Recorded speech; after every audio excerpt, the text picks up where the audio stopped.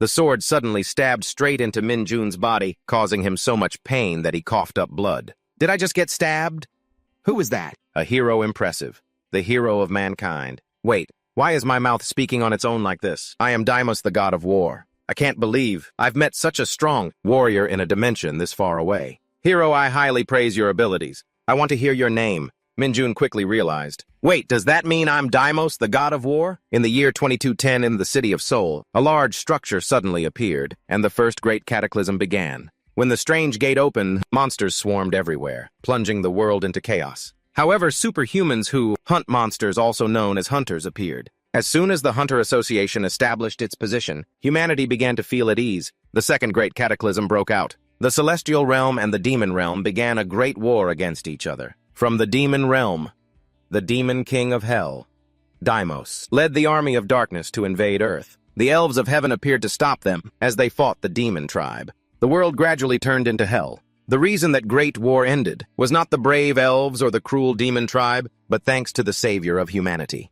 The appearance of a hero, a person who possessed extraordinary power among superhumans, allowed them to defeat the demon king and end the war. It has been 35 years since that day. A statue of a hero is being displayed in a prominent position at the National Museum of Art, Seoul. Minjun, currently a student at Korea University, let out a frustrated sigh in the middle of the crowd. Group projects are such a pain. Only the professor doesn't know how useless group assignments are. Why can't I even get a break on my day off? The voice of a teacher leading a group up ahead called out, "Everyone get into pairs, hold hands, and follow me." It made him quickly realize how crowded it was. A school must be on a field trip. This place is always a favorite spot, huh? 25 years ago, Minjun also came here on a field trip with his classmates. He listened intently to the teacher's introduction. The hero was someone with extraordinary power among the hunters. If it weren't for him, the war would still not be over.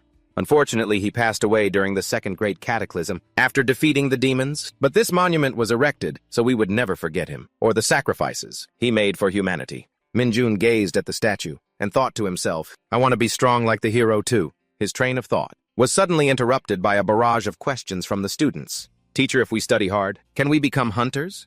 I want to be a hunter like the hero too. The teacher's hesitation made Minjun quickly realize the teacher couldn't answer our question for a moment. It's very difficult to become an official hunter because it requires both skill and luck. Becoming a hunter was nearly impossible because we were too young. That was a huge shock to our weak and fragile hearts. He looked at his phone screen and wondered, it's almost time for our meeting. Just then, two hurried voices came from behind. Minjun, you're here so early? We're here too, he joked back. I was just about to cross all your names off the list. The group went to see the special exhibition for the hero Makino and to see the sword that pierced the Demon King. His friends following behind him joked around. Minjun is so handsome, but he's so cold. It made him stop and remind them, you guys know I can hear you, right? Don't cut in line. Minjun glanced around and was surprised. I know they're displaying the hero's sword today, but why is it so crowded on a weekday? Then Minjun's gaze fixed in one direction, because the hero saved the world. It took him a long time to save the world that had turned into a battlefield after the Demon King's invasion and the elves joining the war as allies. He sacrificed his own life to thrust the sword through the Demon King's heart. And today, the sword that pierced the Demon King's heart, the Holy Sword Callus, will be displayed for the first time at the exhibition. Minjun's group continued to move as instructed by the guide. Next visitors, please come in. As he walked, he thought to himself, this should be more than enough material for my report.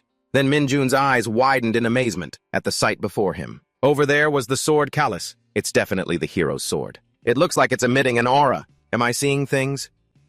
The sword seems to be moving. An aura started to appear again, making Minjun wonder what's going on. Is this a special event or a performance? The sword is flying straight this way, and so the stabbing scene from the beginning happened. So the hero gripped the sword and rushed forward, decisively stabbing Deimos's body. Then he heard his opponent's questioning voice.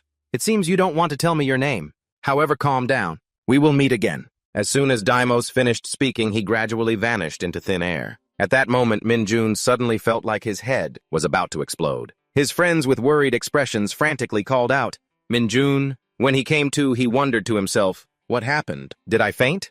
My head hurts so much it feels like it's about to split open. Minjun's friends kept asking, should we call an ambulance? He calmly asked, I fainted. But just now the sword suddenly flew over and stabbed me. One of his friends questioned him. What are you talking about? You just suddenly fainted after staring at the holy sword for a short while. Were you daydreaming? Minjun was startled.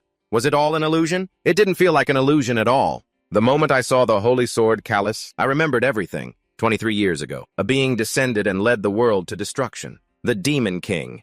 He is one of the 4 gods who rule hell, the king of the warmongering demons, the god of war Deimos. After calming down, Minjun felt bewildered. Damn it! How did things turn out like this? The words I said in my past life were meant for me. At the end of the semester, Minjun's group members expressed their gratitude to him. Sunbae, you did great. I can't believe we got a perfect score from that tough professor.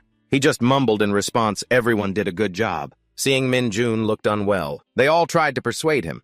You should go to the hospital and get a checkup. But Minjun insisted. I'm fine, I'm just overthinking things, I'm leaving now. Another classmate approached and called out, Minjun! Where are you going? What about the end of semester party? You're turning down a drink, is something wrong? As Minjun continued to walk away, he thought, a party? My mind is a mess. A model citizen like me is the reincarnation of the Demon King. Deimos killed and harmed so many people when he invaded Earth. I've spent my whole life criticizing him, and yet I am him. When he was a little boy, Minjun had boldly declared, Teacher, I want to defeat the Demon King, and yet I myself was the Demon King. I can't go back to being the Demon King anymore, or have his powers. But why am I suddenly remembering this? Also, how did I, the Demon King, die? That body was only temporary. So when it died, my soul returned to its original body. And it seems the hero warrior at that time died along with me. Why am I thinking about this now? It's a waste of time. There's nothing I can do about it. The first difference between Deimos and Minjun is mana. The demon tribe belongs to the upper world, so sensing mana is like breathing to them. But humans can only sense a small amount of mana, being from the lower world. I still remember the method of deep breathing and concentration. A notification quickly appeared. Mana detected. Conditions have been met. All right, now I just need to slowly figure out how to use mana. The system also announced updating status window. Awakener. Minjun will receive the title player. This made him feel incredibly happy. A question quickly arose. Is awakening really this easy? Then Minjun became disheartened again. Finding out I was the Demon King in my past life was already a shock, and now I've awakened too. I don't know whether to laugh or cry. The system gave a command. Say status window to check your attributes. Minjun finally nodded in agreement. All right, I'll check. He had strength 7, agility, and endurance 6. In addition, he had the skill True Eye, which could observe a target's information through their profile. Attribute. Player. Has the ability to change the world using accumulated points. Can gain 10 accumulated points by hunting monsters. Minjun was amazed by the attribute. He then concluded, change the rules. I just have to hunt to get stronger, just like a game. Wait, the upper and lower worlds are divided by something called accumulated points. The demon realm and the celestial realm, those from the upper world have more accumulated points and power than those in the lower world. Much more. Beings from the lower world like humans can't compare. Therefore, someone going from the upper world to the lower world must use a different body. That's the rule of the realms. That's why the Demon King had to use a different body. A power that can change that rule. Minjun clenched his fist with determination. I can overcome that limit. So as Minjun, there's nothing I can do. As a human, I'm not the Demon King anymore. Pandemonium and Elysium have agreed to a truce and paid reparations. If the news that the Demon King has been resurrected spreads, those who suffered through that pain will fall into panic once again. So I'll live as Minjun? I'll just use the knowledge from my past life to become stronger and contribute to humanity to atone. That should be enough, right? My goal in my past life was also to become stronger. This is like killing 2 birds with 1 stone. Then first I need to improve this mana. With Deimos' memories I can easily increase my mana. I have to learn that. By now it was dusk. After moving and searching for a while, Minjun was able to breathe a sigh of relief. I'm finally here. This is a magic circle passed down through generations of Demon Kings. It can absorb mana from the surrounding area. Nothing can activate it. But if I place this neutralizing stone here, a notification immediately appeared. E-rank mana stone is being used to power the Great Mana Aggregator. Great Mana Aggregator has been activated. Mana has been increased by 450%. Can be maintained for 5 minutes. Minjun seized the opportunity, quickly sitting down to absorb it, and was surprised to find so much mana, it felt like it was piercing his body. This is the best chance to practice chi cultivation. Absorbing mana from nature into the body is the basic principle of modern chi cultivation. But what I learned is a form of chi cultivation that allows me to accumulate energy from the stars and create a microcosm within my mind. The demonic cult. When I was Deimos, I visited a world called Murim by making a deal with the heavenly demon. There I learned an ancient martial art that only the leader of the demonic cult could learn. One even more difficult than the heavenly demon's secret art, the ancient celestial crystal technique. I stayed in that world for a while and learned many types of martial arts. Because of that, my combat skills surpassed even the martial arts of the demon tribe. Thanks to those arts, I was able to rule the demons. Therefore, my answer is clear. He continued to absorb the ever-increasing amount of mana with his eyes closed, absorbing the flow of the stars. Minjun's body immediately had a surprising reaction. He constantly reminded himself, if I lose focus for a second, my body will be torn apart instantly. He carefully observed the next flow of power he absorbed. His body began to tremble from exhaustion, but Minjun kept telling himself, if I stop here, I'll either die or go insane. No living being can withstand this terrifying amount of power. But I was the demon king in my past life. This is nothing. 5 minutes passed quickly. Time for absorbing great mana has ended. Minjun has acquired the ancient celestial crystal technique. Reached level 1 star. Body has been upgraded by the effects of the ancient celestial crystal technique. All stats have increased by 5 points. Ancient celestial crystal technique. A mana breathing skill that forms a microcosm in a higher state of consciousness. Minjun stretched and complained, my whole body is stiff. Have my other techniques been converted into skills yet? The system quickly displayed a notification. A new power has been formed. Magical power has been converted to chaotic power. Mana now generates chaotic power. While looking at the information, Minjun's eyes widened in shock. Chaotic power! He immediately went home afterwards. The status window now showed chaotic energy 210. All other stats were trending upwards. This made Minjun quickly realize, so because of my magical power, I have chaotic power. Chaotic power and chaotic energy. These are terms I've never heard before. It seems the ancient celestial crystal technique uses the power of both light and darkness. I wonder if I only absorbed the power of the dark nebula because I used to be a demon. If I can really use this technique and absorb power from both the light and dark nebulas, then I'll be the strongest in this dimension. The next morning at the Hunter Profession Registration Center, Minjun was there with a realization. To operate as a true awakened being, I first need to register with the Hunter Association. This was a place where you could easily see the joy of those who had awakened, and also the disappointment of those who were rejected. Minjun quickly received a notification. Your result rejected. This was a tragedy. While he was absorbed in reading the notification sheet, he heard a question. Your F rank. Right, E rank is the lowest. Minjun looked at her and asked, why do you look so embarrassed? You've already seen my results, haven't you? But the association can't detect chaotic power. They only measure magical power here. Then he boldly asked, excuse me, examiner, could I ask something? What's the number in parentheses next to my stats? She quickly explained, that's your potential as a superhuman. Supernatural individuals grow by absorbing power from the monsters. They defeat in towers and gates. In other words, that's your growth limit. This made him realize, so, a hunter's growth has its limits. The examiner added, although it's a small minority, some hunters can possess power that exceeds the limits determined by the association. If you register as a hunter, you don't necessarily have to be in towers or gates. There are many other areas where you can hone your skills. So don't be too disappointed, okay? Minjun could only reply awkwardly, thank you. As soon as he stepped out the door, he heard a welcoming voice. The Yangsan Guild warmly welcomes and guides new superhumans. Hey, superhuman, join our guild. Our guild is called the Cyclone Guild. This wasn't outside of Minjun's expectations. Just as I thought. These representatives will do anything to recruit new superhumans for their guilds. 2 guild members approached. Minjun, please read this and consider our guild. Their enthusiasm surprised him. Did the news that I'm only E rank already spread here? Information travels fast. But this is actually good. I hate dealing with troublesome things. Except for magical power, my other stats are E rank. I guess I'm so talented that no guild wants me. He suddenly received a message. It was from the Hunter Association, with information about the Hunter License Examination. Congratulations, Minjun, on becoming a superhuman. To all superhumans who have completed their awakening registration, in order to operate as a superhuman, you must officially register with the Hunter Association. The association will hold an examination to determine if you are capable of venturing into gates and towers. A license will be issued based on the results. Time the second Monday of every month. The message made him wonder. A license exam, so it is in about 10 days. Guess I'll have to postpone leveling up for now. Hunter License Examination. The test will be randomly selected from 5 available templates. The common theme among these templates is to test both the combat and survival skills of the candidate. But Minjun was very worried. With my current abilities, I'll fail right off the bat. In other words, if I want to pass, physical conditioning is the top priority. Strength, durability, and stamina are increasing. After stopping for a rest, Minjun thought, I'll try using the ancient celestial crystal technique as a breathing method to improve my physical condition. After all, I still have memories from practical experience in my past life. As long as this body can handle it, it'll be fine. During the day, it was physical training. Your body has been upgraded by the effects of the ancient celestial crystal technique, pushing himself to the limit. At night, it was growth through cultivating the ancient celestial crystal technique. 10 days later, Minjun requested open status window. Look at these numbers. This past week, I've poured my blood, sweat, and tears into this, and the results are better than I could have imagined. But the stat that grew the most here is this, a mana breathing skill.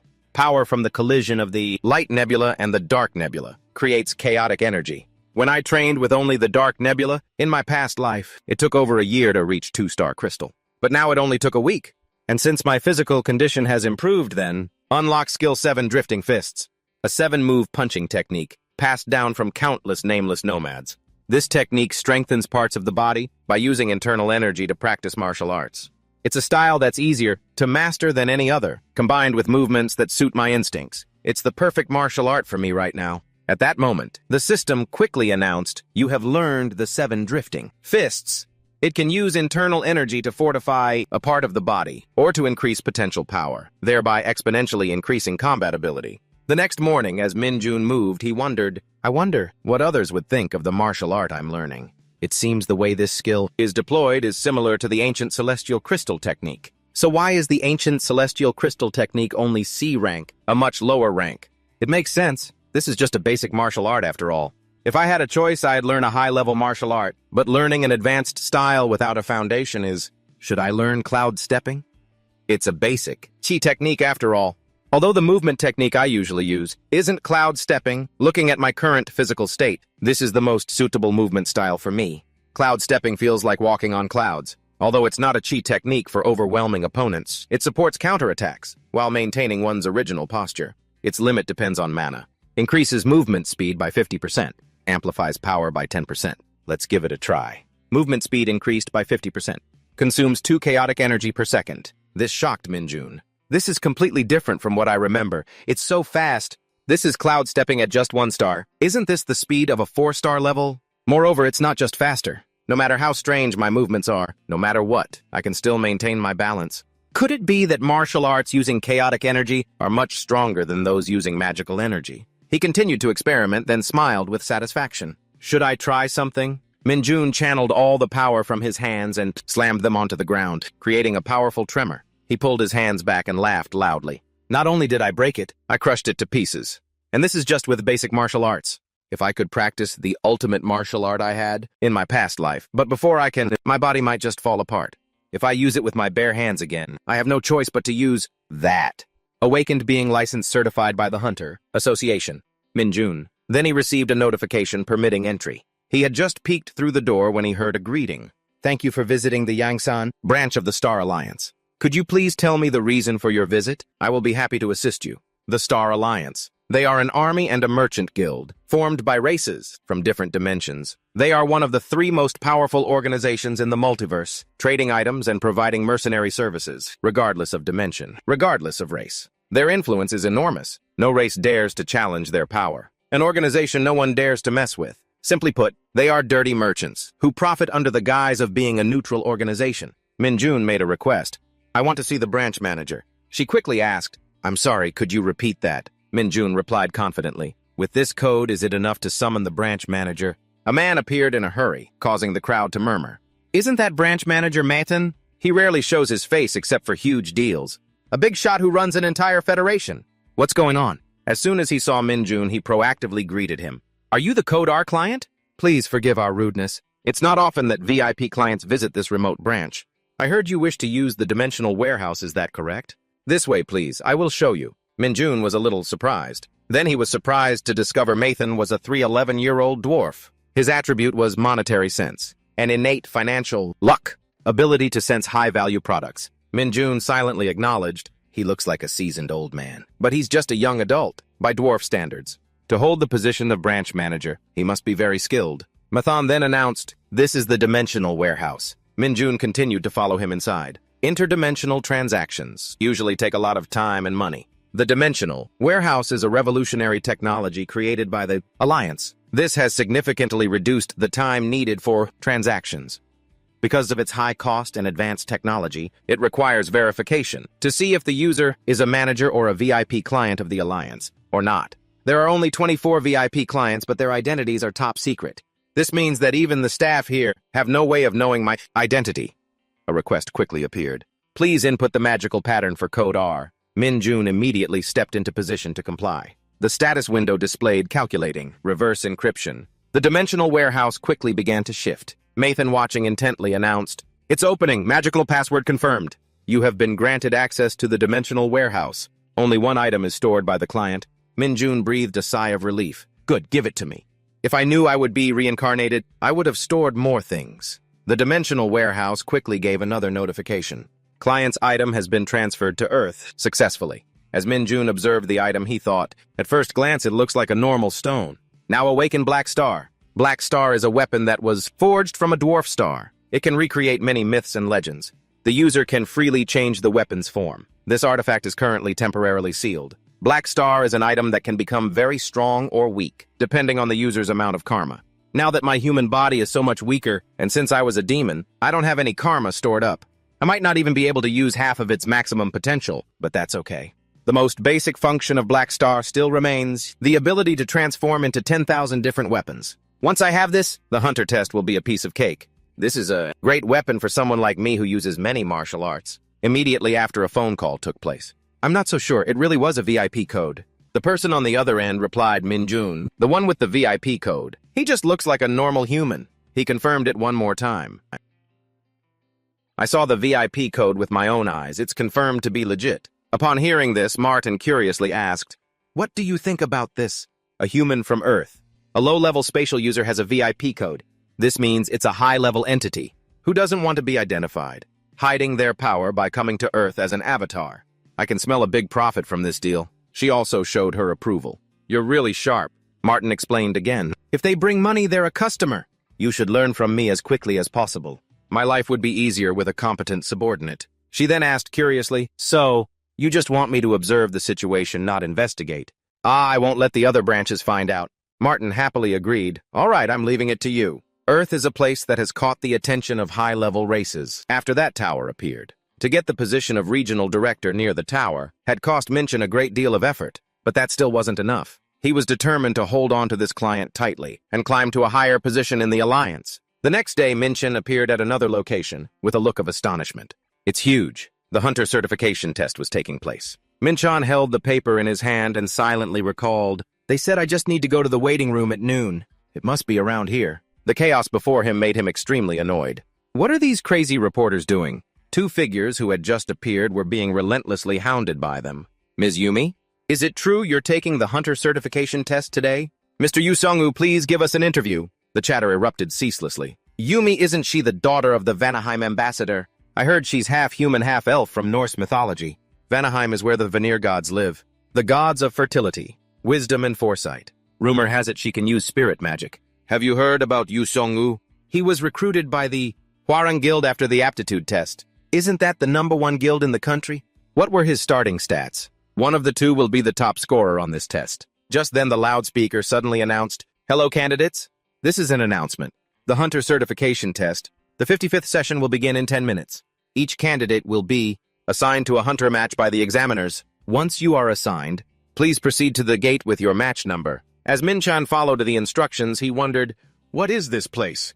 This isn't a natural terrain, an artificial gate. The loudspeaker sounded again. The theme for the 55th test will now be announced.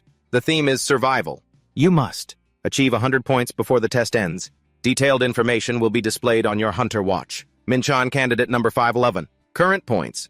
Surviving until the end is worth 50 points. Each candidate will receive the same amount of shield energy. Upon impact, the shield will decrease. Any candidate whose shield energy is depleted will fail and be automatically removed from the test area. Minchin checked it and felt satisfied. This is pretty convenient. There are 3 ways to pass the test. Hunt 50 regular monsters. Participate in a raid on the boss monster marked on the map. Minchin then noticed something strange. He focused listening and observing. Then he figured out the strategy. Or eliminate other candidates. This means there are competitors everywhere. Basically, to score more points, candidates must defeat a certain number of monsters. It's inevitable that some people will be short on points. It's unavoidable. Therefore, they'll have no choice but to attack other candidates. They even set up traps to make other candidates kill each other. Although some people want to cooperate, acting in a group is annoying. Besides, it doesn't suit my style. but above all, the one I'm aiming for is the boss. But there's no drama to watch how boring. Watching others fight is the fun part. The clash of metal? Is someone fighting? This is a chance to see the skills of other candidates with my own eyes. Besides, how can I miss a good fight? Minchen walked a little further and noticed something was off. A giant monster was standing right next to him. Minchen showed an excited attitude. Maybe I should start with this guy first. Black Star Spear, change of plans. As he got into position, the status window appeared. Notification: chaos has enveloped your entire body. All stats except chaotic power have increased by 40%. Using flowing cloud steps, Minchen quickly rushed forward. The monster also appeared extremely ferocious, making him freeze for a moment. Even though it's just a virtual monster, its killing intent and brutality are incredibly real. Thick, tough skin along with superior muscular strength, it's all too much for this weak body. After the first attack, the monster was unharmed and attacked him from behind, making Minchen silently realize melee weapons don't seem very effective because of this tail. In that case, he quickly regained his composure and fought the monster. Seeing it bare its sharp fangs, Minchen became even more determined. Right now, using Demonic Spear Technique Breakthrough, consumes 8 chaotic ki. The Demonic Spear Technique was unleashed, impacting the monster with incredible force, causing it to die instantly on the spot. The system updated with a new notification. You have defeated the monster, gained 10 points. At this point, Minchen silently assessed, the quality of this dungeon seems higher than I thought. A named monster is this tough. The boss should be worth looking forward to. But at the same time, a voice came from behind. He got it. He's the one who took the named monster. We were planning to hunt, bro. A member of their group said angrily. How dare you steal it so brazenly? In broad daylight like this? Looks like you have a death wish, huh? Hey, do you know who we are? We're the famous three brothers, the Dark Trio. Minchen silently observed them. Are these guys challenging me? Looks like they were the ones in the fight. That I heard earlier. They were planning to steal points from other candidates after they were weakened by fighting. He also used True Sight to probe the status windows of all of them. Their physical stats are several times higher than mine. Their potential isn't bad either. Yunjin, looking annoyed, said, Bro, is he laughing? Do you even understand your current situation? Minchen confidently retorted. I don't know if you're the Dark Trio, the Superior Trio or whatever. Stop talking nonsense. Come at me, all three of you. They immediately challenged him. You bastard. Bro, let me shut him up. We'll let you go if you give us. But first you need to be taught a lesson, right? All three of them started attacking Minchen. He quickly used the Black Star Dagger and showed a few basic moves in front of them. Yunjin still confidently thought, running right into my sword, you want to die. Idiot, Minchen silently assessed, even though their teamwork is perfect. But he decided to use Pollen of the Water Spirit Art, Beauty of Creation, making Yunjin cry out in pain. Pollen of the Water Spirit Art takes effect. Opponent's damage is reduced by 30%. Fear attack direction will be altered. Consumes 5 chaotic ki. Increases critical hit damage by 50%. Consumes 3 chaotic ki. Seeing his youngest brother screaming in panic, Get away, stay away from me. The eldest brother confidently thought, he's getting close. It'll be hard for him to use magic then. Then he rushed forward with a threat, You bastard! Get away from my brother. Seeing Minchen successfully dodge the blow, he yelled, You're finished? Minchen stood still motionless. He quickly observed the blazing flame and gave a wicked smile. Then he unleashed a weapon to counter it. It was the 5 tiger slaying art. It's a special technique of the Habukbang House, a warlord family famous for their sword skills in real combat, making the other two look terrified upon seeing it. Minchen maintained an extremely calm posture, preparing to step on his spear. Then he flew straight towards his opponent. The eldest brother, still bewildered, asked, What? Before Minchen confidently declared, It's over, making him scream in frustration, Impossible. In the end, he gained another 15 points, bringing his total score to 45. Afterward, Minchen silently thought, This guy saved up a lot of points, huh? Yunsu hurried to his teammate and whispered, The eldest is defeated. That guy, his weapon. Yunjin confidently asserted, He definitely infused it with True Kai. It's dangerous. As Minchen observed them, he confidently thought, Clearly they have no way to transfer all the points they earned onto one person with their current skills. Then he confidently declared, What has been started should be finished right. How many points can you guys give me? The loudspeaker announced again. Shield energy of candidate 450 Yunchu has reached 0. The candidate has been eliminated from the test. In the guild viewing room, everyone was chattering. A member of the Dark Trio was eliminated. They are the rookies, being nurtured by the nation's second-ranked guild. Who defeated the trio? Yushongu must have gone a bit too far. The guildmaster is never wrong. Discovered by the nation's second-ranked hunter, the most promising rookie personally trained by him, Yushongu. The 3 rookies from the Gumsan Guild are just small fry to Yushongu. The loudspeaker made another announcement. Shield energy of candidate 451 Yoon Soo has reached 0. Shield energy of candidate 452 Yoon Jin. Everyone exclaimed in shock. The dark trio was defeated by a single person. The woman laughed proudly. As expected of Yu Seong-woo, the pride of Hwarang, she suddenly paused for a moment and exclaimed in surprise, "Who's that?" Then she fell silent in confusion when she realized that person was Minchin. Meanwhile, in the dungeon, other candidates were eliminated one after another, with decisive and painful techniques. The loudspeaker announced again, shield energy of candidate 686 has reached 0. Minchin's total score had reached 172. Then he silently searched for a named monster, but in the end he found nothing. Not much time left. We're now at the crucial point of the test. I have to finish this first. Time to meet the boss. This was the only path into the rocky mountain that led to the boss. A narrow passage that only 1 or 2 people could pass through. At the end of the path was a golem. High defense stats. Unruly warrior and self-regeneration? Minchan spoke clearly, asking, "Are you guys trying to make this monster invincible? If I take one clean hit from it, I'm toast. And I can't give it a chance to regenerate either. I just have to keep tearing it apart." Minchan rushed forward, swinging his sword at the golem. He could feel the monster's hardness. System notification, no damage dealt. Golem smashes the ground. Attack failed. Please try again. Minchan grinned confidently. "Oh my. Are you going to tell me what you're about to do? How friendly of you. Things have been pretty boring since I dealt with that trio of scoundrels. And now it's a tough fight. If I use the 5 tiger slaying art again, it'll be too much for my body. So I'll use this giant black star axe. System notification, you are using the ultimate skill, Axe of Destruction. Consumes 15 chaotic power." Minchan decisively brought the axe down on the golem's arm. The ultimate axe skill can only be used by players who use mana or chaotic power. The ultimate skill simply maximizes the characteristic, chopping power of the axe, but it still exudes overwhelming strength. The golem's body began to crack. System confirmation. The attack was effective. Counter-attacking. Minchan smiled, satisfied. It worked. The size of the wound doesn't matter anymore. He continued to slash repeatedly at the monster. If I can't use a finishing blow, I just need to chip away at it 10 times or even 100 times, until it's dead. Yumi had accidentally witnessed the fight. She stood motionless, staring at Minchan. Looks like someone got here first. Minchan was startled, fearing a kill steal when it was almost dead. What if Yumi attacks me with spirit magic now? I can't handle both her and the golem, and if I attack her, the golem will regenerate. I'm screwed either way. Yumi spoke up. Hey, need help fighting it. Minchan was stunned. What did she just say? I've been whittling down its health for a while now. He pouted and replied, "It's almost dead and now you want to swoop in for the kill, princess," Yumi said frankly. "Not at all. I don't think you can beat it alone." Minchan silently thought, I see. If I play this right, there's still a way out of this deadlock. He turned to Yumi and asked, "Want to make a bet?" She asked curiously, "A bet?" Minchan began to entice her. "A little bet for fun. If I can defeat this monster in 10 minutes. Yumi cut him off and said, "Hey, there's no way you can beat it alone. Besides, there are only 20 minutes left." "Why should I bet with you? What's in it for me?" Minchan said clearly, "I'll give you all my points." He gave a sly smile. The points I have now are more than what she'd get from the boss anyway. Yumi also considered it carefully. If the benefit is greater than fighting the boss, of course it's tempting. She asked, "And what if you win?" Just as Minchan was about to answer, the golem began to regenerate. Fear was evident on his face. I was too busy talking. It started regenerating. In his panic, he told her, "A meal. Buy me a meal." "Huh?" Yumi was quite surprised. "A meal?" Minchan spoke hastily. "Yeah, so it's a deal, I'm off." She immediately agreed. "Okay, but if you're about to lose, I'm jumping in." Minchan arrogantly replied, "Say what you want because that's not going to happen." Yumi asked curiously, "But why are you talking to me so informally? We've never met before." Minchan said, "If you're uncomfortable with that."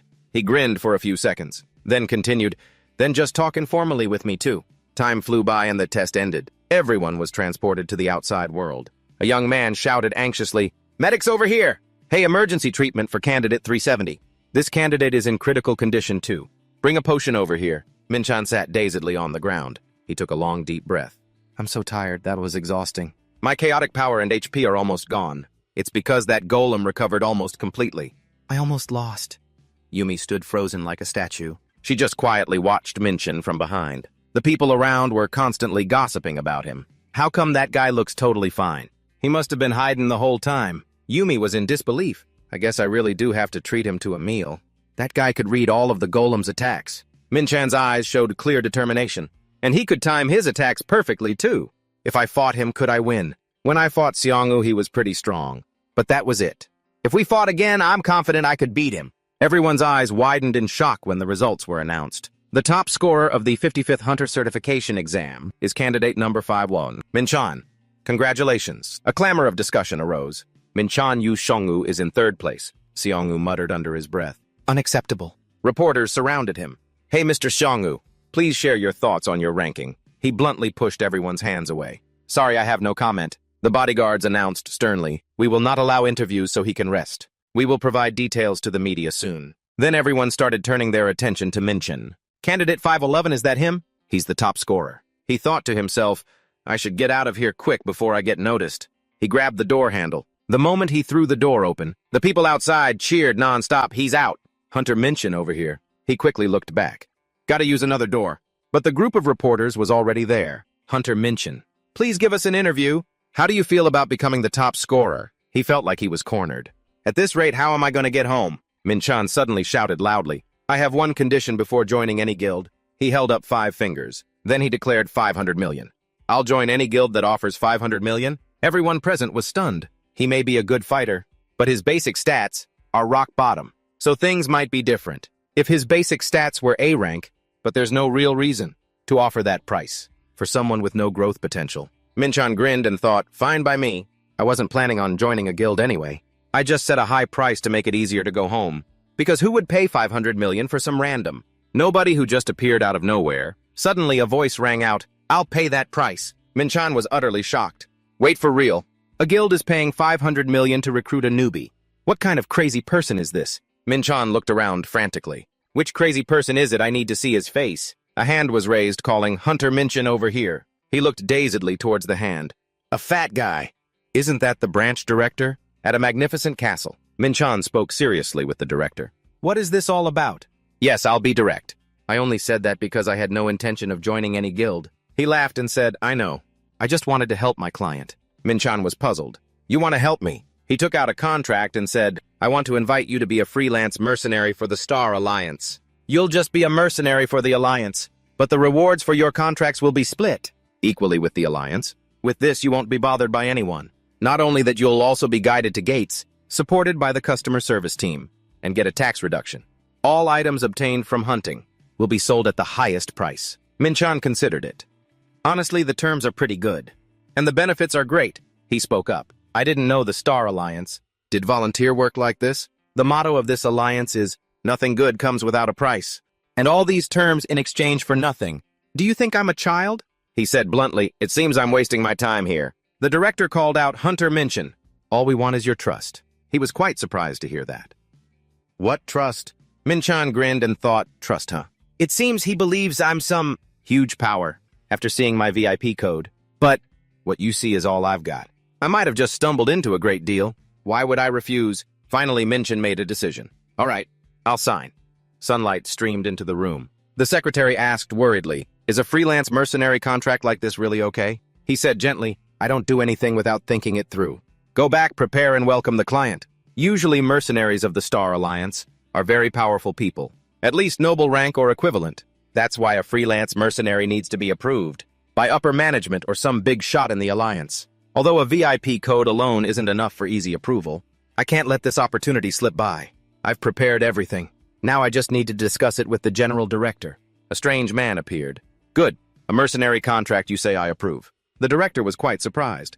Really, sir, is it that simple? The man continued, give that person all the benefits. If anything comes up, report to me immediately and keep this matter confidential. And is there a problem? He quickly replied, not at all, sir. Thank you, General Director. What just happened when I told him about the client? He didn't react at all.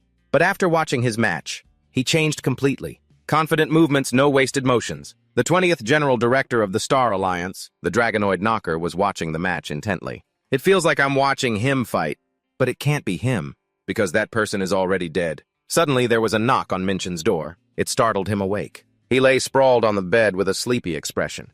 What time is it? Why didn't the alarm go off? Why is my phone off? Who is it? A voice called from outside. Hunter Minchan, it's Ellie from the Star Alliance. He replied, just a moment. A high-ranking official coming to a dump like this? You should have called before coming.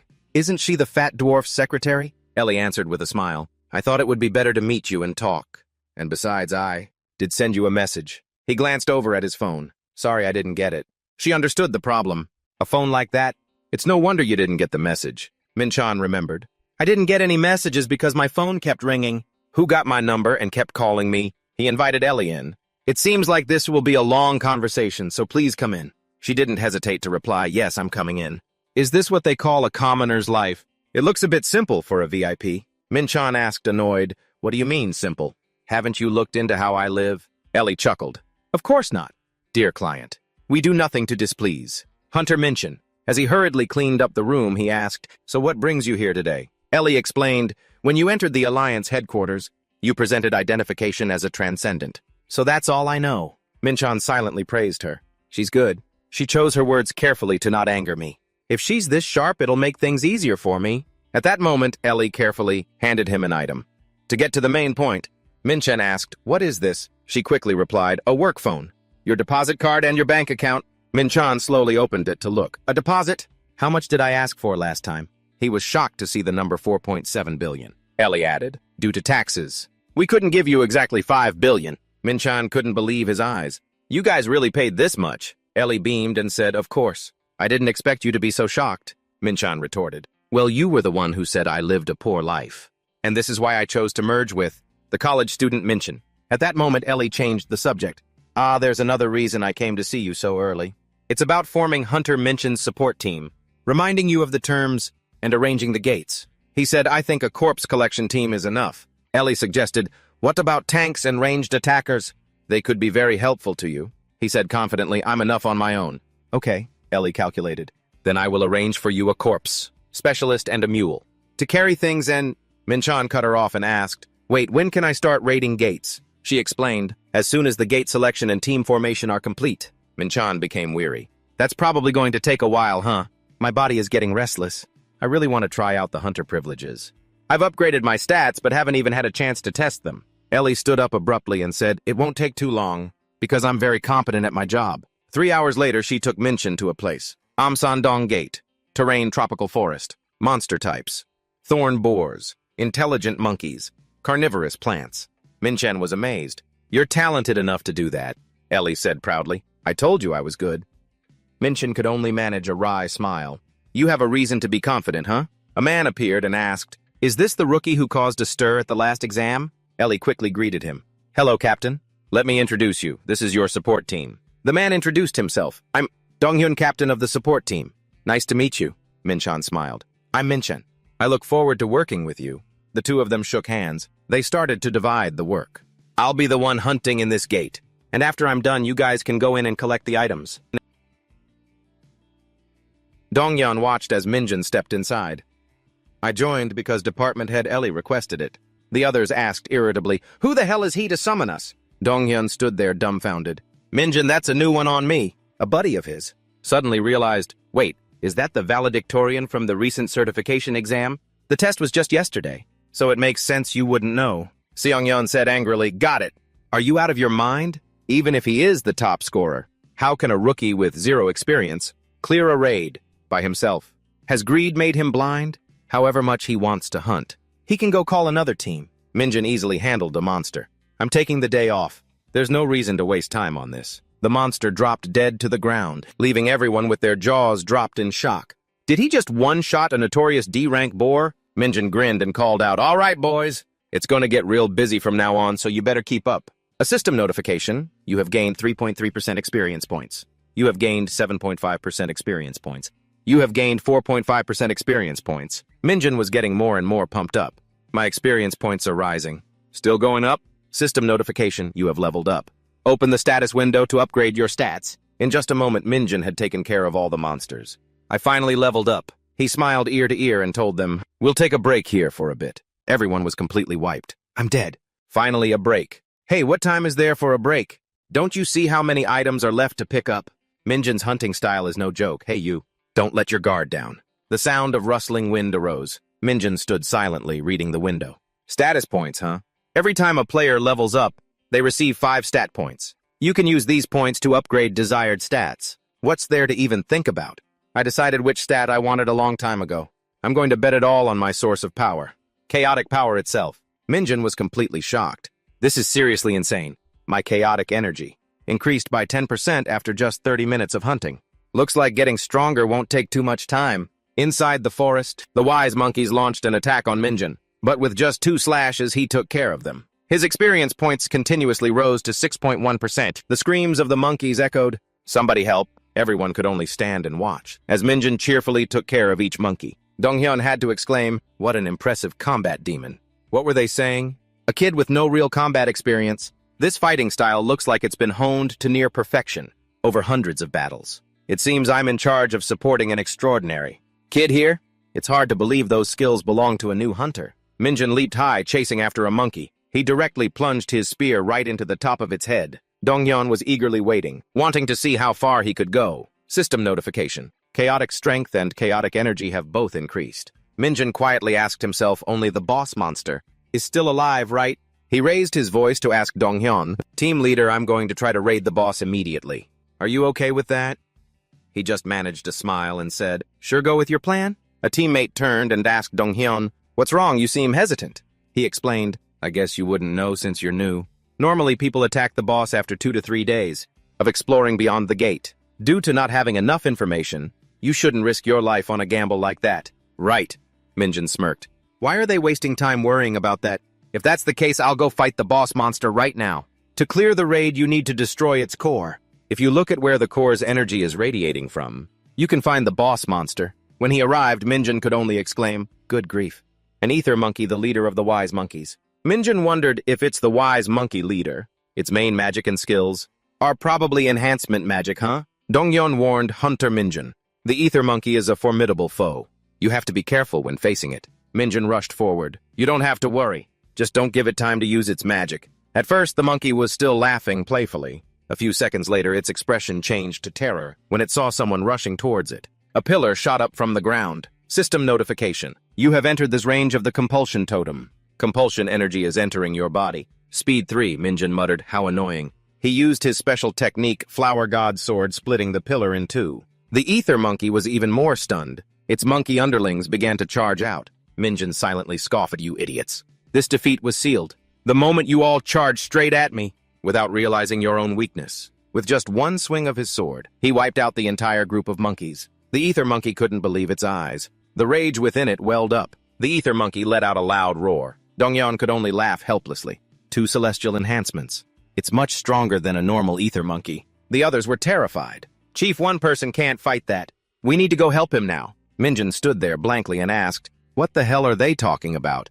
"They want to help me." The ether monkey madly leaped towards Minjin. He immediately used the 5 Tiger Slash skill. To deal with this weakling, in just a split second he had split its body into 2 halves. Everyone's jaws dropped in utter astonishment. System notification, raid clear. He was extremely surprised to see Ellie standing outside. As soon as she saw him, she praised Hunter Minjin. "You did great." He asked curiously, "Have you been waiting here all this time?" Ellie replied excitedly, "Of course I had to see it all. After all, it's your very first gate raid." Minjin thought to himself, "I want to get to the next gate quickly." He asked aloud, "When's the next raid?" Ellie said, "In 3 days." Minjin smiled and said, "Good thing it's not tomorrow. I'm sure I have something to do tomorrow. Also, after 2 days, help me schedule 1 raid per day." Ellie asked worriedly, "Will that be okay?" People usually take 3 to 4 days per raid, because each one is very draining. He said in a firm tone, "I'll be fine. Oh, and can you introduce me to a specialist? Who makes equipment? I feel like I should at least wear protective armor. When I was the Demon King, I was covered in reinforced energy, the demon's protection. So I didn't have to worry about minor physical damage. But now I'll be in big trouble if I keep going without any gear like this." Ellie replied, "I know a specialist in the Alliance. I can contact them for you right away. I'll let you know after I've arranged a meeting. It won't take long." He replied eagerly, "I'm looking forward to it." Seeing Minjin, the gatekeepers scrambled to greet him. "Thank you, sir. Please come by anytime you like." His face looked lost. "I spent 400 million won on equipment. I didn't think the expert who was introduced would be so hefty. He doesn't seem very trustworthy." He said confidently, "You won't be disappointed." He wondered, I guess he seems all right. But what do those two things have to do with each other? Since that expert is so confident, maybe it's okay to trust him. The driver suddenly spotted a strange gate right in front of them. "What?" But Minjin was still lost in thought. "I should retrain my mind after I get back." A sudden gust of wind blew. Everyone on the bus panicked. The city traffic descended into chaos. Minjin was bewildered. What is this, a sudden accident? Did he hit someone? A blood-curdling scream rang out. A gate. A gate suddenly appeared. A gate appeared right in the middle of Seoul. Minjin looked outside to check. And it's black too.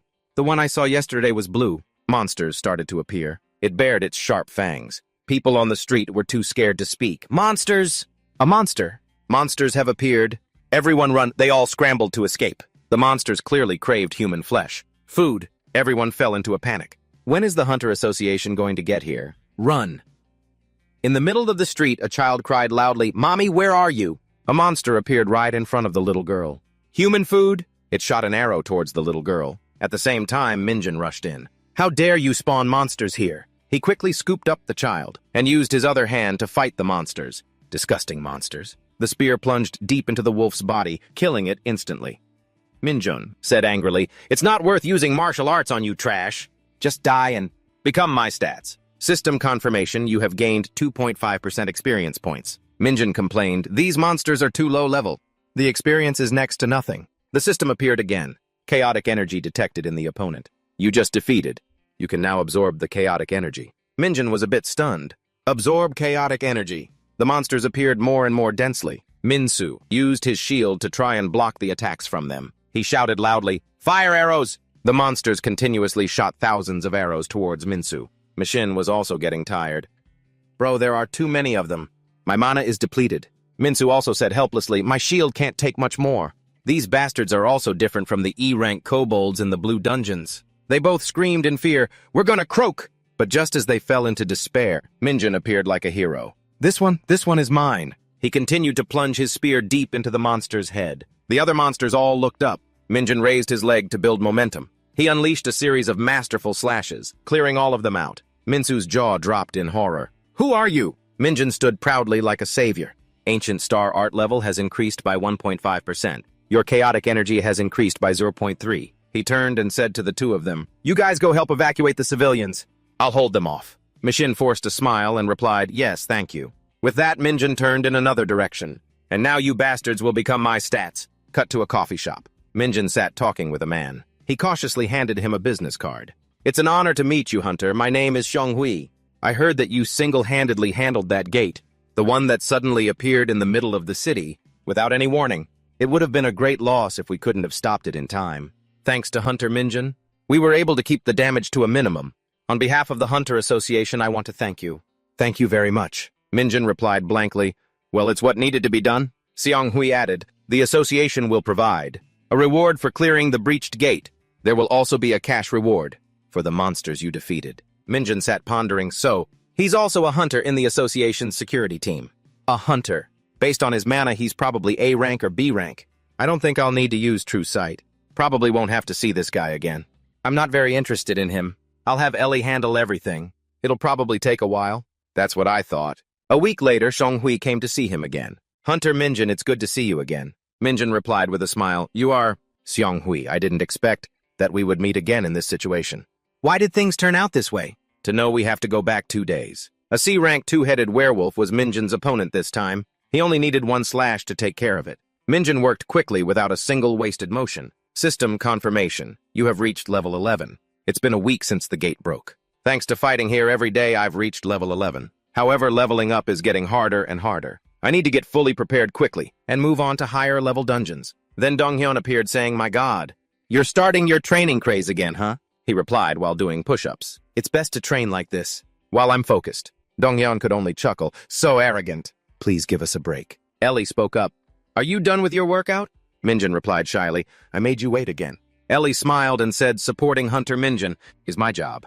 He asked with concern, "After working at the association, aren't you tired and you still take the time to wait for me?" Ellie replied, "Just consider. This the branch's way of showing they care about you." In his mind, Minjin imagined the image of Masan. "The way these two treat me is like night and day. Are you really a subordinate of that chubby old guy?" Ellie added. "And the equipment you need is finished. So the branch manager is also looking for you." Minjin decided, "Is that so? Then I'll probably skip tomorrow's raid. After all, I don't know how long it will take to look over and inspect the equipment myself." Suddenly, he heard cheering. People were so happy they were crying. "We finally get a day off. Does anyone remember how many centuries it's been since our last day off? You guys are amazing. Coming here to fight every day must have been really tough for you all." Minjin froze. "What's with this attitude?" Ellie giggled. "Conquering gates. Usually takes about 2 to 3 days. Dongyeon took the chance to complain. This heartless merchant keeps making us work. Ellie explained, those people have had to operate at 2 to 3 times their normal capacity. But they didn't complain much, because the pay they received wasn't bad. But eventually they were bound to get exhausted. Rest is also an important part of the job. Minjin could only reply awkwardly, sorry for not being as normal as other people. How did these two get on the same page so fast? So annoying. Before leaving, she didn't forget to say goodbye to him. Well then, see you later, Mr. Minjin. I'll be there tomorrow to escort you, at the Star Alliance branch. As soon as Minjin stepped out of the car, a group of reporters swarmed him. The reporters are swarming again. A barrage of questions was thrown at him. Hunter Minjin, may we ask you a few questions? It seems you contributed a lot during the Gatebreak event that day. So what about the contract between you and the Star Alliance? He hesitated and replied, wait a minute about that. Sorry. He quickly tried to find a way to escape. I'll leave this to you. Ellie had to stay behind and face the music for him. Hunter Minjin, the one who performed a great service in the incident. Has the association finally made a decision? He breathed a sigh of relief as he stepped inside the building. That was a close call out there. A girl cheerfully stepped out to greet him. Welcome, Hunter Minjin. Mason quickly ran towards him. Welcome, I have prepared everything perfectly. Minjin was very impatient. Really?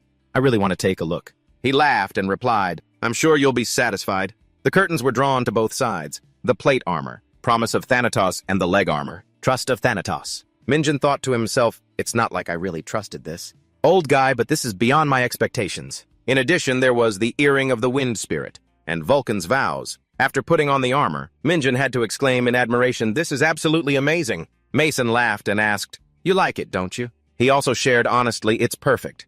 To be honest, it's far beyond my expectations. He said sadly, if I had more time and funding, I could have done even better.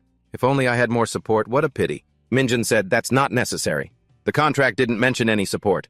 Crafting like this is already more than good enough. Because after all, I also want to maintain a positive transaction relationship with the association. Mason was curious. Positive transaction. He immediately explained, yes, that's right, branch manager. Mason's eyes lit up. I'm here. Do you need anything else? He asked anxiously, am I being noticed by a VIP? Please arrange for me to go to a B-rank gate. Mason shouted in alarm. What? That's impossible right now. He asked, puzzled, why? He explained creating a B-rank gate is already difficult. But the bigger problem is the items that drop from it. Their quality is very high, which means the level of competition is extremely high. That's why gates from B rank and up all have conditions imposed by the association. The requirement to enter a B rank gate is to have gone through about 40 battles or more in D rank gates, and 30 battles or more in C rank gates, Minjin calculated. So if I raid 2 gates a day, it would still take over 2 months. Then Mason revealed, however, there is another way, although it's not very common. He asked curiously, what way is that? Mason replied, it's to fight an A-rank hunter from the association. If you win, you'll be granted a license. Minjin silently blamed him. Why didn't you mention such a convenient way sooner? At the Hunter Association, one of the international organizations with power and influence, on par with the United Nations, Minjin shyly asked Ellie, are you still mad at me? For leaving you with that group of reporters? You're not holding a grudge, are you? She replied gently, leaving me alone and running away. I never get mad at people like that. He stated firmly, she's definitely mad. Ellie smiled and said, just kidding, but will you be okay? I don't know how fast you can get stronger, but this is a fight against an A-rank hunter. Minjin reassured her. I'm not the type to risk my life. It'll be fine. I'm not being arrogant. If we only consider my own skills, this would be very difficult. But with equipment and experience, it's a different story. In waiting room number 1, an instructor stepped out and announced, the result of the test for the license certification will be decided based on a match with an A-rank member of the association. Minjin carefully asked, if I defeat my opponent, I'll pass, right? He replied, defeating an A-rank hunter, that's good spirit. However, whether you pass or not will be based on the referee's decision. Minjin asked further, then how is the score calculated? He said, I can't disclose that as it's classified information. He had to admit that's so different. Ellie whispered into Minjin's ear, it will likely be based on basic skills, reaction speed, and the ability to make decisions in dangerous situations. That's usually how it is. It was like a light bulb went off for him. He guided the preparations for the test. Are done, please follow me. This way. Minjin was a bit surprised. This is the exam room, it's like being at a gate. A voice called out, I've been waiting for you. Minjin's eyes widened in recognition. You're him. He smiled and introduced himself. I am Seong-hui, an A-rank hunter and a member of the association's security bureau. I have been assigned as the examiner for today's test. He grumbled to himself, so that's how it is, huh? Seong-hui drew his sword and said, "If you maintain your usual performance, I think you'll pass easily." "Are you ready?" Minjin replied arrogantly. "You tell me," Seong-hui declared. "Then the hunter license certification test begins." Minjin swung his spear towards him. Seong-hui quickly blocked the attack. "They say everything is impermanent." Seong-hui threw the sword back at Minjin. He smirked and said, "This much is still way too easy." Seong-hui suddenly dashed forward at an extremely fast speed, catching Minjin completely by surprise. "Can you block this one too, then?" Seong-hui unleashed a series of decisive slashes. Minjin was stunned. "Wait a minute, Ellie watched from the sidelines. "I never expected Hunter Minjin's skills to be at this level. With skills that good, he'll pass easily." The two swords clashed. Seong-hui backed away in surprise. "As expected, you're doing very well. Now I understand how you were able to stop the invasion on your own." "If that's the case, then you've passed," Minjin demanded of Seong-hui. "Fight me with everything you've got." He asked, stunned, "What?" Minjin's face showed a demonic intensity. "If not, don't blame my sword for being merciless." The battle was over, but Minjin was still radiating killing intent. That attitude made Seong-hui confused. "Hey, examinee, I think there's been some misunderstanding here. Why is he angry when I already told him he won?" Minjin sneered mockingly. "A misunderstanding? If you hadn't underestimated me, how could I have dodged that attack of yours so easily? This Seong-hui guy's stats are almost 4 times higher than mine. With such a difference in stats, it would be hard to dodge his attacks. Unless he went easy on me." Thinking he was being looked down on like that, he clenched his fists in anger. "I'm not afraid of losing, but I can't let myself be underestimated like this." The fire of anger burned in his eyes. Minjin said coldly, "I'll only say this once. Unleash all your power, Seong-hui." He was so nervous he swallowed hard. Knowing he couldn't back down, he had to accept. "All right. I don't think saying anything now will help." His sword was already raised. 7 swords. My skill allows me to control up to 7 swords at will. 7 swords. Can freely maximize the power of 7 swords with thought.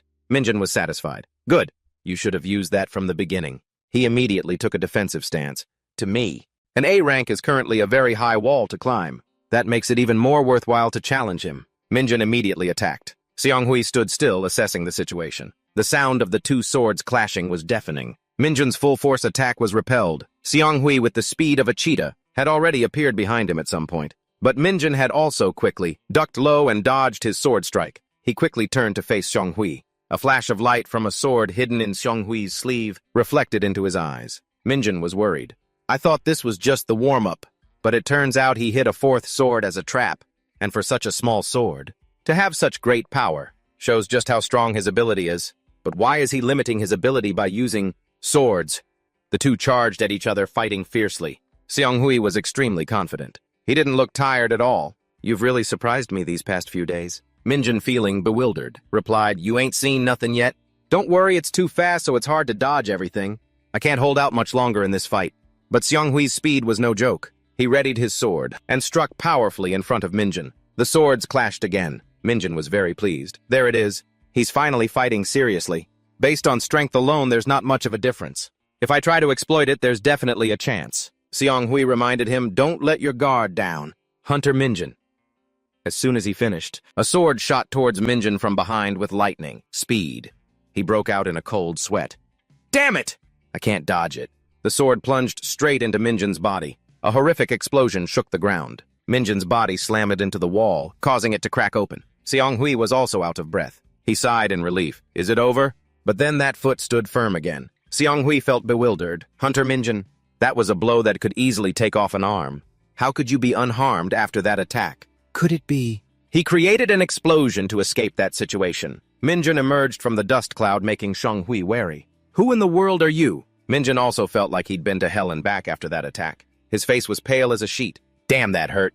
The idea of dodging with an explosion was good, but if I didn't have armor, I'd be in pieces right now." Before that, Minjin had quickly used the Promise of Thanatos armor. Skill, you have used the heavy armor Promise of Thanatos. The skill will use your mana to strengthen your armor and physical defense. Things still seem to be going as I planned, but it's still harder than I thought. Now I've experienced the difference in stats for myself. I can't overcome it. I need a stronger martial art. Minjin began to focus his power into the sword in his hand. "You have acquired the 7-star demonic sword." Immediately his eyes widened. That oppressive killing intent made Seong-hui shiver. This doesn't look good. He immediately went on the defensive. "My apologies in advance. I brought all the swords I have, so this is 100% of my power." Minjin laughed powerfully. No problem. That's just what I wanted. Seonghui held nothing back anymore. He roared, I'm using my full power. On Minjin's side, he was also extremely cautious. You are using the 7-star demonic sword first form. Sun descending the mountain. Those sword strikes made Seonghui flustered. He fought back with all his might. Minjin's power caused Seonghui's sword to crack and then shatter completely. The sword became a blur. Seonghui laughed with excitement. He then quickly followed up with a few more strikes. Seonghui, now lacking his initial confidence, fought back with his hair a mess. Finally, his remaining swords were shattered. He looked completely disheveled. A few slashes aren't enough. In that case, I still have a little chaotic energy left. Just as he was about to attack again, Minqian suddenly coughed up a mouthful of blood and collapsed to the ground, dry heaving. Seonghui opposite him wasn't any better. His entire body was trembling. Just then someone ran out from inside. Hunter Minqian! Ellie yelled as she rushed over. Are you okay, Hunter Seonghui? Both young men said, this should have been my victory. After going through the trouble of pulling out 7 swords, I had to win. After saying that, they both suddenly burst out laughing. Laughing right after a fight left the other two completely confused. What the hell is going on? Minqian wondered, so what's the result? Seonghui laughed heartily. Of course you won. After that intense battle, it had been 3 days since I passed the verification test. Minqian continued to practice martial arts on the rooftop. Each of his punches had become stronger. His kicks were also full of passion. Minqian was very satisfied. Looks like I've fully recovered. Now I can take on a B-rank dungeon. Jinho Gate Highland Terrain. Ellie was utterly bewildered when she heard this decision. Are you really okay? You still want to fight in this condition? You should get treatment before going back. That's the right thing to do. And yet, you're still going in without a second thought. And you're even entering a B-rank dungeon of all things. Minqian put on a fur coat while listening to Ellie's nagging. Didn't I already tell you? I actually get better faster without treatment, because the ancient star arts can change my constitution. Strength has increased by 0.3. Agility has increased by 0.2. I've gotten even stronger, getting injured and recovering repeatedly. Well, it's true I have no choice but to rest, but I want to fight right away. Besides, my body has recovered well. The group passed through the spatial gate and entered a frozen land. It's so cold, Captain. I think this place is colder than anywhere else. Hey, aren't you cold at all? The people who were shivering saw Minqian walking by, and their jaws dropped in shock. He looked very comfortable in this harsh climate. The wind's not too strong. It's actually quite refreshing, Min. Qian was resistant to the cold thanks to his chaotic energy. To be honest, I was thinking of taking this coat off, since it's useless. Everyone got worried hearing that. Geez, don't joke around, it's going to get even colder. He laughed at their concern. All right, gentlemen, how are you supposed to help me in this state? One person in the group spoke up. I think it would be better to stop and set up camp. Minqian agreed. All right then, I'll go look around and scout things out while you set up the tents. Don't push yourself too hard. Minqian walked alone on the thick snow. This place is bigger than I thought. Up ahead, a hairy beast seemed to be waiting for him. Minqian still hadn't seen the danger in front of him. How come I haven't run into any monsters after walking for so long? Behind him, the hairy beast leaped out of the snowdrift. It bared its hideous teeth at him. Yeti strength 120. Minqian was excited. Speak of the devil. The Yeti buried itself in the snow again. Minqian was surprised. It can camouflage itself with that size. That's weird. Then it immediately attacked with 2 swipes. Facing this giant beast, Minqian was extremely cautious. He quickly drew his sword to fight back. Minqian was very calm. I was a little worried since this is a high-rank dungeon, but if this is it... Minqian used his ultimate move, 5 Tiger Slash, and beheaded the Yeti with a single strike. Easier than I thought. He coolly turned his back after defeating the monster. System notification, you have received 2.7% XP. Minqian couldn't stop smiling. D-rank dungeons only give 0.2 to 0.3. Experience. The difficulty is the same, but the experience is 10 times more. I was right to decide to conquer a higher-level dungeon. I also have him to thank for all this gear. At the Hunter Association, a resignation letter sat on the desk. Guante sighed wearily. What the hell are you doing? Seonghui bowed respectfully. I'm sorry. I went through all the trouble of turning you from a reckless fool into the calm person you are today, just for you to resign like this. Seonghui, we've worked together for over 15 years. You'd better give me a good reason for this, Seonghui stammered. It's a long story. A few days ago during the verification test, I met Hunter Minqian. Guante was surprised. Minqian, you mean the one who cleaned up that gate breach incident? Yes, Minqian was initially evaluated as an E-rank awakener, but he was able to handle a whole dungeon by himself, just to save people. Even though he cleared a dungeon alone, I was still confident that I was stronger than him, but I was too arrogant. He taught an arrogant fool like me a lesson, and reawakened my instincts as a hunter. 3 days ago when the verification test ended, the two shook hands. Hunter Minchin, you're a veteran hunter, and yet I showed you my bad side. It's fine, everything's cool. Seong-hui laughed self-deprecatingly. I learned a lot from this fight.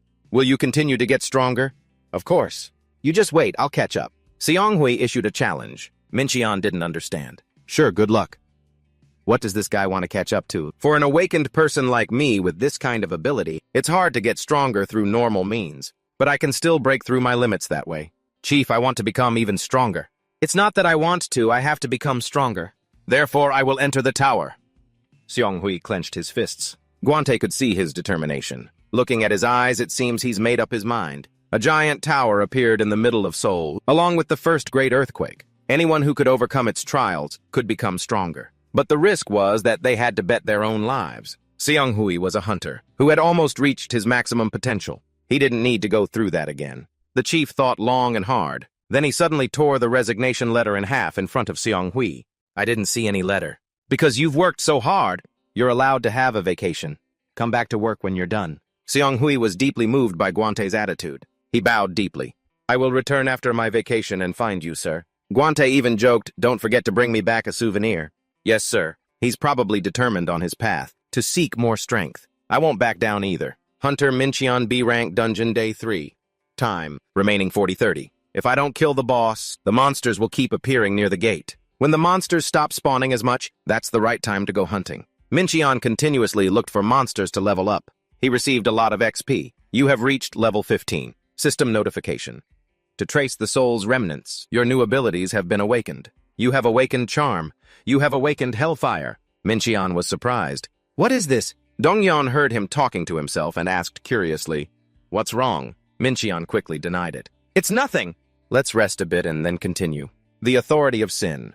There is an ancient castle, once known as the Hall of Sin, in the depths of hell. And there is a group of entities who have reached the pinnacle in hell, known as the 72 Demon Lords. The Hall of Sin is where the Demon King ruled, an entity so powerful it could break creation itself. That is the power of the Authority of Sin. But that was in my past life. Now I'm just an ordinary human, not a demon anymore. I shouldn't be able to connect to the Authority of Sin anymore, right? And neither of these authorities belonged to Asmodeus. The Authority of Hellfire is the ability of the demon Zagan, who can use Hellfire to destroy everything. The previous owner of Hellfire Zagan was rank 11, Demon Lord of Charm Seraphim. Previously rank 55 Deadly Allure. It's the ability of the Demon Seraphim who can charm any creature and make them lose all reason. These are the powers of 2 demons I killed. So that means my human body can possess the powers of those I killed in my past life. It's telling me to choose one of the 2 powers. No need to think. How could I possibly use Charm? Mincheon boldly kicked the Charm ability away. You have chosen Hellfire. The Authority of Hellfire is being assimilated with your soul.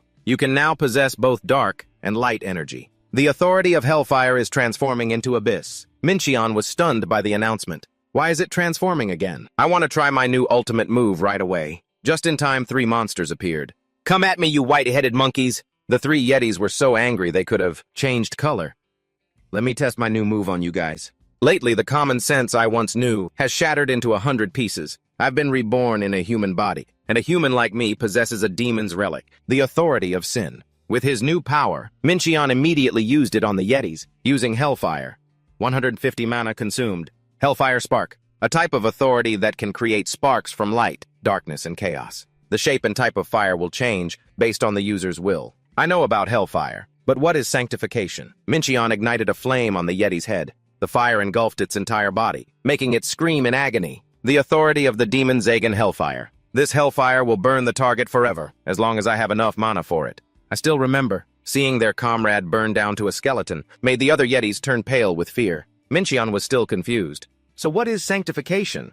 From the name it sounds like some kind of holy power. The Yetis took the opportunity to flee from him, but Mincheon had already decided I'll have to use it, to see what it does. I can't believe I used to be a demon, and now I'm using holy power. Use Sanctification. Sanctify Hellfire Spark. Holy power can only be used for the purpose of repelling evil, so I can't use it for a direct attack. A flame erupted in front of the 2 Yetis, but holy power will increase the user's physical strength when cast on their own body. Therefore, it can still support the user in battle. The 2 Yetis were split in half by Mincheon's power. He gently concluded his performance. The Yeti collapsed onto the snow. It worked. But maybe because I used to be a demon, I suddenly feel a chill. Wait a minute, this belongs to that bastard. Archangel Michael. I killed him in my past life too. So maybe I'm possessing the powers of those who died by my hand. How ironic. Martial arts mostly. Focus on close-range combat. Because of that, I thought raiding dungeons would be more difficult. But who would have thought I'd now possess long-range attack powers and blessings like this?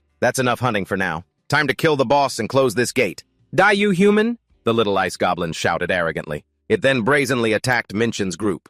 They were scared enough to faint. How dare you! The ice goblin's attack was blocked by Minchin. These bastards chased after. The support team, good choice. But with me here, you're out of luck. That same fire burned the ice goblin's head. It screamed in agony. The group continued on their way, standing before a high mountain. Mincheon ordered everyone, let's stop here for a bit. Donghyun asked, are you planning to take on a B-rank gate's boss by yourself? Mincheon smiled confidently. I have no intention of coming back to this place. Donghyun could only wish him well. Don't die. If you die, we're all goners, Hunter Minchin. Mincheon's expression was very reliable. I'll be back. Mincheon entered the cave alone. A voice came from ahead. You're all alone. Another hairy beast, but this one was black. It was the Yeti chieftain Nolan. He was perched comfortably on a block of ice. Mincheon didn't hesitate to reply. You're alone too, aren't you? Nolan opened his blood-red eyes and smiled perversely. Are you talking to me? Get out here, slaves, now. Several Yetis stood in front of their leader. Nolan ordered the Yetis, destroy the one who has trespassed on our territory. Mincheon smiled contemptuously. So, you called these idiots over, so you could just sit there. I'll make you regret that and get up right now. Using Cloud Step. Mincheon moved like the wind, leaving the Yetis dumbfounded. Then he used the Great Kite technique, striking a Yeti from behind. Nolan was also surprised by his strength. The remaining Yeti's eyes bulged with anger. One of them blew a gust of snowy wind towards him. Mincheon used Hellfire again to break through the wind. The two opposing elements created a huge explosion. Before the smoke could clear, a figure emerged. Minchin flew out of the smoke. He brought an axe down on the Yeti's head, then followed up with a series of quality strikes on the remaining ones. Nolan couldn't just sit there anymore. He was furious. You bastard! All his subordinates had been defeated. Mincheon smirked. So you want to join the fight now? Nolan was so angry his eyes were about to pop. Shut up, I'll kill you myself. He used his giant body to leap high into the air, and then slammed down with great force. Minchin quickly jumped onto Nolan's back, cursing at him. Why do you keep charging at me like an idiot? He combined Hellfire with his axe to strike Nolan. His eyes were filled with determination. A stream of fresh blood spurted from Nolan's head. He went crazy with rage. You short little bastard, how dare you! Nolan then created a snowstorm. Hundreds of sharp ice shards flew towards the hero. He became vigilant. This attack would be hard to defend against with Hellfire. Deet, Nolan screamed, and so hundreds of ice shards attacked Minchin at once. At that moment, his sword was drawn. He was like a baseball player, hitting one shot after another. The amount of ice was immense, and his face was injured. But in the end, he cut down all the ice shards. He taunted Nolan with a smile. Is that all you've got? System notification. Holy fire has healed your wounds. Nolan's eyes were about to explode with anger. He lost control. You little runt, I'll crush you. While he was out of control, Mincheon took charge of the situation. He used his star-slaying sword and rushed towards him. Fresh blood quickly spurted out. Nolan fell to the ground with a thud. Mincheon was very satisfied with his performance. I warned you that you would regret it. But after returning, Ellie encouraged Mincheon with a bottle of water. You worked hard. Mincheon had to admit, that's nice of you. This time was a bit tough. Ellie had to admit he was extraordinary. It's not easy. For one person to clear a B-rank dungeon alone, Mincheon replied. I'm pretty sure Song Hui could do the same thing by himself. Ellie suddenly frowned, hands on her hips. Hunter Minchin, even if you are an A rank, no one goes hunting alone, or even completes a dungeon in such a short time. But she yelled in his ear, you should realize what a dangerous situation you put yourself in. You know, faced with her fierce scolding, Minchin didn't dare to argue. He wondered if she was worried about him or just venting her anger. He reassured her, I'm not doing anything beyond my abilities. You don't need to worry about me. Ellie suddenly got embarrassed hearing that. What's this about worrying? What are you talking about? I mean, the Hunter Association would be in trouble. If something happened to you, losing Hunter Minchin. It's not a personal matter or anything. Just as things were getting intense, Donghyun appeared from behind. Sorry to interrupt. Seeing him, Ellie suddenly beamed. Oh, Captain, why are you here? I don't know why I keep getting so excited. Then Donghyun held out a sharp piece of ice. Could you two take a look at this? I got it from the boss monster's corpse. Ellie wondered, what is this? Donghyun replied, I don't know either. It's a crystal fragment I've never seen before. I can't even analyze it.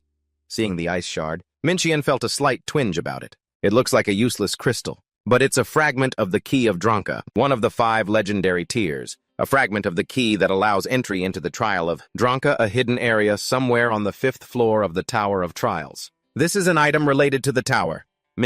Cheon stepped forward and pointed at the fragment. Would you mind if I kept this? Donghyun didn't make it difficult for him. Not at all, no problem. Besides, you're the one who has the right to own it. Do you know something about this? Mincheon immediately denied it. No, I just want to keep it just in case. Please let me know about it. When you analyze it, okay. I'm dying of curiosity about it. All right. Even using the memories of my past life, this tower is still a mysterious entity. I don't have a single clue about it at all. Since this thing is related to the tower, of course I need it. Before they parted ways, Minchen reminded Ellie, contact me if you find a C rank, dungeon or higher. B rank would be even better. Yes. The branch manager is working hard, so it shouldn't take long. Get some rest until then. Yeah, you get some rest too. Who has time to rest? I'm going to train more. While training, Mincheon's eyes suddenly lit up. Since finishing the Jinho dungeon, I haven't missed a single training session. You have gained an additional 4 strength. There are too few C rank or higher dungeons, so this is my only option. 5 Tiger Slash skill has leveled up. It's better to train by myself than to rush into a D rank dungeon. While he was training, someone suddenly called him. Yes. Hello? The branch manager on the other end replied enthusiastically, "We've found a B rank dungeon that you can join." Oh, that's perfect timing. But there's something I didn't anticipate. What is it that you didn't anticipate?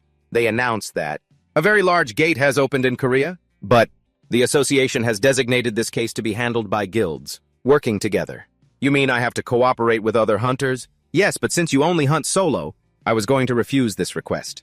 That's not important. Of course it's not important, huh? The manager was stunned by Minchen's attitude. He accepted the offer. This is also a good opportunity for me to observe other hunters. And besides, if it's a B-rank dungeon, it's also a chance to test my skills against other hunters. The manager announced there will probably be a competition. I just need to take down the boss before the others. Is that it? A dungeon clearing race. No problem. I'll just have to show them who has the best skills. Frozen 8th Dungeon Mission Briefing. Mincheon was bored. This thing is huge. I can't even imagine how big this dungeon is inside. Ellie quickly replied. They said it's almost half the size of Jeonju. Well, that's new. Half the size of a city with a population of 600,000. Is this why they switched to a team-based strategy? Ellie continued to brief him. 10 guilds have accepted the association's request. The number of respawning monsters is unbelievable. That's right, the guilds sent ahead. Seemed to be just enough to block the dungeon entrance this time, meaning there's no backup plan for this situation. Yes, so, the government and the association want to resolve this issue quickly. And if things continue like this, and another gate appears, it will be a disaster. Mincheon reassured her that's not going to happen. Who do you think I am? Seeing his smug face made Ellie want to puke. You're having delusions of grandeur. I'm just saying you don't need to worry so much. As the two of them passed by, other people started gossiping. Hey, isn't that the guy who stopped the dungeon breach? I heard he even outclassed Xiang Yu to take the top spot. You mean the noble Xiang Yu, the heir to the Huagang Guild? Mincheon felt annoyed. These commoners, they love to stick their noses in other people's business. Ellie suddenly smiled. Ever since a rookie showed up and defeated the future heir, Mincheon gave up on this girl. You're enjoying this way too much, huh? You have no idea how famous you are. Mr. Hunter Mincheon, I'm not doing this to be famous. What do you mean? Top of the hunter exam, cleared a dungeon breach, and now you're clearing dungeons by yourself. A ton of guilds have their eyes on you, Hunter Mincheon. What a pain. Don't worry. Your talented partner will handle everything for you. All right, keep up the good work then. Suddenly a voice came from behind. Are you Hunter Mincheon? Seeing the orange-haired guy in front of him, he couldn't help but judge. Who the hell is this weirdo? He stepped in front of him and started talking. It's a pleasure to meet you. Suddenly Ellie quickly stepped forward. Hello, Dongsu, Guildmaster of the Demon Guild. Why don't we have a little chat? He put on a smug face. So you know who I am? Being this handsome is such a drag. I'm so happy. Mincheon and Ellie were both stunned, silently judging him. That's not the reason for this conversation, is it? This guy, seriously, he's not even a little embarrassed saying things like that. Then Dongsu grinned and continued.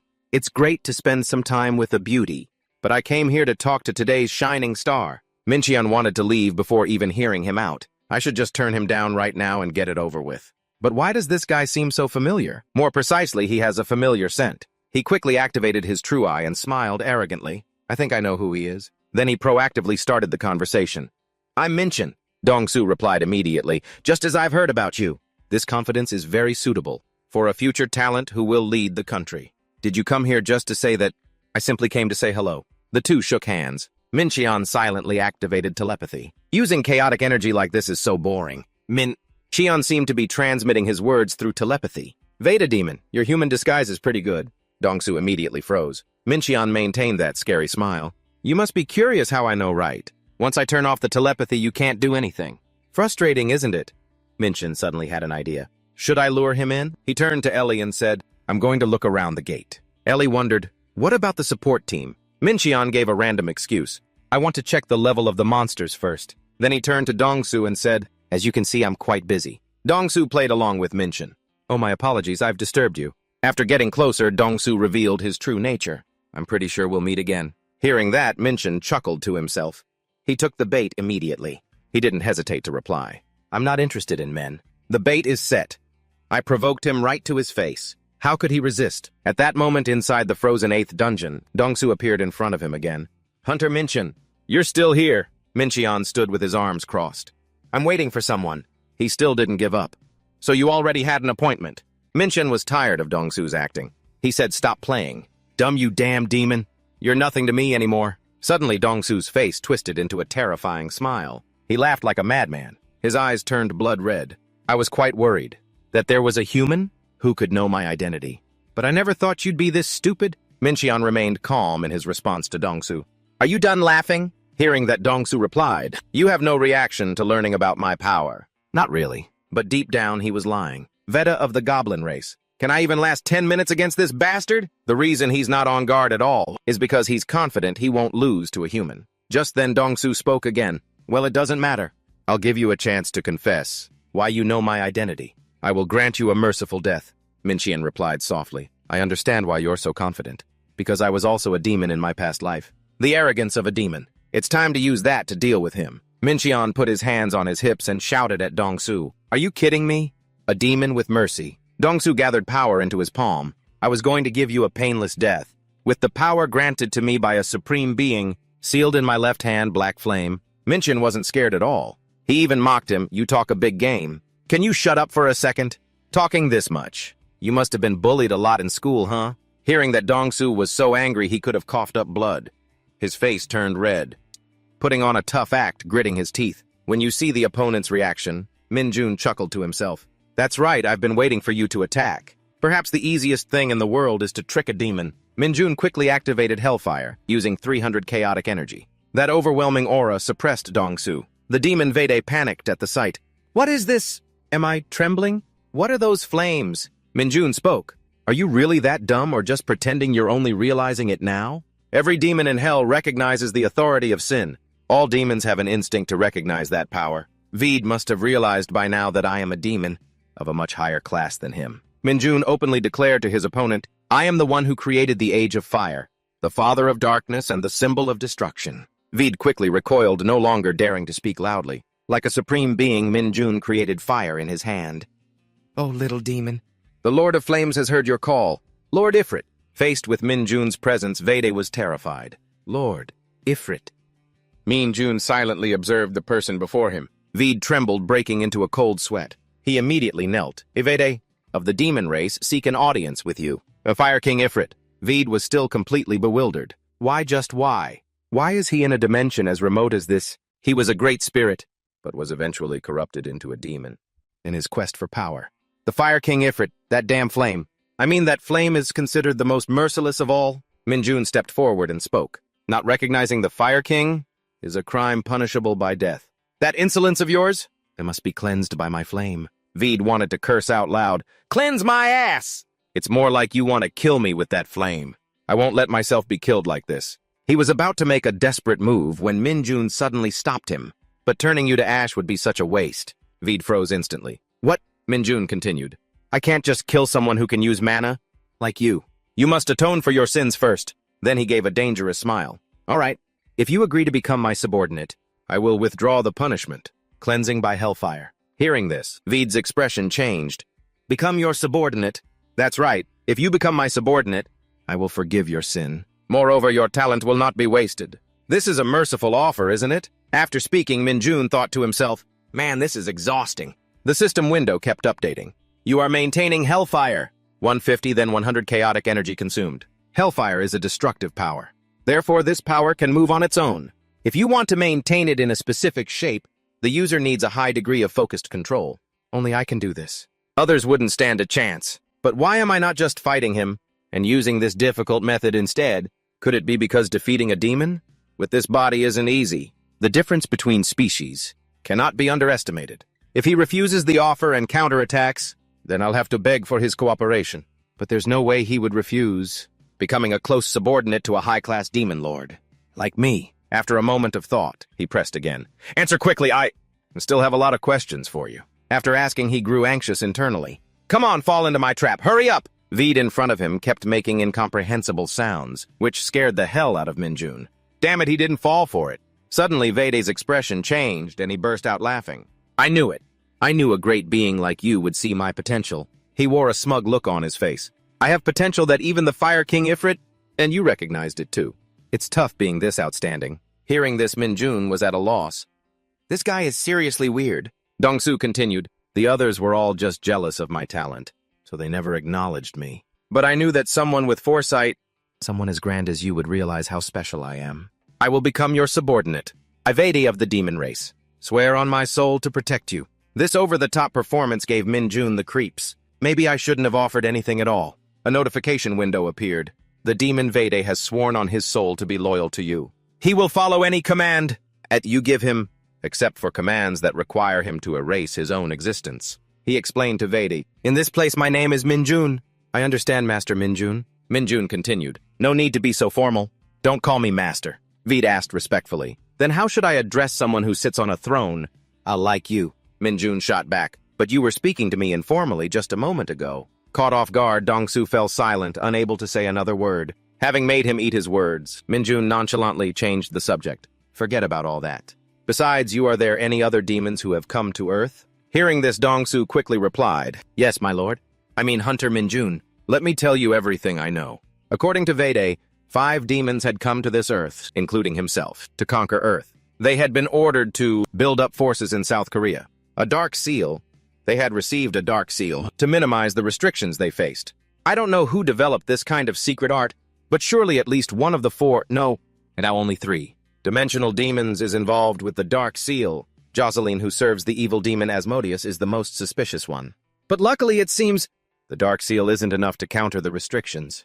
From the demon lord level and above, Dongsu boasted again. Among those 5 demons, I am the strongest. So why did no one come with me? Hearing that, Minjun thought to himself, good thing they're weaker than him.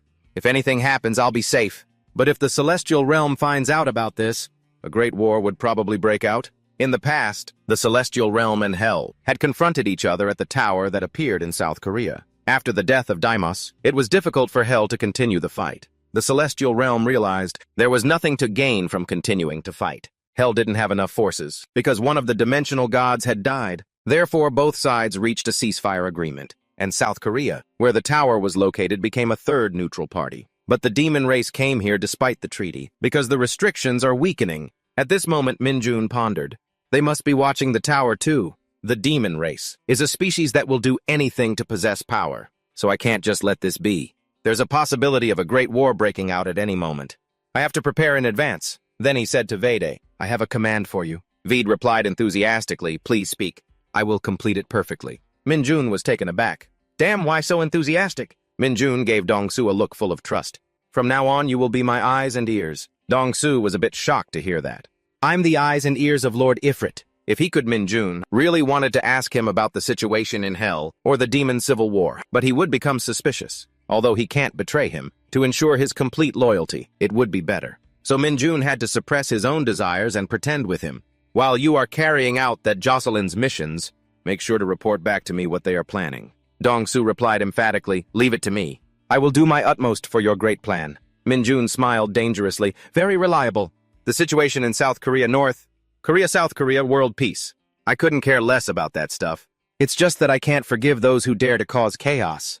Where I live, I will destroy your plans. After entrusting Vede with the task of investigating the other demons' actions, it had been 2 weeks since Minjun came here to level up. Inside the Bukbu Gate. Inside this gate is a giant forest, with many types of monsters. Trolls with special regenerative abilities, dark wraiths, proficient in magic and curses, and treants that can assassinate you at any moment, and so on and so forth. Minjun easily overcame them.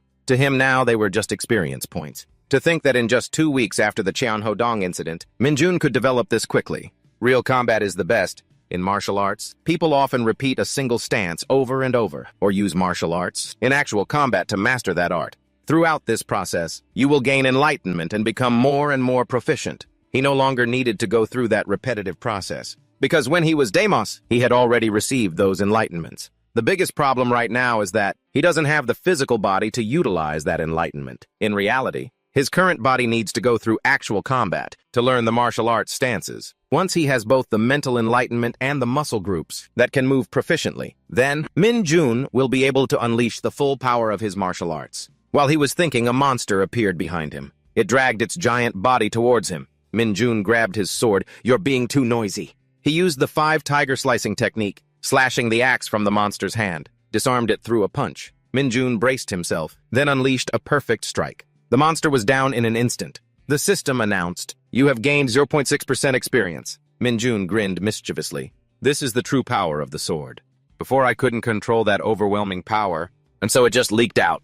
But now, I have complete control over the chaotic energy and can channel it into this sword. Now, it's all thanks to my martial arts knowledge and control over chaotic energy increasing over the past 2 weeks. My body can't take anymore. I need to train more. Right now, I need to focus on increasing my physical stamina instead of chaotic energy. After finishing his training, as he was heading back to his resting spot, someone suddenly appeared behind him. "You're Hunter Minjun, right?" Minjun turned around and asked curiously, "And you are?" The man saw this and replied, "A pleasure to meet you. I am Yujin, the captain of Team 3 of the Hwajiam Guild. I came here because I have a proposal for you. Many guilds are in the process of training to clear the gate, the Bukbu Gate, including Dragon's Claw Horizon and Mir. But most of them choose to enter dungeons instead of competing with each other. But none of them got the boss they wanted. The reason is because South Korea's top guild, the Hwajiam Guild, is here. The Hwajiam Guild, the top guild firmly in the #1 spot, has formed its own team to handle the gate, and they..." At that moment, Yujin extended an invitation. "Would you like to join us in tackling the gate?" Minjun thought to himself, "Why are they suddenly inviting me to cooperate? What are they planning?" He asked, "Join you?" He replied, "That's right. Because a gate of such a large scale hasn't been handled by any team for a long time. The public is growing increasingly uneasy about it. We need to take care of it as quickly as possible." Minjun cursed inwardly, "The public, my ass. Since when have guilds been so benevolent?" He definitely has some ulterior motive. He said, "I understand you need to do what you have to do, but you guys are the top hunters. Aren't you more than capable of clearing that gate? There's no way. The strongest team would suddenly ask someone else for help." And one of the 3 leaders of the Hwajiam Guild, Yujin, is rumored to be even stronger than Xionghui. Someone like that came all this way just to persuade one person. Yujin said, "I'm just considering all the hunters who are currently working hard to try and clear this gate." Minjun burst out laughing. "Sorry, I'm allergic to bullshit." He got angry. "Hey, young man, watch your manners." Minjun remained calm. He asked, "And barging into someone's private space is considered good manners?" This was a perfect night for practicing the ancient star technique, but it was ruined by this asshole. He deliberately teased him to force him to reveal his true intentions, but it didn't work. What a waste of time. Asking Ellie would probably be faster. Minjun turned away. "All right, for now I'll talk to the association about this cooperation." Yujin replied, "I hope it yields good results." He still wondered, why did this guy come here? In the office, a loud voice exclaimed, "Did that really happen?" Ellie slammed the table and stood up. "I think they want to start taking revenge on you for the Yu Sung-woo incident." Minjun asked, "Sung-woo, what revenge?" She was surprised. "You really don't know who that is?" He replied, "Yeah, I don't." Ellie explained, "He was the top candidate in the last Hunter exam. He even competed against you." Minjun said, "I think I vaguely remember. But what does that have to do with me?" She said, "He's their trainee hunter. And you crashed the exam." He was speechless. "That's their reason for revenge. What a pain." Ellie continued, "The Hwagiam Guild probably set a trap to boost their reputation on South Korea's largest scale gate. 2 people, settling the score in a hunter's rematch. We should refuse to cooperate." Minjun smiled. "They're just provoking us. I should go with them." Ellie was not expecting that. "What wait, Hunter Minjun, wait. Your opponent has prepared everything to exploit you for their benefit." Then he smirked. "That's exactly why I'm going. I'll put on a show on the stage they've laid out for me. But don't think you're the only main characters on this stage. You're going to pay the price for daring to waste my training time." The group focused on the newcomer. Yujin smiled. "Thanks for coming, Hunter Minjun. I want you to protect our guild from the rear. You're our guest, so we'll keep you safe. He didn't object. All right, I was curious about how the Hwajiam guild fights anyway, saying that he went straight to the back. 20 people per team. They have tanks, melee fighters, mages, and supporters too. Impressive, look at their eyes. I got too used to eyes like that in my past life. I'm not even surprised, these bastards. Suddenly someone spoke up. Glad to see you here. We've met before. Minjun thought to himself, who's this guy? How dare he pretend to know me? He replied bluntly, I don't know you. The other man started. I'm Yu Seung-woo, the hunter who took the exam with you. Hearing the name, he asked, the third-ranked guy. The man forced a smile. I'm happy to be hunting with you this time. He asked bluntly why. He said, the fact that you defeated me proved your skills. It can't be taken lightly. Minjun thought to himself, this guy is hilarious. His tone is like it's the end of the world, combined with that sly face of his. I didn't expect to feel the same emotions I felt in hell in this place. He smiled. You seem happy to see me again. So this collaboration, Seung-woo replied, of course. I've been looking for an opportunity to team up with you for this boss raid. There's going to be a lot of fun to be had. The group started to move. After a while, Seung-woo signaled for a halt. Ahead of them was an ancient sentient tree. Seung-woo commanded, deploy Formation C tanks. Draw the monster's attention, Team B advance. They successively used Wind Wall, then Sword Step Windblade. Fire Soul Pillar of Fire. Minjun assessed, that tree has high magic resistance.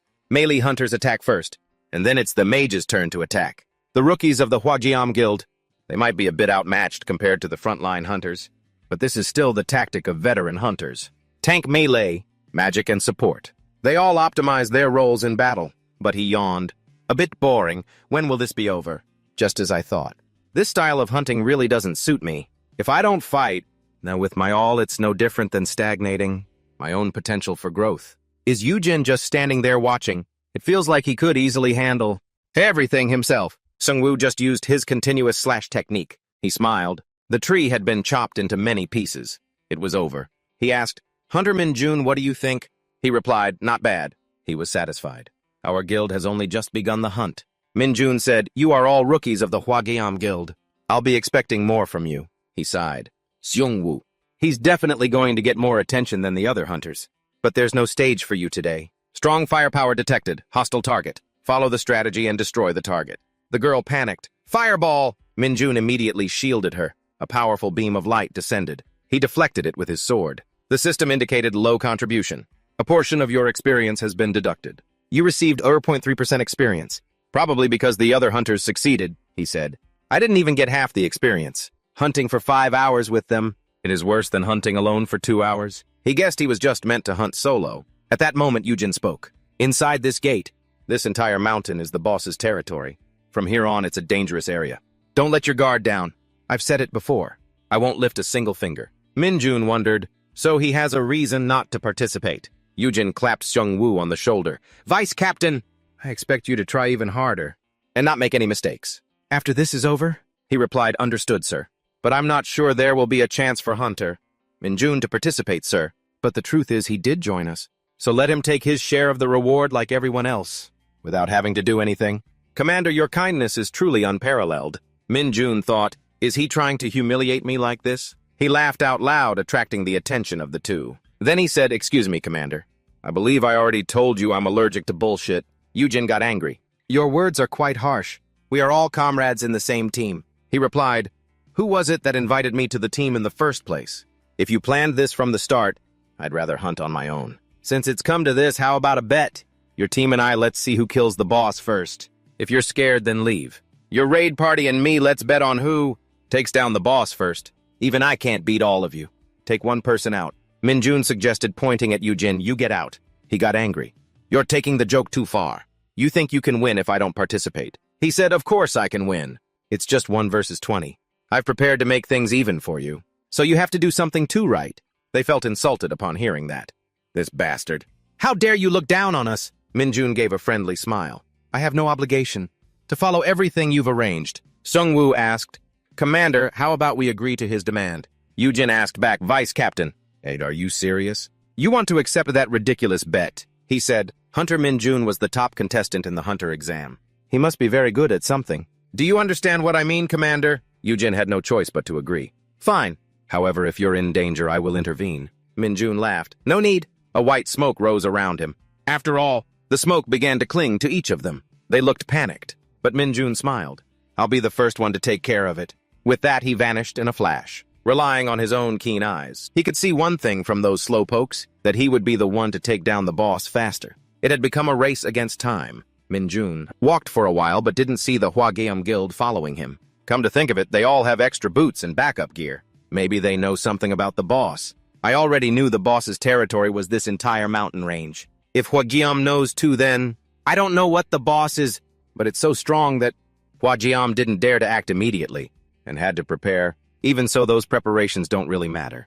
I can take down the boss first. Suddenly, he felt something. Instantly, a giant monster appeared. Minjun was surprised. A sandworm, it's here. Its huge, disgusting mouth opened as if it wanted to swallow him whole. He disgustedly covered his ears.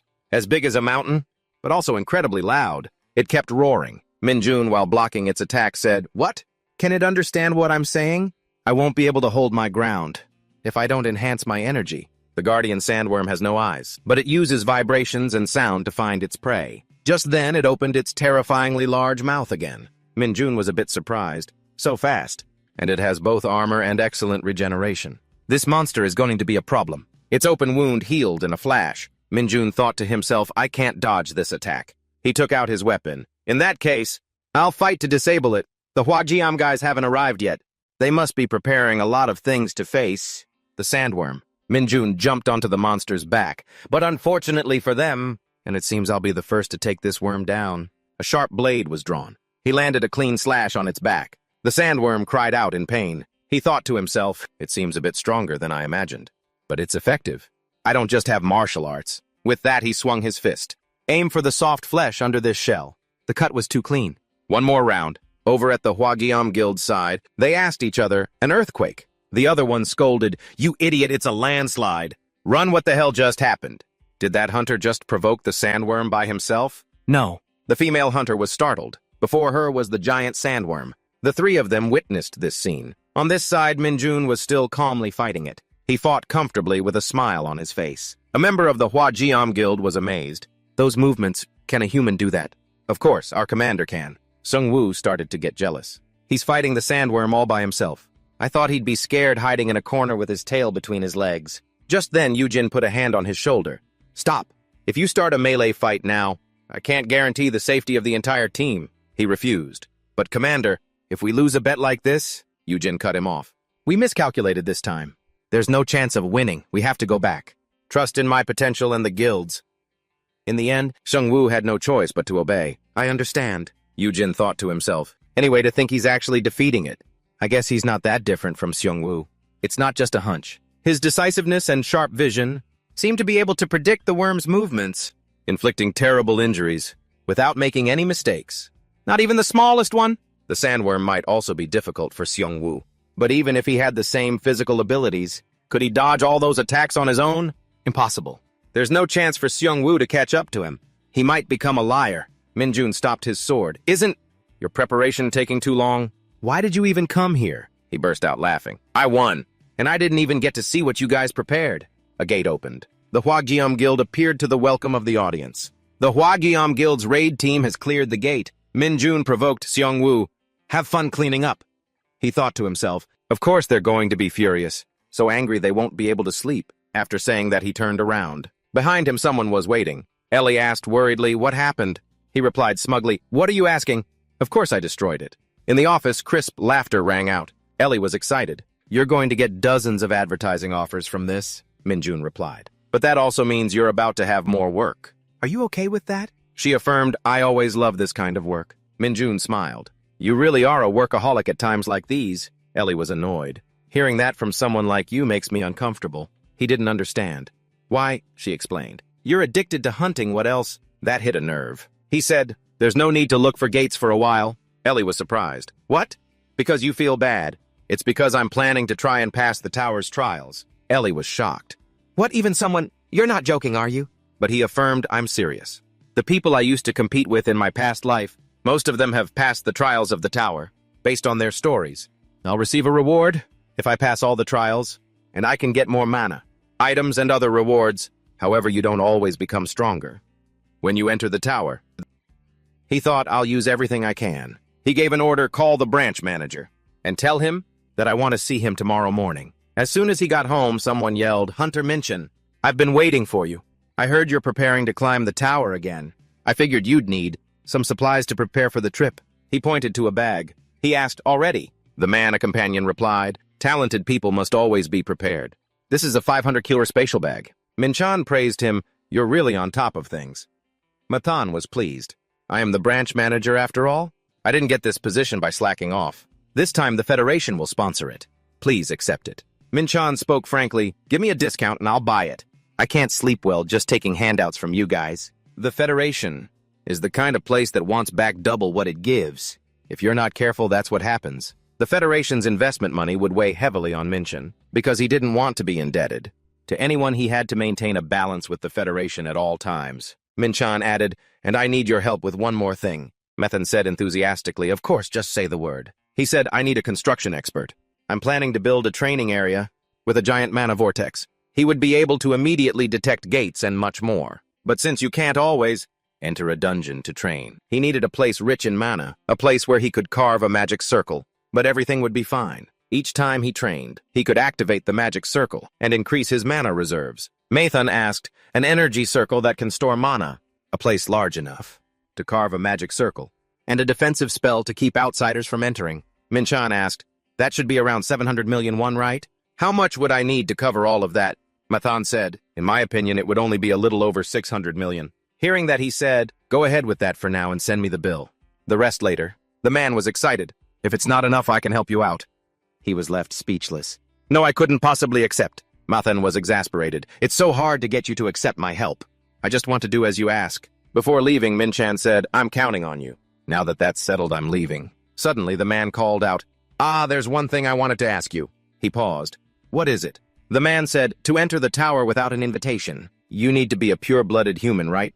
Minchan replied, that's right. He asked further, so how do you plan on entering the tower? Only then did Minchan remember. That's right. He still thinks I'm just a clone of some ancient being, because the tower's system is very complex. Anyone using a clone cannot be accepted by the tower to enter and exit easily. His suspicion was reasonable. Minchan asked back, are you that curious? Mathan affirmed, of course, very curious, in fact. He thought to himself, it seems he's both curious and suspicious of me. But it's not a difficult question. Honestly, I just need to answer, I am a pure blood. But instead he said, it's nothing special. You just have to die. Mathan was horrified. What? He smiled. I said you just have to die once. The man didn't understand. What is that supposed to mean? Minchan thought, well, it's because of my past life. The reason I can enter this tower is because I died by the hero's sword and was reborn as a human. I'll tell you when there's no more suspicion between us in the future. But that already hinted at my identity, didn't it? Whether you figure it out or not depends on you. But it has nothing to do with me. Mathan was sad, so you don't completely trust me yet. He was extremely dejected, later at a cafe. A few girls were drawn to the guy over here. Look over there. He's so handsome, he looks familiar too. The other one looked a bit young, but he looks like a celebrity. Should we ask for their numbers? The question is, would they give them to us? Meanwhile, Veda said, Lord Minchan, it's an honor that you asked to meet me. He replied, there's no need to make a big deal out of it. He had set up a zone of silence, a type of magical barrier to block all sound. He said, you're pretty good at using magic to alter your age. He blushed. Thank you for the compliment. Minchan scoffed. But don't smile that smile. Hearing that, he immediately became sullen. He then asked, have you received any other requests? Vidi replied, not yet. We are focusing on developing the guild. Minchan remembered, that's right. You're still running a guild. That was the Devil Guild. You could call them his loyal servants, led by Black Flame. It had been a while since Vedi established the guild to expand his influence in Korea. Thanks to his talents and leadership skills, the Devil Guild was now considered a rising power. His stats were also quite good. Compared to his peers, he was quite talented. While Minchan was assessing him, he said, now that I am your loyal servant, they will also worship you as I do. He thought to himself, now that I've taken him as a subordinate, I have to make him as useful as possible. He asked Veda, do you trust me? He replied, I swear, on my very soul, to obey you. Suddenly he stood up.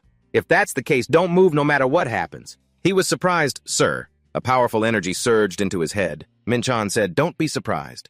Just focus, one slip up and you're dead. In combat, demons use mana in a different way, so he could take advantage of Veda's dark magic. That's why he couldn't teach him any magic that would help him get stronger quickly. But if it came to martial arts, that was a different story. Centrifugal arts. Actually, this was more like a Taoist art than a martial art. It could help someone's mind expand by dividing the mind into multiple parts. And why would this help him? Magic is like calculation, a specific formula. If someone could multiply, divide, and do other calculations at the same time, then that person's magic would surely grow exponentially stronger. Once someone can use centrifugal arts, they can make their magic much stronger. Veed looked at himself in amazement. He exclaimed, "Lord Minchin, what power have you just bestowed upon me?" He said, "It's centrifugal arts, a type of magic that allows you to use your magic faster and more efficiently." He thought to himself, if you had to fight a demon of the same level, now you can easily overpower that demon. Of course, he only transferred the basics to him. He would have to train more to adapt. Veed was moved. "I've never heard of this art before. I can't believe you would grant me such great power." Minchan said, "However, if someone were to attack us right now, we could end up in a coma." The two girls on the other side misunderstood. "Did that guy just grab the other one's head? Are they fighting?" Minchan added, "I didn't want to do this in a public place, but luckily I managed to transfer it to you without any obstacles." Vede agreed, "Yes, you're right. If someone had touched us, the energy would have desynchronized. Emergency. A rank and B rank hunters suddenly fall unconscious. An A rank and B rank hunter walk into a coffee shop, then suddenly pass out when one person grabs the other's head. Because if anyone interfered with the linking process of the mind, both the user and the other person would be in trouble." But Minchin wasn't just some ordinary person. He was the demon lord. He was completely confident in himself. Veed asked, "Should we have rented a private room or something?" Minchan said, "That costs money." Hearing that, he was surprised. "Are you poor, my lord? You still have this loyal servant?" Hearing that, it dawned on him. "That's right. This is a habit from my student days." Veed realized something. "Oh no, I accidentally ordered a 10,001 coffee. Anyway, let's change the subject," Minchan said. "While I'm away, try to master centrifugal arts." Veed asked, "Where will you be going, my lord?" He replied, "I need to go to my hometown before entering the tower." He wondered, "Are you returning to a higher dimension?" Minchan forced a smile. "Don't worry about it. You'll thank me later." Later at the station, Minchan said to the young man beside him, "You didn't have to come all this way." The young man said, "This is the only way you'll remember I exist. And it's a good chance to visit my parents." Minchan said politely, "Send my regards to your parents." He was Kite, a childhood friend of Minchan's and also a college friend. "It's really annoying coming all this way to see you, and you're never home. You completely fell off the map. You even dropped out of school." Minchan reflected on himself, training until morning. Phone always dead, on a leave of absence from school to become a hunter. His friend left him speechless. He said, "Thanks a lot." Kite replied, "I'm not finished. Our college friends are really confused. Ever since you suddenly got famous, a lot of people surrounded Kite to ask for information, autographs, and news from Minchan. He was the one who benefited. Minchan's mom flew to Seoul because she lost contact with him. His mom asked, "You can't get in touch with him either. That boy must be in some kind of trouble. I'm flying there right now." He had no other choice but to show her the news article about Minchan. His mom was incredibly surprised. After clearing the Donggok Dungeon 8 in the middle of the night, he met Kite again. Luckily, the two met again like this. Minchan's mom scolded him, "You damn kid. Why haven't you been calling home? I was so worried." After apologizing, he admitted that he had become a hunter. She asked, "Why would you choose such a dangerous profession?" "Don't you know how worried I was?" He explained, "It's not dangerous at all, Mom. I'm not in any danger." Kitai found it hilarious to see the powerful hero trembling. Back in the present, Kitai praised himself. "Where else could you find a friend who chooses gifts for your parents like I do?" "You've got a great childhood friend, you know." Minchan replied, "I already thanked you. I have to get on the train. I'll buy you an expensive meal. As a gift, all right?" He had bought fruit and Korean beef for him. Kite said, "Next time you have to take me to the best restaurant in Ulsan. You better be ready." He agreed, "All right, but in that case, don't come to my family's restaurant anymore." His friend added, "Fried chicken is my favorite food." The two said their goodbyes. Kite thanked Minchan for the beef and left. Left alone, Minchan thought to himself. Actually, being too busy to keep in touch was just an excuse. This was his fault. When he regained his past life's memories, he became obsessed with getting stronger and had pushed aside all the parts that belonged to Minchan. But to feel guilty like this proved that he was no longer the person from his past life, because demons feel nothing. Standing in front of the house, he said, "It's only been a few months, but why does it feel like a year?" His parents had opened a fried chicken restaurant 25 years ago, and it was located in the old Nambu market. It attracted a lot of customers because they fried chicken the traditional way. Minchan took a deep breath. "I really miss this smell." Before he was sick of it because he smelled it from childhood to adulthood. It was the smell of chicken. But after being away for a while, he missed this smell. His college friends, hearing he was sick of the smell, felt very resentful. Min-chan pushed the door open.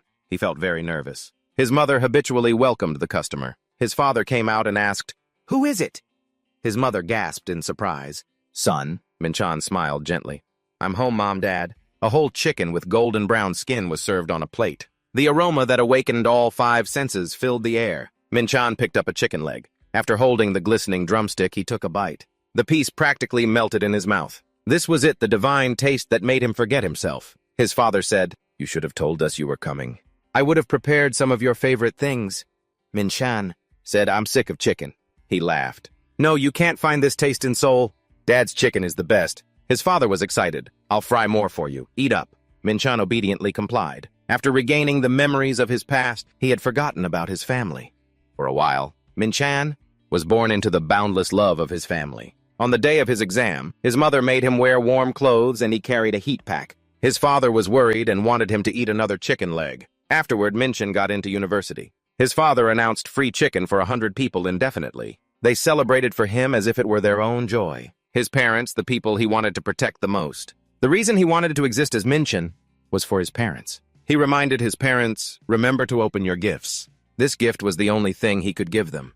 Now, his father said, "I guess a hunter. Like you makes a lot of money. You've grown up." His wife smiled. "What are you talking about? The boy is still young." "Thank you, Min-chan. But next time you don't need to prepare gifts. Save your money." "Min-jung can't come home early today." He asked why. She said, "You don't know. That girl is often busy in the evenings now." Just as she finished speaking, Min-jung appeared. "I'm home." She was surprised. "What is all this stuff? Are Mom and Dad off today? The store is closed too. Did something happen at home?" As soon as she saw Min-chan, she exclaimed, "Why are you here?" Min-chan yelled back, "That's what I want to ask. Why are you talking to me like that?" She retorted, "You did drinking soul water make you so high and mighty?" The two siblings argued heatedly. "You're one to talk. Did you even brush your teeth? You still have vegetables stuck in them. You started it first.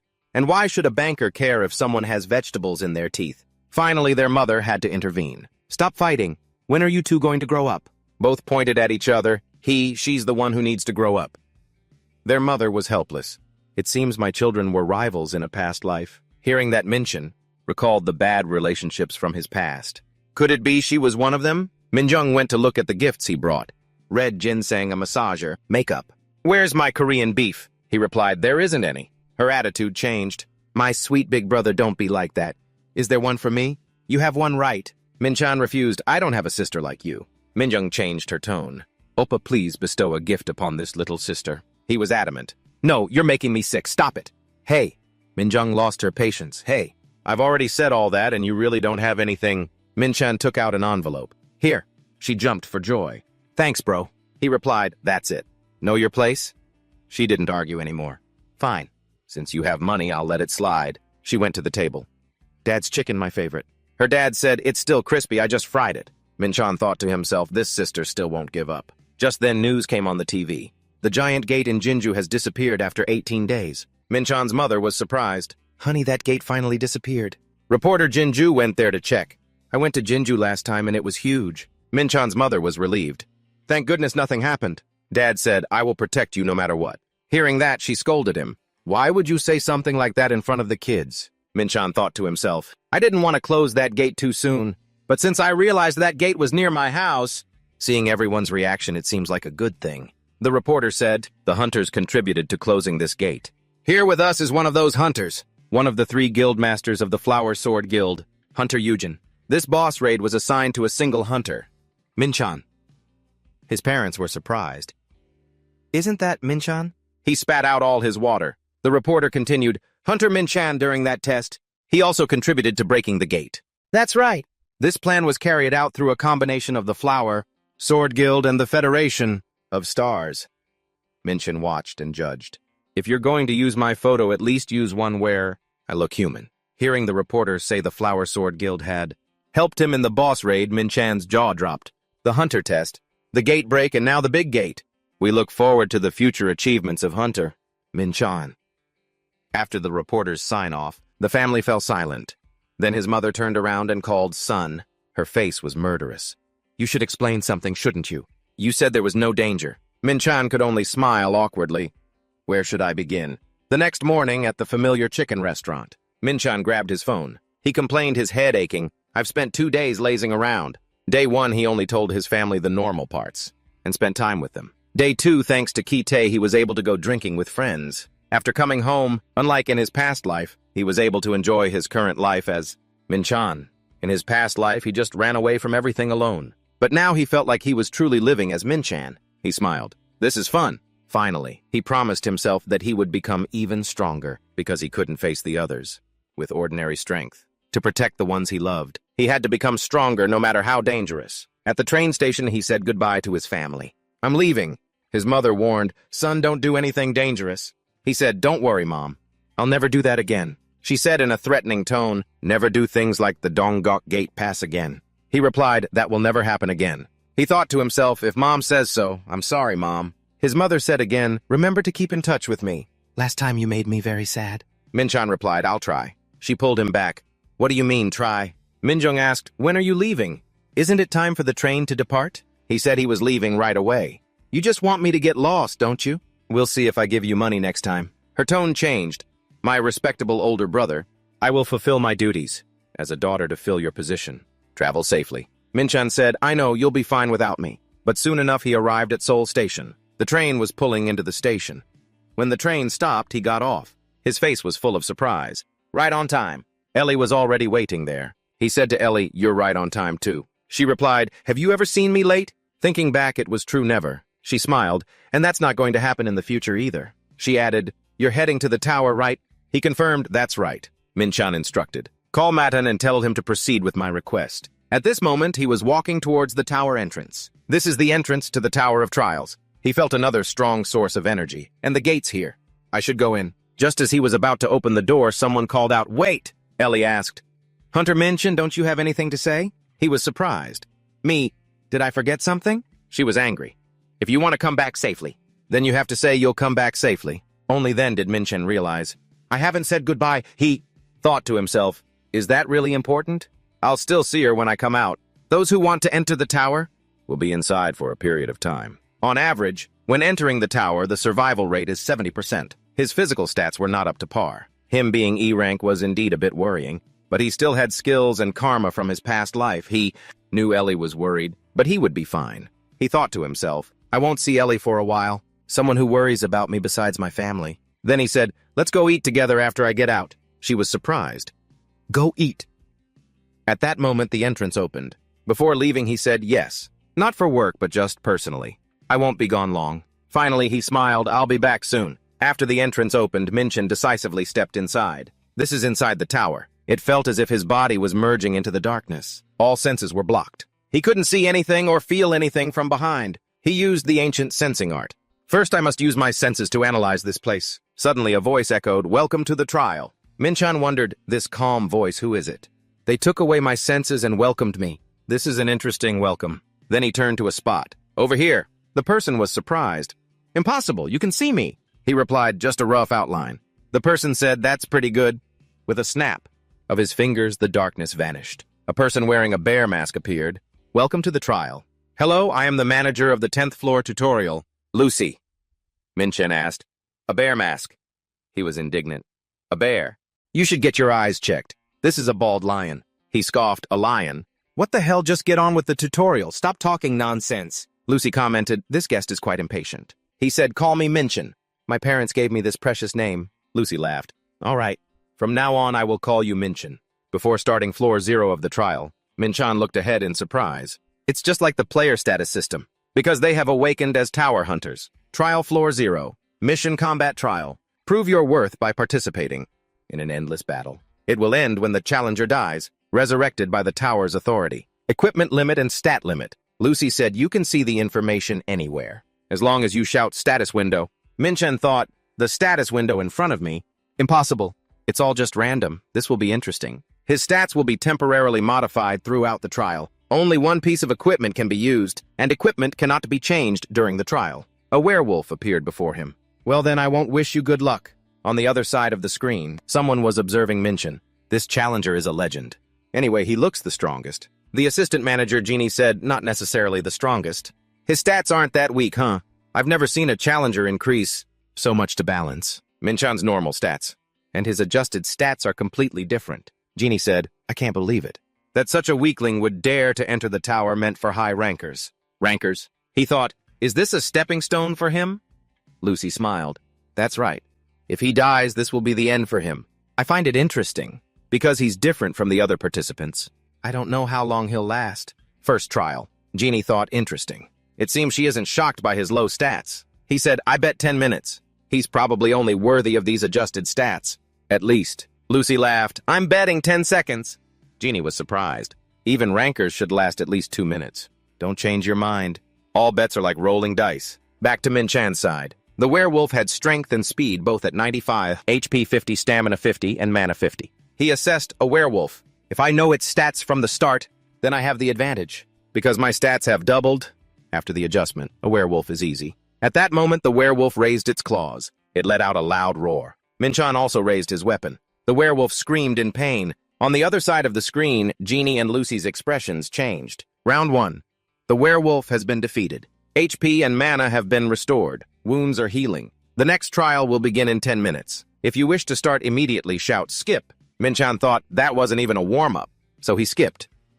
Round 2 was a harpy. He defeated it easily. Then he chose to skip again.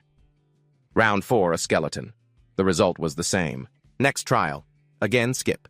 Minchan thought, I've heard so many fearsome rumors about this tower, but this is it. His 9th round also ended easily. Too many skips. He wanted something useful for him to fight a little. Genie was stunned. Are you seeing what I'm seeing? Lucy was no better. I suppose so. It's already round 10. It only took 9 seconds, a new record. Even a normal ranker couldn't do that. So that's why you found him interesting. Lucy replied, that's the feeling. She thought to herself, so it wasn't a coincidence. Tower of Light. When a challenger goes through the registration process under the tower, the challenger will encounter a stream of light that temporarily locks all senses. A long time ago, Lucy also experienced that feeling, completely unable to accept anything. Even after that, Minchan could still do what others couldn't. Lucy wondered, where on earth did he come from? You will be a threat to the 7 swords. To round 4. 198 Nightshade Phantom has been defeated. Minjun just skips it as soon as it's over. I wonder when it'll end. It was fun for a while. Because monsters with higher stats than me started appearing, it's fun feeling like I'm getting stronger after defeating them. I'm gaining more and more experience. The bonus rewards are decent too. I hope it doesn't end, or that the system won't stop at stage 100. Next up is stage 49, the Wanderer. His stats are all very high. Skills, speed, swordsmanship, A rank, super sword, dance, B rank. He says it's been a while since a challenger made it this far. Minjun is surprised. What, you can talk? He replies, of course. Now let the trial begin. Let's start by testing the challenger's skills. Minjun assesses that his specialty is speed swordsmanship, an excellent sword technique. Using a swift blade to pressure the opponent, I can counter him. By sealing his speed and power, he uses the 5 Tiger Strike technique, using it to block the Wanderer's blade. Minjun is a little surprised. You can block that, the other man says. Challenger. I'm the one who should be saying that. He temporarily retreats. I've met many strong individuals since connecting with the tower, but I've never met anyone like you. Minjun says indifferently, is that a compliment? The Wanderer doesn't deny it, yes. Not even the ones they call the 7 Swords. Minjun compliments 7 Swords. That's a cool name. Then he suddenly lunges forward, incredibly fast. He lands a decisive slash on him. The Wanderer is horrified. What is that power behind the blade? Minjun smiles. If you just keep flying around like a fly, I wouldn't have been able to do that. So far, he's only landed 1 hit. But then comes a second hit. The Wanderer is shocked. No way! Am I losing? By the 3rd hit, he's nearly destroyed. An explosion rings out. He's frustrated. I should have the advantage in stats. He can only scream. Minjun smiles. The trick to the Tower of Martial Arts comes from the number of strikes. Instead of simple attacks, when you link those attacks together, the power increases. Ancient Star Spear technique increases it by 40%. Purification by 50%. Chaotic energy fueled by mana. On top of my peak condition increasing my power. With stats and chaotic energy I can't lose. Having higher stats isn't everything. The Wanderer lowers his head and says, there have been 7 people, not including you, that makes 8. 8 people who have defeated me. Minjun asks, are the 7 you just mentioned the 7 swords you spoke of? He replies, that's right. They are the kings, the masters of the tower. I wonder if you can pass the final trial. It's been a long time since I've had such a fun sword fight. Stage 49 has been completed. The next trial will begin in 10 minutes. Minjun realizes this is the final trial. He doesn't hesitate and shouts, skip! A great surge of power erupts. He's startled by that energy. Then he gives a wicked smile. Isn't this a bit much? Minjun is surrounded. Suddenly, the system announces hunt 100 soldiers. Minjun is shocked. This is too perfect to share. Like a heroic feat. They all have the same stats. Are they trying to overwhelm me with numbers? Probably not. If I drag this out, they'll probably get more buffs. There's no other way to handle it. So let's get started. I'll take out the troublesome one who's buffing them first. Immediately, Minjun charges forward. But unexpectedly, they unleash special moves. Fireball, water arrow. A fierce explosion erupts. The soldiers continue to attack. Iron Will. He charges past them. Spear of ambush from the shadows. Mark of slowness. Punish the prey. They don't stop. A series of curses is unleashed. Minjun knows immediately they're casting a series of debuffs. Without giving me any chance to escape. The system continues to warn him. Minjun is affected by the curse of punishment. Both ability and stamina are reduced. This time, a great danger is present. They are combining their power to deploy a formation, making Minjun quite worried. Once all the debuffs are ready, they'll prepare a move. A critical hit I won't be able to dodge. If I can't escape, then I'll fight back. If I do that, they will surely... As expected, the mindless soldiers charge forward in unison trying to destroy Minjun, but that's exactly the trap. That's right.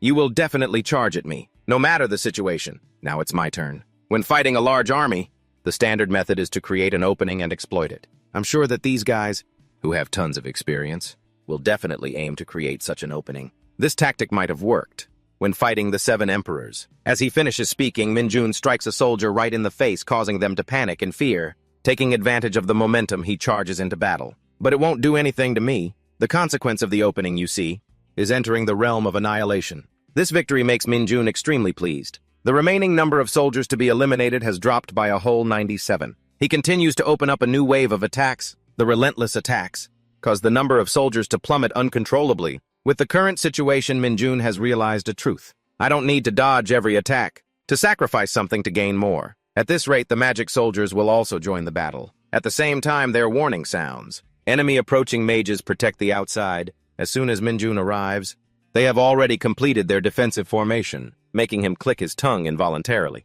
You got into position pretty fast. The soldiers continue to cast Fire Dance to attack Minjun. A fierce explosion erupts. Luckily, he jumps high in time, escaping danger by a hair's breadth. They continue to unleash their special move Ice Spear, aiming straight for Minjun. Unexpectedly at that moment, something dark and matte grabs hold of the soldiers' weapons, causing them to panic. Minjun seizes the opportunity, jumping high to strike first, descending powerfully upon the enemy, God of War. That is the honorable nickname given to the demon who has reached the pinnacle through combat. They had to fight to that extent to earn this nickname. This time, the soldiers coordinate and raise their guard. But just by changing things a little, Minjun can destroy the fortress, the sturdy fortress they've created. As expected, the soldiers start shouting, "Defend sturdy shield, impenetrable defense." However, all those efforts only tilt this battle in a direction favorable to Minjun, giving him a chance to win. Without hesitation, he charges forward to counterattack. This time, Minjun is quite pleased. Attacking like this,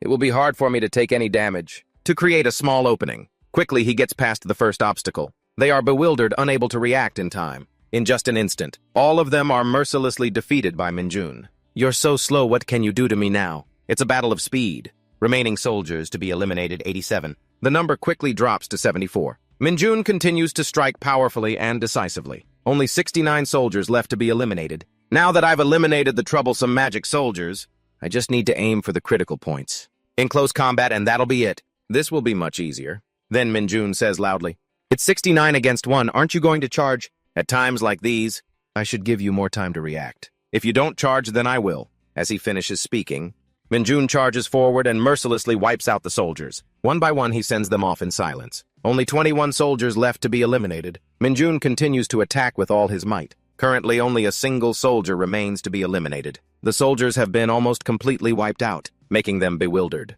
No way. How could someone defeat all of us? So what? Minjun retorts with a sneer. Let's end this. Just as he strikes, the soldier suddenly starts crying, sobbing. But it's too late. Minjun has already acted to end it all. The soldier collapses to the floor. All soldiers have been eliminated. The battle is over. Minjun even gives a cold smile. You all did well. Meanwhile, the schemer can't believe his eyes. He screams. Are you insane? How could the soldiers possibly lose? Luce, did you foresee this outcome? She immediately replies. How could I have? Even though I was really looking forward to this battle, I still didn't think he would defeat the soldiers. Because the soldiers with their unified will and a fearsome spirit of vengeance are like the top undead. Merged with previous line, even if a group is united on the battlefield, they will still make mistakes. However, the soldiers don't make those mistakes. They are monsters with overwhelming power who have never been defeated. But they were defeated by someone. But Minjun has become the first person to pass the trial of the 0th floor and is ranked #1 above the Demon King. That surprises him. Calling themselves by the grandiose name of the 7 Kings, but not a single one of them could make it here, and their names sounded so powerful. At the same time, a series of system notifications ring out. You have achieved something no one has before, recorded in the history of the tower, and have received 1,000 points as a reward. Minjun can't help but be curious. 1,000 points. What kind of points? How much is 1,000 worth? Given to me as an achievement reward. It can't be a small amount, right? Suddenly, a voice sounds from behind him. Congratulations on passing the trial, and he casually replies, thanks. It's not until he turns around that he's stunned, panicked. You just appeared out of nowhere. Is this an exclusive ability of the tower system or the administrator? Not knowing how this works is annoying. Then it asks, you look sad after passing the trial. He replies, it's nothing. Then it cries and says, in that case, I will give you the trial reward. Minjun is surprised. What? This is the mythic grade creation stone possessing the power of creation, giving me the creation stone as a reward. It's a gem with the power to create a dimensional space. But Minjun knows full well, a stone this small isn't enough to create a dimensional space. Still, it's pretty powerful. Then the administrator says again, this might be the final reward of the 0th floor. Hearing that, Minjun can't help but be confused. What, even the administrator doesn't know the final reward? Don't you know everything? It quickly replies. This tower hides many secrets. Even the administrators only have partial authority, but you know what it is even though you've never seen it on Earth. Yeah, I have my ways. Of course. There's no need to tell him why I know. Then the administrator continues. Anyway, you know the reward is a rare piece of equipment. It's even more valuable than the rewards from other floors. Hearing that, Minjun thinks in surprise. Is there nothing more valuable than the creation stone? If you know how to use this stone, you can get transcendent or mythic grade equipment. Merged with previous line. If you can hire a skilled craftsman in this tower. Minjun replies with a sneer. No, I don't need a weapon, surprising the administrator. That's the best way to use the creation stone. But for Minjun, using the black star as a weapon is more than enough. I've already thought of a way to use it. He grips the creation stone tightly in his hand, then crushes it, shattering it into many pieces. The administrator panics. Challenger, what are you doing? That madman destroyed a precious item. So in the end, the creation stone is no longer intact, but its power envelops the surrounding space. Minjun, chaotic energy is the original energy, and the creation stone contains a power equivalent to the original. I'm going to do something no one has ever thought of. That is to absorb the creation stone into my body and convert it into an absolute source of energy. The system administrator is extremely puzzled. What's happening? That energy is erupting fiercely. The creative power within the stone. I will bring it into the microcosm, the world inside my mind. The proficiency points of the ancient star technique are increasing. However, Minjun still can't fully absorb it. About 1%. This must be the limit for now. If I push too hard, everything will be destroyed. At least the sun has been formed. If I can control this power, I will become even stronger. And I will achieve my first goal. The system continues to display a new notification regarding the information of the ancient star Qigong Art X rank. Level 4 stars. Can activate chaotic energy privilege 2 stars. Minjun can't help but feel proud. From 2 stars to 4 stars. Suddenly, the administrator's questioning voice asks, Challenger, what did you do? The stone, you destroyed it. What will you do next? He replies, I absorbed it, just a part of it. I never knew that was possible. How did you know how to do that? Hearing that, Minjun thinks, what if I just say it was a feeling? I don't know exactly either. If you don't believe me, there's nothing I can do. The administrator and Luce hear this and think to themselves, it seems he's not lying. The first person to complete the 0th floor, hiding something is only natural. I believe you because I also have my own talents. As he speaks, the administrator reaches into his pocket, then throws something to Minjun, telling him, take this. This is proof of my interest in you. Proof of interest, huh? The administrator hears this and continues, you don't need to know when you'll use it, but Minjun doesn't really care much. Eyes of Truth. It's a work of Aaron of legendary grade. It's equipment related to some space in the tower. There's still a lot of equipment I can get, including the fragments of Franca. This is getting more and more interesting. Then Minjun speaks up. I'll take it as a souvenir. Luce, watching from behind, smiles. This guy. Then Minjun continues his journey, challenging his way to the top of the tower. I don't know how it will end, but the first step was a success. So what's next? He wonders. Scene change to an early morning. Fresh air and a sunny sky. Trial tower first floor. Mission horrifying desert. Objective survive. Minjun is annoyed as soon as he arrives, suddenly throwing me into a desert. That's unreasonable.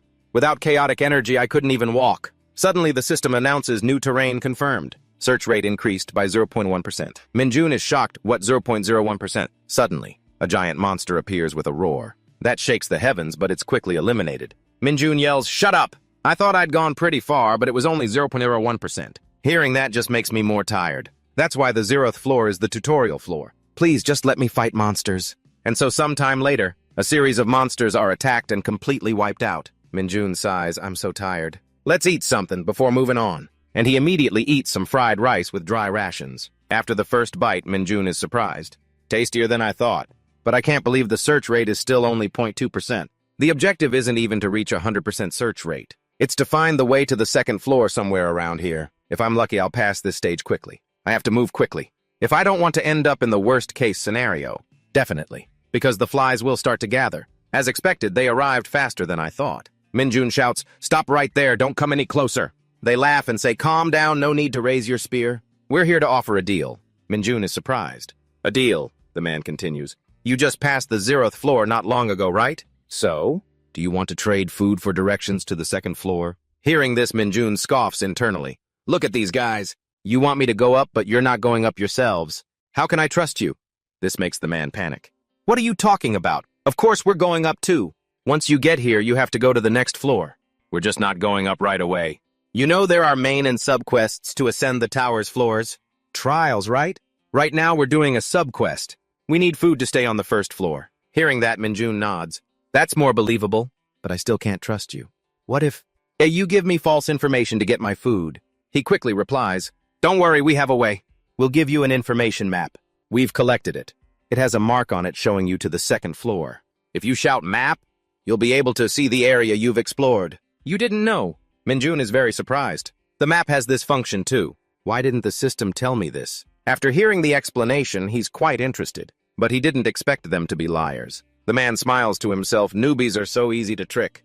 This should go smoothly. Then he asks Minjun, "What do you think? It's a pretty good deal, right? Getting more food before heading to the 2nd floor sounds good to me." "All right, I agree. Because right now, information is the most important thing." As soon as Minjun agrees, all 3 scammers smile with satisfaction. "Thank you.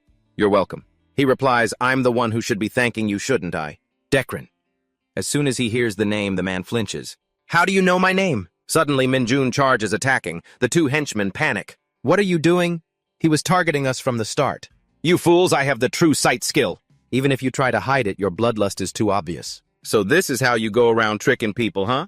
What did you think I was doing?" Just then, the 2 henchmen jump up, preparing to attack. But Minjun defeats them both quickly with a single strike. "I'm just giving you a taste of your own medicine. I'm not doing this for justice or anything. I'm just punishing those who've forgotten the rules. The rules of a warrior. A warrior is supposed to fight, yet you guys go around tricking people. You deserve to be annihilated." Just then, system notification. You have eliminated a fake challenger from the 1st floor and obtained area discovery information. Discovery rate has increased from 0.2% to 81.1%. Surprising. Let's see. That staircase still goes to the 2nd floor. This is a temple. Do I have to use the key? Minjun is holding that key in his hand. But just going up to the 2nd floor like this is boring. He smiles, looking at the key's requirements. It seems like the reward will be huge. I just need one more person. Should be easy, right? Scene change to another space. Minjun can't help but be excited. Seriously? Didn't meet a single person. I'm speechless. But I did kill a lot of monsters. Guess I'll have to live with it. Let's go up and take a look first. The key can only help me skip the trial, which means if I can pass it, then it doesn't matter anymore. At this moment, he wonders what the trial is. As soon as he arrives, he has reached the temple. Minjun is shocked.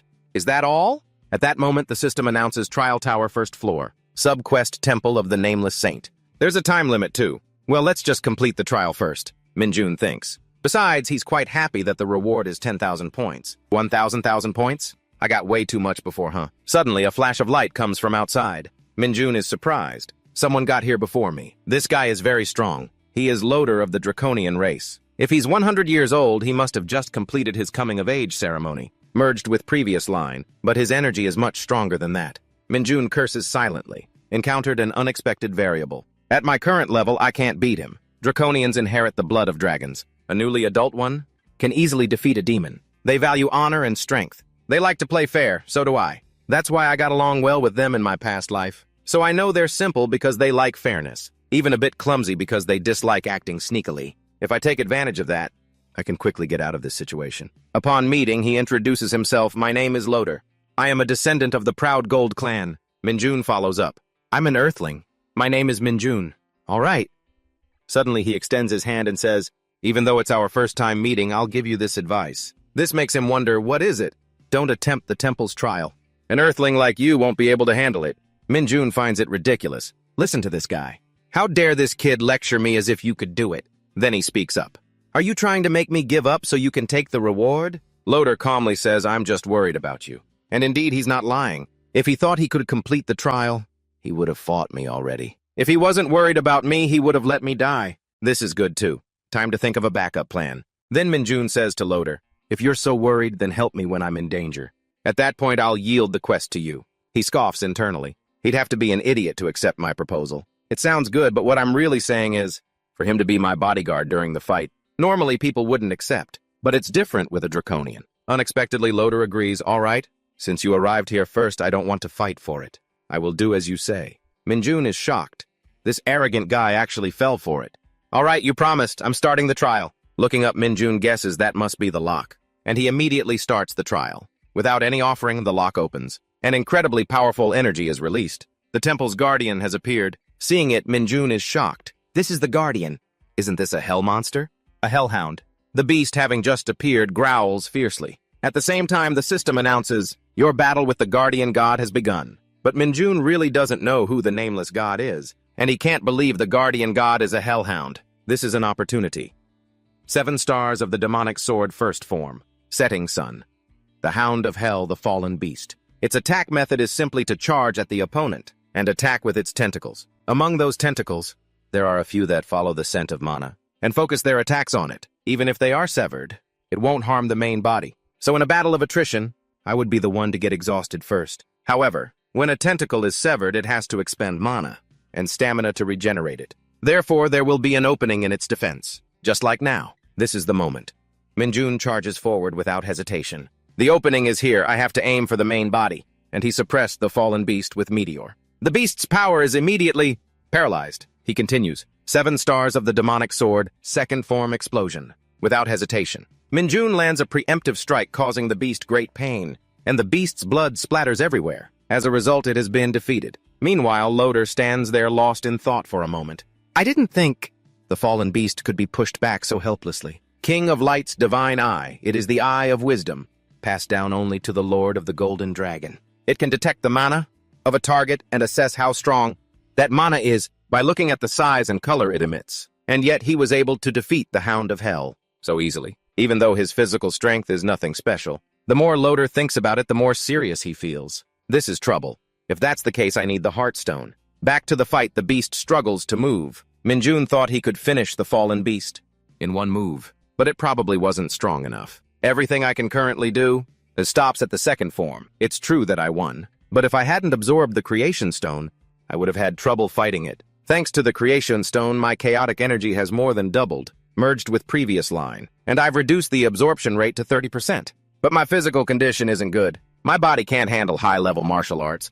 Anyway, there's just one more thing to do. Merged with previous line to finish it. The fallen beast's life force has been paralyzed. After that finishing blow, it has been completely defeated. At the same time, Minjun receives another 8.5% experience points. But suddenly he feels a sharp pain in his sword hand. A strange mark appears on it. Minjun is stunned. The mark on the back of my hand is glowing. That means the second stage power of the Black Star has been released. Merged with previous line, the Black Star possesses power close to a mythic grade item and can transform into any weapon. Its power will change based on the user's achievements. And since my power is only at C rank right now, I don't know why this is happening. But this is an opportunity. If the Black Star evolves to the next level, my combat ability will also increase. Then I'll be able to deal with any situation that might arise in the tower more easily. The problem is I need to find some rare metals for the second stage to be released completely. Guess I can't do it right away. Merged with previous line.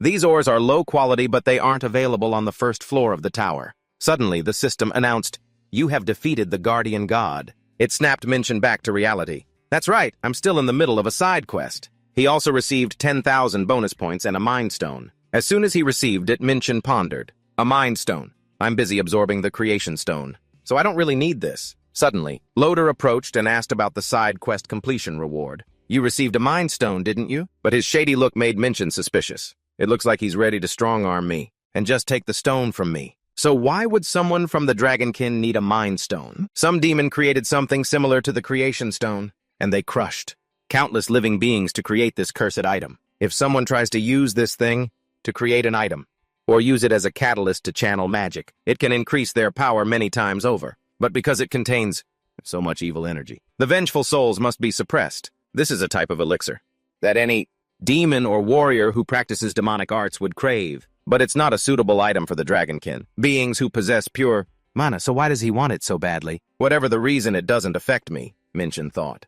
Besides, what's certain here is, this Dragonkin apprentice wants the Mind Stone, and I'm the one holding it. Since he promised to protect me, he won't recklessly attack me. On the other hand, Loader thought to himself, although I really need the Mind Stone, I can't break my promise. The promise I made on the Mind Stone. Suddenly, Minchin spoke up and asked, should I give this to you? It startled him. Really? Loader quickly grabbed at his hand and said joyfully, tell me what you want, and I will pay a fair price to have it. I don't need anything. Hearing that, Loader was confused.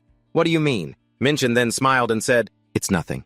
You protected the anti-vicinity, didn't you? Loader replied hesitantly, that was only because you came here to do the side quest first, and no one else showed up, so I didn't really do anything. That's the conscience of a dragon. I was about to break the trust he placed in me, and yet and since Loader kept insisting on keeping his promise, Minchin asked him for a favor. If you can't do it, you don't have to force yourself. Loader eagerly replied, tell me. If I get the chance, I want to see the world that the Dragonkin live in. On Earth, the Dragonkin world is known as a mythical realm. Hearing that, Loader was astonished. You're saying that the reputation of our other planet has spread all the way to Earth, a planet in a whole other dimension. But actually, Minchin was just lying. The truth is, most people don't even know dragons exist. Hell and heaven.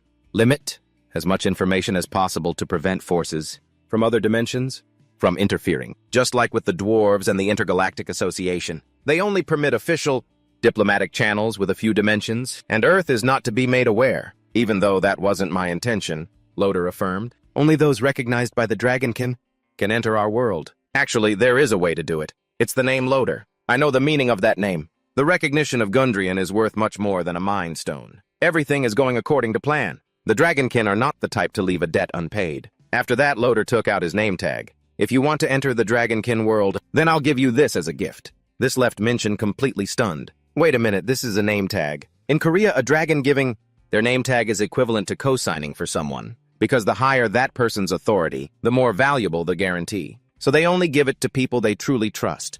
But we just met today. You shouldn't be giving this to me, Minchin thought to himself as Loader continued his introduction. This is my name tag. The value of this item is quite substantial. This made him even more curious. If it's that valuable, then why are you giving it to me? But because Minchin trusted Loader so much, he also wanted to trust him. I really didn't expect him to be this serious. It must be because I know the Dragonkin's nature, so my acting was a little too effective. I just thought he'd give me some documents as proof of recognition. Minchin laughed and said, today was a truly meaningful day. I've gained a good friend. And a Mind Stone, too.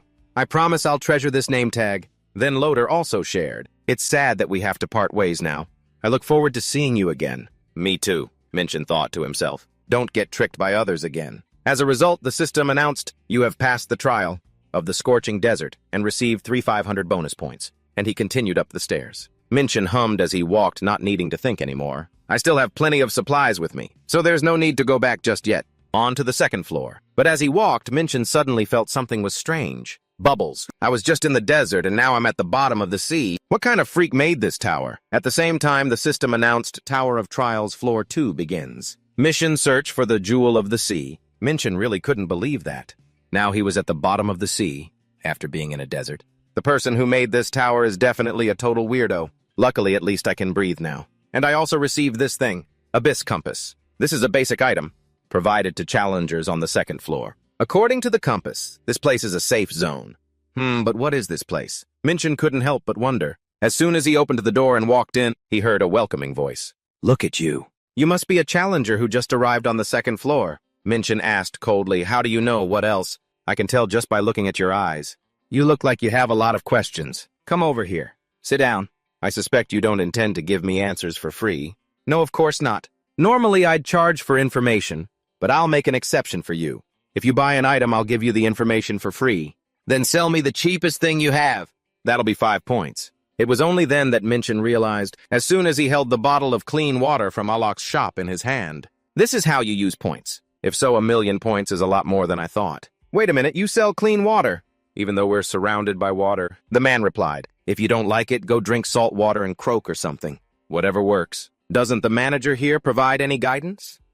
Manager? You think the managers have that kind of time? They're not people you can just meet easily. Hearing that Minchin made a connection. Not people you can meet easily, huh? But that guy looked pretty free. I guess every manager is different. Then he spoke up and said, if that's the case, forget the manager. Which gemstone is the target of this trial? The Sea of the Abyss is divided into 7 seas. According to what Alok said, this place is called the Sea of Silence, located in one of those 7 seas. Each sea has a gemstone that challengers must find. And when someone completes the trial, the stone will reappear after some time. Hearing that, Minchin felt a bit weary. I want to know more about each sea. But unfortunately, the man didn't have any more information. I guess for now, this is all the information I have. Suddenly, he shouted unexpectedly. I almost forgot this important thing. You can't get the gemstone right away, just by finding its location. For 500 points, I'll tell you how to get the gemstone. And I'll even tell you about a useful item. Minchin didn't care. I'll go ask someone else, which made him panic. Wait, 400? No, 300, new guy. Wait a second. But the truth is, he already knew the guy was giving out too much information. For just 5 points. Does he think I'm as gullible as him? I'll start looking for the gemstone here and follow the current. The place Alok mentioned is around here. That merman, he wasn't lying to me, was he? Suddenly, a giant sea monster approached, surprising Minchin. Is that the stone? The sea monster saw someone approaching and immediately fled. Minchin suddenly smirked. You want me to have a swimming race with a fish? This is interesting. If it were just normal swimming, it would be impossible. But right at that moment, the system immediately enveloped Minchin's body in holy fire. All stats except chaotic power are increased by 50%. And of course, he had his own way of dealing with that sea monster. Let's compete using what we're both best at. Unexpectedly, its voice rang out calling, Dude, you're the first challenger to run on the seabed. Hearing that, Minchin was surprised. What, you can talk? And he accidentally swallowed a mouthful of seawater. But looking closely, it has legs and arms. A merman. Unexpectedly, it cast a spell, Summon Slaves, and 2 other giant swordfish appeared. The current grew stronger. Minchin silently realized it was trying to stall for time. It thinks it can stop me with this. So he accelerated, shooting upwards, which startled it. Then the sea monster said, You think you can catch me by swimming up like that? However, Minchin felt it should be more worried about itself than him. Suddenly, a fierce explosion erupted. Minchin rushed forward, snatching the jewel from the monster's body. Everything happened so fast it couldn't help but be shocked. What was that? It was... Minchin had successfully obtained the Jewel of the Sea. He passed the Ruby Challenge. The sea monster was still stunned. All the peons I've met had a tough time moving in the water. But you're different. There's a bonus reward for challengers who complete this challenge in a short amount of time. Hearing this, Minchin became curious. What is it? It quickly said, You'll find out after you pass all the challenges. A reward is given if I meet a certain condition. I can't even figure out what it is with my true sight. So for now, I can only keep going. Here it is. A wall of rushing water connecting to the next sea. Looks like this won't be easy to get through. Currently, the water pressure is continuously increasing and has reached level 4. Movement is also restricted. But Minchin still had to try and keep swimming. In the blink of an eye, he saw another space. The system announced, You have arrived at the Sea of the Abyss. I'm out. I'm finally out of the first sea. I can't believe there are still 6 more seas to go. But this place looks completely different from the Sea of Silence. In a small village, loud voices rang out. Got some items here that aren't easy to find. A sword made from the snout of a swordfish. Now on sale for 3,000 points. Selling mid-grade healing potions made with alchemy. Right here. Indeed, this place has far more people in the safe zone. It's like a village. Suddenly a voice called out to Minchin. First time in this safe zone, right? He immediately replied, Yes. Sorry to bother you. But could you spare me a few minutes? Hearing this, Minchin wondered to himself, what does this guy want? This gentle middle-aged man's name is Jezza. He is a hunter from England. It seems I've given people the wrong impression of me. While we're talking, let me give you a tour around this abyss, the safe zone in the middle of the sea. Ah, no. More accurately, it's a place known as a city. The region in the heart of the sea. This place connects to all oceans. If a person cannot collect at least 4 types of gemstones, they will be trapped here. And of course, they can't pass to the third floor or return to their old world. Minchin observed his surroundings. So everyone here is trapped. Jezza nodded. Yes, I'm one of them. At that time, I had only collected 3 gemstones. And I didn't even dare to think about taking on the remaining challenges because I was afraid they were too difficult. So I've been here for 3 years now. Minchin felt that was too long a time. I can't believe you've lived under the sea for that long. It's incredible. Jezza seemed very sincere.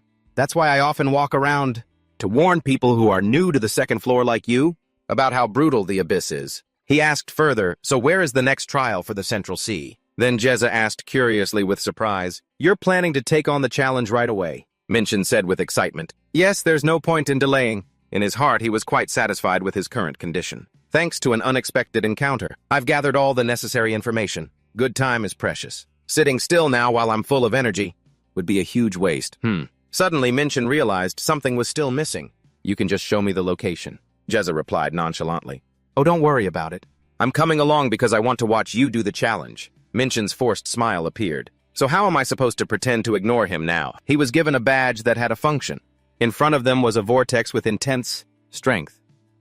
Minchin was indifferent to what was happening. That's the challenge, geez, Jezza explained further. That was the last challenger. What a shame. This stage just requires you to endure that whirlwind. Minchin asked, what do you think, is it difficult? He was just guessing. I think probably no one dies at this stage. Minchin had already prepared a battle plan. The monster on the second floor slept for 7. I can just keep trying it over and over like last time. Jezza still had something he hadn't shared. In general, that's what this stage is about. But the difficulty varies depending on the type of gemstone. You'll need some special equipment to deal with the whirlwind in this stage. Minchin immediately refused. No need for equipment. I'm going in. Jezza quickly tried to stop him. Hey, that's too reckless. Minchin really wanted to shout that. The result will show you whether I'm being reckless or not. His mission was to withstand the mana vortex until the time limit ran out. The Garnet trial officially began. As soon as he entered, Minchin realized something. Wait a minute.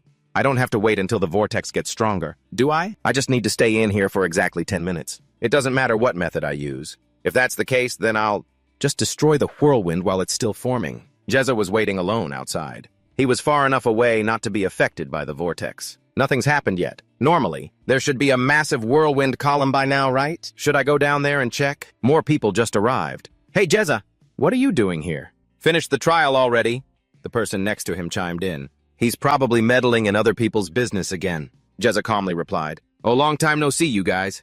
I was in the middle of guiding a newcomer here. They took the opportunity to ask. I knew it. How long has that person been in there doing the challenge? Jezza said about 2 minutes. Just that much made them panic. 2 minutes? So why is it so quiet? Oh my God. The vortex made Jezza freeze in his tracks. Why is it so huge? All 3 people who were not participating in the challenge were swept away. What else could Jezza do? What the hell was that? A short amount of time had passed, turning him into a completely different person. Minchin had completed the Garnet trial. You look terrible. You could have just gone back and left me alone. He thought to himself, I didn't expect a huge vortex to burst out and reflect my destructive attack. As Jezza screamed, an iron shark appeared. How can I go back when you're acting so calm? Just one bite from that thing is fatal. Minchin gave a forced smile at the situation. I'm afraid it's not just death. Even my corpse won't be left, with challenges like this. Just one slash and then use hellfire to burn the wound. After that, I'll just enjoy the fiery scene. Jezza would probably freak out on the spot. Is that fire?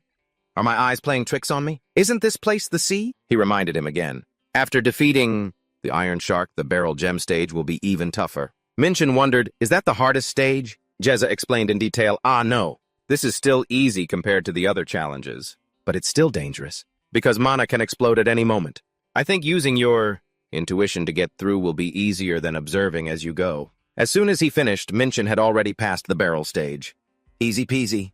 Don't worry. Anyway, Jezza should offer his congratulations. Finishing so quickly. You can go to the next floor now. However, Minchin hadn't moved enough.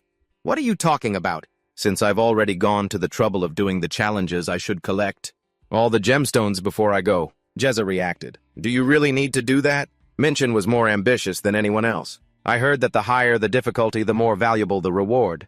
I'm sure that after collecting all the gemstones, I'll get a decent amount of loot. He even started to wonder.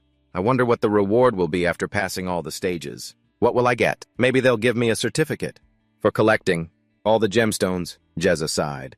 In the past 3 years, I've never met anyone like you. Minchin just smiled warmly. I'll take that as a compliment. He immediately shut it down. No, I was just wondering, what kind of place could produce a monster like you? Minchin got angry. How dare this old man call me a monster? Jezza suddenly burst out laughing. All right, I'll show you the way. Until you've completed all the challenges. Minchin didn't understand him. Why would you go to such lengths to help me? Jezza's reason was very simple. I already told you, didn't I? I just want to watch you do the challenges. This is just part of that. Yes, since he said so, Minchin had no reason to refuse anymore. All right then, I'll be in your care. The gemstones he had collected were ruby, garnet cat's eye, beryl. The 5th stage was sapphire. I also got lapis lazuli from the 6th and 7th stages. Only amethyst is left. Jezza introduced it first. This place is considered the Sea of Death. Minchin bluntly stated, the name is a bit unnecessarily flashy, isn't it? Jezza just focused on his job. Almost no one has ever survived this challenge. Minchin understood the issue. So that means some people have survived, right? He nodded. Yes. Those known as the 7 Kings of the Tower, Minchin thought carefully. It seems they're very strong. They even have king in their title. Even though I've never heard of them in my past life. Even they failed miserably on the final floor. That means I have to pass this stage. The trials in the tower are not just to test pure strength, but also the ability to sense the flow of mana. As long as I possess that ability, I can pass the challenge. After that, Minchin turned and left. See you later. Jezza waved from a distance. Safe travels. Minchin's next challenge reached the bottom of the sea. So this is the Sea of Death. The name sounds impressive, but it doesn't seem to be anything special. What is that? Minchin is reaching pressure level 10. The abnormal state caused him to become paralyzed. What's happening? Why did the water pressure suddenly increase so much? Minchin tried to turn the situation around. I can't just let things stay like this forever. I have to regain my balance. The water pressure is incredible. In this concentration of mana, relaxing for even a few seconds would get me crushed. Thinking back, I've seen something similar in my past life. The lake of 1,000 pounds of the 6 continents. It sinks and pushes everything it touches to the bottom. The name says it all. Once you fall into the lake, you have to fight against its immense water pressure to survive. Wait, hold on. Fundamentally, the lake of 1,000 pounds is still different from the Sea of Death. Right after all, I can still move at the bottom. My chaotic energy will be consumed a lot. The Sea of Death is a combination of high mana concentration, pressure, and gravity. If that's the case, then I'm sure there's still a way to get through it, even though the concentration is increasing. If I can regulate both the synthesis of mana concentration in my body and absorb it, maybe I'll still have a way to withstand the water pressure, right? To do that, I have to let my chaotic energy resonate with the mana in the environment. Minchin followed his thoughts, but it seemed difficult. I thought I had completely controlled my chaotic energy, but the reaction is still too intense. I'll do my best to endure this process. Losing an arm or a leg is fine, as long as I can completely suppress and absorb the chaotic energy in my body. Minchin completely closed his eyes, then slowly opened them again. This is the energy of the creation stone. The rampant chaotic energy has calmed down a bit. The properties of the chaotic energy remain unchanged. It's still powerful, but it's also mixed with a bit of gentleness. If it continues like this, it's as if Minchin is touching the sun. The current sea level is 5,600 m. Minchin reached water pressure level 50. Is this it? But there's nothing here. At least the fact that I learned a method to use new energy is a good thing. Thanks to the synthesis process, it has become more resilient. But something seems to be missing. I guess there's only this mountain here. Minchin's amethyst trial is complete. Is this also considered a reward? Why did it suddenly give me an extra 200 hours? So the reward received is greatly increased.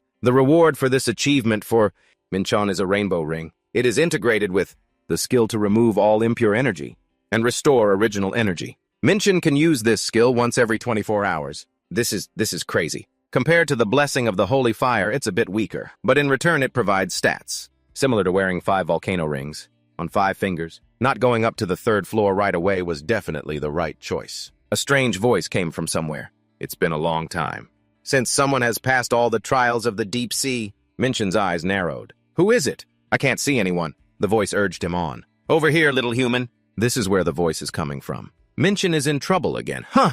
It seems like the mountain is moving. The figure gradually appeared. Little human, you have done well to pass the trials. With a body that could so easily perish. Minchin was too shocked to speak. What is this? A snake, and a massive snake at that. Ah, well, at least now I know what this is. He seemed to have extensive knowledge of it. The snake that swallowed an entire dimension of the world. Gander. It was once one of the lords of the 72 thrones, ruling over hell. But then one day, it angrily left the 72 thrones and disappeared. The records about it also stopped there. I remember these things only because I was once a space lord. The first time I've seen it with my own eyes. Gander calmly said, what a strange creature. To know my name. You have the body of a human, but you possess the soul of a demon. Minchin said, I have my own reasons. More importantly, what are you doing here? He silently guessed. What is a mythical monster doing here? And why did it only awaken now? If I connect all the events that have happened so far, there's only one possibility. Don't tell me this encounter will open up a hidden quest. Gander didn't hesitate to share, because I made a pact with Minchin. The thought came as soon as he heard it. A pact. Looking at the number of omitted words, there must be a very strong restrictive contract. Gander doesn't seem like a bad guy. I promised to lie dormant here, so what you're worried about will never happen. Minchin breathed a sigh of relief. Good thing I don't have to fight this big fella. One scratch and I'm a goner. If its size were a bit smaller, I'd be ready to fight it. Gander acted very human. Lately, everyone just starts a conversation by fighting whenever they see an enemy. Kids these days have no respect for their elders. Minchin got annoyed. This old snake is lecturing me. I suddenly feel offended. I need to get stronger quickly. If it were me from my past life, I would have fought a glorious battle with that body that's both large and has plenty of places to hit. He said, what kind of pact did you make to be trapped here? Gander refused to say. That means I can't tell you. Although it would be better if you knew. Minchin mused to himself. If he was a former lord, then he could probably create some loopholes. So this isn't because of the pact. This old snake is just too lazy to go outside. Gander changed the subject. In return, I will give you a gift. Oh, pitiful little human. Minchin held it in his hand. What can I do with this? Seeing his confusion, Gander explained. It is a cloak made from my scales and skin. You just need to engrave your mark on it. Minchin was now flabbergasted. This thing is even more valuable than a rare cloak. The scales and skin of this mythical monster. This snake is so generous. It shows too much favoritism to creatures from hell. His attitude changed in a flash. Sir? No. I will never forget this warm feeling of yours. Gander delivered the bad news. It seems my allotted time is up. Minchin forced a laugh. Why did you suddenly close your eyes? Gander appeared unexpectedly and left just as suddenly. Minchin always had to put up with this. He said everything he wanted to say, and then just went into sleep like that. I have so many questions that need answers, but with him, sleeping like that, there's nothing I can do. Maybe it's because of the pact that was mentioned. If I can't solve these questions through reasoning, then I just need to not think about them all at once. And without Gander, this place became completely silent. Not even the breath of a living creature. Only level 50 water pressure and an extremely high concentration of mana. This environment is much better than a gate. Is this why I was given 200 hours in the air supply unit? I still have 300 hours left in the air supply unit. In that case, I'll gladly accept the offer and use it right now. Meanwhile, outside the world of trials at some bar, one person couldn't stop chugging alcohol. Another couldn't stop sighing, oh God. Stop being that kind of busybody. Did he pass away after bonding with you? For such a short time. You did everything you could. Forget everything about his passing. Jera looked like he was about to cry right then.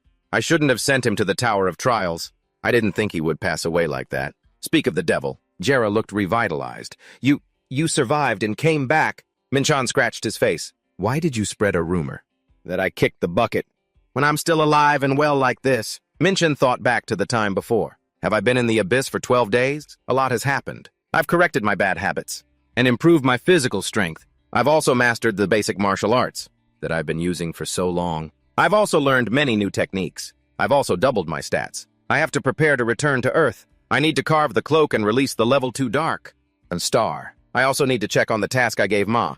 Then, before returning to Earth, I have to visit Jera. One last time. Jera spoke without a hint of deceit.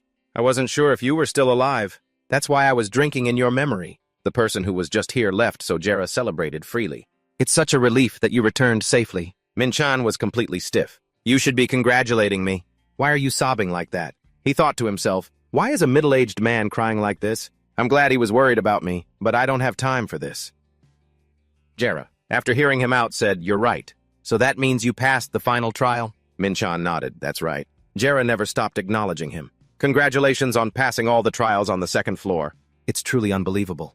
In the 3 years I've been here, no one has ever done it. Minchin already knew. Not just 3 years. I heard that since the tower was created, no one has ever succeeded. Jera reminded him, now you just have to keep climbing. Minchin couldn't help but ask, what will you do? Yes.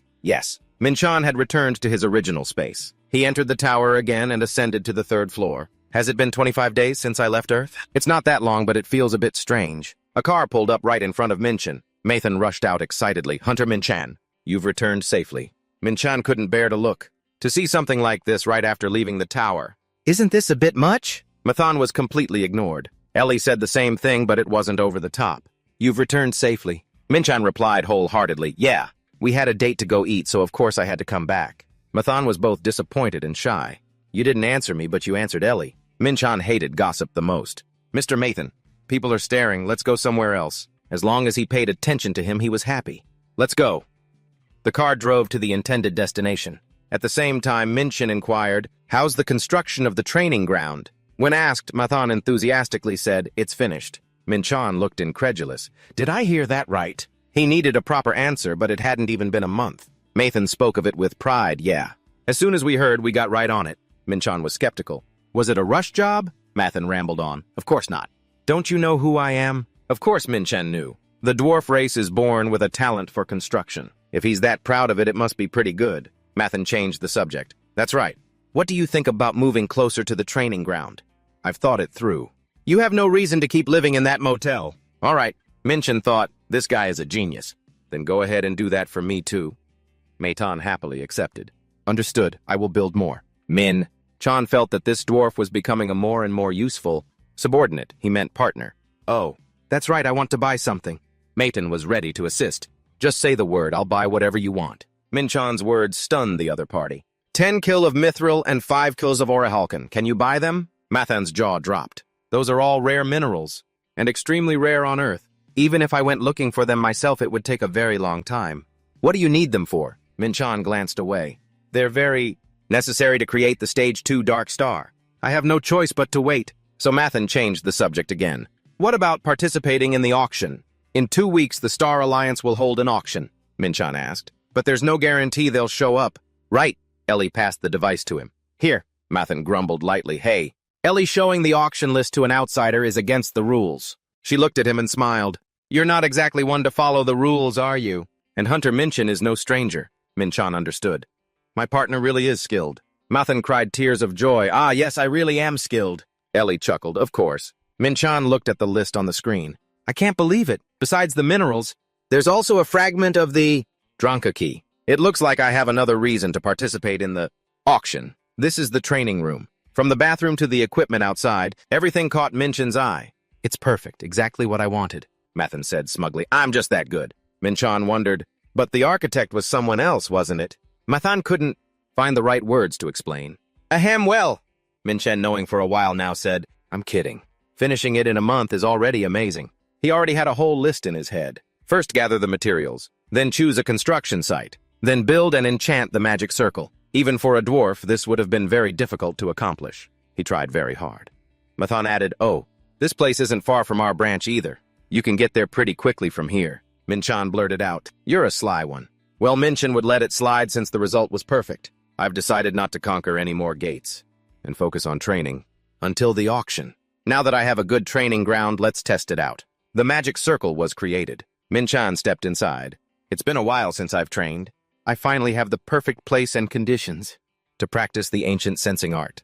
The tower has too many variables, and there's no guarantee of a place like the Abyss, so it's very difficult to train there. Also, I no longer have to rely on the energy of the stars or mana stones. Now I have something to replace them.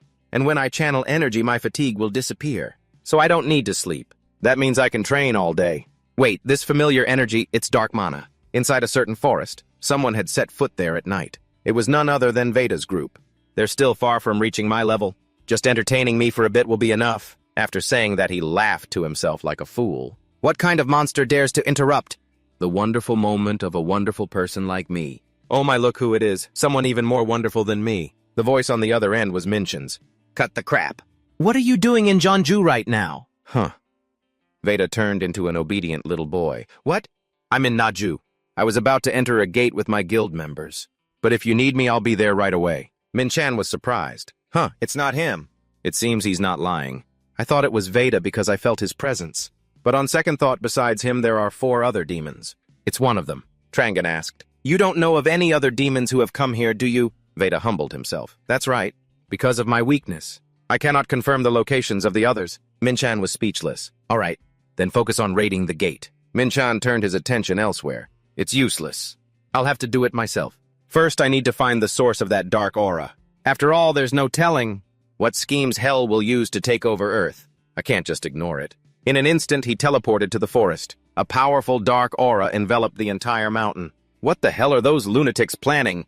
Right in the middle of Seoul, a rustling sound from somewhere in the bushes. A small glint of light flashed right there. It was aimed at Minchin. If he got hit by that, he definitely wouldn't make it back in one piece. An assassination arrow. It wasn't just an ordinary arrow. The user has a lot of experience. You fool, you won't be so lucky a second time. Before he could even make a move, Minchan used Flying Thunder God Sword. Though the sword is small, its combat power is not. Minchan easily detected it. Now who's the fool? Minchan's eyes were glued to the person in front of him.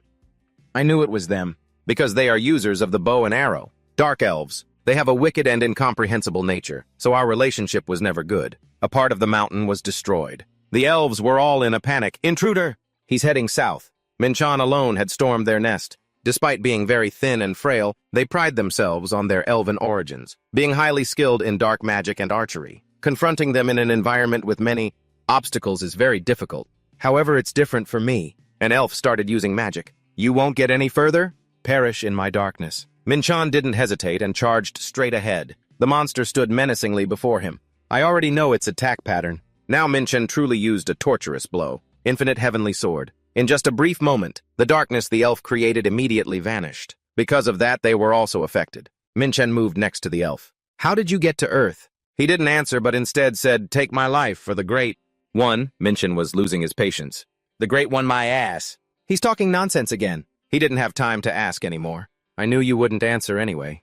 I'll grant your wish. Minchan didn't stop there. Just threatening them won't make them talk. I can't give them a chance to recover either, because there's no telling what evil things they'll do next. Based on the energy emanating from him, that guy is pretty strong. A dark elf possessing a huge amount of mana. Is he the source of the dark aura? But something is strange. Dark elves cherish their own kind. A powerful dark elf, like an elder elf, would have already attacked me with black lightning. The reason he hasn't made a move yet is, Minchan said as if stating a fact, you can't move because you're preparing a spell. Right, the elder elf thought to himself, spot on. Minchan used the same method again. I'm asking you, what are you doing in Korea? I don't think you'll answer me. He mumbled something. Everything. And Minchan was still waiting. Suddenly he spat out blood. It is for the great demon king Damod. He will invade this world once more, and death everywhere. Minchan was truly furious. So? These guys are subordinates of the demon king Damod. He grabbed the man's necklace. All this nonsense. Don't lie. Only then did Minchan realize. Damn it! He detonated his energy to commit suicide. How could you die right after saying that? How dare you impersonate me, a bunch of trash? In a closed room with high walls, Yumi was on a phone call. Who is this, hello? The person on the other end introduced himself. This is Minchan. We met before at the hunter examination. Do you remember our bet? Yumi laughed and said, of course, but it's been a while since you contacted me. I gave you my name card a long time ago. Minchan said hesitantly. Sorry, I've been busy lately. Oh, right. I wanted to ask you something. Yumi twirled her hair. I hope it's not a personal matter. Minchan mentioned those words, dark elves. They're on Earth. If you want to know. We still have that dinner date, don't we? 30 minutes before Minchan's call. These fools. How dare they use my name? What's their plan? Amplify a certain sound wave. So according to the information this magic formation isn't very useful. And it seems there are quite a few of them. I can't possibly investigate everything by myself. I need more information and manpower. Of course, there's no need to worry too much. I've taken on a disciple who is extremely useful in situations like this. That's right. He said he was going into a dungeon. When I need him, he's nowhere to be found. He had to go into a dungeon at a time like this. Who knows when he'll crawl out? And if I run to the Hunter Association or the Star Alliance for help, it won't be much use. The Hunter Association. They might act rashly. The Star Alliance. I don't have connections with any branch other than Ulsan. Damn it. How am I supposed to deal with these dark elves now? Wait a minute. Elves, that's right. There are elves and there are dark elves. Although they were originally the same race, after the elves with progressive ideas started working with Hell, a schism occurred. The two sides are longtime rivals. Luckily, I remembered Shin Yumi. In this situation, she would definitely react to this because she's a half-elf. And one of her parents is at the Elven Embassy, while the other is Korean. I only briefly explained the current situation. To her, and Yumi said she would send more people. They should be arriving soon. Nam approached with an enthusiastic look. You're Hunter Minchin, right? He asked. You're from Shin Yumi, right? Nam introduced himself without stumbling. Yes, it's a pleasure to meet you. I was sent from the Elven Embassy. Minchan smelled something. The scent of fruit and soul energy emanating from them means they're definitely regular elves. Are they from the guard team? Elves are ranked by the number of leaves on their brooch. The maximum is 6 leaves. With 5 leaves, they are outstanding warriors. While moving forward, Nam was a bit curious. Did you take down all the cursed ones by yourself? Minchan replied, yeah. Nam added, I heard you passed the same test as the young lady. Minchan's face hardened. So what are you getting at? Nam's request was a bit odd. Could you spar with me? Minchan looked into those fiery eyes. Nam seems very serious about this. I can't believe he would be so competitive in a situation like this. It would be more believable if you told me this was a demon warrior than an elf. He forced a smile and rubbed his face. Didn't you come here to help me finish things up? Nam seemed taken aback. Yes. I reacted that way because you seem very strong. I apologize. Minchan simply thought, regular elves are usually quite calm. I've never met one this energetic. The elves began the ritual. Oh, spirits, please restore this place to its original state. That is a small request. I, the contractor, shall grant it. Minchan stood to one side, observing.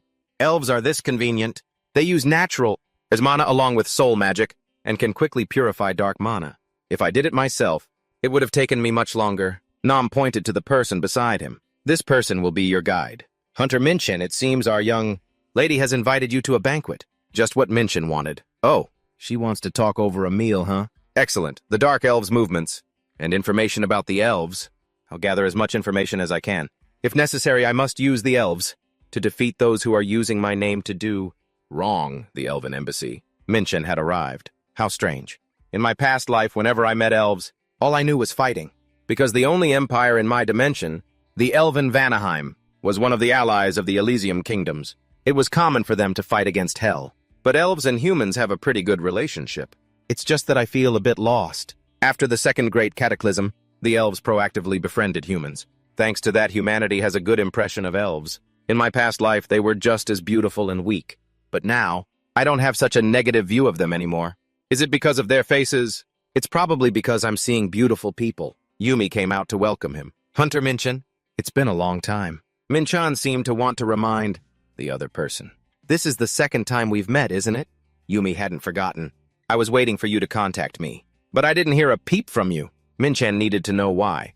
Why were you waiting? Yumi said what she thought. I'm a straightforward person. I don't like being indebted to anyone.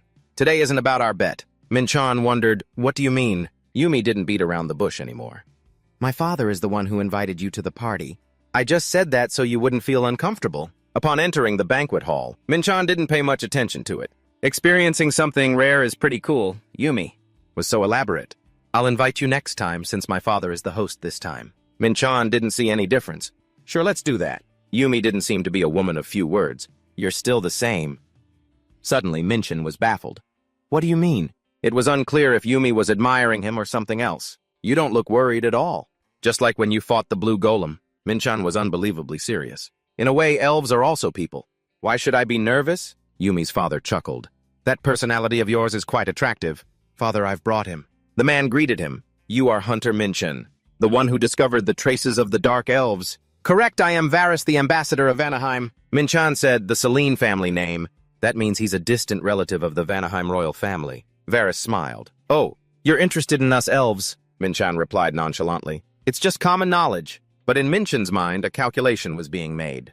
It seems the elves think that Earth is a rather important place, just like Jera. I really want to use True Eye to read his information. So, that means he's one of the strongest elves in the Vanaheim Empire.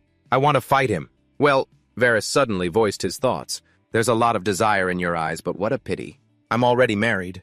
I'm just kidding. Come and sit here. And little princess sit next to me.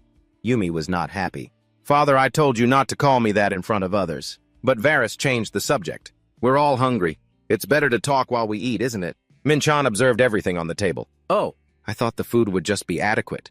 But it seems they put in a lot of effort. I thought they would only serve vegetable dishes, since they're elves. Well, Varus had a request. Oh, that's right. Little princess, I have something private to discuss with him. Could you go upstairs first? Yumi was very well-mannered. Yes, father. Only then did Varus speak. I heard about how you discovered the dark elves and fought them. Minchan replied without any deference. I just got lucky. He seemed to be pondering. Is that so? Your luck is quite good. A little too good in my opinion. This behavior, Minchan saw right through it. He changed his attitude as soon as he got Shin Yumi to leave. Is he planning to get straight to the point? I figured he wouldn't easily believe me, Varys added. You helped us. We knew the Dark Elves had set foot on Earth, but we couldn't find any trace of them. Minchan was starting to get antsy. This feels more like an interrogation. But Varys didn't. I hesitate. A Dark Elf is close to a B-rank hunter in skill. They must have been a tough opponent since you're only E-rank. That made his blood boil. I understand you've looked into me, but why bring up such an embarrassing topic?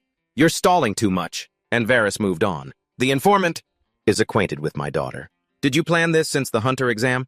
Is something funny? Minchan immediately retorted. Do you think elves are the center of the universe?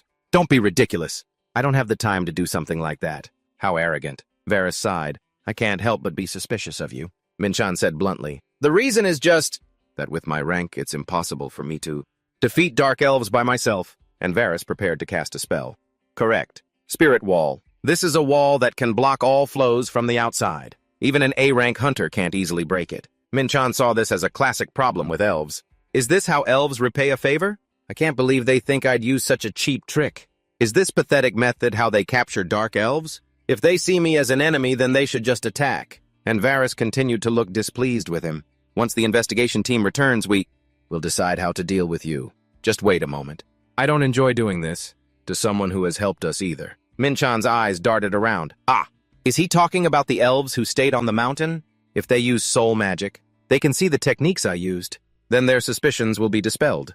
But this is really annoying me. Varys sat with his legs crossed. It's useless. You can't possibly break that wall with your strength. Minchan snapped, shut up. 7-star demon sword, first form sun setting on the mountain. Minchan's power shattered the wall. Varys didn't say another word after that, because Minchan's sword was pressed against his neck. Shall we continue this discussion, you damn elf? The sword Minchan held pressed closer to Varys' neck.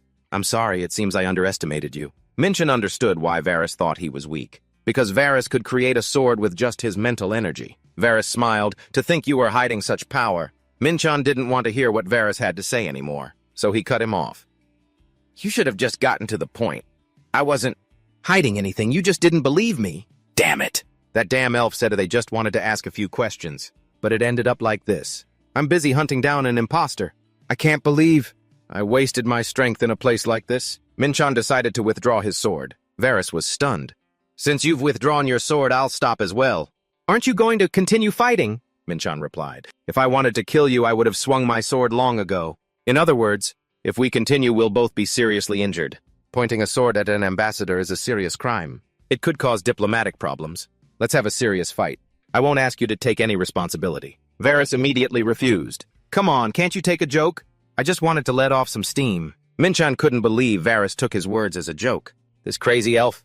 Doesn't he know this isn't the time for jokes? Then Nam appeared. He walked in and asked, May I present the report now? In the reception room. Varys answered yes. Since he is also involved in this, he has the right to know. All right, I'll begin. First, the purpose of the Dark Elves is to awaken someone imprisoned in the ancient world. Varys was bewildered. The ancient world, Minchan thought to himself, they figured that out just from the magic circle.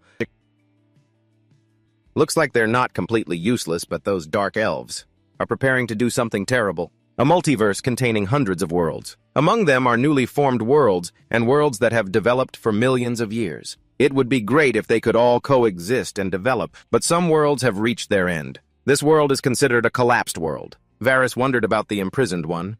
Do you know who the imprisoned one is? Nan said, it seems to be the god in the Dark Elves' faith. The god of war, Damod. But Minchiel knew it wasn't that demon. He's been dead for ages. Minchiel pretended to ask, Damod, the god who destroyed Earth in the past? Nan replied, yes.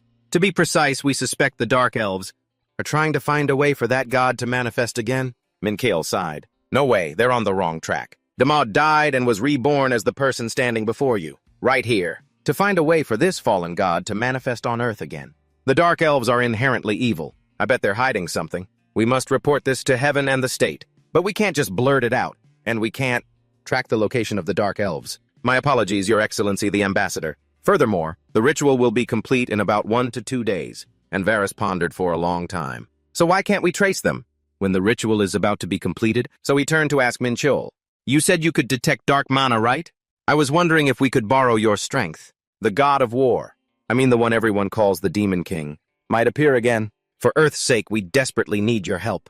hearing that Minchiel glanced at Varys. You damn elf! They finally realized their situation. The only one who can quickly track the dark elves is me. Since I need to finish off those imposters anyway, this is convenient. If you want my help, then why did you act that way before? At Minchiel's question, Varys was flustered. That is, Minchiel continued, the elven way of repaying a favor has really opened my eyes. I can use this to my advantage. Minchiel turned to leave. Varys quickly tried to stop him. Please forgive my disrespectful actions, Minchiel added, but I'm a bit petty. I'm not sure I can forget it so easily. Varys grabbed Minchiel's sleeve. Hey, now don't be like that. This affects everyone's safety. Is that so, but someone wasted a bunch of my time? And when I'm very busy. Varys then swallowed his pride. I'm begging you, can you forgive me? To let this go. I think I'll need some worthy compensation. Just say what you want. Can you really do that? Of course. I swear on my honor as Varys and as an ambassador. You'd better remember that oath, Varys answered decisively. Of course. When you get to name your price, you ask for as much as possible. The sky was beginning to darken. Varys handed Minchiel a blank note. Minchiel took it and left the reception room. Outside the room, Minchiel stared at the paper. All right, how much should I write down, squeezing? That damn elf dry will be fun. What am I thinking? I don't have much time. The first time they detected the Dark Elves' energy was about a month ago. They wasted a whole bunch of time before asking me to track them. But the ritual is almost complete. Both sides are wasting time. But I can't forgive these Dark Elves. First, I have to find the Dark Mana. If I had enough time, I could find every single one of them. But it's quite urgent now. In this case, there's no choice but to use it. The new mana circulation method I learned in the Death Zone. The key is to assimilate it. You are my eyes. The dark mana will react to my energy. Even if I have to search all of Seoul, I will find them all. The next morning, the sky brightened. Minchiel lay under the sunbeams shining through the door. Minchiel was drenched in sweat. That was a close call. Tracking those dark elves for real. I converted my chaotic energy to expand the search range. It felt like my brain was about to explode. Luckily, my senses were dull, otherwise it really would have exploded. But Seoul is so big. There are about 10 suspicious locations because the amount of mana in these areas is the same. I can't figure out which one is the center of the magic circle. Minchiel sent the blank check to the embassy. And surprisingly, the embassy replied immediately. Minchiel sat up. The embassy must have been waiting for my message. I'll leave these foolish dark elves to you. I wanted to catch them and beat them senseless myself, but I used too much power using assimilation. Only 20% of my energy is left. I have to restore all my power first. Nothing is as relaxing as circulating energy.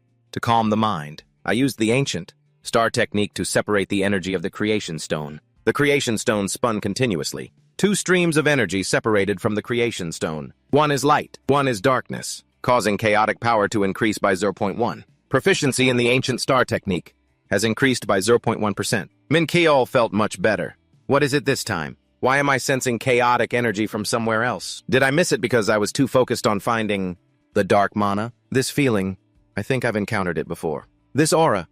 There's a gate in the neighborhood. Oh, the chaotic energy radiating from it feels very familiar. The soul inside the gate possesses chaotic energy. Is that chaotic? Energy related to the dark elves?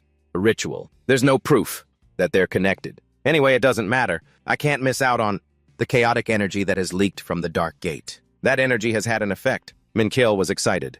This gate is mine. Inside the dark gate, elves were sitting in a circle. The great ritual will soon be complete. Everything is happening just as he said. It seems it's not time for Minchiel to rest yet. Minchiel stepped out of the darkness. This is the other side of the dark gate.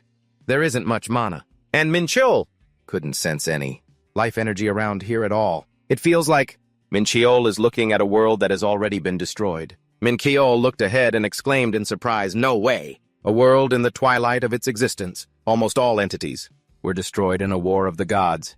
A long time ago. Minchiel asked himself, should I say I've hit the jackpot at a time like this? The rituals that the Dark Elves were preparing scattered all over Seoul were all to open this dark gate. And suddenly, a ferocious wolf appeared and approached Minchiel. What a friendly welcome. How did the Elixir and my imposters all gather in one place like this? Next to the pack of wolves were some nasty elves.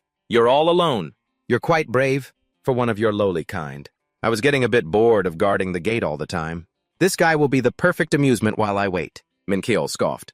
Amusement in your dreams. Congratulations. Today is the day you die. Next year, this day will be your death anniversary. Minchiel directly used Peerless Fist, Lightning Emperor Fist, severely injuring the wolves' heads. These dire wolves are the same class as kobolds. They're C rank but have B rank stats. They're too easy to take down, so using a high-level martial art, imbued with chaotic energy, is a waste. The elf didn't expect Minchil to be so strong. That lowly human just... The frightened wolves quietly backed away. The elves shouted in unison, "Where are you going? You cowards!" Holy fire completely enveloped Minchil's body. "I won't let a single one of you escape." Seeing this, the elf muttered a prayer. "Pray to the demon lord. Damod, bring death to our enemies, for the revival of the prince. You bastards." Minchil felt tired, because these bastards keep spouting that same old crap. Minchil successfully absorbed the chaotic energy. Chaotic power has increased by 0.3. Both chaotic strength and chaotic energy have increased. Minchil lifted a wolf. "Thanks to them, I was able to absorb a decent amount of chaotic energy. You guys are really full of energy, huh?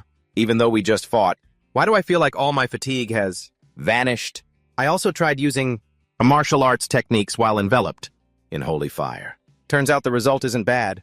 It's pretty useful. I'm very grateful for everything. Now how should I repay you properly? An old elf kept staring at Minchil. Minchil dropped the wolf. "Why doesn't anyone answer me? And stop what you're doing right now. If you don't want to die yet..." Minchil pointed his sword at that elf. "Don't you understand the current situation? Is there anything funny about the deaths of your subordinates?" The elf continued, "All my comrades have acted according to the will of the great Damod. They have no regrets even in sacrifice. Thanks to them, the ritual has been completed. It's a pity you came all this way for nothing." Minchil thought, "This damn dark elf. He needs to be beaten half to death before he'll stop talking. Nonsense. You spin such a convincing lie.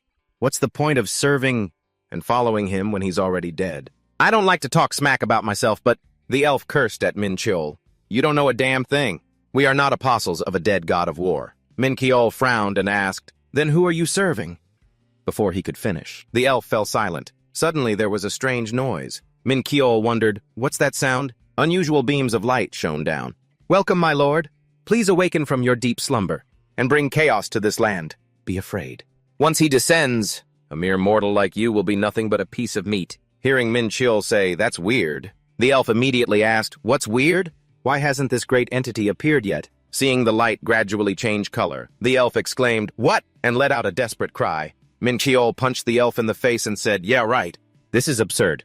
We definitely followed the instructions, and for the ritual exactly as he instructed." Minchil laughed. "Are you talking about the magic wavelength amplification circles? Because I've already destroyed the ones in other places." The elf couldn't believe Minchil was that skilled. Minchil thought, "It seems the original elves are doing a great job with the tasks I gave them. It was a bit of a hassle, but now it seems worth it." Minchil looked at the elf. "Now let's continue our unfinished story. Who gave you the instructions to do these things?" The elf trembled. "The demon lord Damod," Minchil warned the elf. "Every time you spout nonsense, I'll cut off one of your fingers. This pathetic bastard, the dark elves, don't have an ounce of shame like regular elves, do they? I really want to just chop his head off. But if I still want to find out the truth about who's behind this, then won't I be in big trouble?" Everything shifted indescribably. A scorching atmosphere, it's over. It's just like what he said. The hot temperature created fiery fragments that broke off and plunged down. Life energy dwindled. The elf cried out in fear. "What the hell? It's over. What kind of monster was imprisoned in this place? These damn dark elves have summoned something incredible." The wolf's legs deformed, growing larger. Minchil tried to keep his composure. "You stupid bastards!" The divine beast, Benji. As a result of the incomplete ritual, most of its power has been sealed. The loss of its sanity is the result of receiving a great shock. The monster from the Age of Myths, the God-Eater Benji. It has a body full of black fur and frantic blue eyes. A monster from the mythology of the brother of Jormungandr, a decide who wiped out the entire Azer race of gods, who had repented for their past sins, and is also a monster of destruction, the destroyer of space. The elf scurried over to it. "I am the one who awakened you." The elf looked at it and continued, "The God Slayer. You finally brought chaos to this world." Benji growled and stomped his foot. The stomp nearly sent Minchil flying, such force from just a swipe of its paw. It's very strong, but something's not right. It has no reason, and it's weaker than I thought. Maybe its power is weakened, because it forced itself into another dimension. Despite the wavelength amplification circle being neutralized, in the first place, if it weren't this weak, I would have been able to see its stats through my true sight. Benji's eyes turned blue as it glanced at Minchil. "Is it going to attack me now? Since it's a long way from here to the gate, I guess there's no choice but to fight. A powerful enemy I've met in an unexpected place. My opponent is nothing more than a slave to its own instincts and filled with bloodlust. Hunger. What an interesting event. If that's the case, then I can win. Because I am both Minchil and the god of war Damad. Today I will show you an extremely interesting fight, you stupid dog. I am the best fighter in this entire universe. That's true in both the past and the present. Min Keol flew around Benji. You have a lot of blind spots because your body is so big. Waiting for the right moment, Min Keol used Peerless Fist. It's hard as rock, because the difference between my power and its defense is too great. My attacks aren't very effective against it, even though it's an exclusive skill of the Batala Palace. The next move is 5 Lakes Slash Technique. Min Keol. Unfortunately, my sword doesn't cut deep enough because of its thick fur. Sensing danger, Min Keol quickly dodged to the side. Damn it! It's so fast, if I get hit by its attack, I'll die instantly. I'll ignore the small hits and avoid taking full power blows. Then I'll attack, because I can heal wounds of that size with holy fire. Despite being injured, Benji was still very aggressive. You damn furry dog. You think I'm just going to run around like this? Hellfire. Although most of its power has been sealed, it's still a mythical monster. Even Hellfire doesn't do much damage to it. A kind of chi rose from its body. If you openly prepare a big attack like that, do you think I'll just stand here and take it? If single slashes aren't effective, this is going to hurt. Then I'll just have to slash it many times. I know countless slashes can get through that fur, like water wearing away a stone. I just need to slash without thinking. Min Keol chopped off its head and used the quicksword plan, stabbing into its head. You damn dog! You can't catch me with that slow speed. Nation-destroying Thunderfist made it change color. In pain, Min Keol intended to tear its body apart. But it's very strong. Min Keol thought he only had about 50% of his internal energy left. A battle where I could be seriously injured if I slip up. Even just once. That's right. A real battle should be like this. Min Keol looked up at the collapsing sky. Damn it! We fought too fiercely. Benji wanted to chew Min Keol with its sharp teeth. Min Keol quickly cast a spell to freeze its teeth. This world has begun to collapse. Is it because of the impact of our fight? It's still damn persistent, as if to make things worse. It's gradually taking damage. But it's not fatal yet. My chaotic energy will run out soon. Benji frantically smashed the ground. That bastard broke the ground. Is it trying to restrict my movement now? The more enraged it gets, the less time we have. And it's starting to move strategically. Look at that smirk. Is it starting to regain its sanity? Is that all? If you think this is enough to stop me, you're dead wrong. I'm someone who can move freely even in the abyss. From now on, it's a race against time. Min Keol used Rainbow Blessing, restoring the user's original abilities. Quickly, Min Keol was cleansed of all wounds and curses, due to the effect of the blessing. Even the gods who rule space have at least one fatal weakness. I'm sure Fenrir has a weakness too. You damn dog, stop going berserk. If you keep this up, this place will be destroyed. I will find a weakness that can stop its movements. Min Keol decisively jumped up. Now it's time for round 2, you bastard. The sky is collapsing. This place is a fragment of a destroyed world. Time remaining until the dimension collapses. Min Keol felt pity for Benji, the one who devoured gods and destroyed worlds. The way it's thrashing about now is completely unbecoming of its inherent dignity. Its eyes are filled with madness. It has lost all its former pride. For some reason, Min Keol saw himself in it. After trying to use an avatar to descend to Earth and getting destroyed by a human hero, Min Keol lost the chance to return to his real body. And now he has been reincarnated as a human.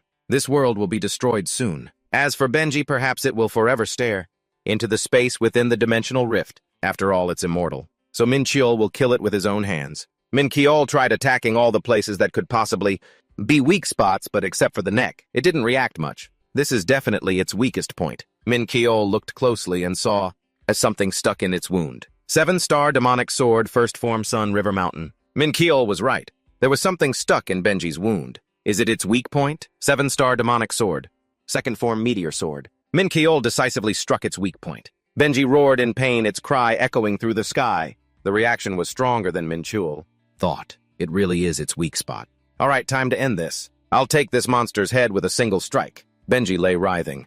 My neck hurts so much. Wait. It came to its senses. Where am I? Who am I? Min Keol hesitated. You're Benji. That's right, I'm Benji. Ragnarok. Aren't I fighting the gods? I think I was released to fight. Min Keol wondered, what are you babbling about? I think you're mistaken. You devoured the strongest gods and destroyed my worlds, Benji continued. Nonsense. I'm sure I was in the middle of a battle with the gods. Min Keol asked Benji, do I look like a god to you? Benji replied, no, a lowly thing. A small, weak human with a finite life. Listen carefully. Your family destroyed the gods, and your brother, Jormungandr, took one of the 72 thrones of hell. So Jormungandr joined the den of demons. Strange, I have no memory of this. It seems you don't believe me. Look at this. My senior, Jormungandr gave me this. It's Jormungandr's energy. No, it can't be. Jormungandr was preparing for war with me. I think that's how it was. I don't remember clearly. Minkeol saw that there was indeed something wrong with its memory. Could it be because of the stone I just destroyed? Minkeol tested its memory with a question. What's the last thing you can remember? But unfortunately, it didn't remember. The last thing I remember. My head hurts so much. It's all a mess. I can't just leave it here like this. Compared to just letting it wander aimlessly, trapped in a dimensional rift forever, with only its consciousness intact, I'd rather grant it some mercy. Finally, seeing Mincheol turn to leave, Benji stopped him. Hey, human. You're not going to get mad just because I said, your life is finite, are you? Can we talk after you put down the sword? You're scary like this, Mincheol growled. I could be turned to dust with a single swipe of your claw. Your brother is pointing a sword at me. How could you do that? I don't have a brother like you. I just want to live. I'm sorry, but you're too strong. I need to finish this while I still can. Those gods said the exact same thing. That's why they tied me up and tortured me when I hadn't even done anything. I don't want to die. I only fought because I wanted to live.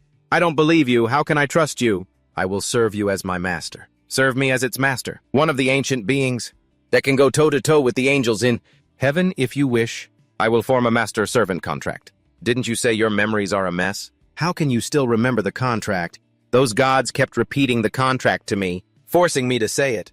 But you never did it before. I didn't want to because they kept stabbing my chin with a sword. It hurt a lot. Third, the monsters of the mythical age, belonging to the ancient pantheons, usually have very high pride. They would rather die than bow their heads and beg for their lives before others. I know this, because I fought a few ancient monsters in my past life. I can't believe such a being is saying it wants to be my subordinate. I accept you as my servant. Thank you. You won't regret this. It looks so happy, even wagging its tail. I, Benji, son of Loki, swear upon my soul that I will serve Mincheol as my master. Thank you, master. What a quick change of face. A few minutes ago, it was calling me brother. Now it's master. But master, my neck has been hurting for a while. It feels like it's about to break. Hold on a second. Used holy fire blessing. Healing has entered the target's body. So warm. My pain is fading. Don't talk. Your wound could get infected. It's like it's becoming more and more like a puppy. Reminds me of Bobby back home. Mincheol saw a strange phenomenon approaching and said to Benji, "Can you run?" Benji panted, "No, sir. It's quite difficult because my neck and legs both hurt. I think I'll be able to if I rest a little longer. If we keep resting here, we might have to board the express train to the afterlife. Time remaining until collapse, 5 minutes, 33 seconds. Benji panicked. What, master? Master, isn't it dangerous to stay here? But I can't run right now, master. You have to think of something. Actually, Mincheol hadn't planned on leaving because the plan was just to defeat it. Mincheol asked Benji, "Can you shrink a bit?" "I can. 1 moment, sir." Mincheol was stunned. "You can do that." First its legs shrank. Then its body followed.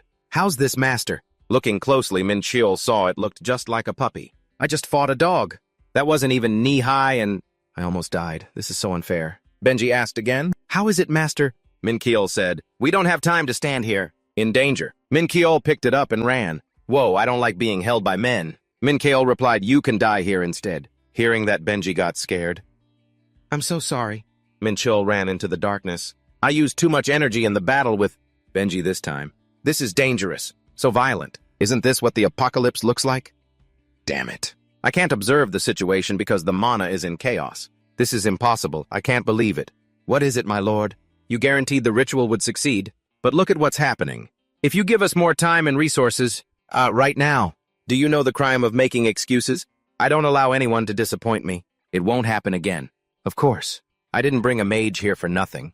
Yes, my lord. Assist the mage on the next mission. I look forward to the next result. But if you fail to meet my expectations, you don't need to worry. If your results satisfy me, I will give you a worthy reward. Jahit, this time you must obey me. I can't believe I have to assist a mere human.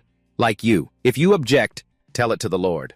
Thanks to the darkness, he brought Benji back. Everyone was also waiting here for Mincheol. Mincheol was surprised. What's this? Did you all come here to welcome me back to the group? Are you being serious? When we got here, the gate was about to collapse. We suddenly couldn't contact you. We couldn't find you. I know. That's why I hurried out. Did something happen inside? As you can see, I'm still fine, right? We'd be in trouble if something happened to you, since you went in alone. You were really worried about me. It was like hell back there. I'm saying my father and the ambassador would be in trouble, seeing a ritual to summon a legendary creature. They were trying to resurrect the Demon King through a ritual, not Damad. Then who were they trying to summon? I don't know. The ritual failed when the dimension collapsed. Unfortunately, we have no information. Things will get complicated if I tell them about Benji. Without your help, we would have been in big trouble. Please accept this as our thanks. I will tell my father about this. I'm just noticing now, isn't that a puppy? Don't tell me. She doesn't realize this is Benji, does she? You brought a dog into the gate. I picked it up on the way here. Even so, how could you bring such a cute puppy into a dangerous place? Like that gate? It looked abandoned, so I couldn't just leave it alone. Right, Master, I wasn't abandoned, Benji. Why did you do that? I'm so tired. What were you thinking, bringing a puppy into a gate? You shouldn't have, even though I know you're confident in your abilities. Please stop barking like a dog. After the gate collapsed, the Elven Ambassador tried to track the Dark Elves, but it didn't go well. Although we captured a few Dark Elves near the dimension when it was destroyed, the other Dark Elves on the battlefield escaped and erased all their traces, as if they were never there in the first place. Therefore, Varys has personally asked for my help. Min-Chan, could you help us one more time? I absorbed the chaotic energy in the Dark Gate, and also found evidence that they weren't after Dimod. I couldn't achieve anything else after I found Benji. I think I've done enough. I will have to decline your request. Is that so? I guess we shouldn't rely on you then. Please give me a reward worthy of my efforts. From then until now. You can't just give it instead of a blank check. Right, of course. Expect a reward. Do I look like that kind of person? I belong to a branch of the royal family, and I'm not that poor. Let me know if you find out who's behind those Dark Elves. I will contact you when we find anything, since I confirmed that the Dark Elves weren't after me. I'm sure there's another being behind the Dark Elves. That? Seriously? If I find out which demon it is, I won't let them go. Master, I'm hungry. I'll rip their horns out and spin them like a pinwheel. Finally, I can rest. Why are you being so picky even though you're hungry? I can't eat this. Didn't you say you weren't picky about anything? When I asked you earlier, how strange that these things taste sour, spicy, and salty. It's Master's fault for giving me inedible things. What have you been eating until now? I don't know. Back then I was always full even though I didn't eat anything. It must still be Benji, even though he looks like a fluffy dog. I thought his sense of taste was very different from what I imagined. So should I give him what elves eat? The elves? Who can I ask about this? She's the most suitable person. Ellie exclaimed, oh my, so cute. So Ellie has a side like this. What bloodline do you belong to? I can't tell. I have amnesia, and that's why I can't transform. Is that so? I think it has an ancient bloodline. It has a very strong scent. Even famous bloodlines aren't as strong as this. I'm really surprised. I can't believe you suddenly called me and asked what spirit dogs like. I thought you asked me because you thought I knew.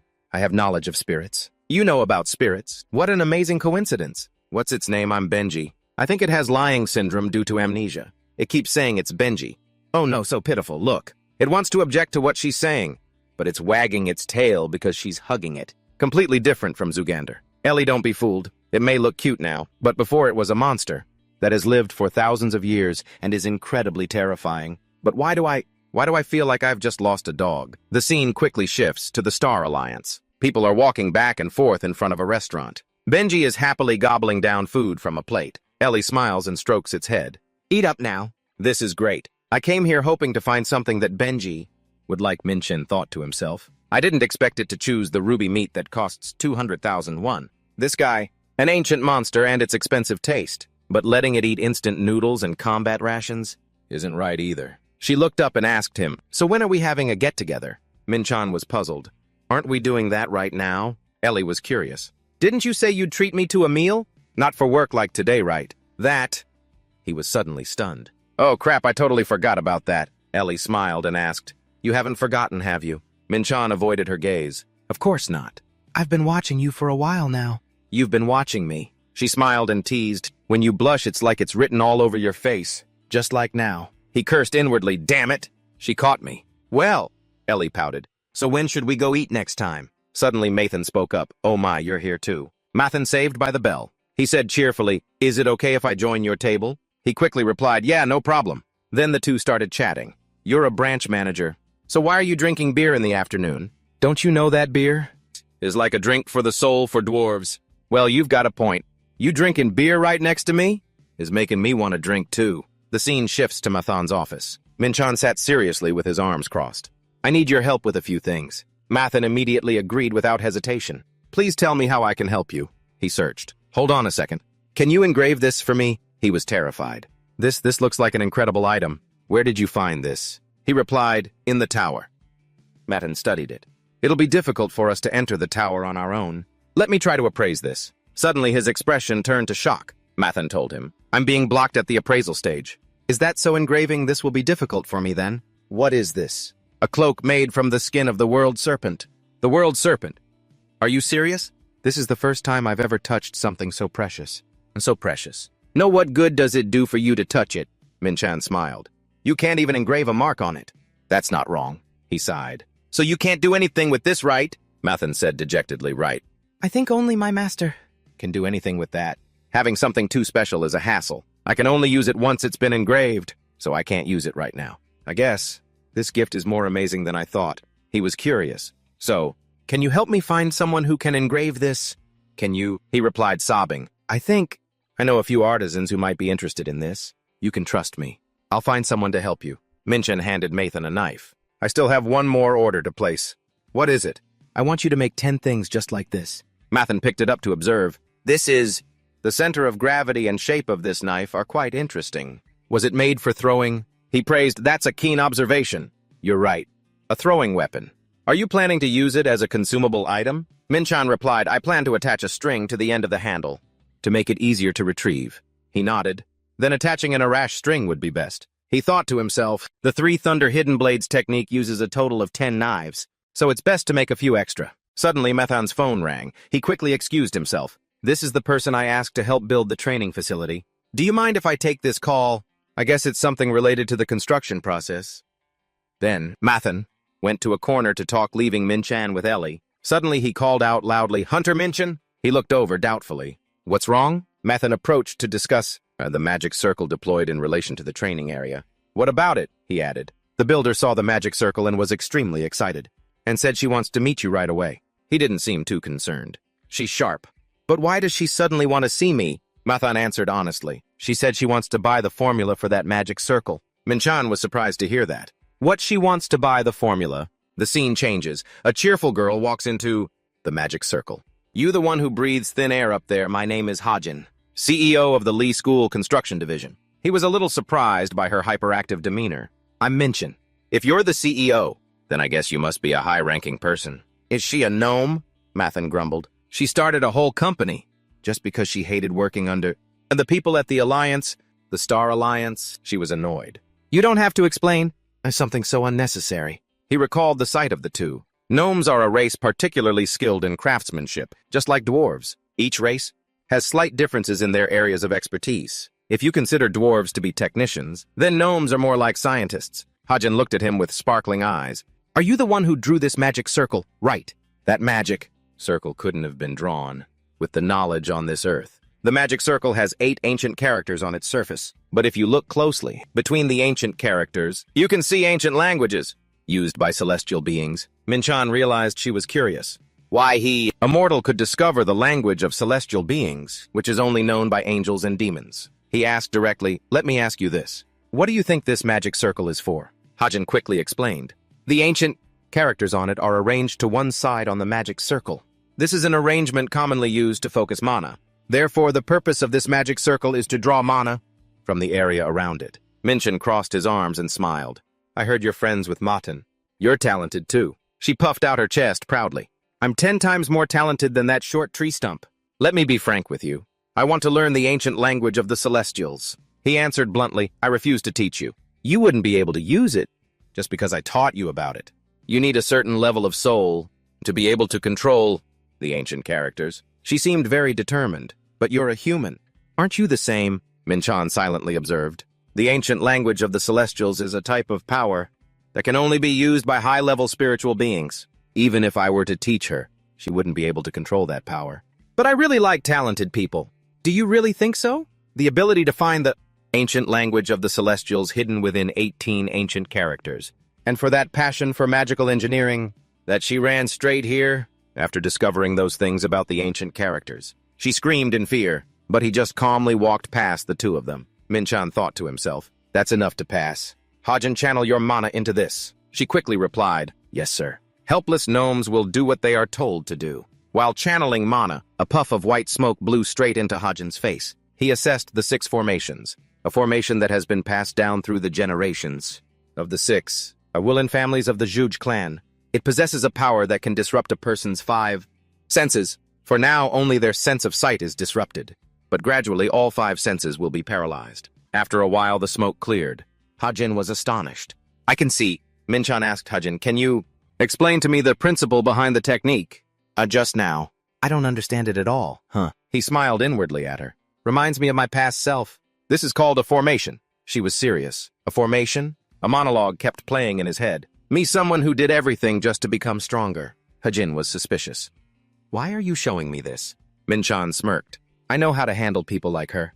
I'll fill that ambition of hers. He directly stated his proposal. Help me with this. If she can't use the ancient language of the Celestials, I'll just have to teach her something else. The scene changes. Gnomes, a race that uses advanced magic to live peacefully and comfortably. They are friendly, approachable, but have no great ambitions or dreams. However, Hajin was different. She was determined to leave. I don't want to live a boring life like this. She was called strange because she was always curious and desired material wealth. In the past, she happily explored new things. I will leave this boring place to try new things. Her curiosity and ambition to become a magical engineer were never satisfied on her homeworld. So, Hajin utilized her excellent talents to work for the Galaxy Alliance, where she met Mathan, and the two of them succeeded with a large project. She received countless rewards and became incredibly successful. She continued to strive even then. I will achieve even greater accomplishments and wonders. But for Hajin, that wasn't enough. One day, a distant dimension suddenly became the center of a storm. Amidst the conflict between Elysium and Pandemonium, the area around the Tower of Tribulation was a neutral zone, formed from an agreement between the two powers. She was very excited. This is the land of opportunity. Hajin decided to choose Earth. At that time, Mathan shouted, "Hey, why are you quitting?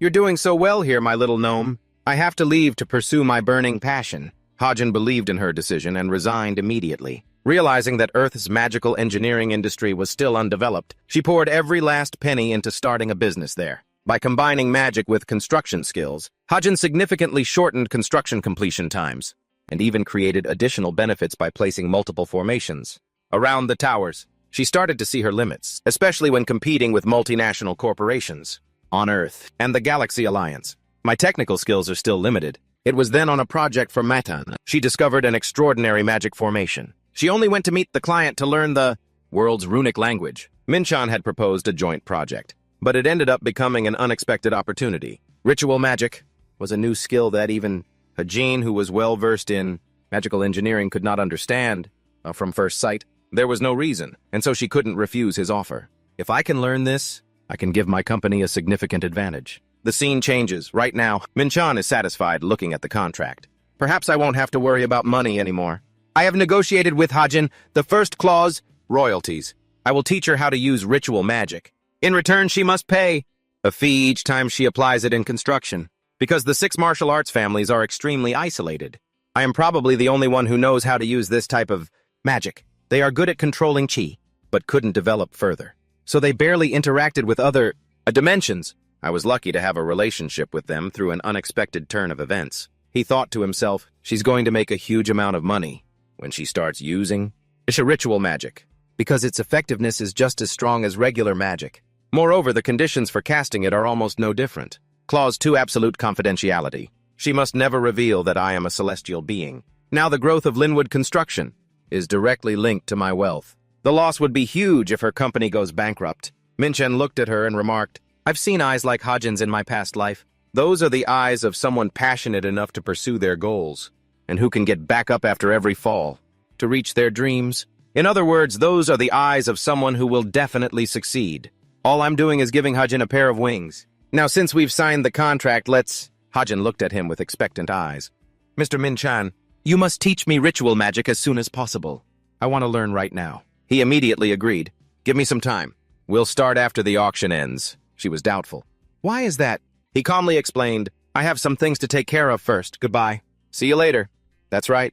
There's something very important I have to do. I need to practice the Chankan martial arts manual. I spent a huge amount of money to build a training center, but I haven't even had a chance to train properly in it. It's not that.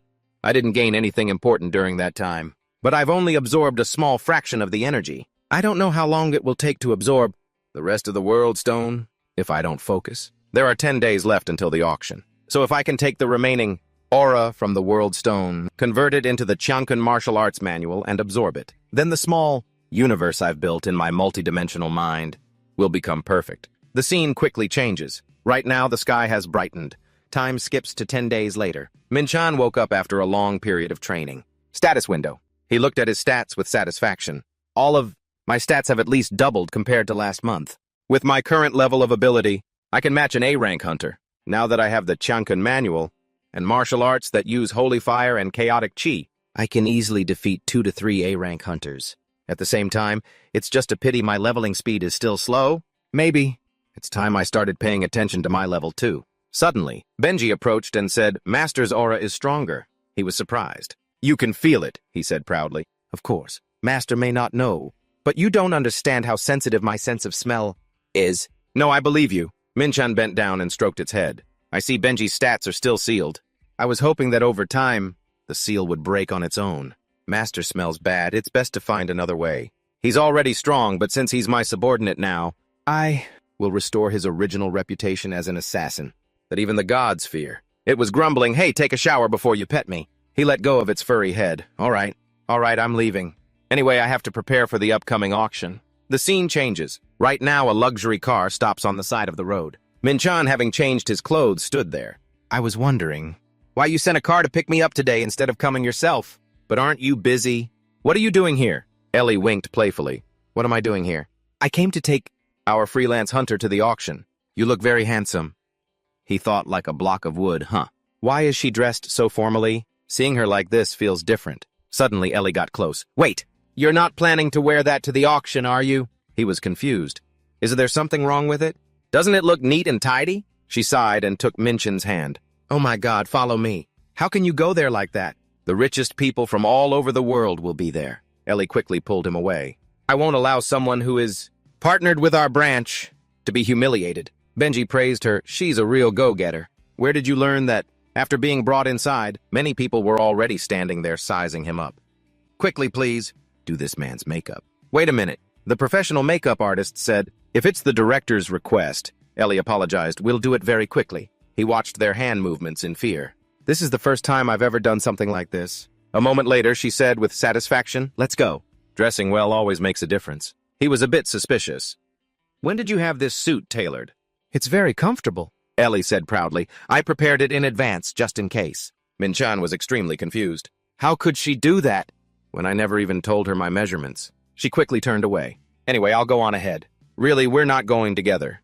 I'm very busy. I had a hard time even arranging to come here." He watched Ellie's back as she walked away, thinking, "It makes sense since the Dongsan branch is the one hosting this auction. Ellie must be extremely busy working directly for Matan." Suddenly, he called out, "Ellie! That dress looks great on you." She blushed upon hearing that. "Are you kidding? I look good in everything?" "Well then, I hope to see you again later." He awkwardly thought dressing up really does make a big difference. The scene shifts to the auction hall. They call this an auction, but it feels more like a party. Benji was excited. "There are so many people here, Master," he warned. "Don't wander around and cause trouble, okay?" "Hey, who do you think I am, Master?" He walked around looking at celebrities and political figures. "There are a lot of famous people here today." It grumbled angrily, "Don't call me by that stupid name. I'm Benji, don't you ever use that name?" Suddenly a voice came from behind. "Oh my, you brought such a cute puppy." Min-chan looked back doubtfully. "Who is this?" She shook his hand. "Hello, I'm Chul." He replied politely, "I'm Min-chan." She made quite a strong impression. Suddenly his expression turned serious. "Wait a minute. Chul, that's right. She's a member of the Holy Guild, one of the top 3 guilds in Korea. It's a subsidiary of the largest conglomerate in Korea, the Holy Group. She's the youngest daughter of Chairman Jin Jusung. She's the one who founded the Holy Guild and is their leader, so it's her." He laughed awkwardly and scratched his head. "Oh my, I almost didn't recognize such a famous person." She chuckled. "You say that, but you seem very calm." "No, I'm not." He thought to himself. Anyway, the Holy Group is only high-ranking in Korea. Compared to the rest of the world, they're not that strong. Just be polite. I'm just going through the motions." She changed the subject. "Actually, we wanted to recruit you, but we've only just met today. We called a few times, but you never picked up." "Really? Right after the hunter exam?" He heard that and his face darkened. "At that time, I didn't even bother to check my phone, because it was ringing constantly, so I just left early. My apologies." He turned around awkwardly. "Well then, I'll be going." Chul smiled. "It's better if you don't." "What do you mean?" She said, "Look around you. Look at what Min-chan was puzzled when he saw the people surrounding him. What the hell? When did so many people gather? It seems they're all looking this way. From now on, things are going to get really annoying. Shul smiled and explained, You look a little confused, Mr. Minchin. Right now, you're like a bomb. That's shocking everyone. A rookie hunter who appeared out of nowhere and overturned all predictions by defeating all the rising stars in the country and taking first place in the exam. Basically, you're someone who could turn the hunter world upside down.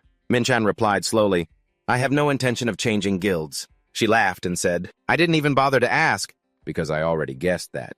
But I don't think others think the same. He was curious. So why are you wasting your time talking to me? Shul raised her wine glass to Min-chan. It's because I want to be your friend.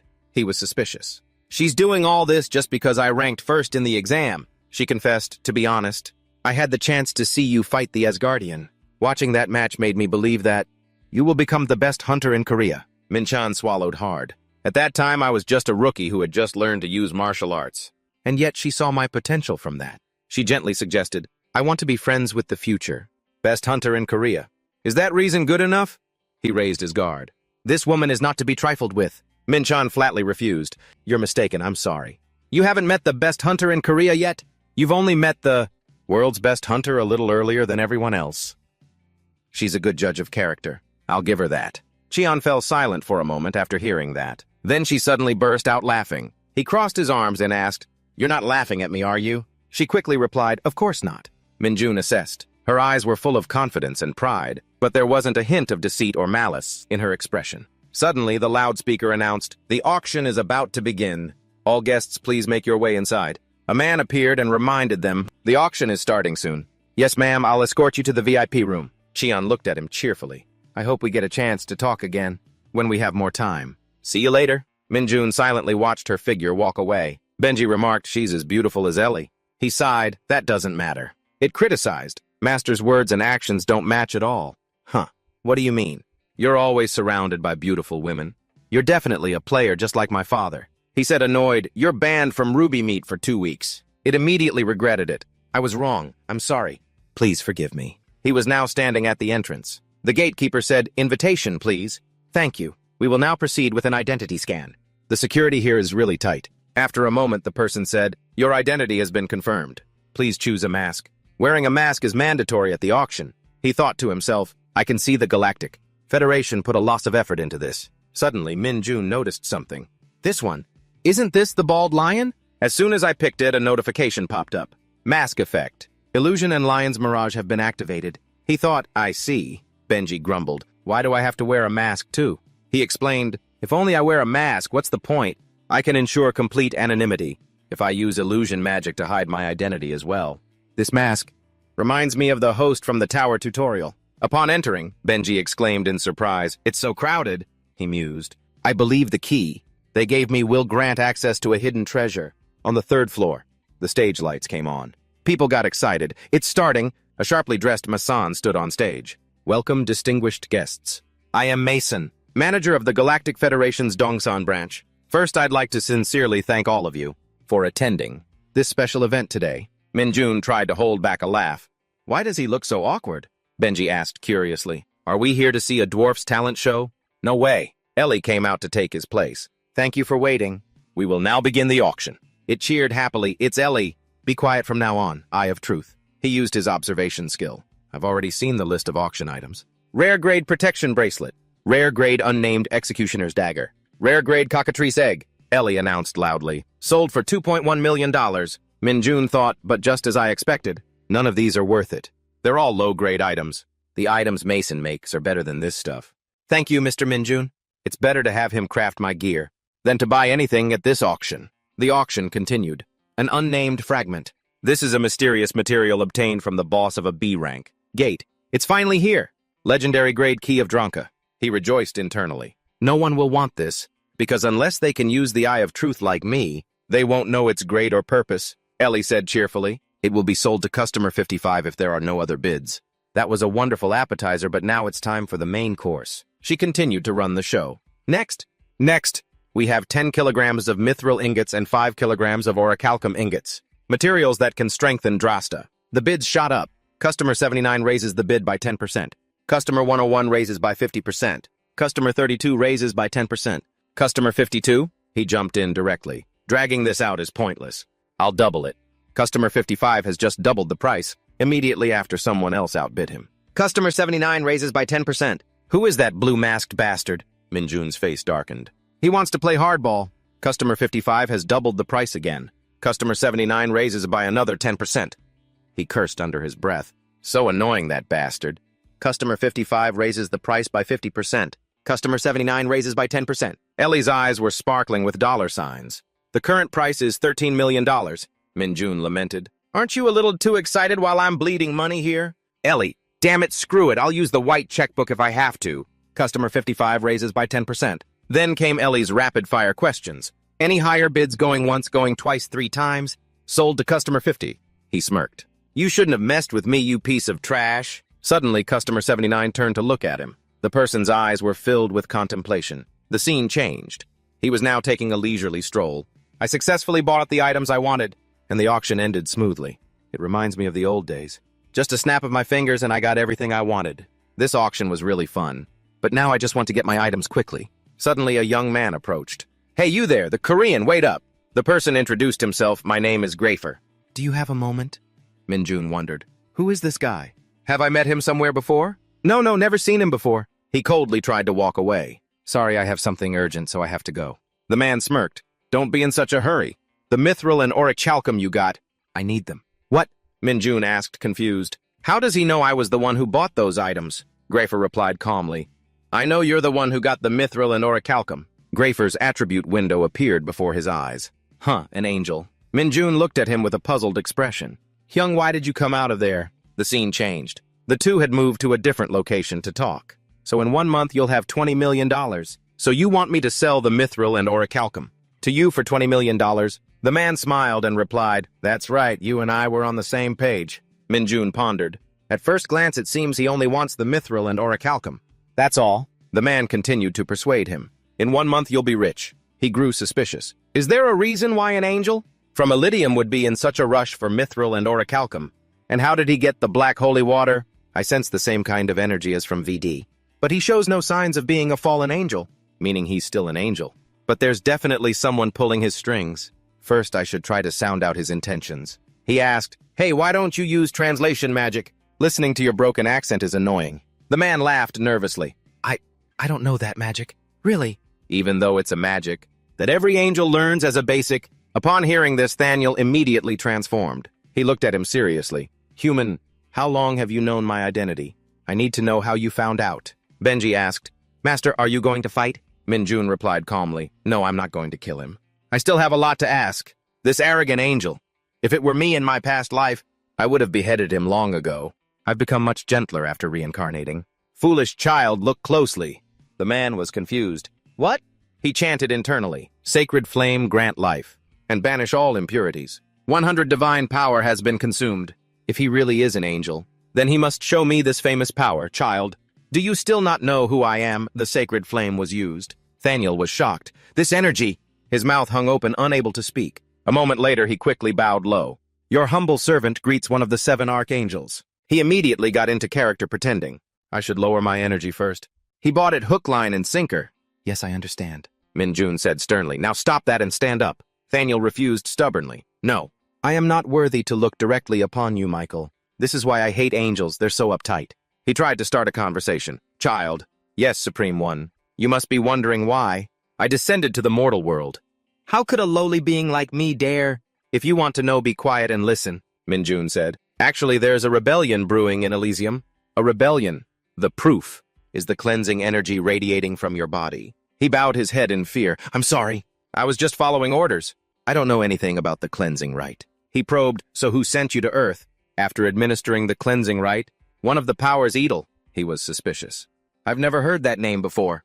Besides, he's only a 6th-tier angel. So why did you come here? Thaniel quickly explained his reason. I heard there will be a ceremony in America in 2 months. That's why I wanted the mithril and orichalcum. Minjun tried to connect the dots. From the dark elves to the angels. They're all preparing for a ritual. This is too strange. And the scale is too large. It can't be handled by a 6th-tier angel. The angel behind this must be, at least at the level of a king of pandemonium. Even if I try to pry, he probably doesn't know anything, just like Veer. He's just a loose end. The one behind it is still hiding in the shadows. To draw him out, Minjun slowly placed a hand on his head. You are still pure, having never sinned. If there's a problem, it's that someone is trying to corner the young lambs. The sacred flame was used. Instead of cutting off a loose end, it needs to be kept. Thaniel was moved to tears. This warm flame, you have forgiven my sins. And so a scene of camaraderie unfolded between the two. Thaniel had become a secret agent. He shouted enthusiastically, even if this body turns to dust, I will follow your orders, Michael, to repay your trust. I will devote my all, Minjun calculated. Thanks to Thaniel's trust, I've grasped the situation, and I told him to investigate the ritual, so I'm sure he'll get some information. Whoever is behind this, I won't let you do whatever you want with Earth. His expression changed and he smiled wickedly. Now let's go get my items. Benji beside him was terrified. I'm sure Master is not an angel. The scene shifted. Masan was now talking with him. Looks like you got what you wanted. Hunter Minjun, it just made your pockets heavier. What, that sounds pretty annoying. He mumbled, but this white checkbook instead of gold. Where on earth did you get it? That's a secret. I was planning to use this opportunity to pay off my debt to you.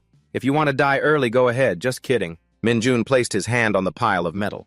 Anyway, I paid with gold, so this stuff is mine now, right? Yes, exactly. I've been waiting for this moment for a long time. Immediately, he squeezed the metal pieces with his hand. Eat up. Masan was astonished. Hunter Minjun, what are you planning to do with the mithril and orichalcum? Just watch and see, Dark Star. You seem really hungry. Geez, are you also crazy about good food? Benji is the same, but it seems Dark Star isn't picky at all. Mason beside him, his face darkened. Oh my god, all those minerals. Meanwhile, he was satisfied. Success. I've unlocked the second stage. An introduction screen for Dark Star appeared. He thought, if I can simulate the weapons from my memories, I can replicate their power. Of course, the limit of the second release is only up to the unique grade. Minjun casually put away Dark Star. But for now, that's more than enough. If I can create exclusive weapons for each martial art, then I'll be even stronger than before. Before leaving, he called out loudly to Masan. He replied, Ah yes, Hunter Minjun, what is it? He made a request. I want a gate. Give me the nearest one. Masan accepted the order. Ah yes, you're the type to want to.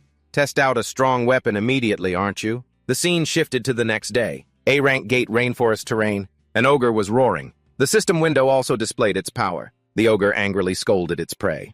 I'll eat you for Dark Star. Atlas, he threw a punch while taunting. You gonna turn me into beef jerky? Next came a shocking blow.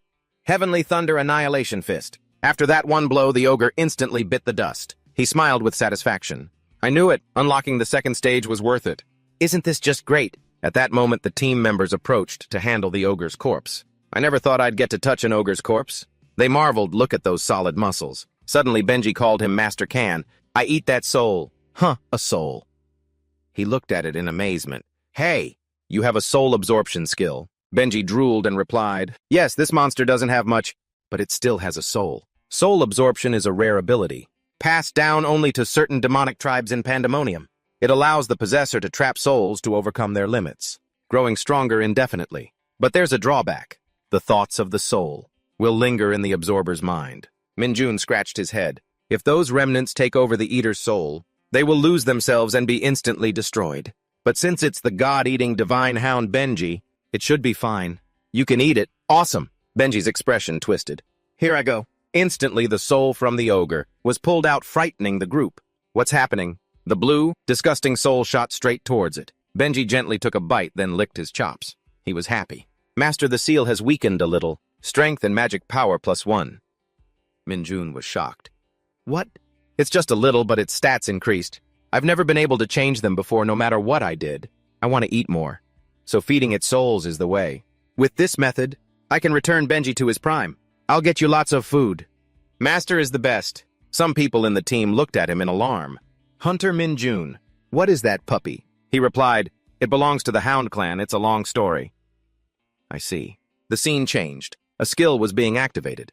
Drasta Art Double Flash Flying Dagger. 2 ogres were startled by this attack. The ogre mage quickly cast a spell. Human! It created a large fireball that flew towards him. Fire Slash! Minjun calculated as he moved. Once it lands, it will turn the whole area into a sea of flames.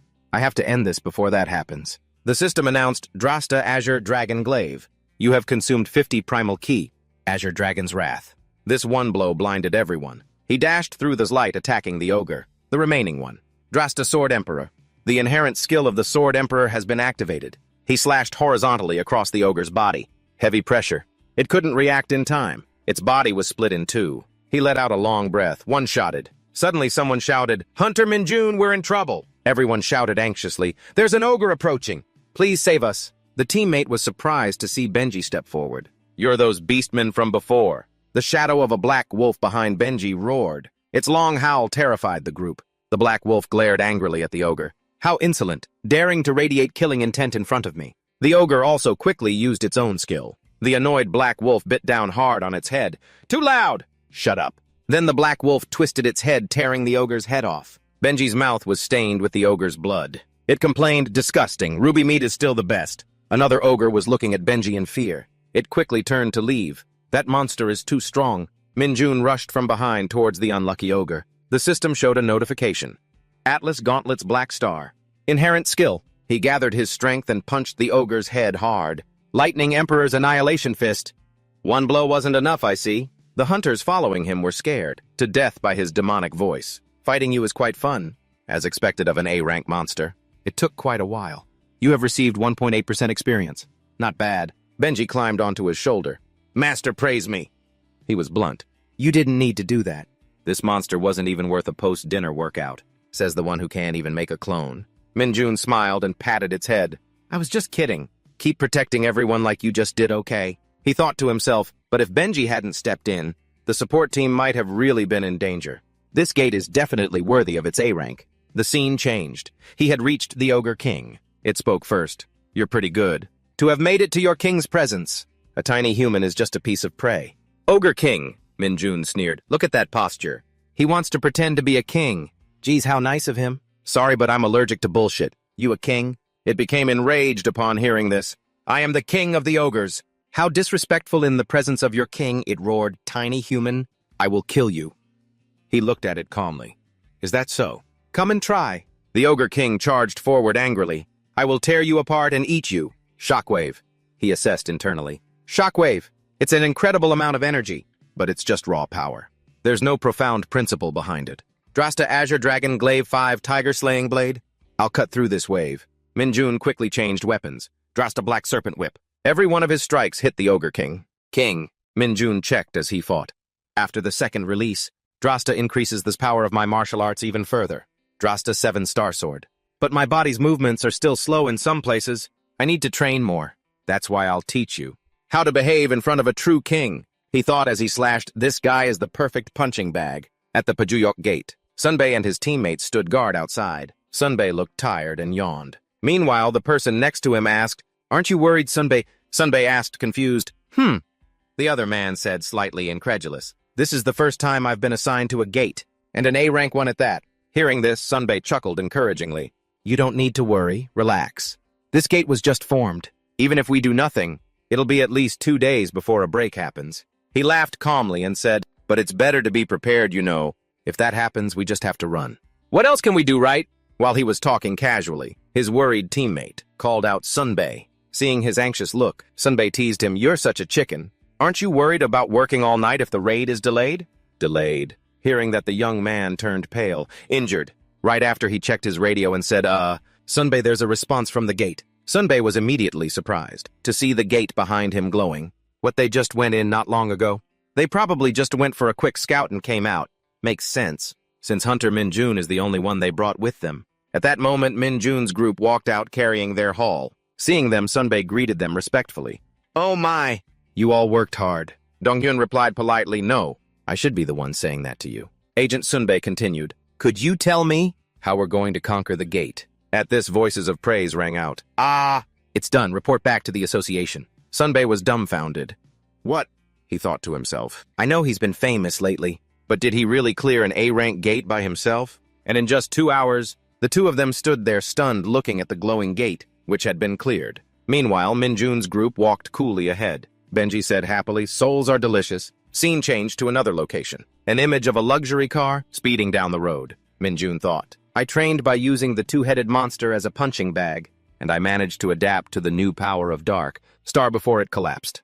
I am recreating the memories of the war god Demos in my soul with the human body of Minjun. Compared to just training, honing my skills in actual combat is much more effective," he reflected with satisfaction. The gate clearing was faster than I thought. The absorption of the boundary stone, the training in the Dead Sea, and the second release of Dark Star, all these overlapping factors have accelerated my growth rate much more. And Benji, he helped me. Thanks to him protecting the support team behind, I was able to focus on hunting monsters. Now I can be even faster. At that moment, Ellie sitting across from him looked at a document and said, "We found the next space gate? You can attack it tomorrow." Minjun praised her with satisfaction. Good work. As expected from my brilliant partner, Ellie smiled flatteringly. Can you give me something more tangible than just a compliment? Minjun sighed and considered. Let me think. Suddenly the phone in his hand vibrated. A call. He wondered, but it's an unknown number. Minjun answered the phone. John Minjun speaking. The other end replied, this is the small and frail Nomi. The girl on the other end said, crying, the auction is over. Why haven't you contacted me yet? Minjun froze, then remembered. A Chairman Yu-jin. He sighed and thought, I promised to teach her formation arts after the auction. He thought helplessly, I completely forgot. He said, I'm sorry. Meet me at my house today, Ellie asked with a worried expression. No way. Don't tell me you forgot your promise to Chairman Yu-jin. Too, Minjun replied tiredly. A lot has happened recently. Ellie grumbled resentfully. You still only know how to make excuses. In another development, after that I cleared gates morning and afternoon. In the evening I met with Hajin to teach her formation arts. Because you need to understand the meaning of each character, to fully unleash its power. I translated and rearranged the entire script of the Six Hells into a system that Hajin could learn. Hajin looked at her work and exclaimed, This is amazing! Can I use it? Minjun spoke calmly. I am an excellent magic engineer, and your teacher is also excellent. Hajin said, It's hard to admit, but yes, I'm grateful to you. The image shifted to scenes of Minjun fighting. As for the space gates, I alternated between A and B ranks. Brank gates give less experience, but there was no other choice, because the competition for A-rank gates was too fierce. And so a week passed. Every day the same schedule repeated without a single day off. He clenched his fists with fierce determination. Now I have enough primal ki needed, and I've trained my body to disperse power at will. He thought strategically. From now on I should put points into strength and agility. The system displayed level 29. I can't believe I'm almost level 30. Scene changed to a cold, snowy area with icy ground. Someone said to Benji, I'll watch your back like last time. Benji replied, Leave it to me. At the BLA rank gate tundra terrain, Minjun walked forward coolly and confidently, with his teammates following behind. He was walking when he suddenly stopped, because a giant foot was blocking his path. Looking at the formidable giants before him, Minjun was surprised. There's a Vulcan tribe in this space gate. System, Vulcan warriors reported. He thought the Vulcan tribe are inhabitants of the Vulcan dimension. Vulcans are born warriors. Their personalities are similar to the war god demon tribe, so they usually get along well. I also hired them many times in the interdimensional wars in my past life. But these guys, thinking this Minchin let out a terrifying laugh.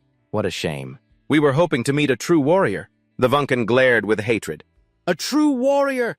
Are you insulting us? Minchion thought to himself, they're not real Vulcans. Just summoned entities to protect the gate core. Then he challenged them contemptuously. Well then try and attack me, you half-assed fakes. He thought triumphantly. They're just weak copies, much weaker than the originals. Immediately after, these demonic tribesmen aggressively grabbed their weapons and rushed forward like a storm, constantly threatening, we'll make you regret those words. System reports Black Star Atlas Gonda. Minchion observed and thought, that's the signature war cry of Vulcan warriors. He eagerly got into a stance. Even if they're just copies, they still imitate them very well. Minchion's eyes sharpened. With a formidable aura, he closed in on the enemy. A second later, powerful blows rained down on the Vulcan warriors, causing each one to collapse. The force of the blows made them grimace in pain and cough up blood. Minchion stood coldly before the Vulcan crowd, with a golden glow on his hands. He thought to himself, but this is still too weak to be called a Vulcan warrior. System reports. You have gained 196 experience. You have reached level 30. Minchion laughed. Oh, finally reached level 30. Since level 15, I received a new authority. So I guessed I'd get another at level 30, and I was right. The system displayed again. The authority engraved within. You will be awakened after tracing the soul's remnants. He thought, I wonder what authority I'll get this time. Authority of deadly allure. He was surprised. Another authority. System displays authority of immortality of the demon Jaren. He pondered thoughtfully. Jaren, that lord of the dead guy. But Jaren is the immortal pharaoh, a master of necromancy. I always thought he was a bit of a coward, always acting high and mighty from the back, and hiding behind his army of the dead. Minchion considered it and said nonchalantly, but even so, This authority is still more useful in combat than allure. After he decided the system reported, "You have chosen the authority of immortality." Seeing this, Minchin closed his eyes tensely. This authority also changed. He glanced at the fallen Vunkans behind him and thought cautiously, since the authority of immortality must be used on a living target. I can't test it right now, so let's try the Army of Light first. He then performed the technique. Brilliant golden streams of light enveloped the area. A figure with golden wings appeared dazzlingly. One by one, Enharia Iris, Raphael, Kappa, and Phineas appeared smiling as they spoke. "We greet you, Master." They knelt on one knee, bowing their heads in reverence to him. Minchin thought chickens with wings. Angels. He narrowed his eyes skeptically, thinking no. Beings like them don't exist in Elysium. Their appearance is similar, but the energy radiating from them is different from angels. In terms of stats, they are even stronger than the Vunkan warriors on par with, or even stronger than August. Since I've never seen them before, I want to see them in a real fight, system reports. Phineas, warrior of light radiant sword art. A loud unified shout echoed. Minchin glanced over. The Vunkan warriors were swarming in again, looking for a fight. Seeing this, Minchin thought perfect timing. They're the perfect targets. He said, "Go and fight them." The angels obeyed. "Yes, Master." The angels unleashed their power with large beams of light towards the Vunkans. "Victory for the Master. My judgment will befall you. Justice reigns from above." A cacophony of chaotic sounds erupted. Minchin narrowed his eyes, watching them dumbfounded. He frowned, thinking, what the hell is this? Watching the angels fight clumsily. It was a ridiculously messy scene. They're terrible at fighting. A Vunkan warrior was slaughtered, lying on the ground covered in red fluid. Corpses and swords were scattered across the ground. Looking at the scene, Minchin narrowed his eyes in helplessness. "Master, as the angels said, we have carried out your command." Looking at their injured yet smiling faces, Minchin thought helplessly, seriously. Not only can they not fly well, they also fight by swinging their swords. Without any swordsmanship, he held his head in frustration. Even though they won, this should have been a battle. That they won overwhelmingly, without a single scratch. I'm actually getting a headache from this. Then, he struggled to say reassemble. Minchin thought wearily, what am I supposed to do with them? Not long after, Minchin stood with his arms crossed, looking at them and scolding them coldly. You are beings who don't even know how to use your own strength. The high movement speed and stats that you possess, none of you know how to utilize them. Not only that, do you even consider your swords to be weapons? Weapons are for stabbing and slashing, yet you simply swing them around haphazardly. Their faces fell as they listened to his questioning in silence. Minchin continued, you weaklings, even using holy power to heal you feels like a waste. He said that on the outside, but Minchin still used his power to heal the angels. Holy fire was used on the Enharja, and their wounds are recovering. Minchin glared and calculated. If this continues, summoning them to fight is too inefficient. It's better for me to fight by myself, even though they are beings who grow stronger over time. If their foundation is a mess, their growth is useless. While he was carefully considering everything, one of the angels spoke up. Master, please excuse me, but I would like to say something. Minchin said confused. Go ahead. Raphael, with a serious expression, looked into his eyes and asserted, we are not weak. Minchin was confused by his words. Minchin narrowed his eyes, his attitude still indifferent as he looked at them and said, even so, that expression is not at all convincing. Looking at that resentful face, Minchin continued coldly, what did I hurt your pride? Raphael's eyes were full of defiance and unwillingness as he looked at him and replied, we only lack strength, because we were summoned so suddenly. After pondering that defiant attitude for a moment, Minchin suddenly spoke up. Attack me, Raphael asked in surprise. Excuse me. Immediately after, Minchin got right up in his face. With sharp eyes, a dangerous smile, and a provocative tone, he said, I said fight me. I will teach you with my own body. He emphasized, this is an order from your great master. Attack me with everything you've got. Raphael, sweating bullets, struggled to reply, yes, master. Minchin thought, I need to teach these weaklings a lesson. After that, Minchin stood in the middle of the cold ground, performed a technique, and started the battle. Raphael, inside that circle, held his sword and thought fearfully, what should I do? I'm clearly stronger and faster, in both movement and energy, but none of my attacks are hitting their target. He continuously attacked Minchin, but Minchin easily dodged them all. Minchin said disappointedly, how boring, your sword swings are too predictable. Just as Raphael flew in, Minchin quickly drew his sword and delivered a powerful straight strike to Raphael. The other angels who witnessed it were stunned. He continued, now do you understand the meaning of not being able to properly control the power you possess? Minchin pointed his sword at Raphael and said with cold sarcasm, you're a perfect copy of those chicken-winged angels. He thought, what a disappointment. even though they'll definitely get stronger if they keep fighting. I don't need boring and arrogant people like those angels. Just as he turned his face intending to leave, a hurried voice called out, "Master, please wait," Minshin said irritably. "What now? You still won't accept defeat." The angels knelt on the ground and sincerely expressed, "We are the swords that protect you, Master. I have realized my own shortcomings. Though I am still lacking, I have one wish. I want to learn your swordsmanship." The other angels also said in unison, "We wish for the same." Seeing their sincere and determined attitude, Minshin smiled. How interesting, he thought. What's this? Letting go of their pride, that's interesting.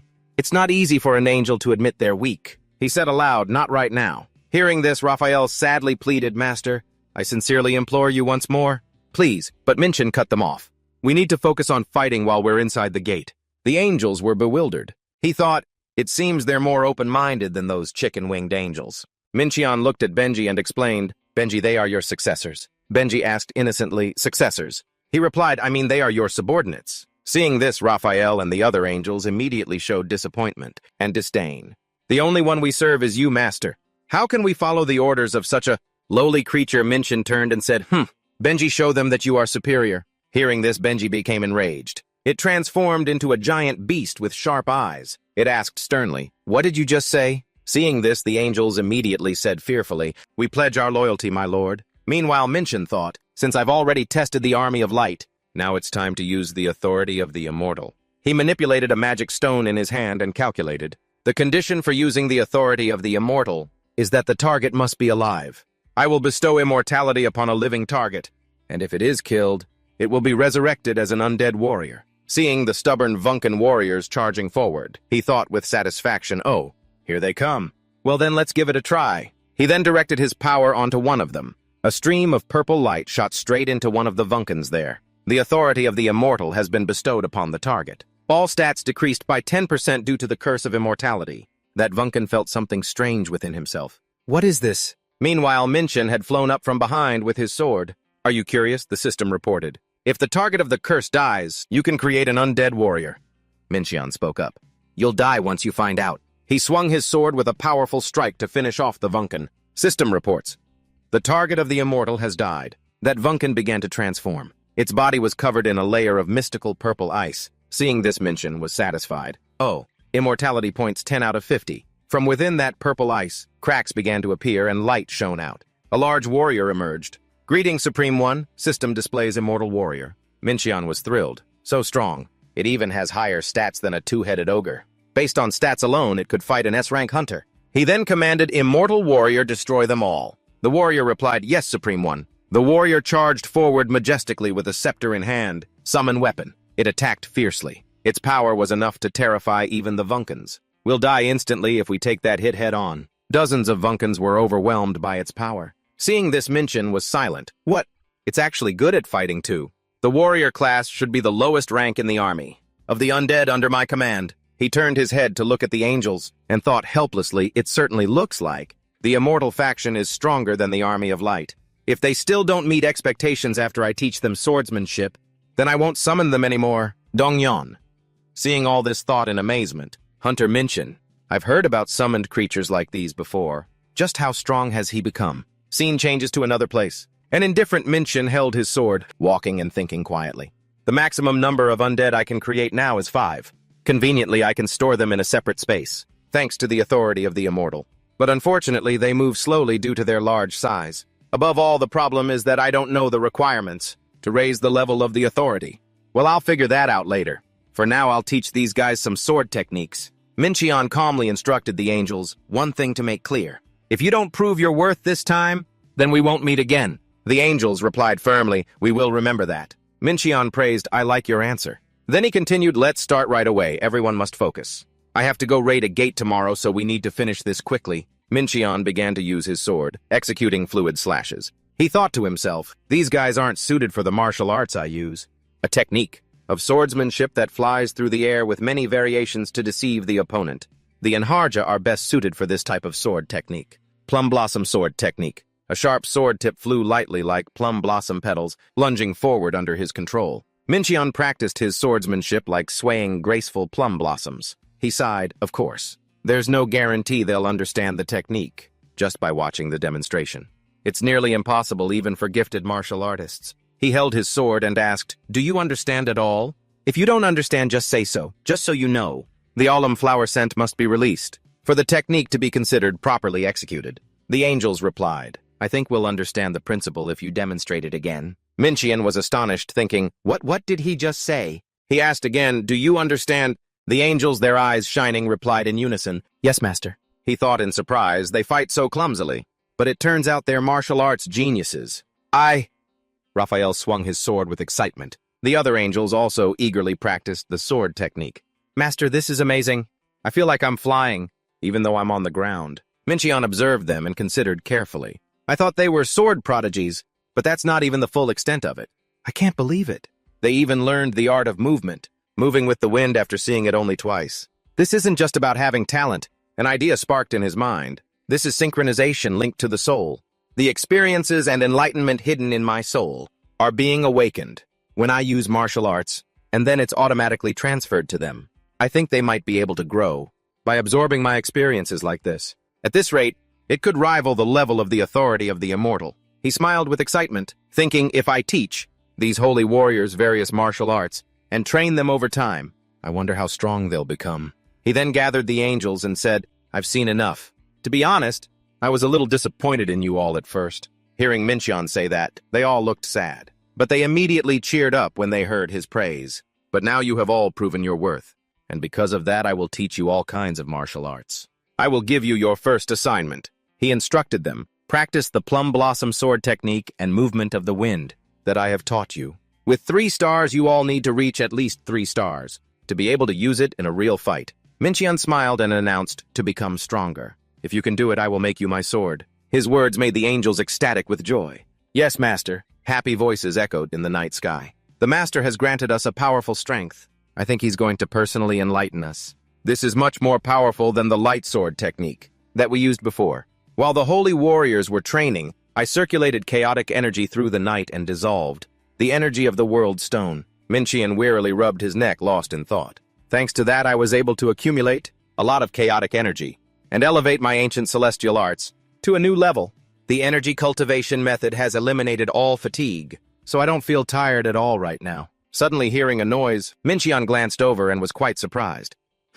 You all trained through the night," the angels replied, "to engrave our master's teachings into our bodies." Minchian was also surprised by their enthusiasm. Even if the harmony of the large mana circle is helping them, this is still amazing. But they're still very enthusiastic and better than I thought. He looked at his phone and said, "It's time, I have to go to work." "Keep practicing." The angel replied, "Yes, master." Outside, Benji cheerfully chased after someone saying, "She's a very beautiful girl."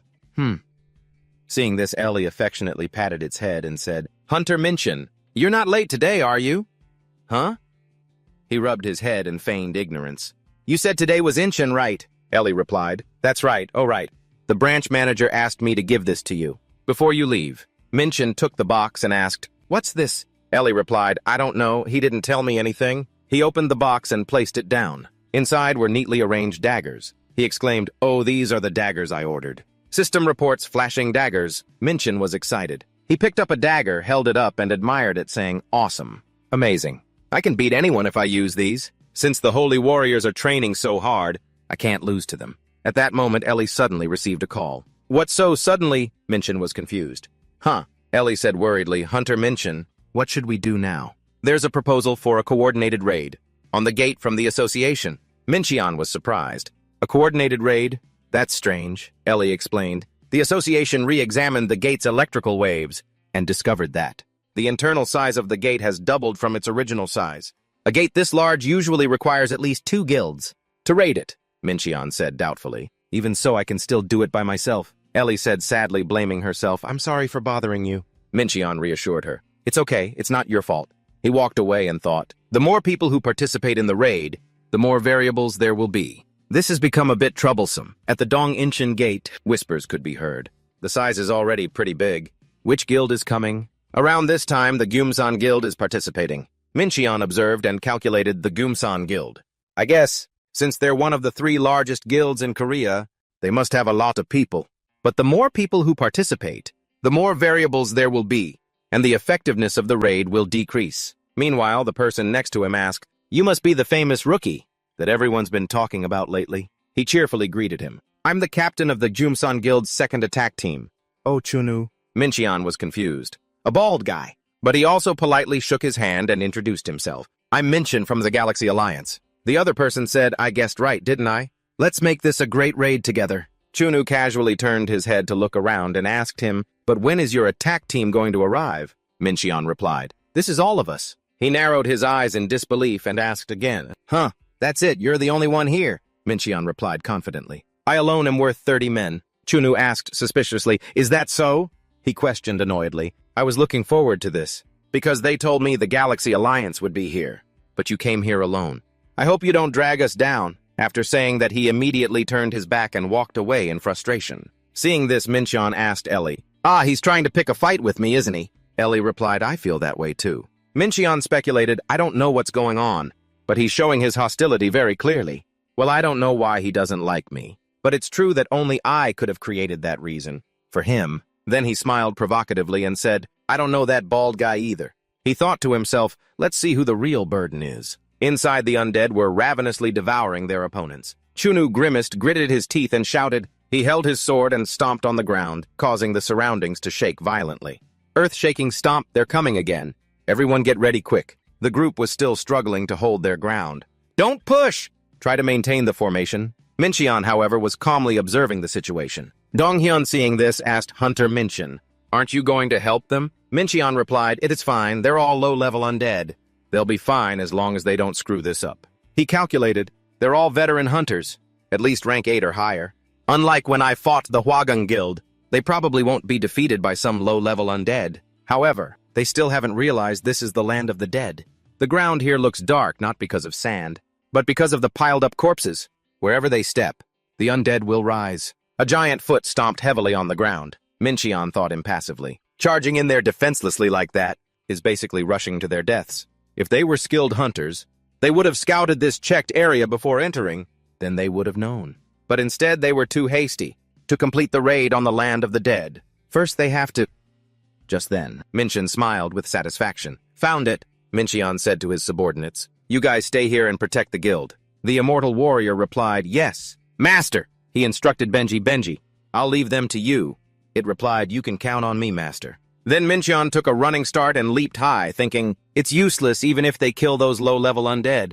For days, the thing that needs to be defeated is the high-level undead that guards the land of the dead over there. He decisively flew over the heads of all the undead. He thought indifferently. Usually a high-level undead would be in a place with a strong concentration of death energy, like this place, for example. He stopped in front of a space, but suddenly a blinding light flashed out. He wondered, The beam of light stretched out, forming a straight line that pierced through Mincheon, which surprised him quite a bit. But Mincheon quickly dodged its power. An evil voice echoed, I've lived long enough to think that someone could dodge my attack. You move well? Mincheon realized something and smiled. I found him faster than I thought. A large, monstrous shadow appeared, carrying with it an evil power. High-level undead Dullahan, Mincheon thought deeply. The land of the dead is a type of boundary, created from the condensation of the vengeful spirits of the dead. This high-level undead could be the core of this boundary. He glanced cautiously. Estimated Yellow Mountain tier. This could be a pretty tough time, unless the core of the boundary is destroyed. Otherwise, the low-level undead will keep appearing forever. The Dullahan on this side had already taken its sword and was fiercely attacking. I guess you're worried about your comrades over there. That's unnecessary. After all, both you and them will soon become one of us. The flame wrapping around the sword tip. Holy flame has been used, Mincheon said coldly. My comrades over there? Comrades my ass. System reports black star, flashing daggers. Immediately after, a dagger shot forward like the wind, slashing into the Dullahan. Mincheon forcefully unleashed 2 beams of light, gold and purple, representing 2 frenzied powers clashing with each other. The impact of their collision created a powerful aftershock. A series of daggers flew out. They cleverly combined to form wheels in the air. Following his command, the daggers returned to their master's hand. This! The Dullahan warned angrily. This isn't over. He raised his hand and commanded, Rise, my army. Feeling that aura, Mincheon was stunned. This is... He said, tear that living thing to pieces. Following the Demon King's summons, the undead one by one surrounded Mincheon. Mincheon observed them and thought, mid-level undead, black hoods, are they the type of undead that specialize in magic? I can't fight them in close combat. He smiled calmly and said, "Will it be okay? If they tear me to pieces, you won't be able to turn me into an undead?" The Dullahan said arrogantly, "You don't need to worry about that.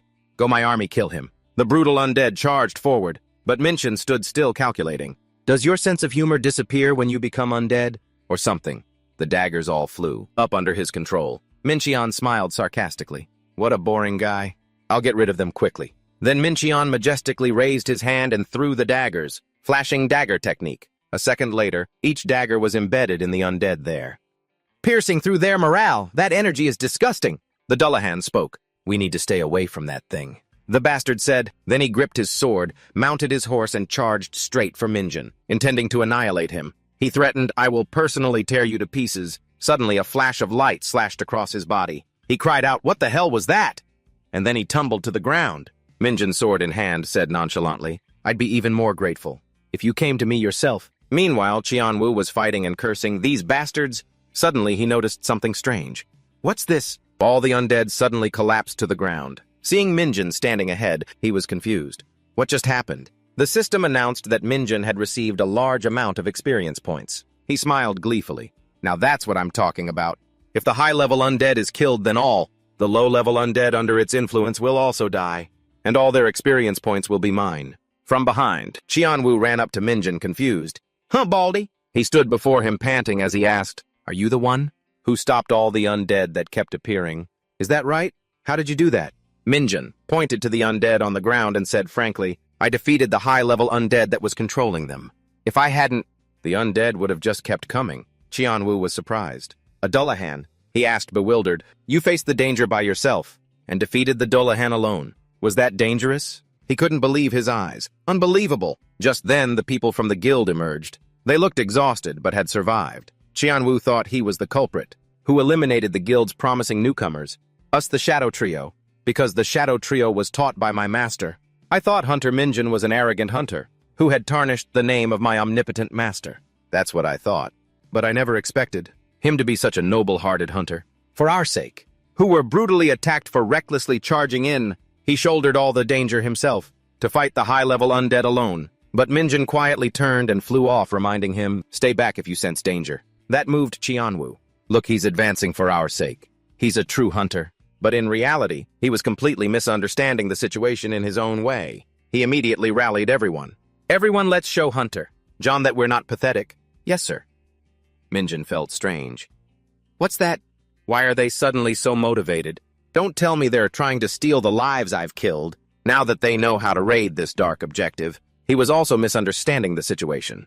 Therefore, Minjin was determined. I won't let them have my experience points. The undead there said arrogantly, interesting. You're not afraid, come here yourself. Minjin didn't falter and held his sword, charging forward and saying coldly, shut your mouth and die. With just one strike, it was annihilated. The Soul Eater has been defeated. He fought continuously without stopping. You die. The monster was beaten to a pulp. You die too. The system announced, your level has increased. Minjin thought triumphantly, so far I've eliminated a total of 4 core targets. The only one left is, he thought seriously, the deathly energy has started to gather in one place. That's a sign that the final core is appearing. A gruesome red hand emerged from the pile of muck. A terrifyingly cruel face with fangs appeared. A giant multi-headed monster, looking extremely disgusting, appeared before him. Minjin was wary. The last one is a disgusting one, huh? I've seen them a few times in my past life, but their crude appearance is something I can never get used to. The information displayed. Seeing this, Qianwu was terrified. Hunter John, let's retreat. That's not something we can handle. I'll go get more reinforcements. But Minjin held his sword and said, no, everyone get away from here, I'll stop it. So don't do anything. He summoned the power of flame which engulfed both his sword and Minjin himself. Qianwu screamed in terror, Hunter Minjin! The beast charged. Interesting, join us. We want fresh blood and warm flesh. Minjin didn't hesitate and joined the battle. He must possess immense power, but that doesn't mean I'll let someone else have it, because after defeating that monster, I'll receive an incredible reward. That sight moved Qianwu deeply. He's fighting with all his might for our sake. But that wasn't the truth at all. The monster roared fiercely, and Minjin flew majestically within the sacred flames. The ferocious abomination advanced and growled, I will kill you, living one who comes here. Become a part of us. It was like many chaotic warriors, controlling one body together. That's why, despite its terrifying potential, it couldn't unleash its full power in the supreme flame. Minjin raised the sword in his hand and channeled its power. Domination of sanctification. Sword of the monarch. Minjin's eyes were cold and indifferent. He raised his hand, controlling the power. A fierce red flame erupted, engulfing the opponent. Divine art, endless blue sky. He fought the monster with great courage. My memory doesn't betray me. It's just one enemy, but it's actually composed of many others. This means that every time I sever a part of its body, its power will weaken. It can't use its regeneration ability if I burn the severed parts, but I must be cautious, because its stamina can reach 600. Its ridiculous stats will become nothing if I keep severing its parts one by one and avoid heavy blows. The beast's body endured the strongest attacks of Minjin. Minjin, sword in hand, wiped his sweat and said with difficulty, "So tired." Even with the experience from the battle with Fenzia, it's still not easy. I've used up all the recovery ability of the Rainbow Ring, and my primordial chaos energy is almost depleted. My body is getting heavy, but I've cut off quite a lot. The beast had become weak and small. Facing it, he said, "I want 2 immortal warriors to come here." When he saw them arrive, he entrusted, "You handle the rest." The immortals replied, "Understood." At this moment, the beast's face was pale with fear. It screamed, "The Supreme Leader has ordered your execution." The 2 warriors had finished the battle. You have gained 42% XP. Minjin picked up the orb from the ground, thinking, even though it was a giant creature, now only a small corpse remains, because it was created from countless corpses. There's nothing left. The beast's corpse is just a pile of filthy slime. Minjin glanced at the small orb and thought, the only thing left is the core, the origin of death. An evil object. If left behind, it will continue to spawn undead soldiers. I should take it. Leaving it behind will only cause disaster. Minjin said to his subordinates, "Well done, let's return." He looked at the others who were dejected behind him, unable to hide his surprise. "The Arium Guild has been waiting for me all this time. Are they not going to fight over the reward?" He spoke up. "What are you all still doing here?" They replied. "We were waiting to speak with you." Qianwu's eyes were filled with determination and respect. He said, "I apologize for speaking so rudely to you at first. I misunderstood you." They bowed their heads in gratitude. "Thank you so much for risking your life to save our attack squad. We are truly grateful." Minjin was bewildered. "I understand why he's apologizing, but why are they thanking me elsewhere? My schedule has changed." On the way home after clearing the gate, Ellie announced, "The support team needs a rest, and the competition for gates is quite fierce, so we won't be able to secure any more gates tomorrow." Hajin also said excitedly, "It's also my first time applying ritual magic to a building, so I won't be able to see you today." Minjin narrowed his eyes in frustration. He thought, everything I planned to do tomorrow has vanished. Oh well, I'll use the time to further hone my skills. Seeing him return home, the angels greeted him, "Congratulations on your safe return." He replied rather tiredly, "Continue your sword practice." They obeyed, "Yes, Master. The Einherjar have improved by receiving a portion of my knowledge, so I don't need to be present, although the presence of an instructor is inherently important. Furthermore, the magic circle reacts with their holy power, creating a high concentration of magical energy. Every time they swing their swords, their bodies are stimulated, leading to rapid progress." Minjin suddenly froze. "Wait, stimulation? This powerful dark aura emanating from this death core? What if I use it to activate the world stone? It might work." After that, he sat patiently meditating in the circle of magic with the death core. Death energy is a toxin that shuns the living, so even though it's difficult to absorb, I must endure until I reach the spiritual world. All right, now if I stimulate the world stone like this, a fierce circular flame erupted. The stone glowed, displaying a powerful force. It quickly ignited and shone brilliantly. The combination formed a blindingly bright source of light. The mixture became a radiant, fiery gas. An endless source of energy was being created to dispel the death energy. Celestial boundary style has reached 5 stars. Body is enhanced by the effect. Strength and agility plus 12 constitution. And stamina plus 10, primordial chaos energy plus 40. Primordial chaos energy increased by 80 due to the world stone's energy. Chaotic strength has increased. Minjin thought smugly, if I gave this core to the blacksmiths in Pandemonium, they could probably create legendary equipment. But using it to reach 6 stars right away isn't a waste either.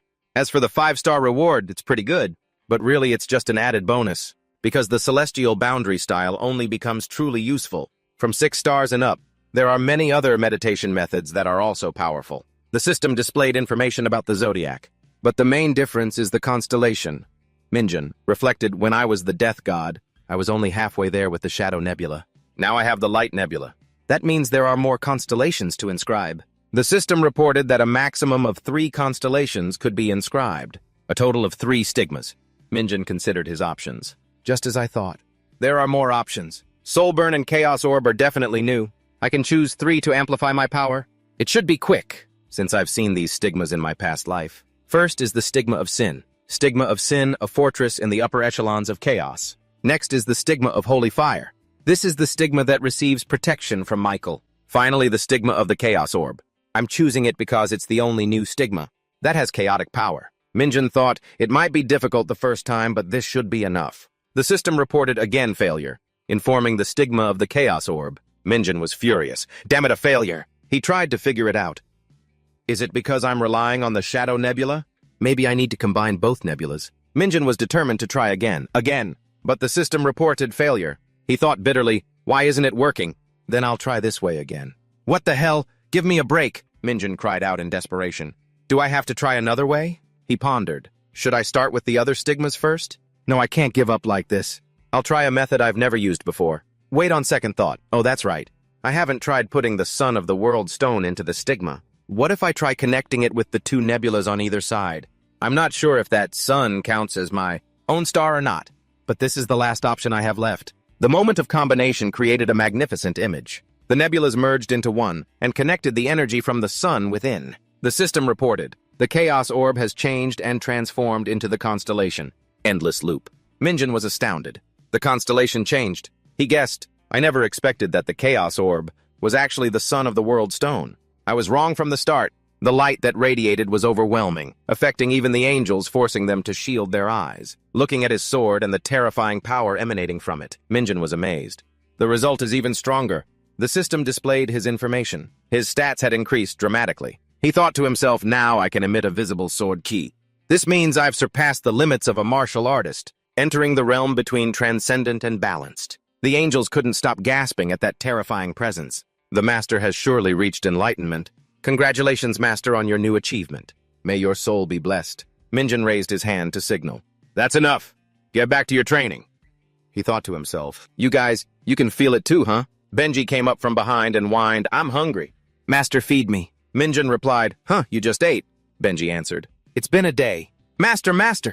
Minjun was startled when it spoke. A day I didn't realize so much time had passed while carving the stigma. Benji continued, you also have many missed calls. Minjun looked at his phone and was stunned. 20 calls all from the same person. The person on the other end picked up and said, Mr. John, you finally answered. He asked, have you found the Dark Elf tribe yet? The other person was flustered. It's not about that. I haven't been able to investigate because the Elf Embassy is watching them closely. Minjun was puzzled. So it's something else. What is it? Dongsu said, thank you, Mr. John. I've just been given my second order. The coffee shop was open and ready to welcome customers. Minjun was already at the shop. Seeing him, Vede cheerfully greeted him. It's so good to see you again, Mr. John. He didn't expect him to be 10 minutes early. Vede warmly invited him to sit. He said, one must never make the master wait. He replied, all right, but let me order coffee first. Vede quickly understood and handed him a cup of coffee, saying, Mr. John, I already know your coffee preference. Iced Americano, right? Minjun was surprised and replied hesitantly, that's right. He quickly whispered sweetly, perfect. A very fitting choice for a man like you. Mr. John, he still didn't quite understand him. Vede's eyes shone like stars as he jumped up and down. He enthusiastically explained to Minjun about the magic of the coffee cup, drinking something cold to soothe the ever-burning fire in one's heart. Isn't that the characteristic of one who carries the power of fire? Minjun had lost all patience with him. He said bluntly, why don't you just announce that FZ is here? He quickly apologized. Minjun asked him, so what was the second mission you received? He scratched his head in confusion. I was ordered to assist the dark community in establishing a base in South Korea. Minjun showed curiosity about this dark community. He then explained, it's a large-scale criminal organization, directly under the dark network. He grew more and more interested in the dark network and asked Vede to explain. He revealed more information. It's an international alliance that brings together many criminal organizations like the mafia or drug cartels, from trading stolen or illegal goods on the black market to underground assassins, those who take any job for the right price. The dark network is involved in all illegal activities around the world. The dark community is based in China. Vede and Minjun sat down to talk. He confessed, my order is to help them get a foothold in South Korea. Minjun said, but according to you, isn't there already a dark network in Korea? Pandemonium and Elysium have invested heavily in this country. South Korea is generally safe, so large criminal organizations don't exist here. Minjun also guessed that this was a good country to live in. Both Vede and Tanyel are also operating underground here. He said to Vede, "In short, you have to cooperate with a new branch of the Dark Network in South Korea." He said regretfully, "That's right.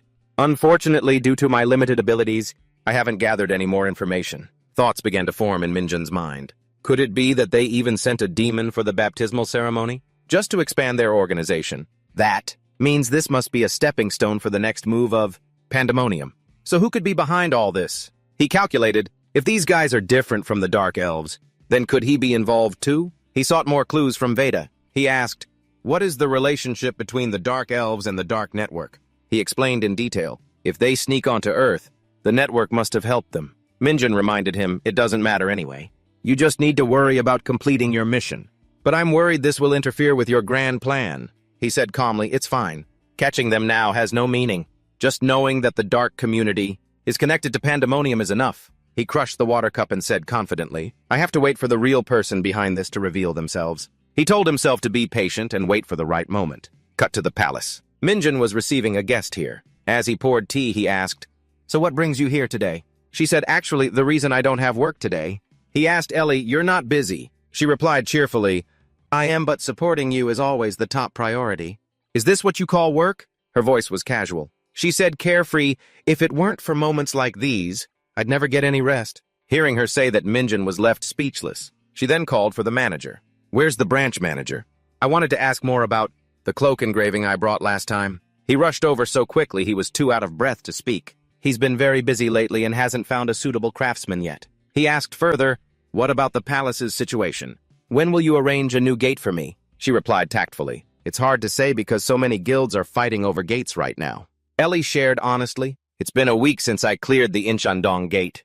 Things are getting harder, especially since the Lost Lands mission ended." She explained everything clearly to him.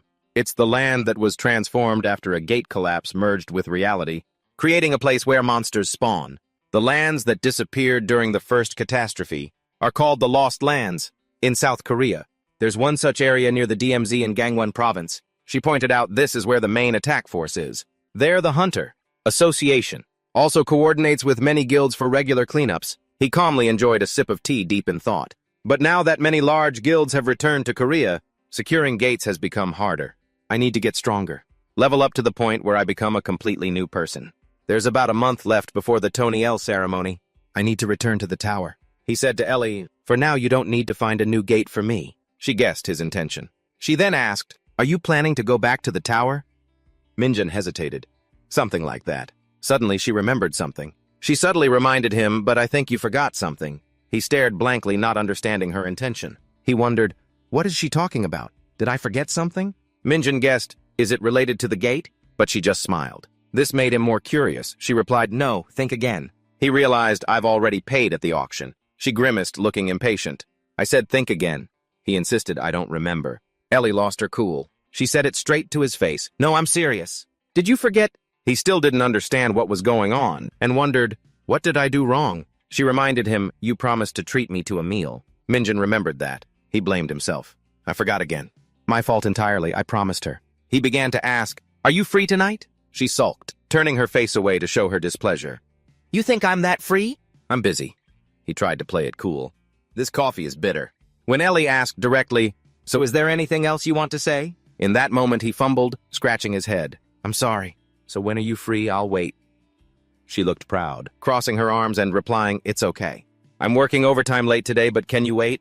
Call me when you're done. I live nearby." Hearing these words from him, her heart fluttered and she smiled. "Okay, but you might have to wait a long time," he said flustered. "Just call before I fall asleep." That evening, Minjun kept his promise. The two had an intimate meal at a restaurant. Ellie's face radiated joy and relaxation as she enjoyed herself. Just as the meal started, she exclaimed, "This is delicious." He was surprised by this side of her. I never expected to see her like this. Usually she's always stressed from work. But she looked so happy and satisfied. She savored the dishes there. Every dish was delicious, making her eyes light up. He recalled their earlier conversation. She chose to eat gopchang, while he thought pasta or steak would be better. Even now he was still pondering it. I can't believe she chose gopchang when I was the one paying. Seriously. He was distracted for just a moment and there was no meat left on the grill. His face was full of confusion. She said defensively, "Oh my, the food here is so good." You could tell she liked it just by looking at her face. He asked gently, "How do you know this place? Isn't it obvious?" She shared, before my awakening, I was a student too, that's all there is to it. I bet even as a student, you were different from others, a VIP. After hearing that, Minjun widened his eyes and looked up at her. That's right. Ellie thinks I'm a clone of a higher being. He sat silently in deep thought.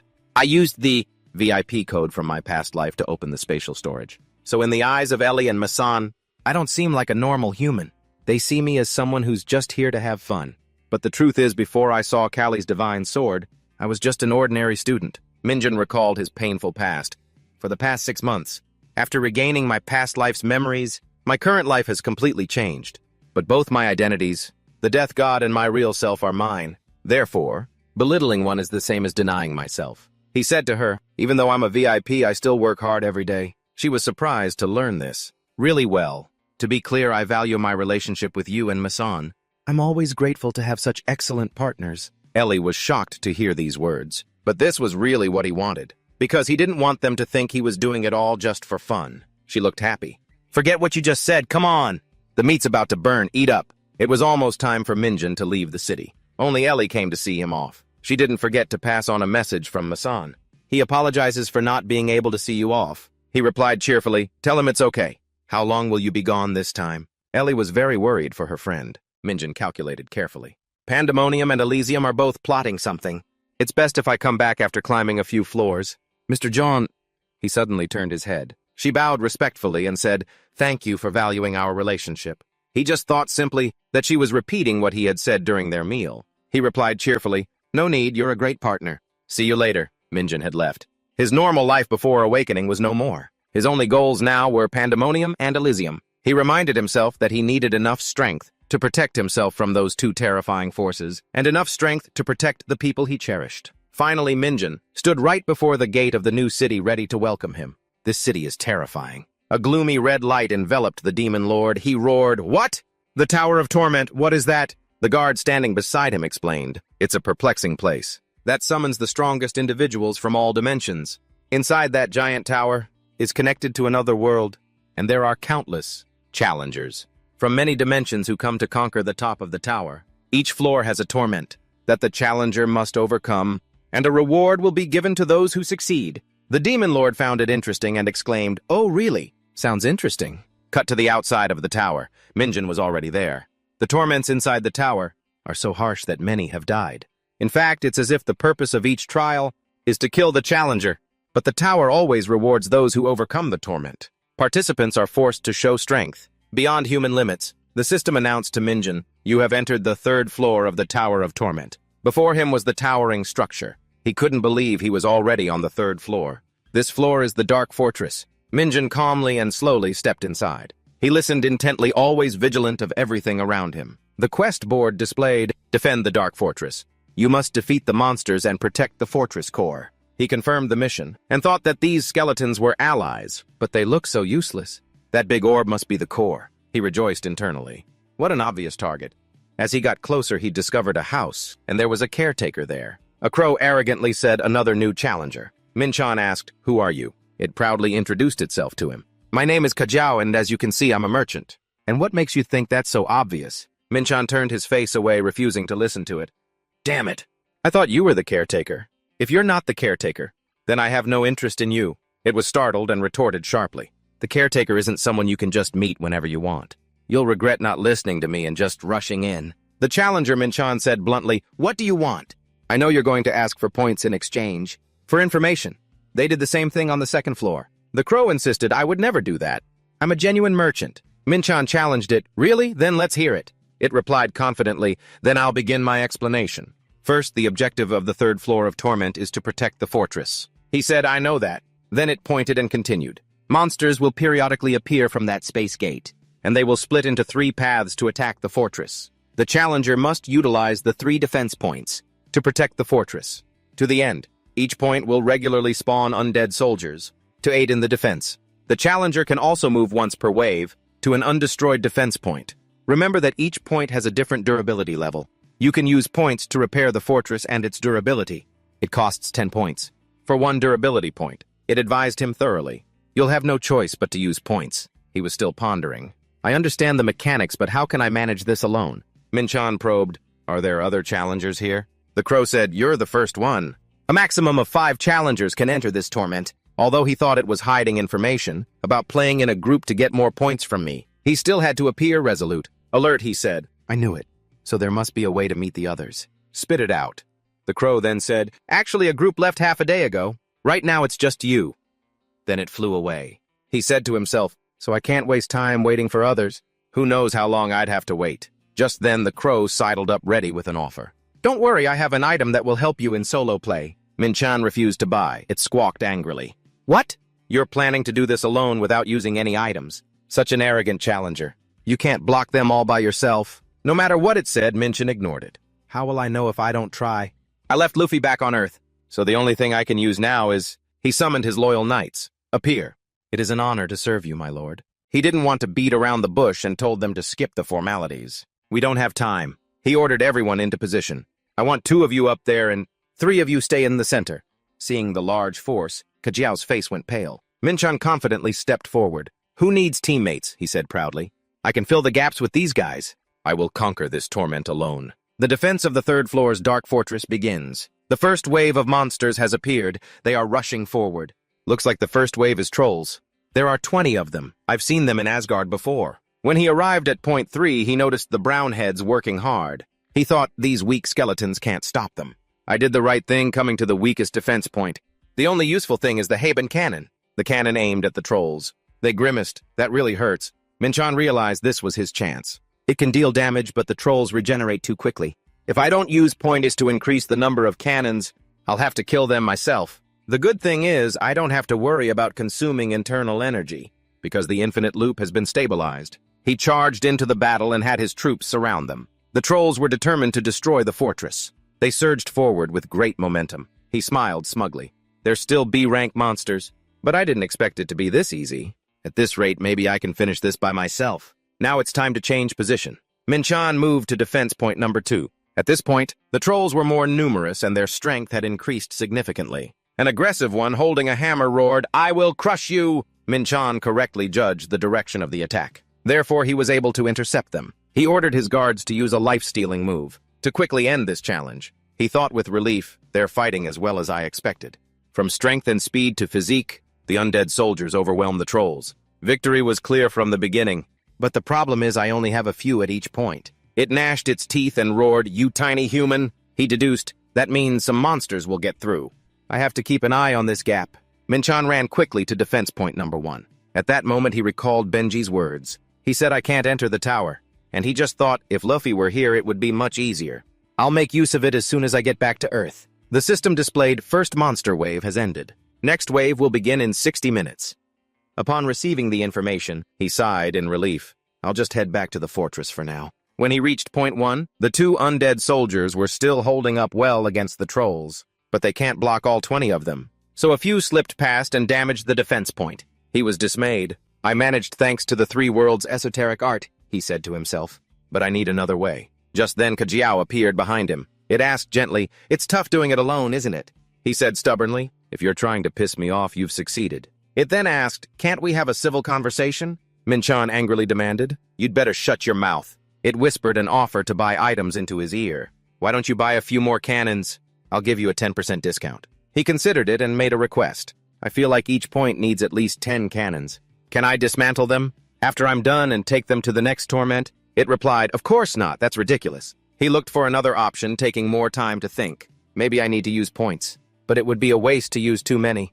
I don't need to shoot them all down with cannons. Just enough to stall for time is fine. Maybe I have something more useful to use. It might be helpful. It seemed like he had come up with an idea, but he calmed himself. Wait. After thinking carefully, he presented an item to Kajiao. I have this. Its eyes widened in amazement. I've never seen anything like it. Where did you get it? He replied bluntly, none of your business.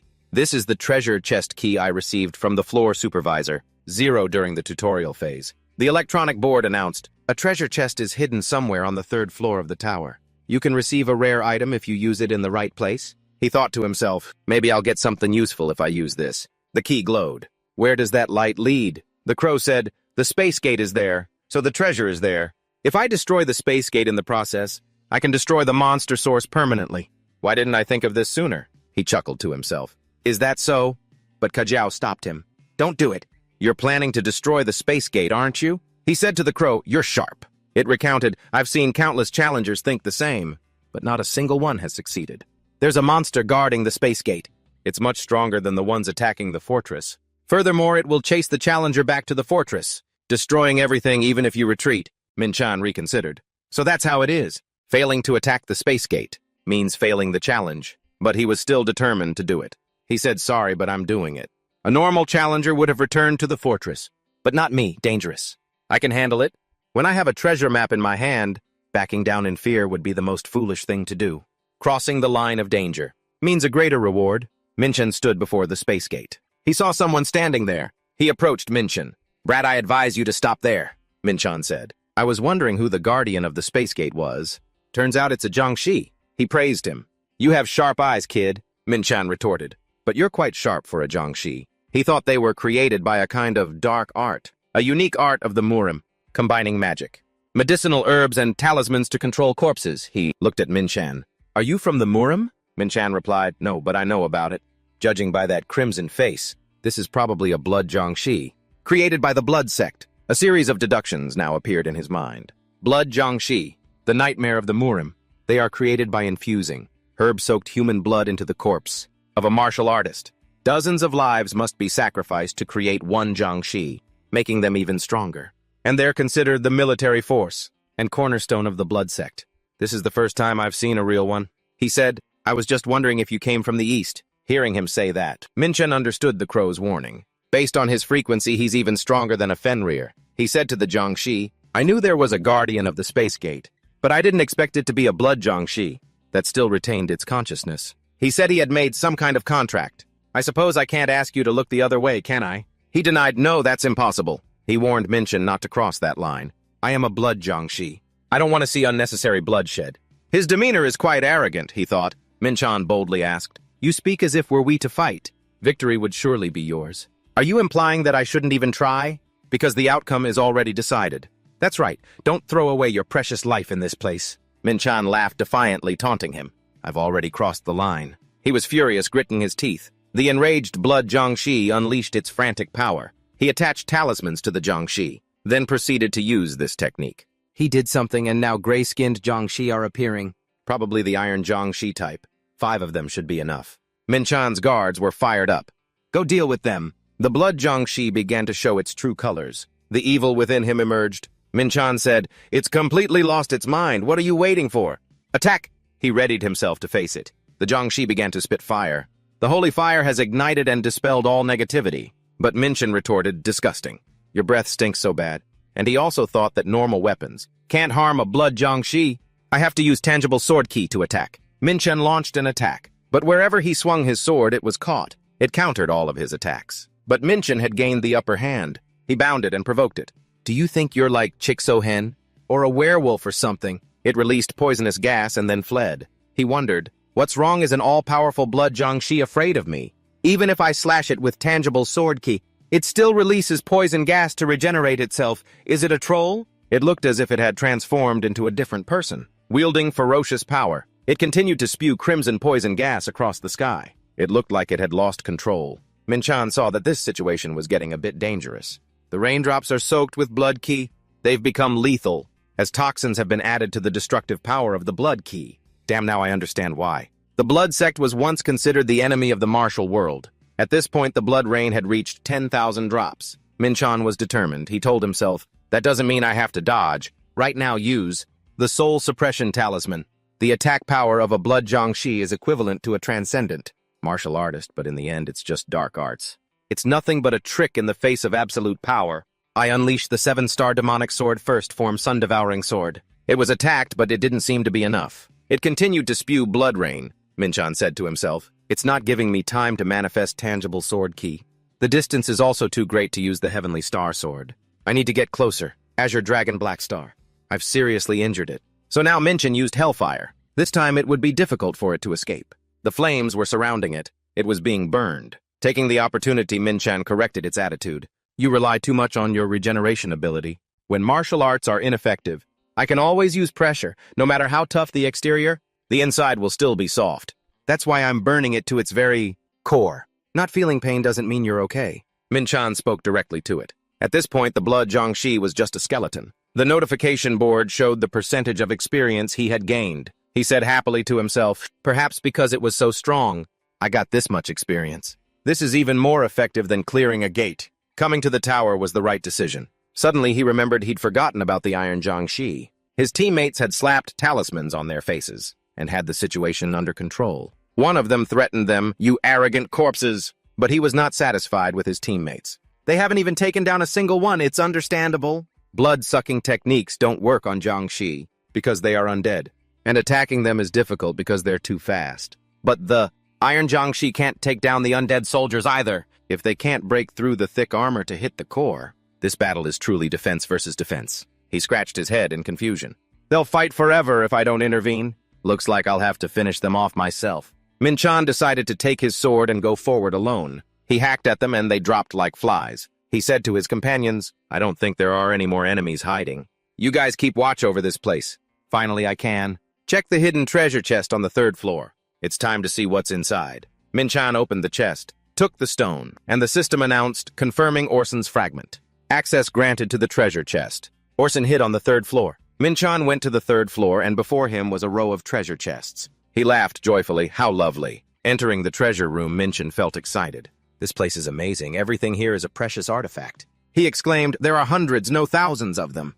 Can I take them all home? The notification board reminded him, you may only choose one treasure from Orson's treasure chest. So choose carefully. He carefully examined the items, curious about everything. This one is so cute, but just one item. He hesitated for a long time. Being allowed to choose one item myself, probably, means I don't have to rely on luck. If it were just random chance, they would have given me a random box from the start. This is a test, to see if I have the ability to identify precious artifacts, or not. He thought simply, it probably won't be that hard.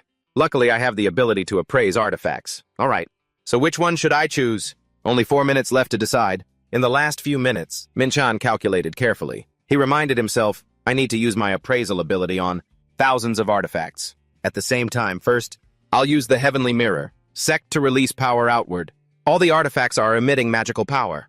The amount and effect of the magical power emitted depends on the artifact's rank. So I just need to find the artifacts that still retain the most power. After a while of choosing, Min-chan was confused. There are still quite a few, he thought. Items appraised in the first round, 189. He said to himself, now I need to use the Eye of Truth to examine each item in detail. Items like the legendary grade Hell-Slaying Sword, the Sword of Destiny, the Emissary's Book. After choosing for a while, he felt more at ease. Just a few more items.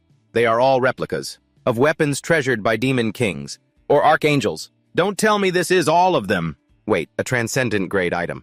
It's the shadow armor of all creation with many skills. Superior defense. Converts damage to magic power, can self-repair, and revert to its original form. He picked up the armor and said, theoretically, this is truly indestructible. It looks so simple that if I hadn't used the Eye of Truth, I wouldn't have noticed it. And he raised a question. Perhaps they deliberately hid it so others couldn't choose it. He sighed. I have to change its shape first. This shape is too difficult to use. Notification. The transformation skill of the shadow armor of all creation has been activated. Shape has been transformed into an outfit, according to the user's will. Because the material has thinned, a debuff has been applied. He felt this item was perfect. For a martial artist, light and easy-to-move gear is much better than heavy armor. But he felt a bit hesitant. After defeating the blood Jiangshi guarding the space gate and getting a pretty cool item, he looked back at this pile of ashes from its corpse and said, all I have to do now is just wait for what's next. Scene changed to a room. The crow Kajiao was busy preening its feathers. It spoke to itself through a mirror, that challenger. It judged Min-chan's abilities. Since there's been no notification of his death, he must have given up on taking the wormhole. It's understandable, because the blood Jiangshi is a tough opponent. After all, its skin is resistant to ki and nullifies all magic. Below the 5th circle, it also secretes poison from its wounds and can regenerate as fast as a troll, so no one can defeat it. If he had a brain, he would have turned and fled the moment he saw it. But I don't know why he's taking so long. He should have been back a long time ago.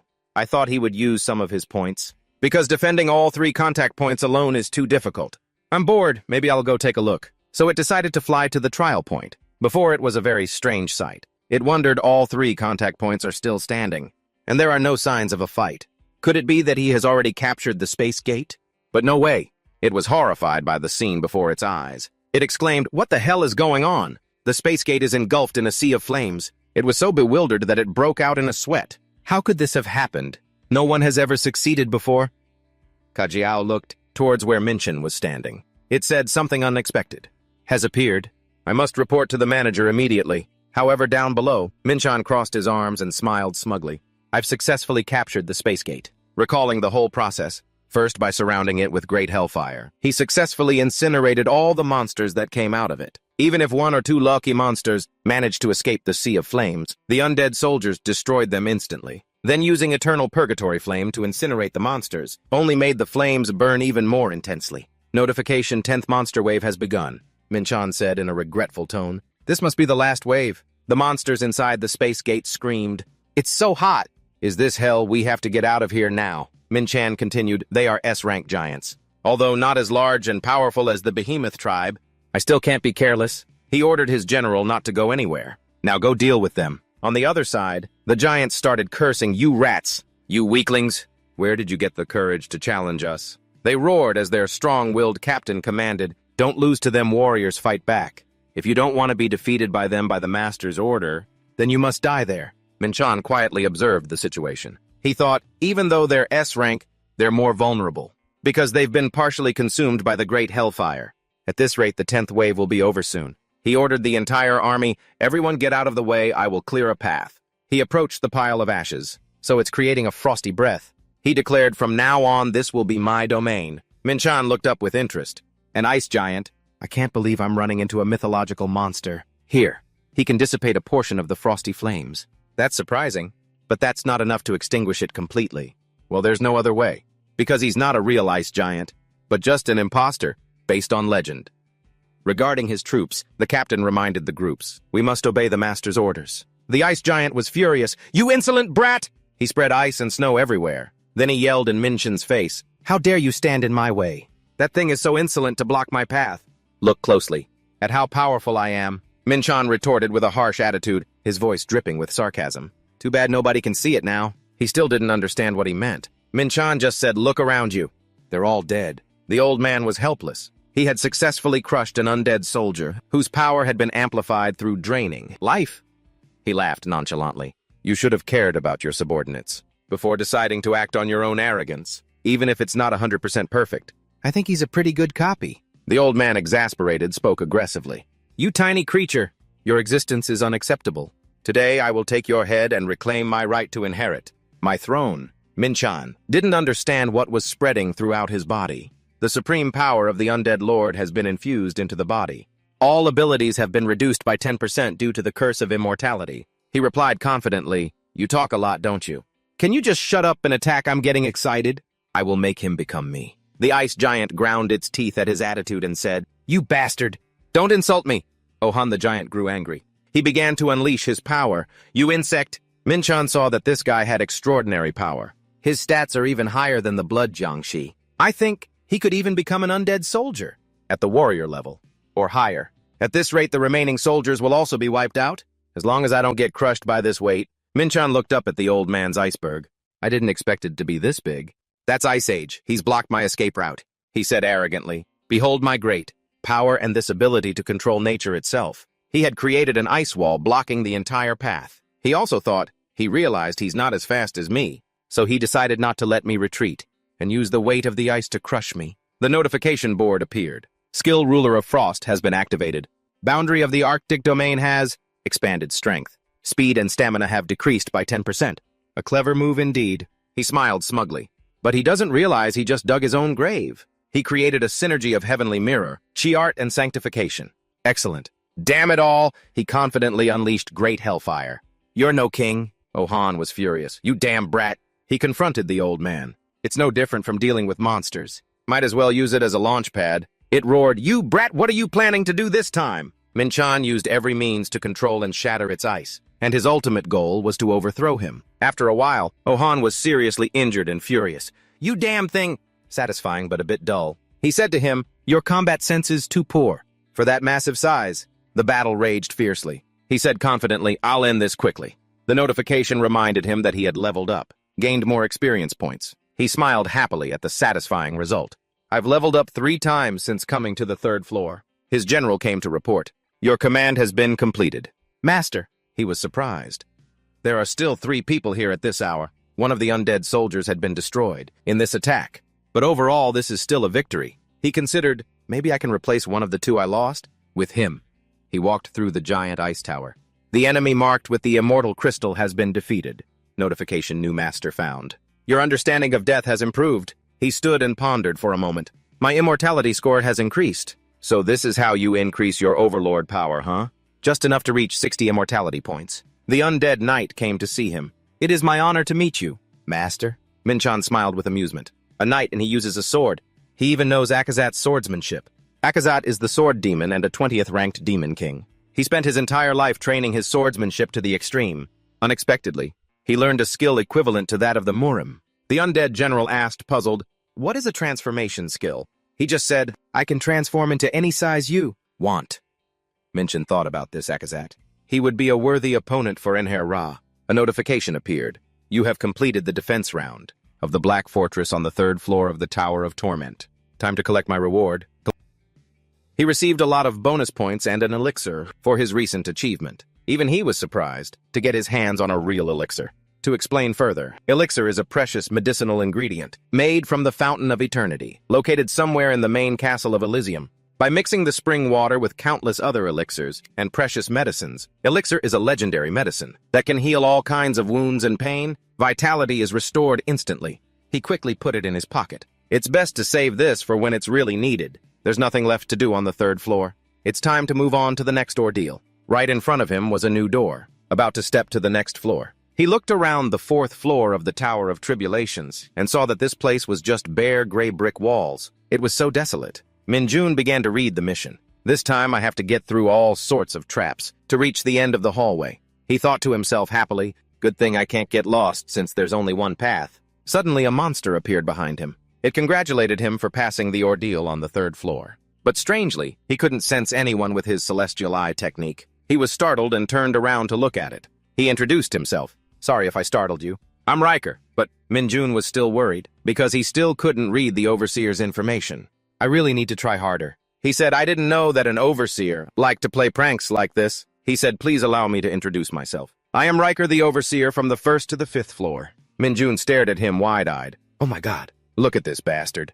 He cast some kind of a spell on me while pretending to bow. He introduced himself to him, I'm Minjun. He said, I came to see you directly because the Overseer of the 0th floor said you were a formidable new challenger.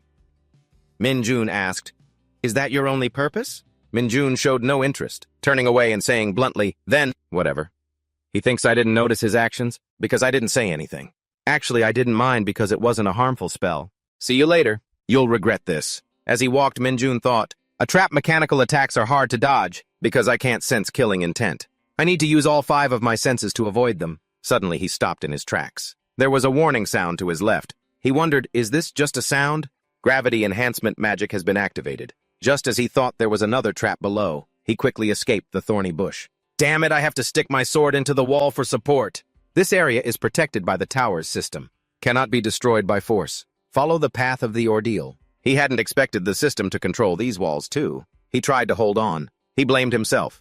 I knew the 3rd floor was too easy. They must be testing me. I'd better be on my guard again. If I hadn't used the spirit tiger armor, I would be dead. It still pierced halfway through. His determination surged. I won't be fooled a second time. I'll use both the celestial eye technique and sanctification, and I won't let my guard down. But the truth was, he was struggling with the traps on this 4th floor. He was still fighting one monster after another to the point of exhaustion. Is it not over yet? How long is this going to continue? At this moment, the system reported that the tense situation had pushed him to his limit. 6th sense has been acquired. He kept wondering 6th sense, but my senses are already much sharper than other awakened ones. 6th sense. But the karmic energy accumulated in the user's soul has activated a special skill. 6th sense has been converted to super sense. I can't believe I unlocked it here. Manager Riker stood in front of a series of system screens. He was deep in thought, one of his eyes glowing red. A notification popped up. Prophecy ability has been activated. Riker observed Minjun on the screen and recalled he's become a completely different person compared to when he first entered. He thought his stats, which were originally only A rank, have now doubled or more. He pondered even if he awakened his 6th sense. Moving as if he knew where the next trap was is impossible. I don't understand. Without turning his head, Riker suddenly asked the person standing behind him, "Are you the one who reported on that survival challenge?" A crow answered. "Yes, Caw," he wondered. "Did he ever violate any rules during the entire process?" The crow replied, "No, Caw." Riker bowed his head and whispered, "I understand." He sighed to himself.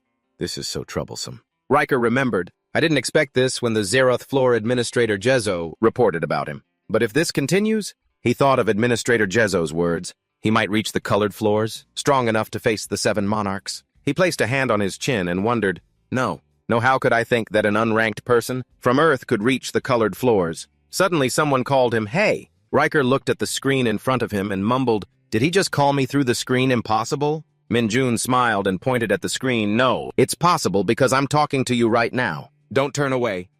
Riker froze. Minjun asked, "Have you heard of the life review phenomenon? It's like when a person's life flashes before their eyes when they're about to die." In front of him were silver arrows. He calmly explained, "It's the brain's survival reflex, scanning all information in a flash, to find a way to save itself. Ordinary people can't withstand the swamp of eternally stretched consciousness for long." Minjun dodged the arrow and continued, "But super sense can artificially expand the user's consciousness." A volley of arrows flew towards him, but Minjun dodged them all. He said to Riker, "That way, the skill user can proactively enter a state of life review." A notification popped up explaining super sense. The skill can be activated proactively and automatically activates when threatened, with a mechanism that significantly slows down one's perception of time. Minjun said, "Super sense is usually awakened by high-ranking beings like demon kings or archangels, but it awakened in me because I needed it to overcome my past self." He walked on a virtual map, then explained to Riker, "Now I can think and react by splitting a second into thousands of pieces."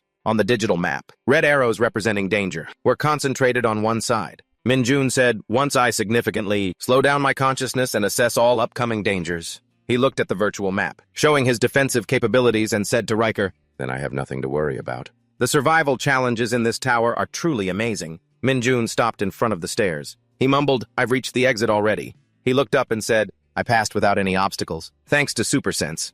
Going up that way will take me to the 5th floor." Minjun glanced over and said, "But before that," he continued, "I want to hear about the little trick you just pulled." A notification appeared, reminding him that Riker was observing with prophecy and violating the tower's policy. Minjun said, "You're listening, aren't you? I think we need to talk." Riker was silent. His hologram suddenly appeared behind Minjun. He spoke, making the man flinch. "Thank you for your time." He turned to look at him and asked, "I see you've pulled a rather interesting trick. So what about the rules of the tower?" Riker thought, this guy, this time he sensed me appear behind him, completely different from before. Minjun smiled and asked, "An administrator contacted a survival challenge participant and used prophecy without prior notice. Isn't that a violation of the rules?" Riker froze and stammered, How did you—" He quickly composed himself. Riker wondered, how could a survival challenge participant from a lower floor know that? "Don't tell me Administrator Jezo told you."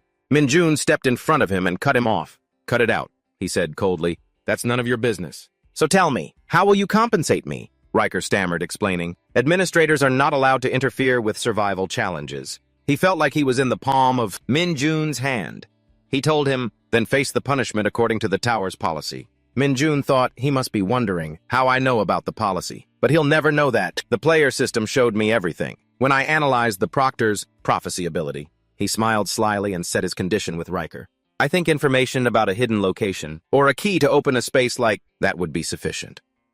Riker trembled, thinking, I feel like he's holding me in the palm of his hand. He sighed and decided, I have no choice. This is still better than being reported for violating the rules. Riker took out an old scroll and said, "I never thought I'd give this to you." Minjun snatched the map from his hand. He turned and walked away, thinking, good. The administrator of the Zeroth floor also gave me a map and key to Ozen's treasure chest, so a reward like this doesn't violate the rules. Riker looked at him and said, I can't tell you what it's used for. Minjun nodded, remembering. The guy on the Zeroth floor didn't tell me what Ozen's piece was for either, but it doesn't matter since I have the Eye of Truth. A notification popped up about Fiancé's document. It was a legendary miscellaneous item, with a durability of 25 located at the Ancient God's Temple on the 9th floor. The user must decipher the code on the document to solve the temple's secret. Minjun thought to himself, perfect. I can use this at the Temple of Suffering on the 9th floor, Riker said miserably. I never imagined I would be fooled by a survival challenger like you. Minjun chuckled and said, I can make things much worse for you, if you'd like.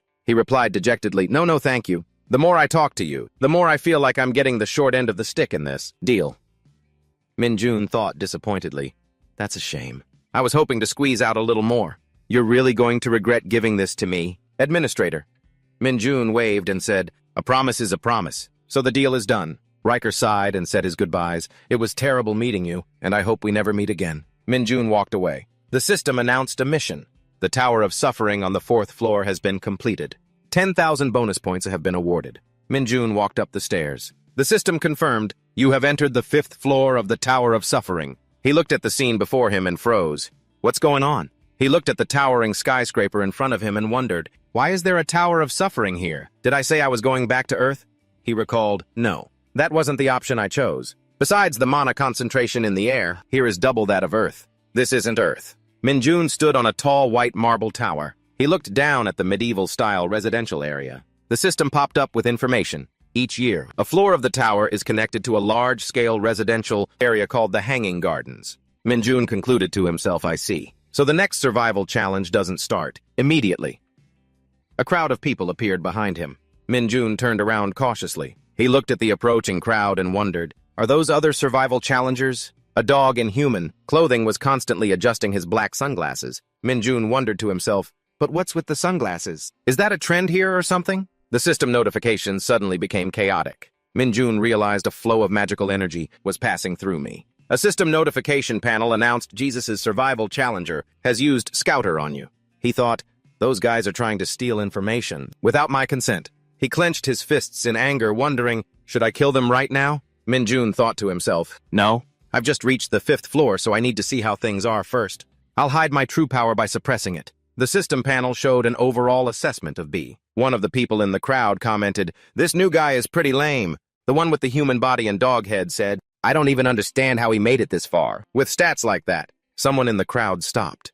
A person called out, is that you? Jun Youngsun Hai stepped forward. Minjun immediately recognized Agent Youngsun Hai from the Hunter Association. He exclaimed, I knew it. Minjun said, I didn't know you were climbing the tower. He scratched his head and replied, I'm honored that you remember me. He wondered, I think those guys just scanned me with magic. Is this a common thing here? Sun Hai explained. They're evaluating the stats of new survival challengers who've just reached the 5th floor to recruit allies. Minjun said, I noticed they're all wearing sunglasses. He replied, yes, it's an item called a Scouter. It allows you to assess the abilities of others. As you can see, there are many interesting items in the tower. Minjun gritted his teeth and muttered under his breath, I don't like that. Sun Hai said, although it has been abused a bit too much lately. That's because there was an unexpected surprise in the tower. Minjun asked in surprise, an unexpected surprise. He explained, everything got turned upside down when a super strong rookie appeared. He continued, he seems to have broken the record of the 7 monarchs in the tutorial survival challenge. Minjun froze. Sun Hai continued,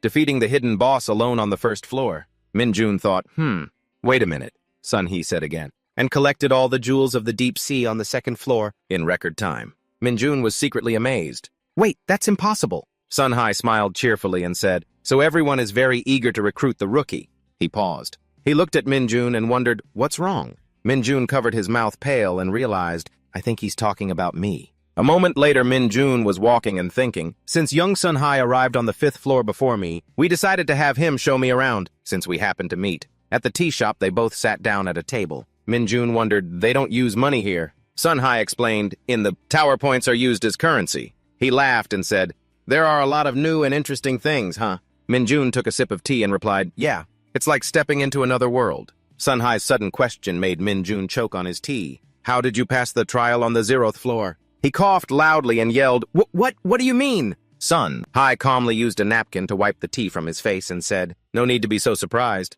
He continued, the trial on the 0th floor is something everyone has to go through. Minjun wiped his mouth and thought, this guy is obviously asking me on purpose. The 0th floor trial can be passed regardless of whether you win or lose against the monster.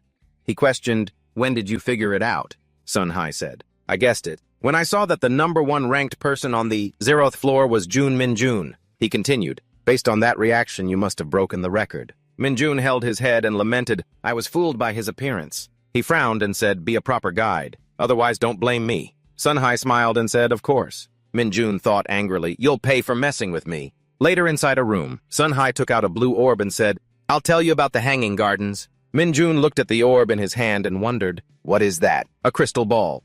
Sunhai explained, "It's a map." Minjun watched the orb turn into a 3D image of the area and asked, "A hologram?" He replied, "That's right." He began, "First, the hanging gardens are divided into 4 sectors. Please look at the hologram as I explain. North Community Sector, East Residential Sector, South Commercial Sector, West Forging Sector." Minjun remarked, "This city is quite large, isn't it?" Sunhai replied, "That's right, the population here is about 100,000. Minjun asked in astonishment. 100,000, that many did they give up on climbing the tower? Sunhai sighed.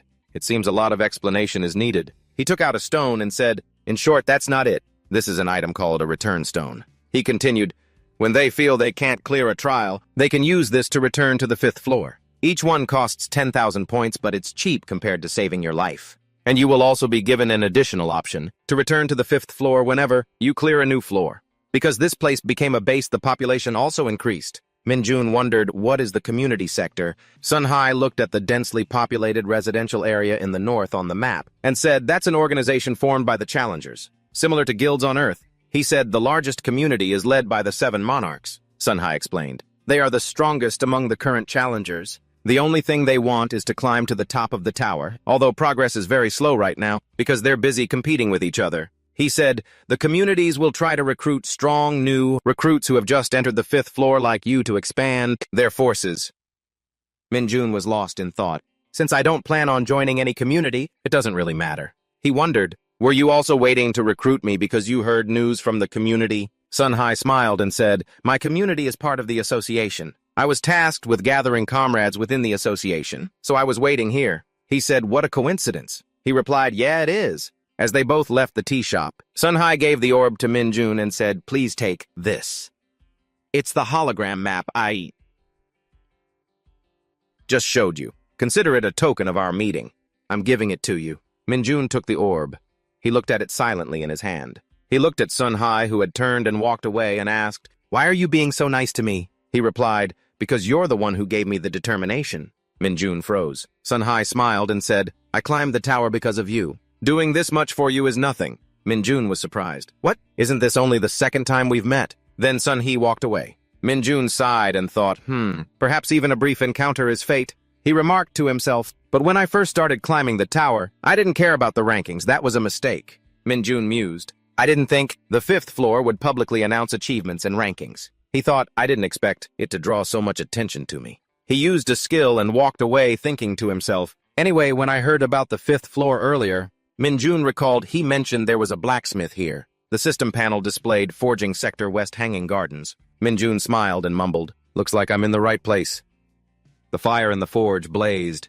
The sounds of hammers and metal rang out in the area. Minjun looked around and thought, "There are blacksmiths everywhere here. Although on a smaller scale, it reminds me of Pandemonium's armory." He pondered, "Maybe this place has a craftsman skilled enough to engrave the cloak that Jormungandr made. According to what Mathan said, it has to be a master craftsman at least on par with maestro rank." Minjun glanced around and thought, in a situation like this, he looked at the tall, luxurious building and wondered, it's best to go to the most high-end place, right? He mumbled, "They practically built a shopping mall here." Minjun walked inside. A cheerful dwarf employee greeted him.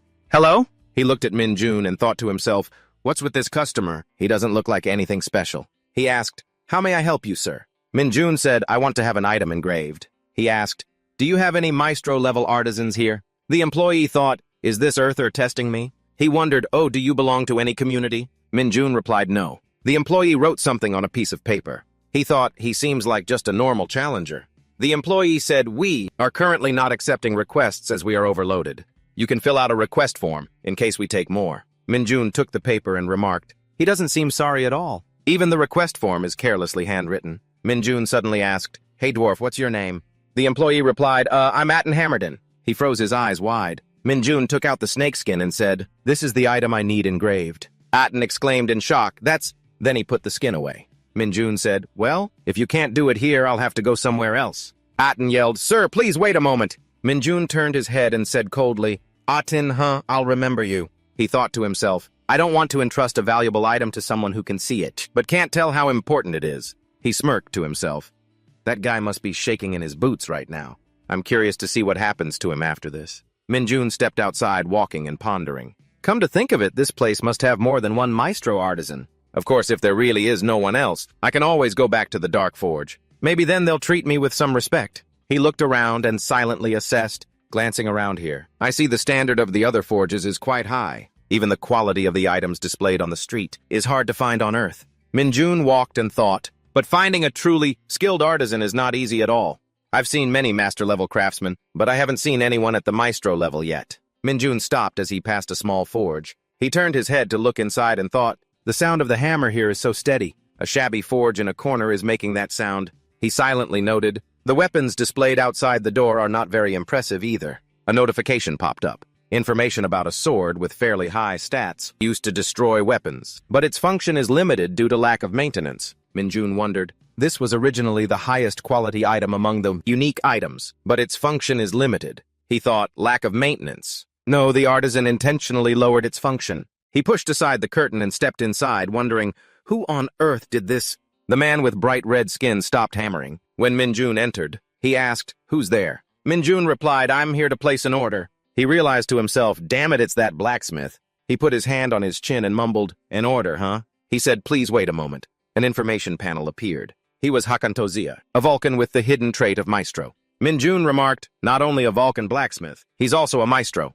At Hakan's forge, he wiped his sweat and said, you're placing an order after seeing the items displayed in front of the shop. Am I right? Your eye for things is terrible. Minjun rubbed the back of his neck and thought, I don't think someone at the maestro level should say that. I don't know why you did it, but you must have your reasons. Hakan pondered for a moment and then continued, I won't be held responsible. If you're not satisfied with the finished product. He suddenly stopped. Hakan stared at the skin Minjun had placed on the table. He exclaimed in shock, wait, where did you get this? Minjun replied, I'm under no obligation to tell you.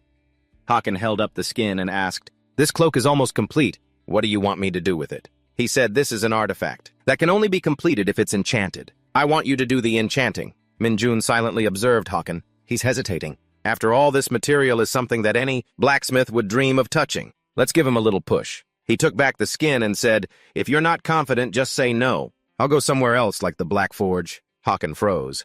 No, he said, flustered, stopping him. I'll do it. How could you change your mind so quickly? Minjun smiled and thought, all right.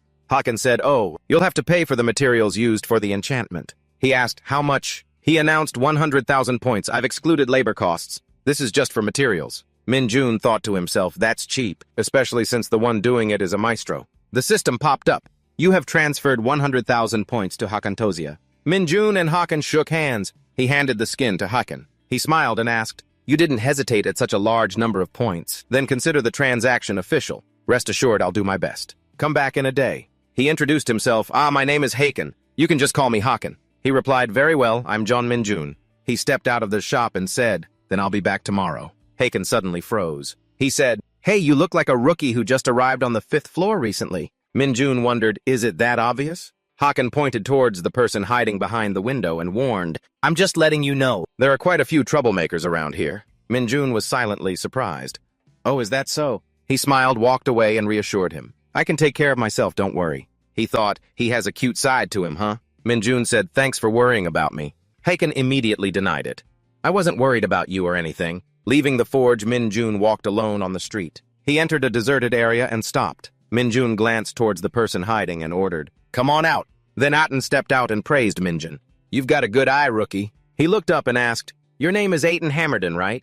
He thought to himself, I knew it. Something was bound to happen after I showed Han the cloak. Jormungandr, he's after me. Aten sneered, you have a good memory. From inside the alley, 2 men were hiding, waiting for Aten's signal. Minjun smiled and said, what a coincidence meeting in an alley. Aten retorted, do you really think this is a coincidence? Minjun drew a dagger and replied with a grin, I know, I'm not that stupid. He threw the daggers, sending them flying towards the assassins. One pierced straight through the black-haired man's stomach. The others quickly dispatched the remaining men, but a few managed to dodge. Aten shouted in astonishment, wait, what did you just do? Minjun said calmly, I intended to take them all out with the first strike, but this bunch reacts faster than I thought. I think only 3 are dead. One of them gritted his teeth and cursed at Aten. Damn it, you said he was a rookie. Minjun sensed that 5 of them had just avoided a fatal blow. Some others had even used their weapons to block the attack. The remaining assassins came out of hiding one by one. Minjun calculated there are about 20 of them, including the injured. When I showed him the cloak, I thought...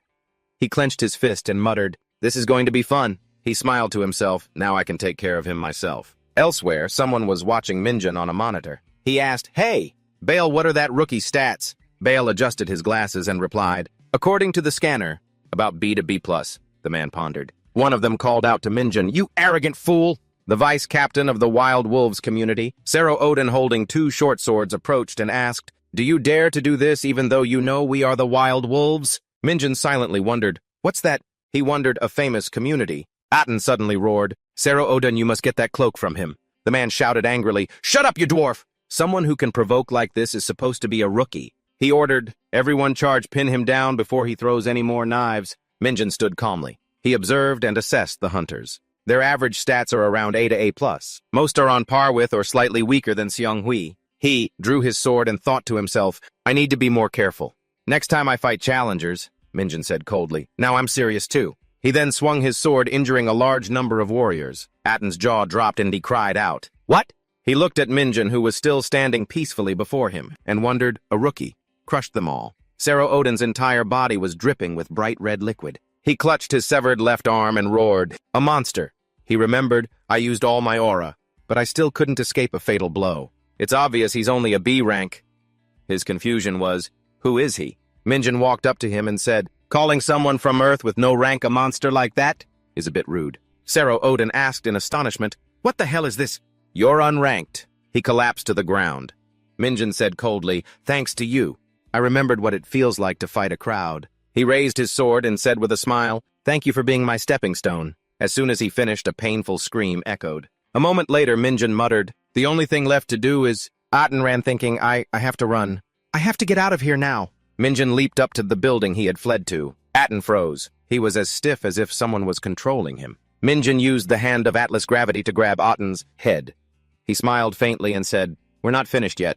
Minjun smiled faintly and ordered, "The Wild Wolves aren't just this right. Take me to them." He agreed in fear. "Oh, okay." He threatened, "If you dare to pull any stupid tricks, you'll have to face the consequences." At the community area, Atten stammered, "This is..." He pointed at a building and said, "The Wild Wolves community headquarters." Minjun praised, "Good boy." He put his hands in his pockets and said with a tremor in his voice, "Then I'll be on my way." He suddenly said, "Once you make a promise, you have to keep it." Atten coughed up a mouthful of syrup. He was terrified, looking at his chest being pierced by a sword. He stammered, Why did you do that?" He withdrew his sword and replied, "I told you if you do something stupid, you'll face the consequences." "Right." He then said, "Come out, I know you're there." A sound echoed, "That's bold of you." "Rookie?" A dark-haired elf woman said disdainfully, "To be so arrogant and presumptuous?" Minjun looked at the woman and wondered, "Aren't you the captain of the Wild Wolves?" The woman replied, "You guessed right." She asked Minjun, "What did you do with Sarah Odin?" He replied, "I killed him." She said, "Thanks to you, the position of vice captain in our community is now vacant." Minjun replied with a faint smile, "That's truly terrible. My condolences." The captain suddenly said, "You defeated Sarah Odin. Right, I like that you have skills, and can think of yourself as some kind of hero." Surrounding her were men in black cloaks. She offered, "If you join as vice captain, I will forgive you for everything you've done." She continued, "Isn't that a beneficial offer for you?" Minjun looked at her, pondering. She says it as if it's a matter of course, while she's gathered all her members. "Here," he sneered. "How can a dragon's head be attached to a snake's tail?" The captain smiled. She clapped her hands and then said, "It seems the rookie needs to be taught a harsh lesson." Hidden weapons flew towards Minjun. He stood his ground peacefully. The system displayed reinforced protective energy. He silently assessed, "These attacks that don't even have any aura in them are nothing." Minjun suddenly said, "Come out." He stretched out his hand. A spatial gate appeared behind him. Knights stepped out of the gate. Minjun ordered, "Knight, you are now the leader. Lead the immortal warriors and defeat all of them." The knight charged towards the wild wolves and replied, "Understood, master." The knight said disdainfully, "You insects don't even dream of standing in the way of our Supreme One." The soldiers who came with the knight immediately annihilated the mercenaries, leaving the captain astonished. Minjun suddenly appeared in front of her. He raised his sword. He chuckled and said, "Hey, pointy ears, we need to talk." "Don't we?" The captain gritted her teeth in anger. The system displayed dark points. The captain controlled the shadow tendrils and roared, "You're acting too arrogant for a rookie." Minjun quickly blocked her attacks. He silently noted, "All of these attacks are physical in nature." He swung his sword forward. She quickly jumped high to dodge. Minjun exclaimed, "Thinking you can control monsters at will is pretty impressive." She gritted her teeth. "Your power!" she shouted angrily. "Are you a challenger from Murim?" Minjin replied with a faint smile, "No, I'm from Earth." A black demon face suddenly appeared in front of him, emitting the captain's voice. "Earth, stop lying." The system displayed, "Release Dark Spirit." Minjin drew out his spear, the black star horn of the one-horned beast. He swung the spear, destroying the evil spirits flying around him, and said, "Keep throwing these little things at me." The captain sneered. Suddenly a head charged forward and swallowed Minjin whole. She screamed, "Head of Megazid!" She laughed, satisfied. "Finally, I have you." She gritted her teeth and muttered, "I'll make you pay for all the trouble. You've caused me." From inside the monster's head, one of its jaws swelled. Minjin's voice came out. "That's actually a pretty good idea." He tore apart the monster's head and escaped. The backlash caused the captain to scream in pain. Minjin smiled and asked, "Is that a side effect of me breaking?" "Your magic," he thought, but I wasn't even affected in any way. He mused, "Black primordial armor, a transcendent grade item. It's truly on another level. I didn't even use the reinforced protective energy, and I didn't take much damage." The captain gritted her teeth. "Damn you!" She raised her hand and created an energy ball, shouting, "You foolish rookie." Minjin dodged her attacks while thinking, something like magic bullets. "I can charge forward without worrying about them." He appeared to the captain's astonishment. Minjin swung his sword and said, "It's time to end this." She ran off muttering, "No, it can't be." The next day, Minjin went to the forge and asked Hakan, "Have you finished preparing for the engraving?" He said, "You've come at the right time," Hakan remarked. "The smell of blood on you is really strong." Minjin sniffed his sleeve and said, "I was busy dealing with those fools yesterday. Those cowards, thinking they could gang up on me," he thought, "to make sure nothing can bite me later. I killed all the wild wolves.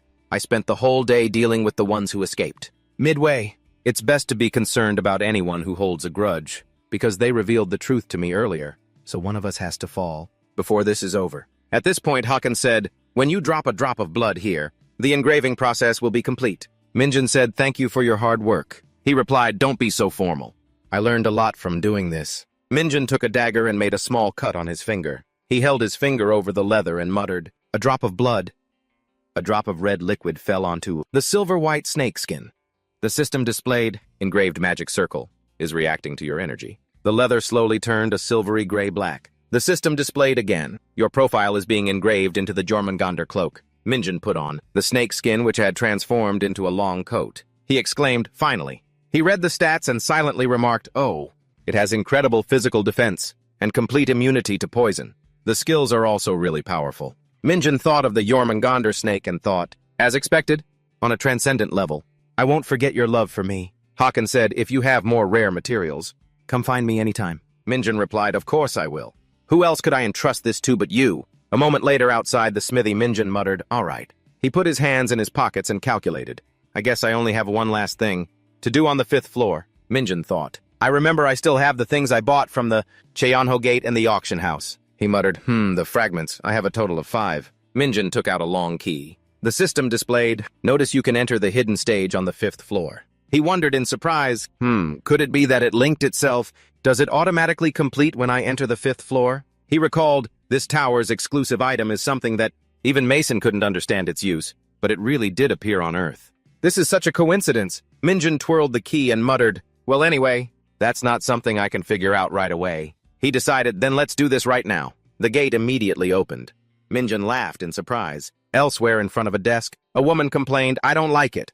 A man retorted, "How am I supposed to know what you don't like? If you don't tell me?" A girl with fox ears and white hair said, "I'm talking about the 7 great guilds working together. That's unavoidable. After all, we're balanced in terms of power." "One of the 7 great guilds, Asgard," Vice Captain Miho said. "Well, we're only called one of the 7 great communities, but we're ranked last." The man beside her nervously tried to stop her. "Vice Captain, don't let anyone hear this." She questioned, "Did I say something wrong?" Miho rested her chin on her hand and said, "That's why I'm here on the 5th floor, instead of the 45th floor, to discover new talent. Anyway, who are the notable rookies right now?" The aide said, "The most famous is probably Jadagojin. He's currently challenging the 8th floor trial, and might be on par with the Emperor class." Miho asked, "But he's a dragonkin. Longinus might pick him.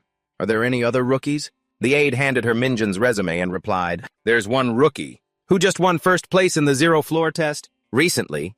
Miho exclaimed in surprise, "What? We need to get to him quickly. We need to recruit him quickly." The aide smiled and announced, "He's still in the process of testing the tower." Miho asked, "Oh really? What's his name?"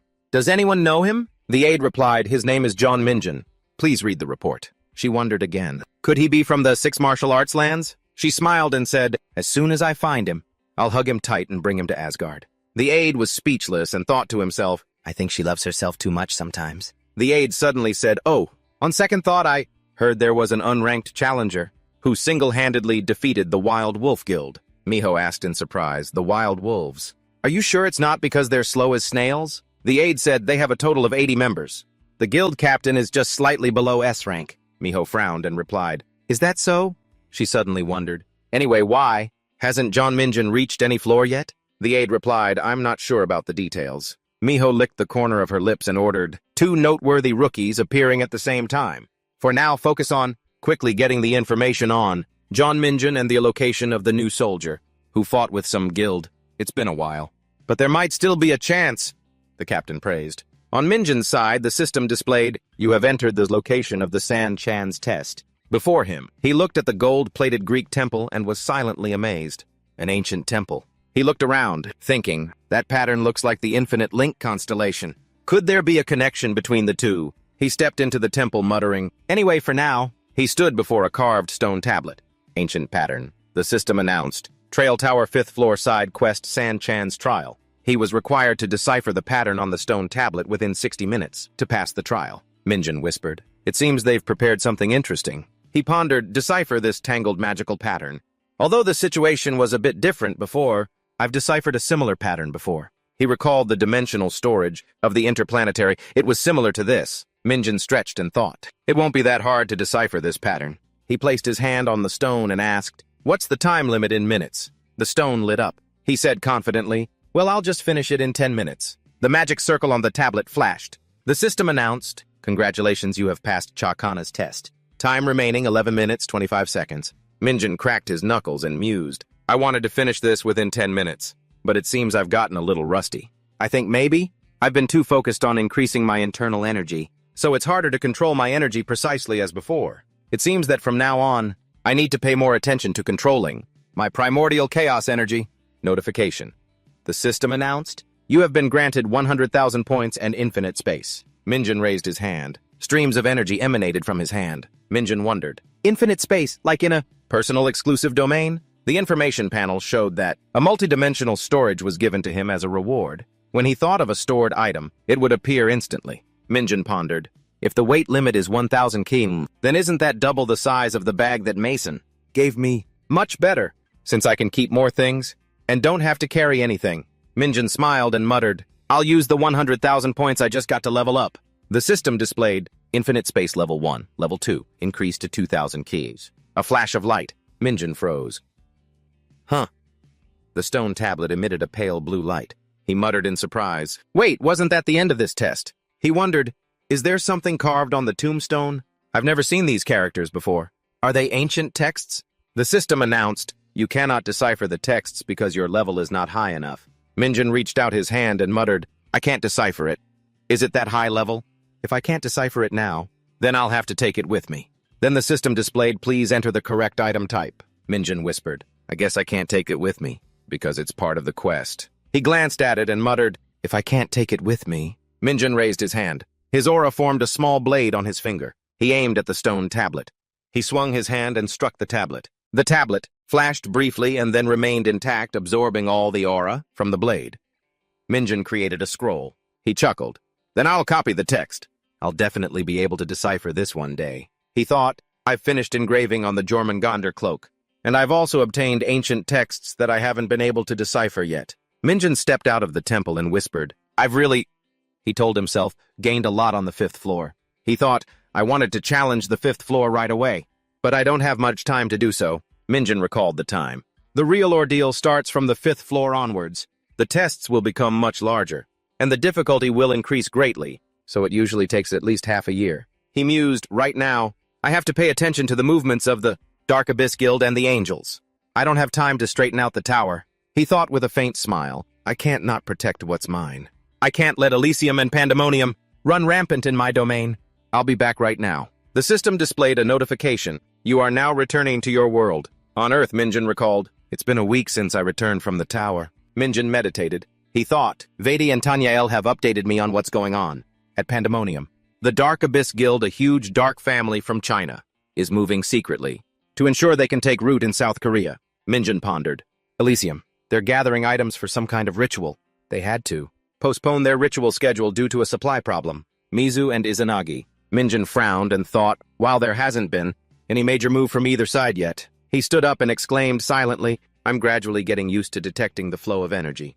It's great that I can increase my primordial chaos force just by breathing. After obtaining the infinite link constellation, he stood up and stretched. He looked at the phoenix standing before him. Minjun reflected, I've taught them the sword techniques of the Einherjar, concentration techniques, and even the violet nether mystic arts. The notification panel appeared.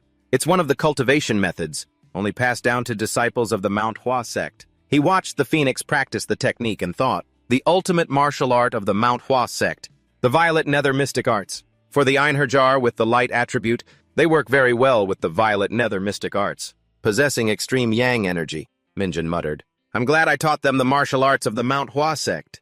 They are truly extraordinary disciples. They don't even slack off during their training. He thought if they train a little more, I can use them in real battles. His phone vibrated. Minjun was surprised. Hey Ellie. He answered the phone and said, Hey, what's up? Ellie's voice came from the phone, Hunter Minjun. Where are you right now? She grabbed a stack of documents and explained as she looked at them. We've just received an urgent gate raid request. S-rank gate? An S-rank gate? Minjun asked, S-rank, what's so special about it? Ellie shouted, This is a gate that hasn't been announced to the media yet. Minjun paused. She continued, and they specifically requested you. Minjun wondered, requested me? A few days later, a group of people were gathered in front of the S-rank gate. Minjun walked up and said, I didn't expect us to meet like this. The red-haired woman was a member of the Divine Power Guild, Jean Jason. She replied with a scornful laugh. That's right, it would be great if we had met under better circumstances. Minjun recalled, Ellie told me something before I came here. He remembered Ellie's words. If an S-rank gate appears all over the internet at this time, I'm not sure why they specifically requested you. From the start, Minjun said. I want to hear the details first. Jean rubbed her neck and replied, 2 of the guild's attack squads entered an A-rank gate, and it got to the point where it needed to be destroyed, and its rank increased to S-rank. She continued, That's right, that's how things got this way. Jean looked towards the bright red spatial gate, and then said, It became a gate that needed to be destroyed. That's right, it became a death zone, where you can only escape by destroying the gate. After entering, Jean said, Furthermore, the maximum number of hunters that can enter is 5. Our main attack squad is currently raiding another gate, so we can't send reinforcements inside. Minjun pondered for a moment and then asked, Sounds pretty dangerous. Are you sure you can bring a rookie like me in there? Jean sneered, A rookie. She suddenly said, The Inchin Gate. This gate is just as dangerous as that one. I'm only bringing in people I trust. Just looking at the records of the Inchin Gate is enough reason for me to hire you. Minjun was silently surprised. How did she find out that I cleared the gate by myself? An A rank? He remarked, Your intuition is sharp. Jean smiled and replied, Thanks for the compliment. But I'd rather hear your answer on this matter than that. Minjun smiled faintly. I had the answer from the beginning. He replied, All right, I'll go in. The two shook hands. Jean said, I'll be counting on you for this trip as well. Minjun replied, Same here. He thought to himself, After all, it's an S-rank gate. There's no reason for me to refuse. Inside the gate there were trees everywhere. The 2 people with Jean were screaming in panic. Something was charging towards them. They both fell in front of Minjun. He looked up slightly surprised. 3 dinosaurs were chasing after and attacking them. One of them shouted, It's a Tyrannosaurus Rex. Another roared, 3 at once. S-rank gates are different. Minjun smiled faintly and thought, That's my prey, the Tyrannosaurus Rex. Its fangs are sharper than swords, and each one is about a meter long. With the immense magical energy covering its entire body, it makes normal attacks hard to even leave a scratch. It's a great monster species, on par with the beasts in mythology. It opened its mouth and roared, tearing the sky apart. Tyrannosaurus Rex. Strength 450. Everyone who saw it was stunned. 3 Tyrannosaurus Rex's S-rank gates are on a completely different level. Jean stood observing everything. Minjun smiled mysteriously. Hey, you don't need to waste your energy right now. Those monsters are my prey. This surprised her. Seeing him declare so confidently left many stunned and trying to dissuade him. Young man, what are you doing? A giant monster like that is much stronger than a normal monster. We have to work together to take it down. He thought to himself, Not really, that's just how the weak fight. His whole body radiated an overwhelming power. In his hands were 2 swords, the Black Star Azure Dragon Blade and the Black Star Emperor Sword. This was the dual skill swap. I'm ready, let's begin. Minjun smugly thought to himself, Thanks to a week of insane training, I can now use different skills in each hand. He ordered, lead the rest and take care of the other two. Upon receiving the command, the Black Knights he had summoned obeyed immediately. Yes, master. Then he leaped up with incredible speed. The Tyrannosaurus Rexes immediately charged forward. The Black Knights ferociously said, "The Lord has spoken, kill them." He used instantaneous movement, leaving them bewildered and searching for him. Minjun activated his super sense skill. He silently calculated, "They're far superior to the giants I faced in the Tower of Trials. It'll be hard for me to fight them head-on." He quickly jumped up, constantly analyzing. "But if I can see through all their movements, and with my super sense, dodging their attacks will be easier." It would be a piece of cake for him. His eyes lit up with excitement. The fight with Panya was a big help right now. He unleashed his raging fire needle. This is gonna sting a little. He slipped behind the monster. Cheon and her teammates were frozen in place, witnessing what had just happened. Holy crap, are you kidding me? He's really taking on the Black Tyrannosaurus all by himself. They murmured, "And what are those summons? I've never seen anything like them." She was still standing there stunned, thinking to herself, "Unbelievable. He's handling that monster without us," she assessed silently. Even an S-rank hunter can't completely overpower a Black Tyrannosaurus. If he can do this, he has to be at least an S-rank hunter. She continued to analyze him. He's not just physically strong. How can he dodge attacks that are so close, and then counterattack with such precision? And what the hell are those summons anyway? The fight wasn't a complete landslide, but he was gradually pushing the dinosaur back, watching the monster slowly being defeated. She was certain that what people said about him at the East Incheon Gate, a huge explosion occurred, wasn't an exaggeration at all, she calculated. I absolutely have to maintain this partnership with him. Just how much stronger can he get after destroying the monsters? He was satisfied with the result, Knights restored. He considered, "We won the first battle against the Black Tyrannosaurus without too much trouble. A few of the undead warriors fell, but they were resurrected thanks to Soul Steel." Minjun was pleased. "I also like that I got a good amount of XP. But this meant Munsu Gate is different from the report I received. I didn't expect the area to have expanded." He used his super sense to survey the situation. Even focusing my chaotic energy into my eyes, I still can't see the end of this gate. That means this place is almost 11 kilometers wide. A medium-sized gate or larger. The monster corpses were piled up, he thought as he walked. I might not be able to finish this raid quickly. Back at the camp, Cheon and her teammates were discussing. She asked, "Shonsu, do you have the details of this gate?" He replied, "I have them." She spoke. "Then start the report," he began. "It's about 15 kilometers wide, with behemoth-class monsters like the Black Tyrannosaurus, White Centaur, and Black Pteranodon." Minjun listened intently. He thought, we only just entered the gate, yet he's already gathered that much information. He guessed the team she brought along is probably just their B team. The core members must be stuck at another gate. That's why. Even so, they quickly scouted and gathered intel. They even analyzed strengths, weaknesses, and used special gear to counter them. This is true professionalism. I have to learn from that. After the discussion, she said tiredly, "We'll have to explore slowly." Suddenly, he suggested, "I think I can take care of that for you." It surprised her. "What you can," Minjun said confidently. "I have an ace up my sleeve." He thought, since they hired me for this raid, I'll throw in a free service. I have some useful guys for this situation. The system panel appeared, using Legion of Light. "You have summoned the Alethea." They cheered. "Master, we the Alethea greet you." The whole group became excited. "Our time has come. The Master needs our strength. Please give us your command. We will do it even at the cost of our lives." Seeing their reaction surprised him a little. "I must have left them in the training grounds for too long." Finay said excitedly, "Oh, Master, I can feel power surging through my body." The system announced, "The power of holy fire has entered Finay's body. The power of a being that controls light has been enhanced." Seeing the group frantically unleash their power, he had to admit, the holy fire really does make the Alethea much stronger. Although it's a bit of a disadvantage not to use holy fire on myself, a 40% increase is definitely not a small number. He gave the order. "There are hunters lost in the gate. Find them immediately."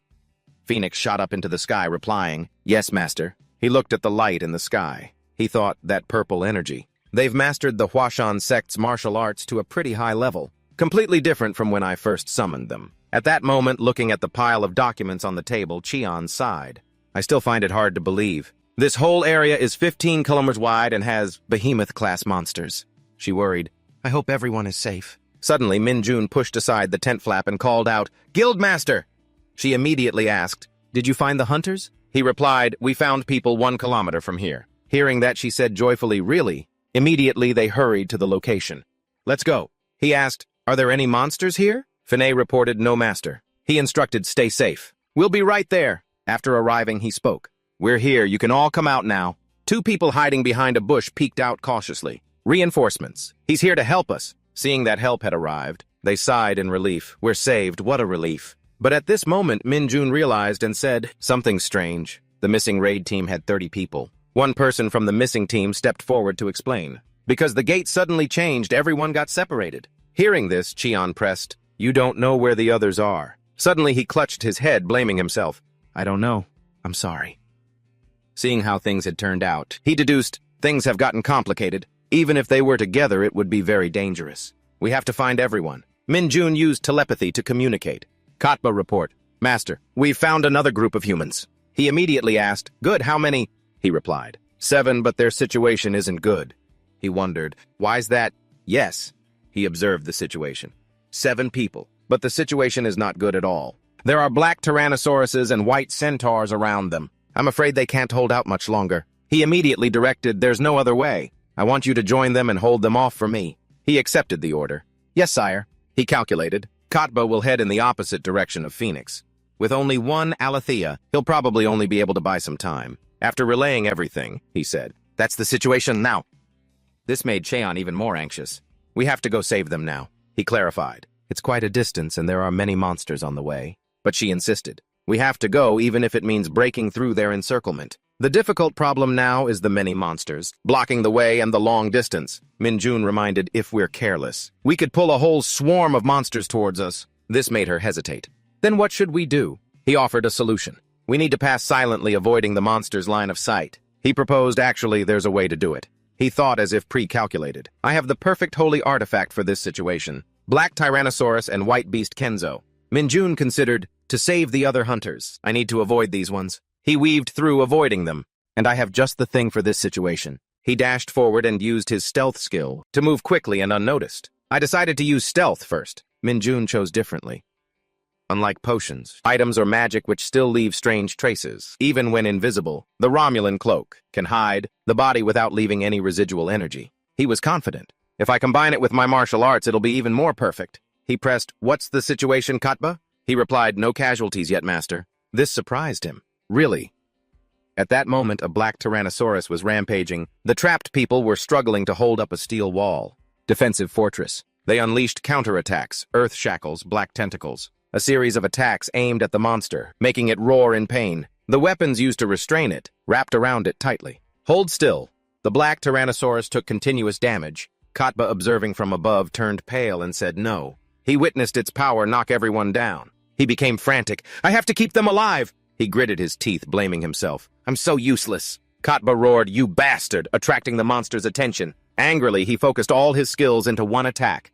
Take this! This is the new power the master granted me. He rushed towards it. He attacked furiously. Meanwhile, the others helped each other up. Min-jun observed, wondering, Who's this, an ally? The black-haired man answered. Not sure, but he looks really strong. Even so, he can't fight a black Tyrannosaurus alone. Watching Katba trying to fly away quickly to escape the monster's sharp fangs. He seemed to have run out of escape routes.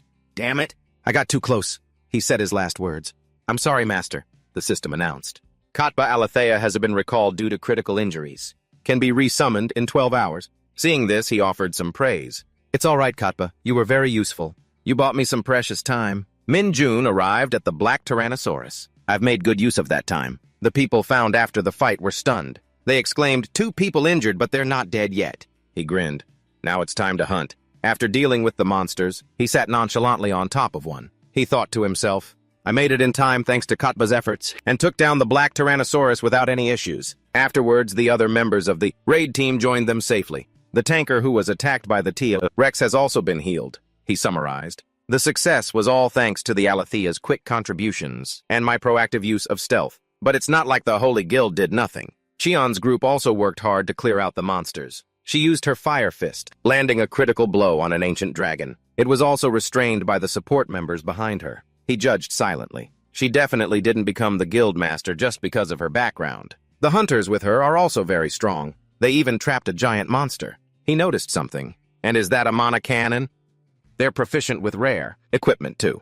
He left reassured. They can probably handle the surrounding area. The subsequent actions also went smoothly. The Alethea continued to fly around and report the locations of the survivors to me. They even volunteered to act as bait in desperate situations, to buy more time. Thanks to that, I quickly gathered the second raid team and saved everyone without any casualties. Everything was resolved. Cheon immediately bowed sincerely. We couldn't have done it without you, Mr. John. Thank you. Seeing this, he waved it off. Don't mention it. We're just getting started. She replied cheerfully, Haha, that's right. But I think we should rest to reorganize. We've saved everyone, but that's just phase 1 of the plan. To escape the gate, we have to defeat the final boss. She assessed the situation. Furthermore, there are still some seriously injured hunters, so we need to rest for at least a day. Now we should... But he just looked at her without saying anything. Minjun spoke up. Then I'll go on ahead alone for now. It surprised her. Huh, why? He gave an excuse. Because I'm worried about the gate breaking, and I also need to gather more information. Hearing that, she said with concern, Well then, don't overdo it. He replied, Of course, and thought, Actually, it's not just that. The behemoth-class monsters hidden in this gate. Her eyes looked at him full of trust. It made him secretly happy. Out here is nothing short of an experience point buffet. The surrounding trees were slashed by a gust of wind. An ancient dragon was rushing towards Minjun. He thought, An ancient dragon. It charges even more ferociously than a black dragon. He immediately activated his super sense. He jumped onto its back and unleashed his thunder sword technique, launching sharp daggers at it. He pulled the wire taut, tightening it on the monster, and thought, This is just like a bullfight. Minjun continuously created attack combinations. Twin sword, consecutive slash, and twin dragon sword, king's sword. He frantically slashed, the monster's body making it roar in pain. It gradually weakened and was destroyed. The system appeared. You have gained 4.1% experience. He stretched comfortably. The experience points are increasing fast, just as I expected. His expression seemed bored. He said, That's enough for a warm-up. Now it's time to get serious, Minjun said. I summon you. Immediately, the Dark Knights and Alethea appeared. Phoenix bowed. Everyone was recalled during the rescue, except for you, right, Phoenix? He replied warmly. That's right, Master. He assigned a task. Good. Then you scout the area. He obeyed. Yes, Master. His expression was intrigued. All right, let's begin. The hunt truly starts now. The ancient dragons in the forest were taken down one by Minjun's group. Compared to their strength, even the ancient dragons fell. In a flash, they had dealt with these monsters, Minjun calculated silently. 4 days have passed since we entered the gate. In my spare time, I usually hunt monsters alone in the jungle. Convincing the Holy Guild to let me hunt alone was quite easy. After the fight, he called everyone. Let's head back. Alethea's eyes shone brightly as they replied, Yes, Master. Minjun always had his own thoughts. Because if you let the monsters multiply, the amount of mana in the gate will increase rapidly. That means you have to hunt regularly to prevent a gate break. The Holy Guild's hunters were very impressed to see me continue to hunt in a gate that yields nothing for hunters who only think about money. It looks like I'm putting everyone's safety above personal gain. 2 hunters in the forest praised him endlessly. He doesn't rest at all. Mr. John is amazing. In reality, Minjun didn't care about that at all, but that's just a funny misunderstanding. Thanks to that, I leveled up 5 times in just a few days of hunting. Now I'm level 43, and I've put all my points into strength and agility. As for chaotic energy, thanks to the mark of the infinite loop, it has been growing automatically without stopping. Both strength, agility, and chaotic energy have increased by about 10 to 20 points. I'm just a little bit away from level 45. I'll probably awaken my 3rd authority soon. Lost in thought, Minjun didn't notice someone calling him. Oh, Mr. John. He turned around a little surprised. Oh, Miss Cheon, she asked warmly. You just got back. Minjun replied, Yes, that's right. Seeing this, Cheon spoke up. Haha, good thing I ran into you now. I wanted to discuss something with you. Minjun was a bit curious. What is it? Her face became excited. Tomorrow we plan to attack the boss. The scene shifts to the next morning. In a lush mountainous area, Cheon's and Minjun's group marched aggressively through the forest. They reached a very deep cave and exclaimed, Over there is the hiding spot of the boss Zeveloso. Minjun was slightly suspicious. I can feel a strange aura coming from there. Beside him, Cheon shouted orders to everyone. Everyone get into position. Then someone immediately activated a magic sphere. The light in the sphere shone emitting lightning bolts all around. It made Minjun admire them. The surrounding space was immediately covered by a blue curtain, Cheon explained. Haha, from the outside. You can't tell what's happening in here at all. Minjun wondered, Did you just use a magic to conceal our presence? She replied without hesitation, Something like that. But it's a secret, so I can't reveal the details. Minjun looked at the magic curtain and thought, This magic can block illusions, conceal auras, and weaken the target's abilities. They must have been preparing for the last 4 days just to ambush this boss. It's worth learning from. Cheon, seeing him lost in thought for a long time, smiled to herself. A moment later, Minjun understood and secretly admired them. I didn't expect them to use it so effectively, even having to use the Celestial Realm's runic language. Truly the level of one of the top 3 guilds in South Korea. Minjun slowly approached the edge of the pit. He cautiously looked down. It's definitely down there. So that's the boss guarding the gate core. Down below, a majestic red dragon was deep in sleep. Minjun couldn't help but be terrified. Zeveloso! A murmur of awe went through the crowd. It's huge. It's almost the size of 2 black iron beasts combined. Zeveloso heard the noise and suddenly opened its fiery red eyes. It then emerged from the pit and let out a ferocious roar. Everyone on the team suddenly became very panicked. Unbelievable. Even though it's bound by magic tools, it's still that strong. This state was because they were affected by Zeveloso's roar, which led to increased fear and decreased abilities. Minjun on the other side raised his hand to block the roar's effect. This roar, it sounds like an enhanced version of the black iron beasts. Based on that, its stats are even a bit higher than the frost giants, but all its stats are geared towards physical strength. Zeveloso, also known as all stats 400-800, with traits of an ancient creature and powerful fire-based skills. At this moment, Cheon suddenly ordered, healers use blessing. Minjun moved closer to receive some of the blessing and was impressed. So they prepared for this too. At least the Holy Guild won't get in my way. But suddenly, Minjun activated his celestial style along with sanctification, which startled Cheon slightly. Mr. John, he then flew towards Zeveloso. I'll go in first. Everyone support me. He was very confident. Following someone else's pace isn't my style. I'll lead this fight. Zeveloso was a bit stunned and roared as it saw Minjun fly around it. He then directly used his immortal authority, aiming straight for its head. It couldn't dodge in time. The technique deployed instantly, making Zeveloso cry out in pain. All stats decreased by 10%, due to immortal authority being infused into the body. Once it's defeated, it will become an undead warrior. Zeveloso roared in rage. Who dares disturb my slumber? I am the descendant of the greatest bloodline. Minjun paid it no mind. He directly unleashed his radiant power. Shut up. You're just an illusion created by the gate. Then the Aletheia immediately flew out of the summoning portal, swords in hand filled with fighting spirit. We the Aletheia are ready to serve you, master. Right next to Zeveloso, another portal opened simultaneously. The army created by immortal authority has been summoned. They shouted a clear slogan. Sire, Minjun commanded loudly, hunt that monster. Both the army's commander and the Aletheia were excited. Yes, master. Zeveloso, surrounded on all sides by tiny creatures, roared fiercely. How dare you act so presumptuously before a great being like me? On Cheon's side, she didn't stand by idly and gave an order. Mages begin activate the giant restraint magic. The magic manifested as chains that bound Zeveloso's limbs. Stamina and speed decreased by 15%. It went berserk, glaring at them. You bastards! Just then, Minjun proudly charged in with his twin magic swords. This must be the magic formation they prepared before starting. The boss raid. The Holy Guild then rushed in, slashing repeatedly at Zeveloso. If I lose with this much support, I'm truly useless. Zeveloso's body flared with intense fire. Its crimson eyes looked at them.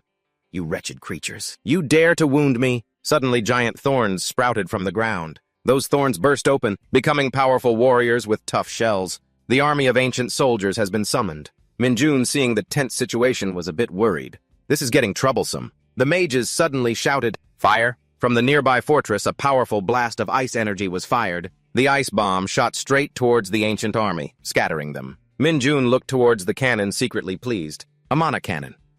They prepared that too. With that, the ancient soldiers won't be a problem anymore. Suddenly, Zeveloso roared again, startling Minjun. You pathetic insects! Its whole body radiated a sky-scorching fire aura, along with purple lightning. It was filled with rage. Minjun quickly realized. He was stunned for a moment. It's preparing its fire breath attack. Seeing this, Minjun calmly called Immortal Knight. Go slap it right in the face for me! The Immortal Knight charged forward without hesitation. Yes, the Immortal Knight uses basic swordsmanship.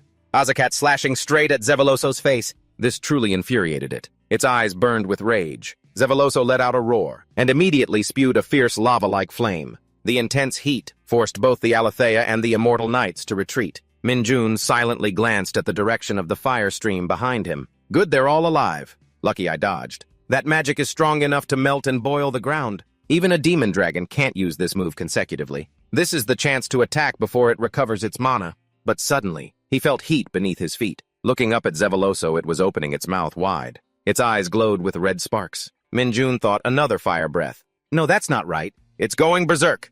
He immediately shouted in alarm, "Everyone retreat now." He urgently ordered, "Stop it, immortals." The immortal knights charged forward one by one. Yes, that arrogant Zevalloso, like a tyrannosaurus, was charging forward. "Die, you weak creatures." The commander of the knights blocked a blow from its claws and shouted, "Hold the formation no matter what happens." Understood. The immortal knights were using all their strength to stop Zevalloso's teeth, not giving it a chance to breathe fire. But it was still an ancient creature. They couldn't hold on for long. Zevalloso bit the knight to pieces. Minjun was incredibly shocked. It took down an immortal warrior in a single blow, but if it's going berserk like this, it means it's desperate. He immediately rushed forward and called out, "Alethea!" The enraged Alethea immediately surrounded Zevalloso with their swords. "Stupid monster. Take this." Minjun calculated it's almost exhausted. But even so, the Alethea are no match for it. Zevalloso grabbed one and squeezed. The Alethea winced in pain. He could only say regretfully, "Ah, I'm truly sorry. Master." Minjun immediately activated the portal. He knew the Alethea had been recalled due to serious injuries. He flew around behind Zevalloso and assessed the situation. Zevalloso's defenses greatly reduced when it's berserk. "We have to use this chance to attack hard." He then channeled mana into his entire body and his sword. "Charge now." Even Cheon recognized this opportunity. She shouted, "Everyone attack together!" One after another, powerful ice blasts fired from the ice fortress. The mages of the Holy Guild also focused their power, unleashing their magic, aimed at Zevalloso. Minjun bravely leaped above its head, attacking with his sword. He jumped straight down. Black Star 7 stars demonic sword. 7 stars demonic sword second form. Meteor sword struck Zevalloso's head directly. It felt its whole body tremble. Its eyes bled as it roared in agony. Everyone who saw this was stunned. Unbelievable. We just cleared an S-rank gate. They cheered happily. "Guildmaster, how did you recruit a hunter like this? Who is that man, John Minjun, anyway? The gate is open." "Excellent." On this side, the Alethea spoke to him respectfully. "Thank you, Master. Thank you." And so, we defeated Zevalloso and successfully cleared the gate. The system announced gained an additional 17% experience. Immortality points increased to 200. Minjun smiled smugly, reaching out. "A new host, huh?" He was collecting items when Cheon called his name from below, making him jump. "Mr. John." At this moment, Minjun realized he had almost taken Zevalloso as a host for his immortal authority. But that would be too much trouble, because this guild and I have to split the rewards. I can't play dirty after just helping them kill the boss. Zevalloso cannot be used as a host. He quickly jumped off Zevalloso and asked, "What's wrong?" Cheon politely smiled at him. "If it weren't for your help, we would have suffered heavy losses fighting the boss. So I want to give you 50% of the spoils." Minjun was pleased to hear that. "Of course. But that's not the real reward, is it?" Cheon replied brightly. "Of course not. That's just the minimum you deserve." Haha. This made him think a little. "So does the Holy Guild have any rules?" "I have the right to decide on the distribution of the boss items, since they have authority over this gate. Besides, it'd be hard for me to gather the materials myself. Without the help of other crafters." The two shook hands warmly. "I look forward to our next collaboration." "Me too. I hope we can work together again next time." Mincheon thought happily, "This suits me perfectly. Whenever there's an S-rank gate, just call me and I'll join." They continued their discussion. "How much do you think we made this time?" "Probably around 30 billion, won about 25 million US dollars. Over by Park Guillaume's corpse, a guild member was checking the items when he froze. "Huh, this is..." He then reported back to John. "Guild leader, there's something I need you to check." She was confused and asked, "What is it?" The other person held out 2 stones in his hand. These were taken from inside Revelus's body. John was curious. "What are they? I can't tell just by looking." Only Mincheon froze on the spot. "Those stones are an ancient crystal and a soul stone. Ancient crystal. Unique. Max durability. Contains the magic of the ancient world. Can be enhanced by infusing ancient energy. Soul stone. Unique.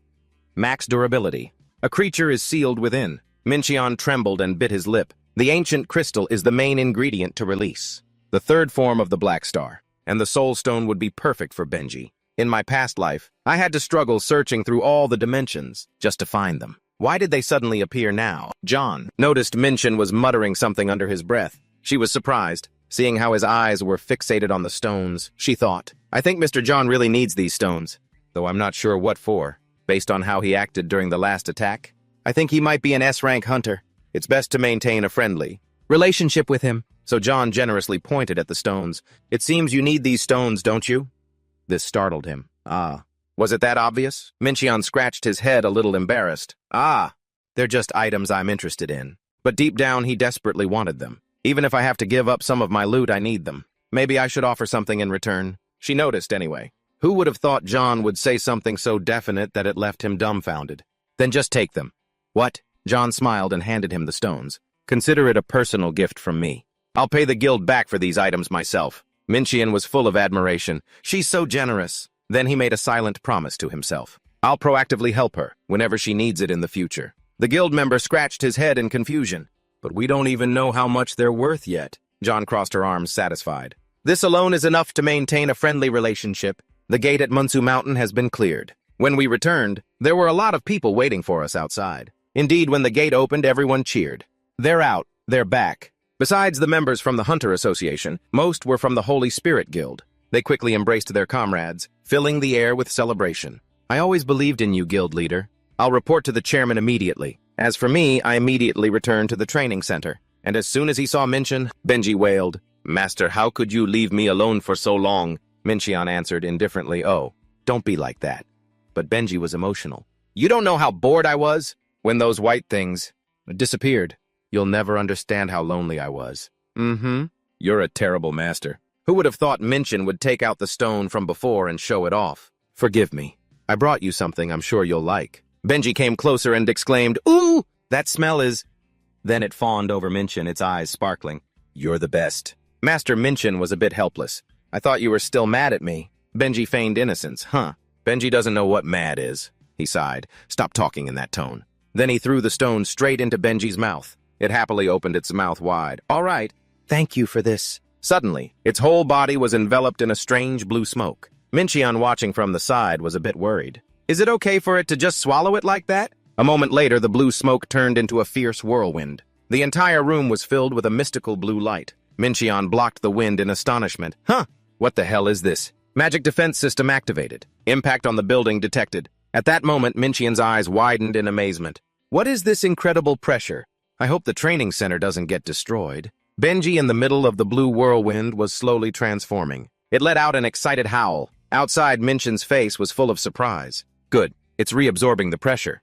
The aura of that fluffy pup is completely different from before. In its form, Benji now had the appearance of the Great Park Geom. All of its stats had spectacularly increased to over 700. Minchian couldn't believe his eyes. He could only smile to himself. Most of its power was sealed by an informal ritual. Its stats have all increased by over 300. Now it has become truly powerful. I really want to fight it, but I guess I have to hold back. I invested all my remaining power into the gate. Benji, having just absorbed a large amount of energy, asked excitedly, Master, is there more? Minchian didn't hesitate to answer no. After that, Minchin gathered his magic again. He summoned the Enharja once more. He sat and thought seriously. If I have to review every battle from the raid at Munsu, then I should reevaluate them one by one. I've improved a lot through training, including controlling the chaotic energy zone. Though not yet perfect, I can now attack, with both hands quite flexibly. I've also reached a level where I can use martial arts mixed with different attributes. But there are still other aspects of combat that I need to improve. When fighting giant monsters, I still don't have many effective attacks, because the area I can slash is quite limited. Even if I draw out a visible aura through chaotic energy, the martial arts moves I know now are no longer useful. So I need to learn more martial arts moves that are more effective when fighting giant monsters. First, I need to learn infinite weight. It helps control posture by increasing weight, so it's very useful for many things, like controlling balance, while on top of a giant monster. The next thing I need to learn from Shaolin martial arts is a stealth move called Phantom Image. It's an A-rank move that can blur a person's presence to block sound, energy, and the flow of magic. The last thing is Internal Energy Break. This is a technique that helps attack the enemy from the inside by transferring energy directly into their body mass. It will be effective on contact, pushing magic in to cause attacks that are destructive from inside the monster. System notification Minchin has acquired infinite weight. He smiled to himself with satisfaction. I never thought about using stealth moves when fighting in the past. Maybe my perspective has broadened. It's quite strange, but I feel it's a good thing. I've learned the moves I need to learn. Minchian stood up and stretched. Now the Enharja around him looked at him with admiration. I think the master has just discovered a new aspect of his power.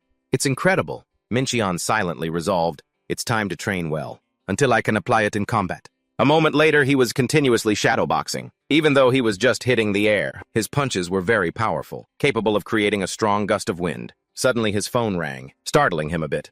Looks like I've been training a bit too long. It's already morning, huh? A crisp voice called out. Behind him, Benji was wagging its tail and asking everyone, "Got any meat?" They answered quite awkwardly. "No, sir. We're very sorry," John informed Minchin. "I've transferred 50% of the revenue from the items, looted as promised earlier. But you'll have to pay quite a bit in taxes, since you haven't renewed your rank. You'll understand when you see the amount sent." Minchin froze for a moment. "Huh. I didn't know a guildmaster had to update these things themselves. Anyway, let's see. Oh, it's still around 10 billion won, huh?" Reading this, Minchin couldn't help but be flabbergasted. "But I have to pay a 20% tax. Why is the rate so high?" The screen showed 12 billion won transferred out of a total of 15 billion, with a tax of 3 billion. Then John didn't forget to remind him, "Make sure you renew your rank, okay?" Minchin was a bit confused. What's renewing rank, saying that he raised his phone to call Ellie. "I'd better find out about this right now." "I don't know anything about this." A voice answered on the other end. "Good morning." Minchin got straight to the point. "I have something to ask." "What is renewing your rank?" Ellie teased him. "What's this?" "You want me to work before I've even clocked in?" Minchin said, a bit embarrassed. "Sorry. I know it's still early in the morning." "But I didn't know what time it was. Seeing that," she said cheerfully. "Just kidding. Come on, I'm always happy to get a call from you." Ellie seemed to read Minchin's mind. "You didn't renew your rank after passing the hunter exam, did you?" Minchin scratched his head in embarrassment. "Isn't it the same as the license?" She said bluntly. "No, it's different." Then she launched into an explanation for him. "A license is to check the level at which you can survive inside a gate. Meanwhile, a rank is a level specifically for hunters. It can't be updated automatically just because you cleared a gate." Minchin just realized and stammered, "Oh, really? I didn't know that." Ellie's voice turned serious.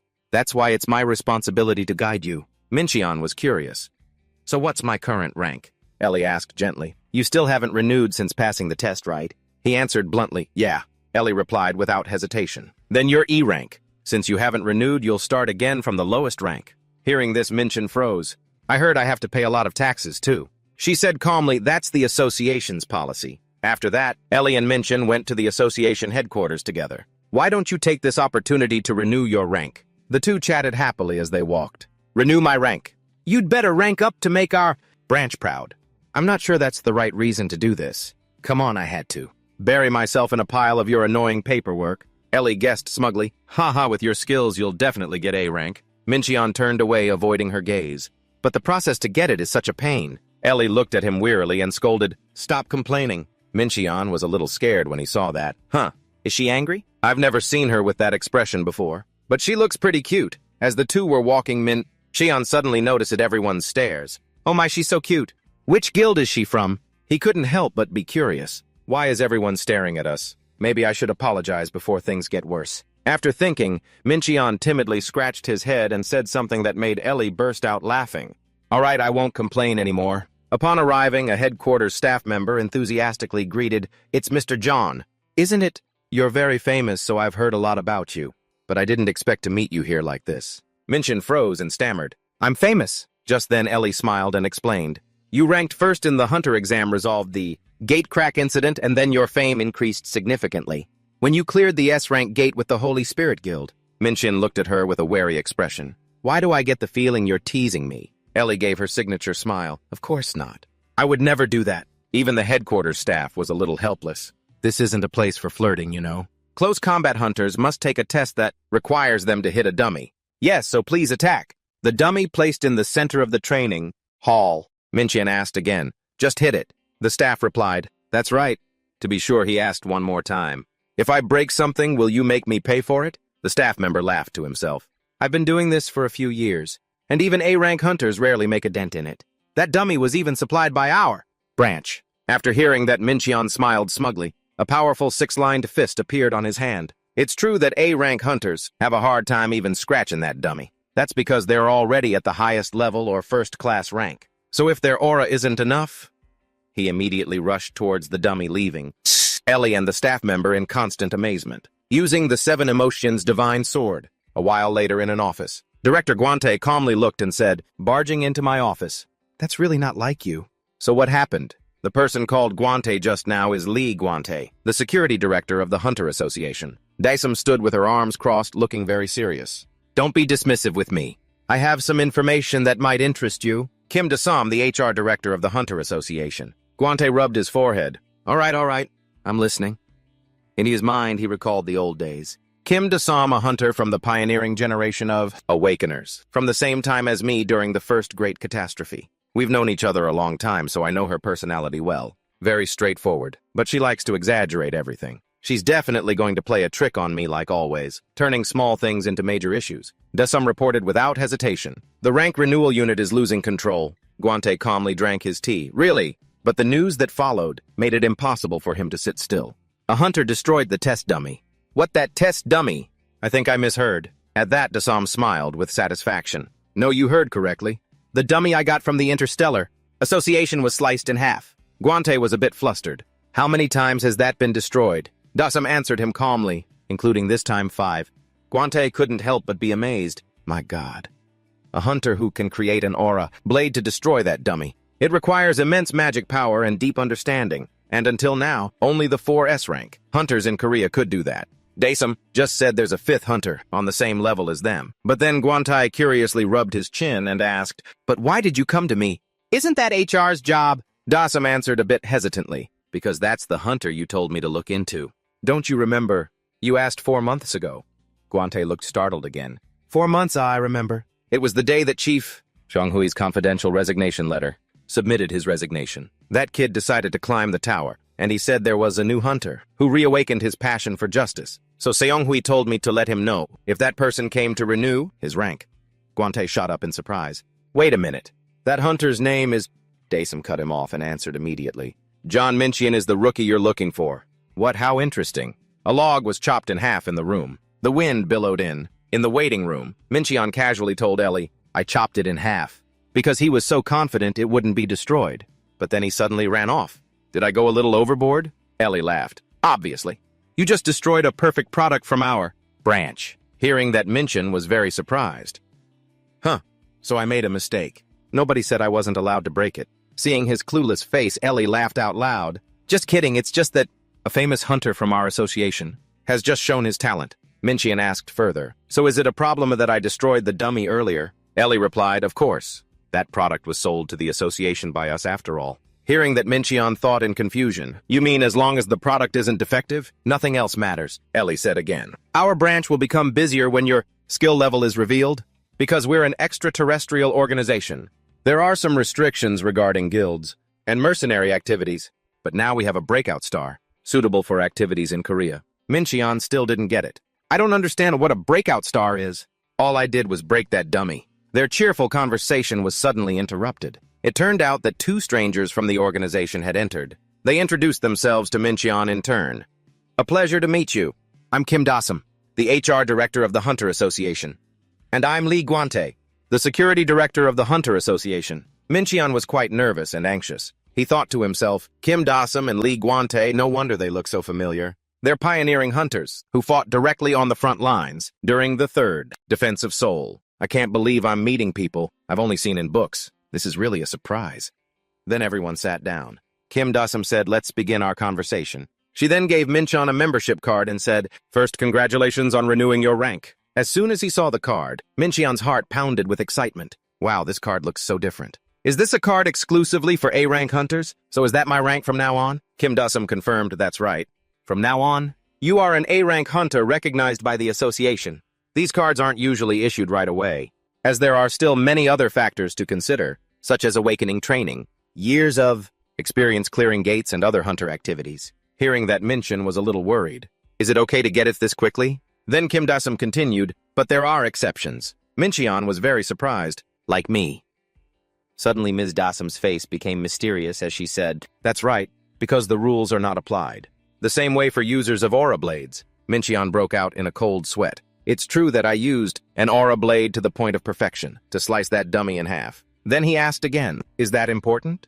Kim Dasam replied, of course it is, because the use of an aura blade places one on the threshold of becoming an S-rank hunter. Minchian was surprised. I've never heard of that standard before. Ms. Dasam explained, it's also classified information, but we're sharing it with you, because you are a user of an aura blade. Hearing that, Minchian tensed up and thought an aura blade, so they can determine if someone is an S-rank hunter based on a visible aura, but reaching the transcendent realm is about controlling a visible aura more freely. So does that mean S-rank? Hunters are those who have already reached the transcendent realm. Suddenly, Ellie smiled and greeted the 2 guests. Hello, Ms. Kim. My name is Ellie and I am Mr. John's manager. Kim Dossum said, I've heard people talk about you too. Ellie said cheerfully, does that mean that Mr. John, the association's freelance mercenary, will be automatically promoted to S rank? Correct, Ms. Kim Dossum explained again. That's not how it works. The normal procedure is that we convene a meeting to make a decision on whether to recognize someone as an S-rank hunter. So that takes quite a bit of time.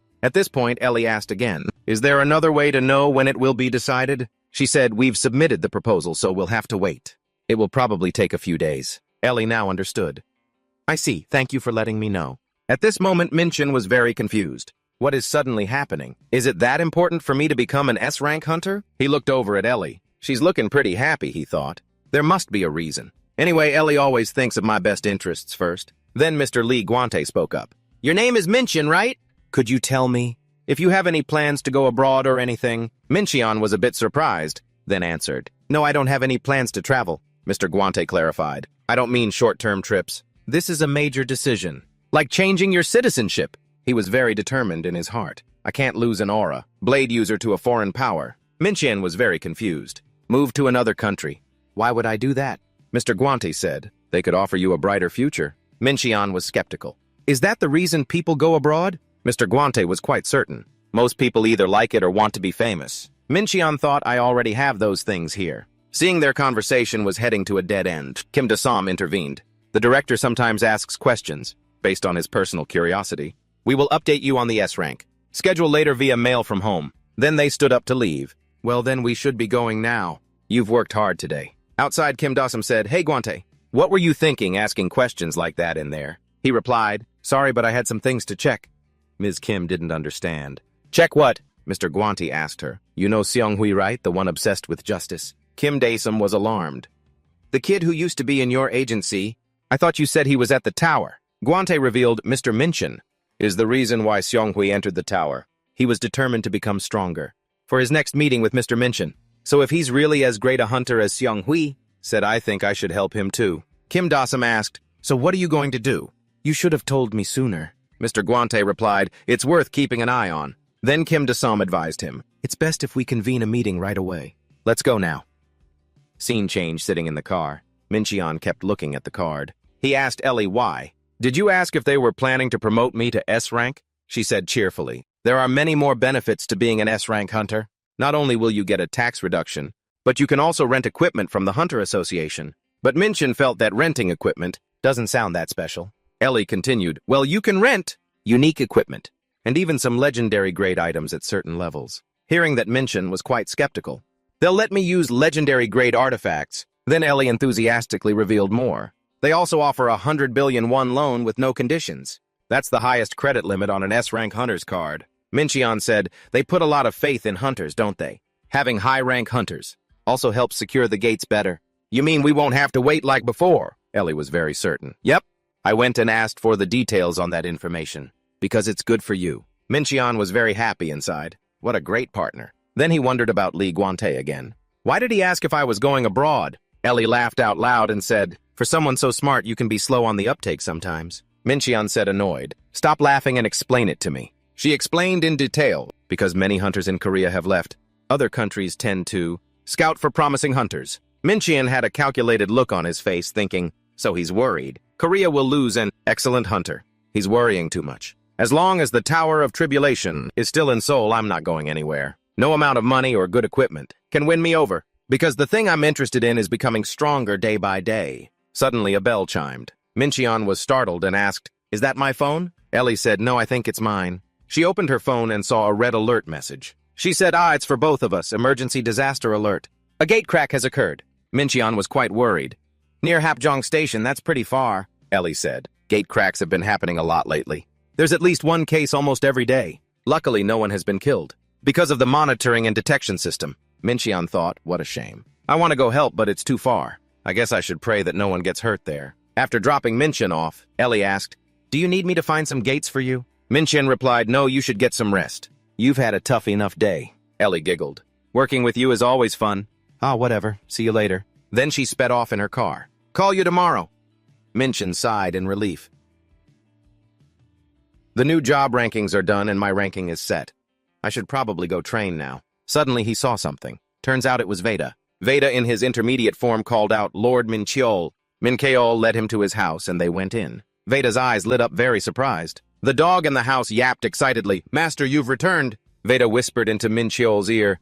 "What is that worthless creature?" He said angrily, "Worthless, he's your superior." Veda was surprised and confused. How could such a small puppy be someone so important? The smart puppy asked, "What number subordinate is this one?" Master Mincheol immediately said, "Number 5. No, he joined before the others, so he's number 1. Veda felt like he was struck by lightning. "I'm subordinate number 1. Then he asked, "Does that mean I'm your first subordinate?" Mincheol said, "You don't have to be if you don't want to." Veda expressed his excitement. "Of course I want that title. I can't believe you've given me such a precious position." I'm moved beyond words. Then he immediately went to get acquainted with the puppy. "It's a pleasure to meet you." "Sir?" The puppy replied, "Likewise, subordinate number 1. Mincheol thought to himself, what is Veda? This happy just because he's the first subordinate? I can tell that.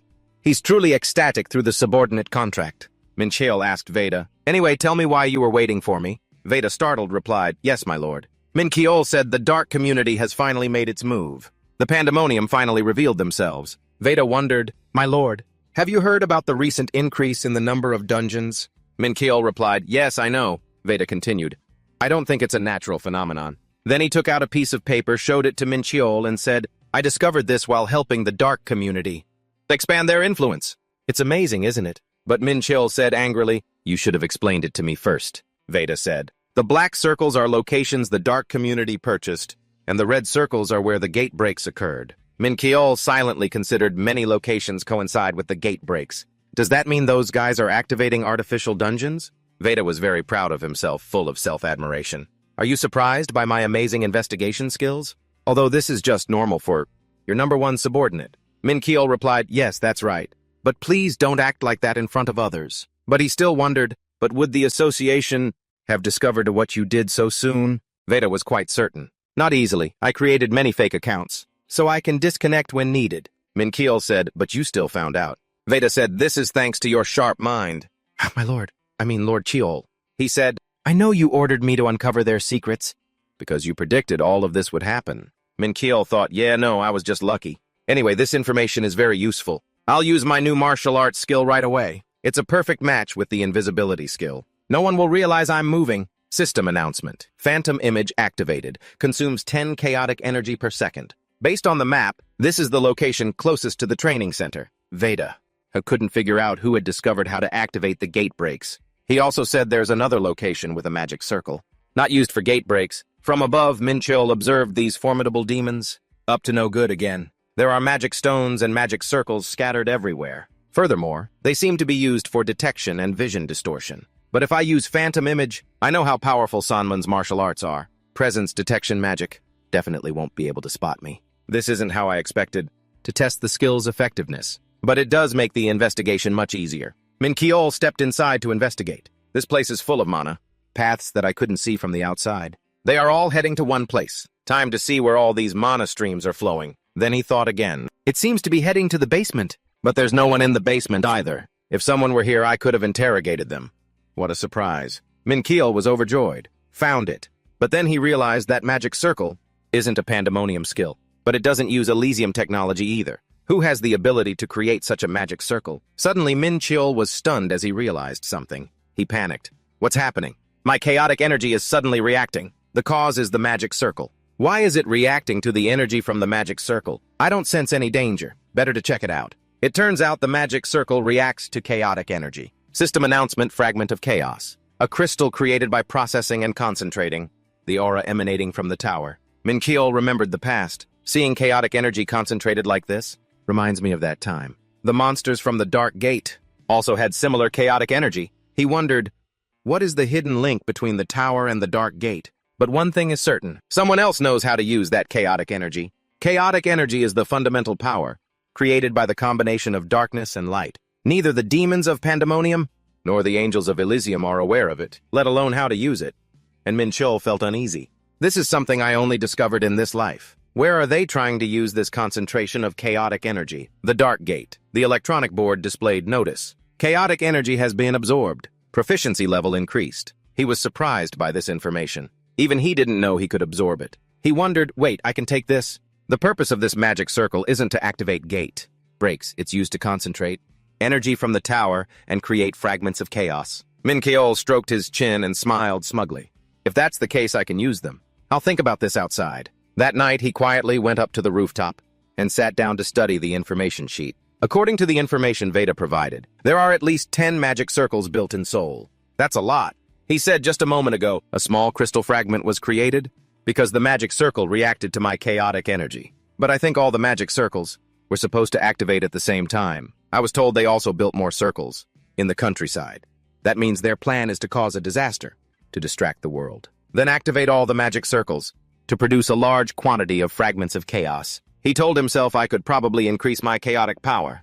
A lot if I take it all. The thing that troubled him was the lack of manpower. He calculated carefully and said to himself, I also have to deal with the gate break activations in the countryside, but I can't do it all alone. I can't interfere with the magic circles right now, because I'd be discovered too quickly. But ignoring them could cause casualties. I can't let innocent people be sacrificed. All night, Min Chol thought, I need to compensate for the lack of manpower. But this was the first time he'd made an international call, so he waited anxiously for the phone signal. He picked up the phone. He started connecting to the other end.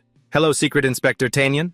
Long time no talk. Hearing this call, he was so surprised he couldn't hide his emotions. He spoke loudly. Min Chol warned him to be quiet. Be mindful of your surroundings. And at that moment he thought, I have to fake an angel's way of speaking. It felt really awkward. He said seriously, I am calling to give you an important command. Tanyan listened intently. His eyes shone like stars as he exclaimed joyfully, Your wish is my command. As the loyal angel Tanyan, I will devote my life to carrying out your command. Contrary to Tanyan's excitement, Min Chol was worried. For some reason, he's always putting his life on the line. Tanyan heard an order from his superior. I will carry out the order. His call reached Lord Min Chol. Min Keol appeared in the form of an angel. We have recently detected movements from those demonic monsters within South Korean territory. I want you to dispatch all available angels to stop them. And since I need to keep my identity a secret, make sure to take all the credit for this mission and not mention me when reporting to your superiors. My lord? He only works for justice and gives all the credit to me.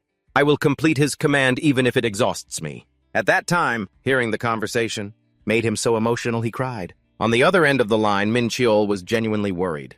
I wonder if he'll be okay. I've succeeded in getting Tanyan's cooperation. I think he once said he could dispatch 5 level 8 angels, each of them stronger than an A-rank hunter. He also seemed to quite like it when I spoke like an angel. He felt hesitant. I feel like my tongue is about to have an allergic reaction. To be honest, I'm getting a little sick of that old-fashioned way of talking. After that, I began the preparations, I told Veda, to help the Dark Guild while figuring out their plans. I told him it was an important role, and he became incredibly enthusiastic. I went to different locations to gather information, based on the map Veda provided. There are a total of 11 locations producing fragments. Min Keol silently went to observe.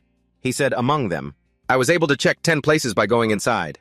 But there was one place different from the rest. That place was larger and had a lot of security forces. Is there something different about this place? Things would get complicated if they found my tracks. There's no need to break in and take risks. I'll keep an eye on this place in case they do anything. It's suspicious. A few days passed and Min Chol still felt worried. He observed Tanyan. Benji was always with him. He asked, Master, is everything really starting now? He was happy. That's right.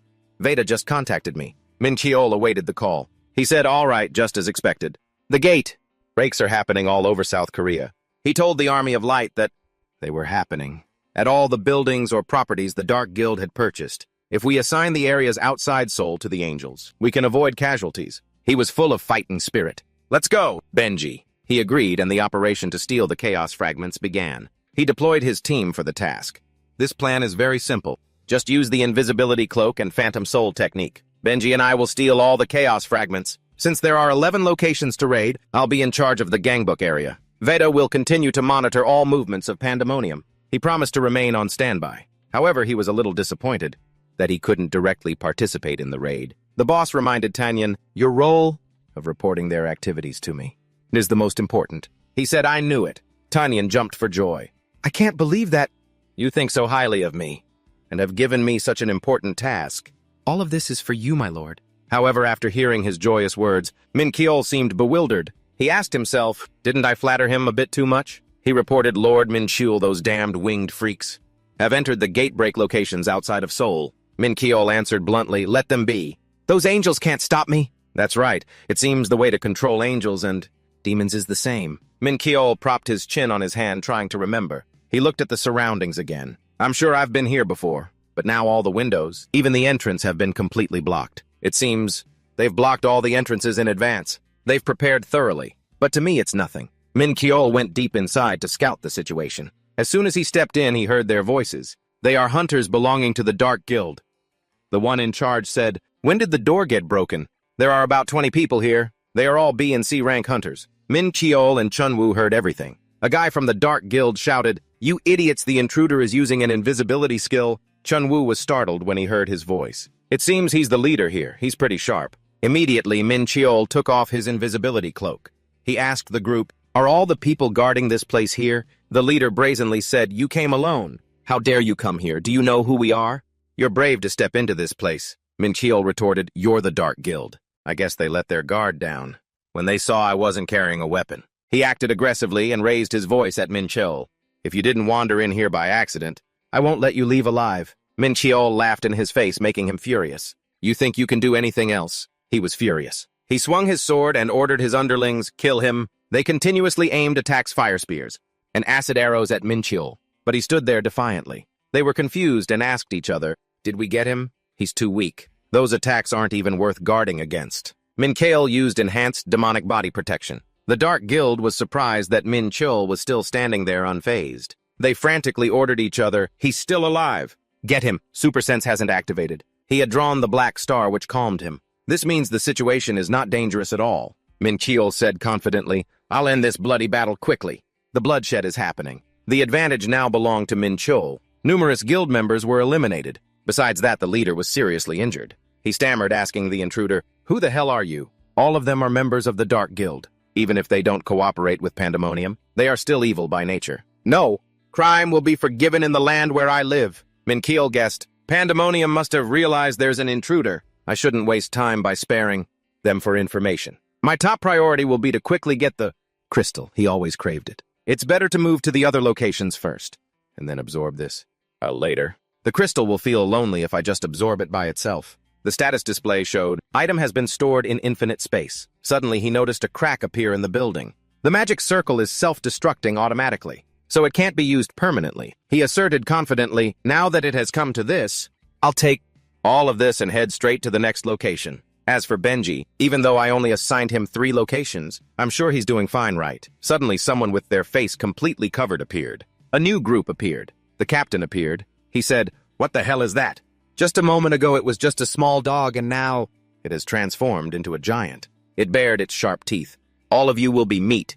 Kill him, good job." In an apartment complex, the sky had turned to dusk. There was the voice of a mysterious person. The guy was smug, knowing his hypothesis was correct. "The chaos fragment is condensed from the tower's energy. Now I can create magic. Circles from the knowledge and materials received from the great cataclysm." This guy chuckled, knowing he could now create many different circles. With this, it's possible to complete the research. Someone told the professor it wasn't the time to admire his victory, which surprised him. He informed the professor that all the magic circles outside Seoul had been destroyed. He thought, "Those are all B rank. How could they be destroyed so easily?" But he also became tense hearing that the stench of the winged freaks had been detected. The professor realized it was the angels, but the other person didn't know how they found the gates. Seeing him wonder what the next phase was, he said creating the chaos fragment was the intermediate phase. Now they needed to act sooner than planned. A group of people ran in calling for Jehit. He asked what was wrong. One of them hurriedly said, "Magic Circle 5 has been destroyed by the enemy." Another piece of news, Magic Circle 3 was also attacked, and we've lost contact with our side. "Jehit!" yelled, demanding they report information on the number of enemy troops. Before that, Circles 2 and 4 had also lost contact. The professor thought the angels had gotten involved, so he had to go now. Seeing him leave, Jehit asked, "Aren't you staying to observe the chaos fragment?" Asked if he was taking it, the professor said he'd just teleport it. Then he turned and asked him to watch over the chaos fragment, because it was needed for the king's next plan. He disappeared while he still didn't understand anything. Jehit was annoyed. He got all the work because the other guy was favored. Hearing the urgent report of an intruder, he turned and asked, "Where?" The subordinate pale-faced said, "There's one of them here, and a battle is happening upstairs." Jehit heard there was only one person, and wondered where the winged freaks got their information. Then he got furious that this person dared to barge in while he was still here. The glass windows of the apartment complex were all shattered by an explosion. The king's men were very wary. Since the enemy was just one person, Min Cheol stood tall holding his sword. He heard them talking about him and preparing for round 2. He found it quite intense. Even though I tried to deal with them quickly, news of the attack must have spread widely, even if their numbers increase. They're only B rank. They can't do anything to me. Min Cheol was very smug, even comparing them to orcs. No matter how many of you there are, you can't defeat a dragon. Suddenly there was a strange smell. Then he realized it was sulfur. It's the distinct scent of dark magic that demons use. He guessed there was a demon here, meaning this was their main base. He'd come to the right place. Seeing the commander, Min Cheol taunted him. Jahit, I smelled the stench of a wicked demon, so I came. His plan was to take control of this place to prevent the magic circle from sending information. Holding something in his hand, he cursed at him. You damned winged freak. I'll use all my strength to fight too. Then he threw it in his mouth and ordered everyone else to eat it too. For a moment, he didn't register what he had just eaten. Seeing the whole group covered in a dark aura, Min Cheol knew it was a dark elixir. He smiled slightly, knowing their dark magic stats had increased. Even the low-level hunters could use it. The system could analyze their stat attributes. He found it quite interesting that the dark elixir allowed the demons of the Great Cataclysm to control them. Jahit spoke. He wanted to know what Min Cheol thought of these demon humans. Unexpectedly, he thought I was an angel. He hoped he would keep believing that. Then he criticized them for having bland taste. A group of demon humans charged forward to attack. But he remained very calm. He observed the demonic technique of infusing dark magic into weapons. He guessed they were about A-rank hunters. As for Min Cheol, he used duplicate. Black Star Atlas Gauntlet had finished analyzing the situation here, so he unleashed the Great Chieftain skill. These guys were a little spooked when they saw the holy energy, the power that counters dark magic. One by one they were struck down by him in pain. Black Star Unicorn, Horn, Spear and Moon Tribe Spearmanship were combined. The system reported Min Cheol gained a percentage of health. Although he had broken through the encirclement, he was a little sad because the demon humans were monsters, not people. After that, he finished them all off again. Another 4 sword techniques were combined. Knowing these guys were just A-rank hunters, it was all the same. He knew they didn't coordinate their attacks together. The demonized things were quite new, something Min Cheol hadn't expected. When these guys thought he was easy to deal with using just this, Jahit stood to one side, observing, wanting his subordinates to counterattack. When he saw that he wasn't hit by any attacks, he heard a voice cursing, "You damn winged dog bastard!" He knew he was coming. His hands were covered by an ice spear. His entire body even. A giant ice Jahit was completed. Looking at him, he knew the real opponent had entered the battle. And while he was frantically screaming about wanting to kill him, he analyzed Jahit Fichello, Ice Human Tribe. He taunted him because he'd been waiting for him. He knew about the ice body of the ice-controlling demon. He wanted to see how strong he was. White Storm Strike was unleashed by Jahit, with many ice arrows. Min Cheol smiled lightly and unleashed Hellfire. Seeing him do that, he cursed him as a fool, because this ice was harder than mithril. Min Cheol was a little worried about this guy's unusual power. A few guys came to support Jahit. It's worth it even if we die. But he had already discovered it. He planned to use duplicate Black Star Atlas Gauntlet again, adding Magnetic Pull and Emperor Thunder Annihilation Fist. He easily sent them flying. Min Cheol even hinted at the 2 words Way Strike. Jahit witnessed this and was a bit bewildered. He thought, this is a monster. He seems stronger than an angel, stretching his limbs. He didn't expect him not to realize his weakness and that he had to finish this quickly. And he had to handle this quickly, before any witnesses saw him humiliated like this. He was truly angry. Suddenly, Min Cheol realized there was dark magic behind his back. A few of the guys who were knocked down had gotten back up. From the system, he knew this mess was the ability of dark magic. Ice Fusion activated. Hearing Jahit say he didn't want to use this here, he realized he had gotten stronger thanks to the Ice Fusion effect. The power of the demon pack had merged into one. Jahit was willing to use this method, if it was necessary for the Emperor's plan. He wanted him to look closely.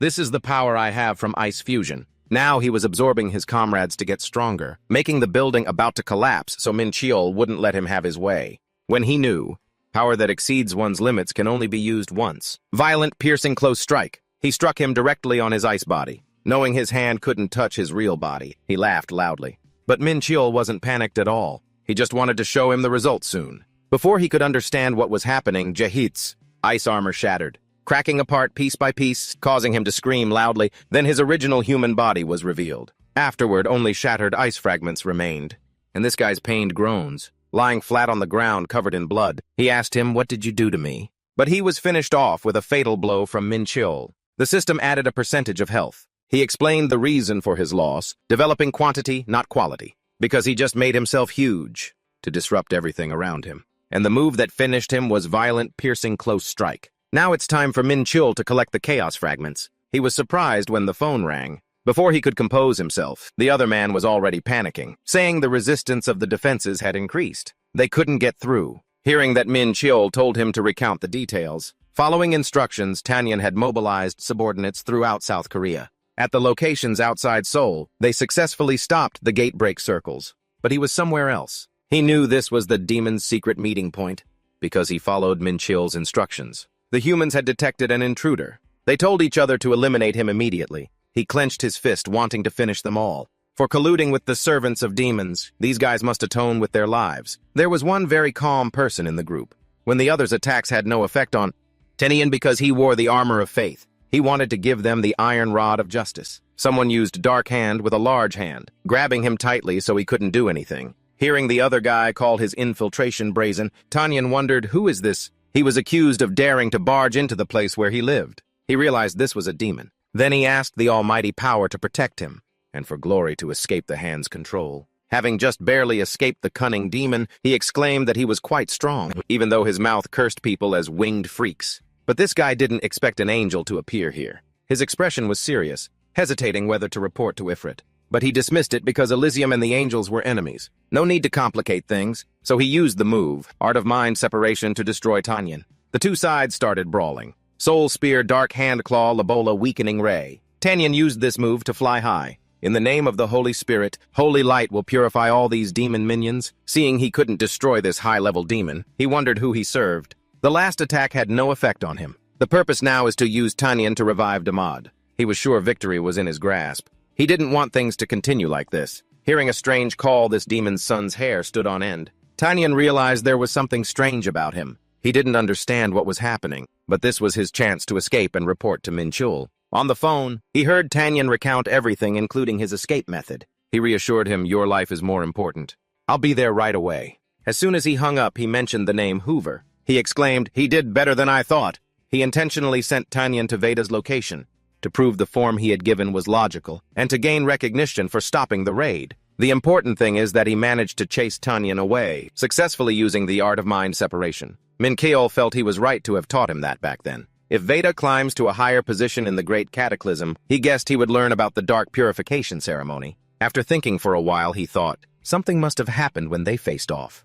I'll ask him about it later. It was time for him to collect his reward. The large crystal stones were thrown by Min Chul into one pile. Then he looked at them and laughed. He considered the matter closed. He was calculating how much more energy he could absorb, not counting the other things in his inventory. When Benji arrived, he called him over. When asked about the assigned task, he said, it has reported completion. Done absorbing the energy of the crystal. Told the master to wait a moment. Bengu seemed a little down, so Minchin was a bit curious. Then he guessed that something was wrong. From its mouth, it spat out all the crystal stones. It wasn't what he wanted. After asking, he found out it wasn't just hiding this much. There were other things, too. Seeing his master's helpless look, he said he'd give him a space bag next time. Then Benji said, so it's more convenient.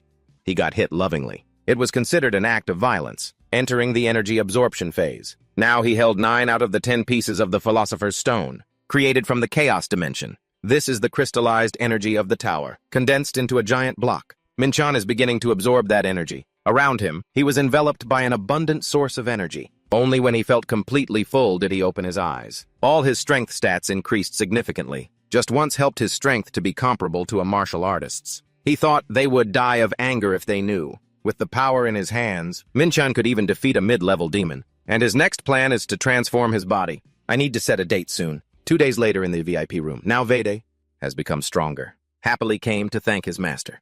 Thanks to a single feat, preventing an angel from obtaining the Chaos Stone, he was praised throughout the Chaos Hall, and was rewarded with the Night Spirit Fruit, which increases demonic power. Taniel was happy when he was also promoted. The rank of a powerful being among the ranks of angels. Minchan said he was not the one who gave him the Heart of Darkness. To him. But thanks to his blessing, he repelled the angel Vede. He asked about hearing someone's voice during the battle. He recounted how Apophis personally praised him. At that time, he praised, child of the demon race, well done, which made him overjoyed and thanked profusely. This time, he also invested heavily in the Chaos Shard. Hearing the name Asmodeus, Minchan thought for a moment. The Demon King of Depravity rank 8. Once a seraphim in heaven, he became a fallen archangel due to his lust for power. He is skilled in scheming, political manipulation, and building his forces. In his past life, Minchan had a deep grudge against him. He also suspected that he was the one behind the dark cleansing ritual. He found this on Taniel's body, but he didn't know why. Then he asked Veda for news about Asmodeus and his cronies. Then he found out about Joseline's actions were related to him. Hearing that the Philosopher's Stone was being transported to Gaisheng, then Minchan was surprised. When asked if something was wrong, he said no. Before he left, he was so excited it left him speechless. Knowing Asmodeus's group had evil intentions, he guessed someone knew how to control the power of the Chaos Stone, but it was still moved to Gaisheng, a place no one could enter or leave. At the headquarters of the Star Alliance, Mathan was very happy to see Minchan again. Hearing him say that, thanks to him, business was booming, and he's about to become an S-rank hunter. Minchan was humble. Then he remembered many sources of income. He felt it was a very big deal when many people discussed his story. Ellie was miserable as a manager while her boss kept taking on more work. Minchan exclaimed, "That's the style of the Star Alliance. But we're all brothers," because he also needed to get stronger no matter what. When asked what help he needed, he requested to enter the Forbidden Land, which requires the approval of the association. In just a few days, Minchan's position was prioritized, which made him very happy when his old man's flattery had increased. There was something else he wanted to report, and he wondered too. Hearing that he had to spend time doing a photo shoot, Minchan's face changed.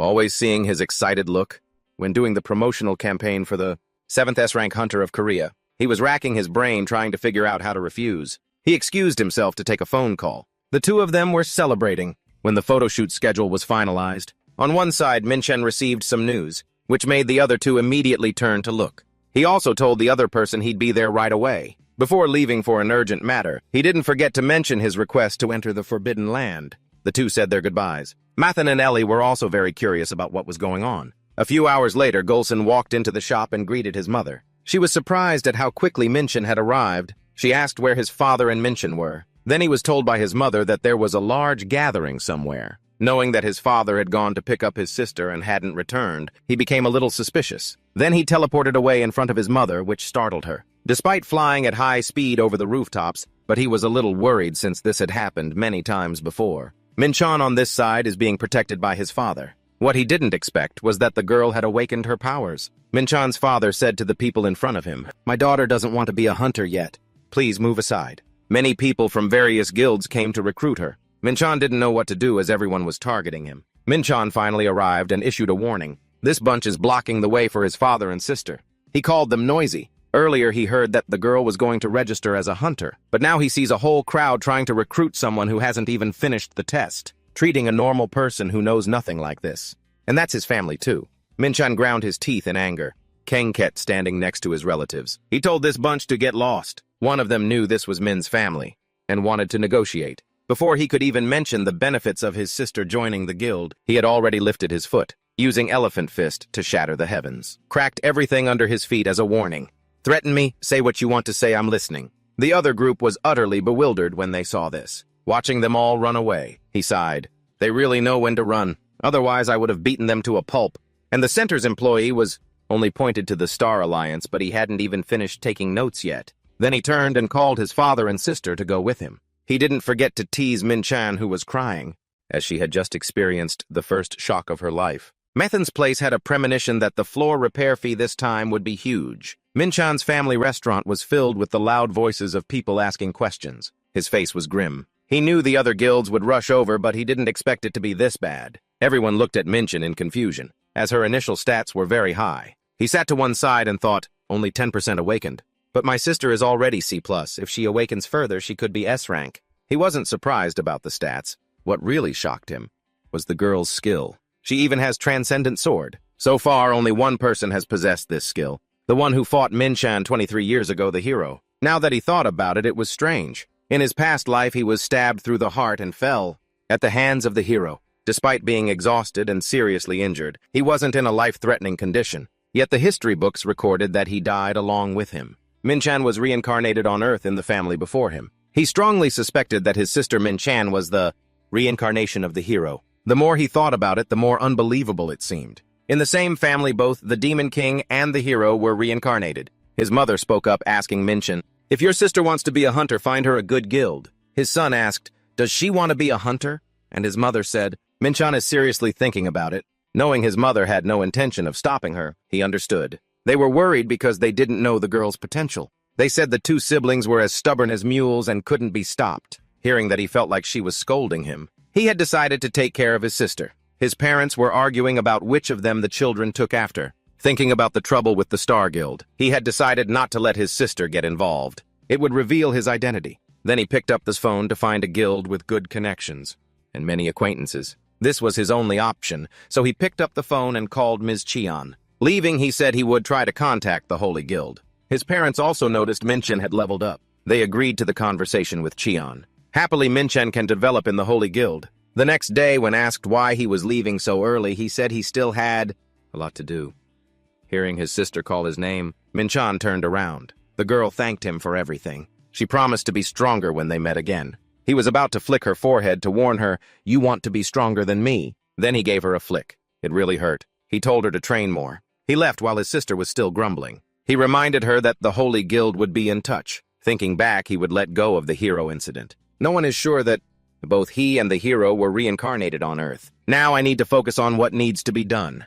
The Star Alliance. Enjoying tea, he remembered asking Hajin to analyze the magic circle. Also the 45 billion one gate incident at the company. Now he just has to wait for Mathan to call him. He immediately asked if the other matter was settled. He held up a piece of paper announcing that he had received the permit. Now he can enter the Lost Land. He arrived at the Unification Bridge in Paju. The Forgotten Land was right in front of Minchan. Ellie had previously explained. This is a long strip of land near the ceasefire line. You can only enter through this bridge, north of the QDDN region and towards Gaseong. Looking at the guards, he sighed.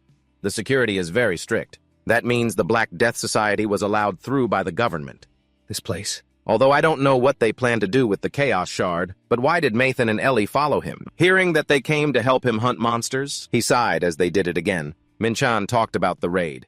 He needed an expert in handling monsters, and a tracking expert. Assigned 2 roles, everyone agreed. Ellie and Mathan accompanied him to the Forgotten Land, flexing his search skills, the secretary, while Minchan also asked the old man about his work in the Star Alliance. He learned that they hired temporary staff to handle the work, which left him speechless, as he had intended to follow him from the beginning. But something is better than nothing. Thinking in his head, he formed a raid team, but in reality it was to investigate the Black Death Society. They also knew he was a VIP, so they were confident there would be no suspicion. The 3 of them slowly advanced. There are many Chaos Shards ahead. Not many people should know. He wondered, what will Ellie do when she finds out Benji is my spirit animal? It's best to keep it a secret. This is the Forgotten Land. The scenery was completely different after crossing the bridge. It's so deserted here. He said they were going to Gaseong.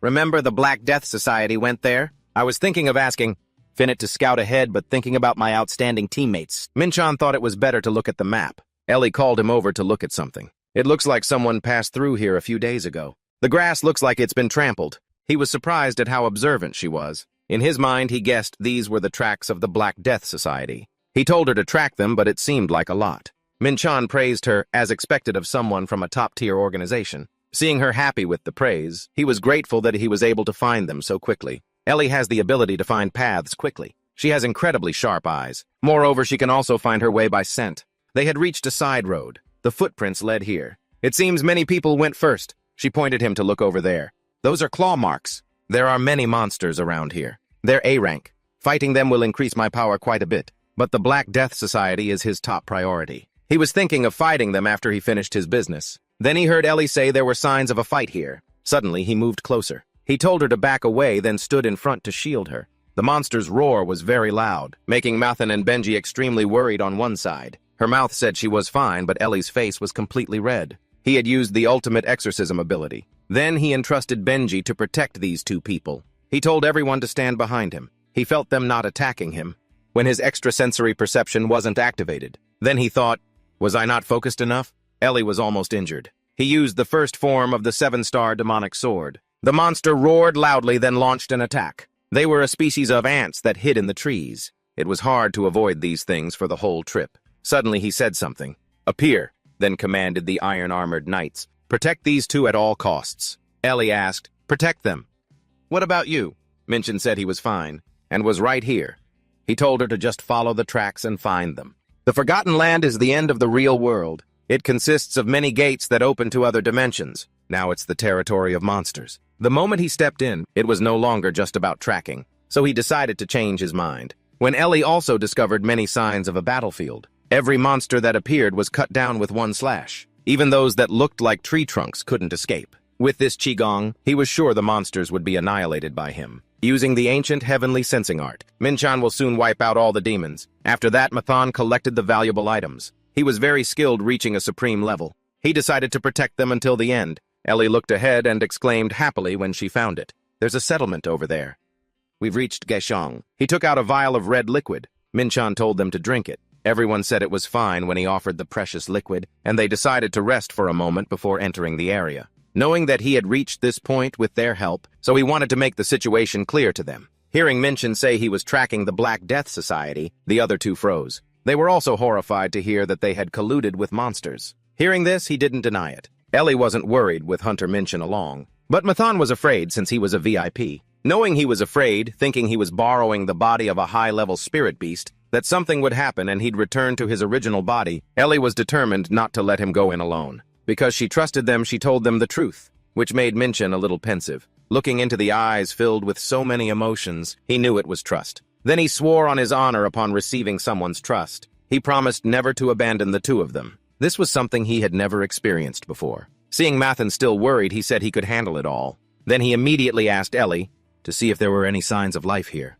She found her clothes a bit inconvenient, so she transformed, which left the onlookers stunned. He reminded her that he had brought dog blood. This form is even prettier. Minchan's group continued to move. We've entered Gaishong. It was a godforsaken place. Somewhere beneath the ruins, many people were still living hand to mouth. With their emaciated bodies, their eyes glinted with endless hatred. They were very defensive, making it difficult to get any information from them. Ellie suddenly became very excited. Over there towards the beach, Minchan put on a helpless expression.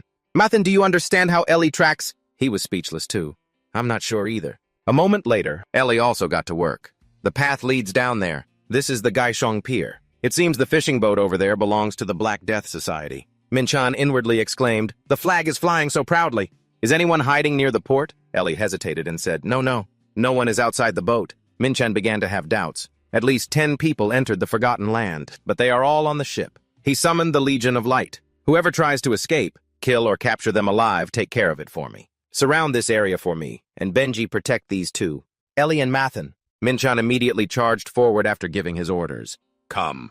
On. The people on the boat had seen him and his comrades. Enemy! Send a color signal. Someone from a distance had seen the red flare. They all drew their bows and fired. We have to stop them. Chan could easily dodge the arrows flying towards him. Mathan and Ellie seemed a little scared.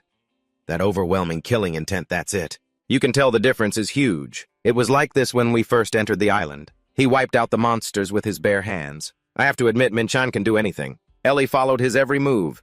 Unbelievable. He not only surpassed them in strength, but every move was carefully calculated. Flexible yet decisive. Truly a skilled warrior. Now the black people saw they had no chance of winning, and started to run. Run! How can we win like this? But it wasn't easy for Minchan to let them go.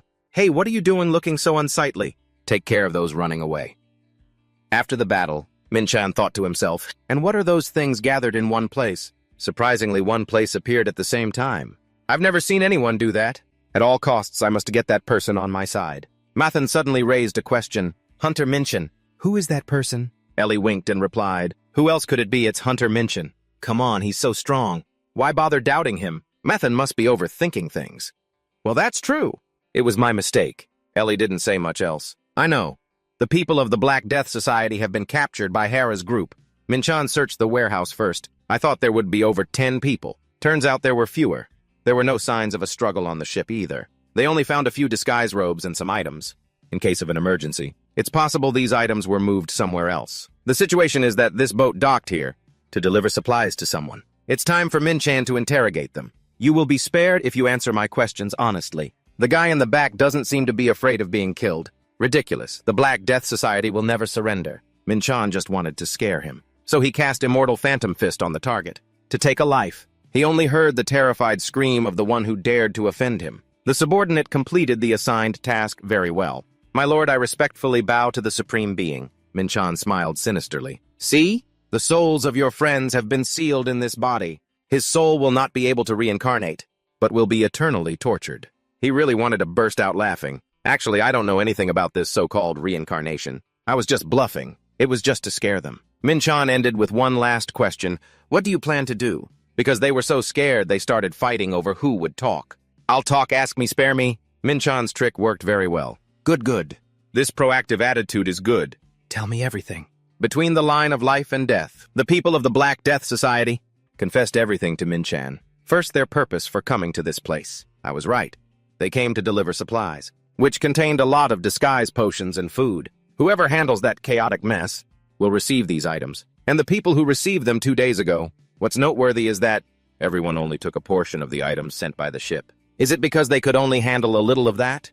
Chaos. I stole a bunch of disguise potions from the ship. What's the use of a little more? The last thing. I asked about the Black Death Society openly flying their flag. The answer was truly surprising. The commander-in-chief of the North Korean army, the governor of Gwanghwae province. Because the Black Death Society does business with him, they have to fly their flag to let him know. Min-chan gave a brief instruction. Mathan, when you're done here, release them. He was shocked and asked again, you're letting them go? He replied calmly, yeah, I said I would. Min-chan still had his doubts. Although he had gathered a good amount of information, the fact that they picked up the goods 2 days ago still left many questions. I'm probably running out of time. I wonder if Ellie will be able to catch up with them. Mathan suddenly remembered something.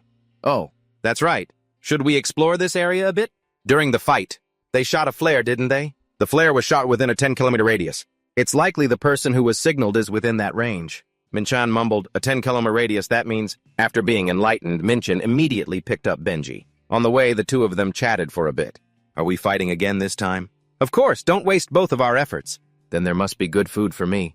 Always ready. Following Mathan's advice, Min-chan had sent Hera to scout within a 10-kilometer radius. The goal was to determine the source of the chaotic frequency, emitted from the chaos shard they possessed. Hera's group used telepathy to communicate with Min-chan. We found a place with the same frequency. It's a mountain north of the city. Then he instructed everyone to wait here with Hera. With that, Min-chan immediately left.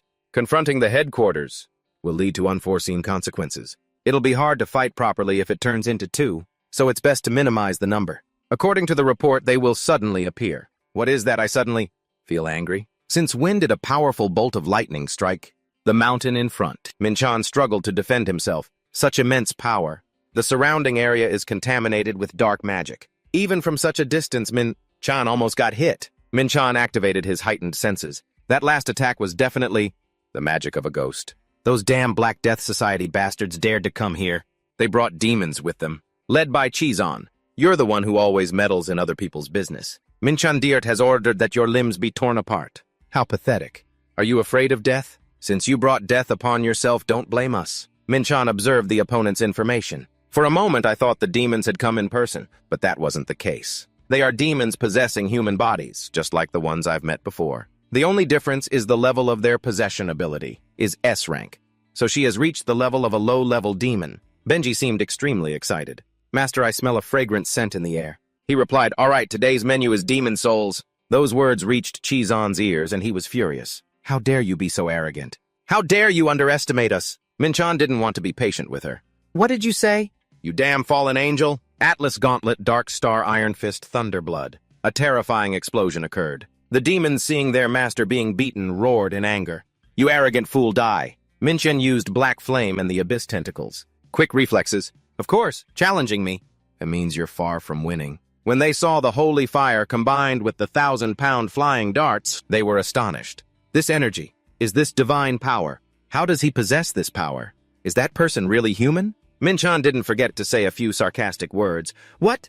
Are you scared just because I blocked one of your attacks? Kids these days have no courage at all. Back in my day, I would fight until their foreheads cracked. Charge! Benji eagerly joined the fight. Right after that, I'll wipe you all out. The demons were no match for them.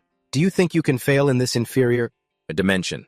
Kill them all. Anyone who dares to stand in the way of Diert's grand plan must pay with their lives. Min-chan realized something was wrong. Even though they were demons, they were too weak. Meanwhile, Benji was ferociously hunting. How dare you stand in my way? The demons used the flames of Gehenna. You won't get past this. Benji asked for permission before attacking. Master, may I devour all of their souls? Min-chan replied while using holy fire. Of course. He posed a difficult question. Just because of their weakness, I'm having a hard time.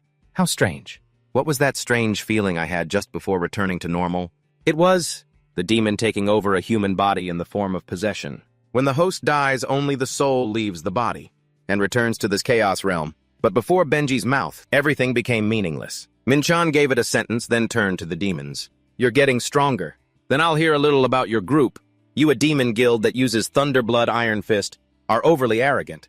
Do you belong to the Ruin Guild? Thinking with your muscles baseless arrogance. It all makes sense. Don't kill them all. Leave one or two who are easy to talk to for interrogation. Killed them all. The ones who belonged to him felt a little guilty. Please take my life in atonement, my lord. Anyway, Minchan had leveled up, so it wasn't a problem. Oh well, just deal with it properly. Minchan's current level is 45. The power of a seraphim demon. Fatal charm emits a seductive aura that captivates the mind. The power of the demon Balo Demon Eye turns everything it sees to stone. Alright, it's time to choose my third ability. It seems like I get to choose one every 15 levels. In this situation, choosing Demon Eye, wait charm. Thinking again, could this be? Minchan has already chosen his ability.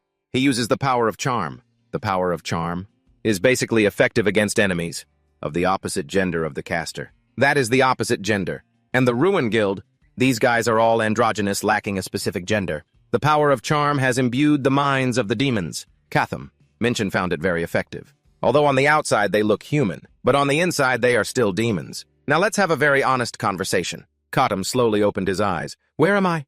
Who is this such an attractive person? The person he was admiring was Minchan.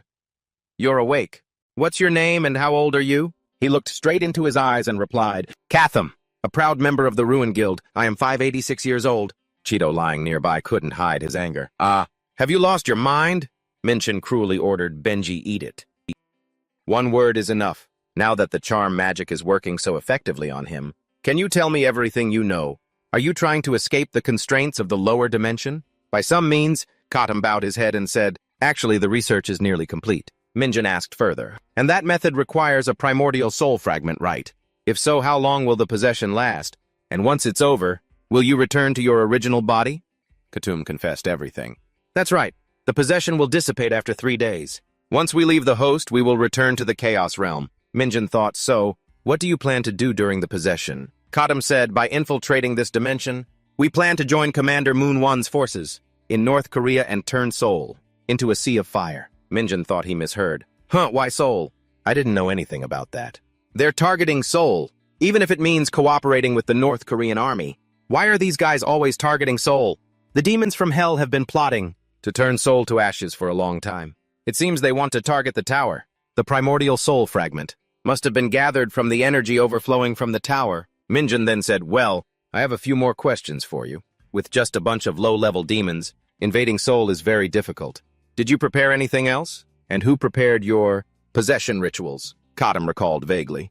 Before the ritual was complete, we encountered interference. Therefore, the original target for possession was a mid-tier demon. And this ritual was drafted by a human known as the Doctor. I know nothing more. Minchan thought, so it was a human after all. Benji licked its lips as it looked at Katum. Bon appetit!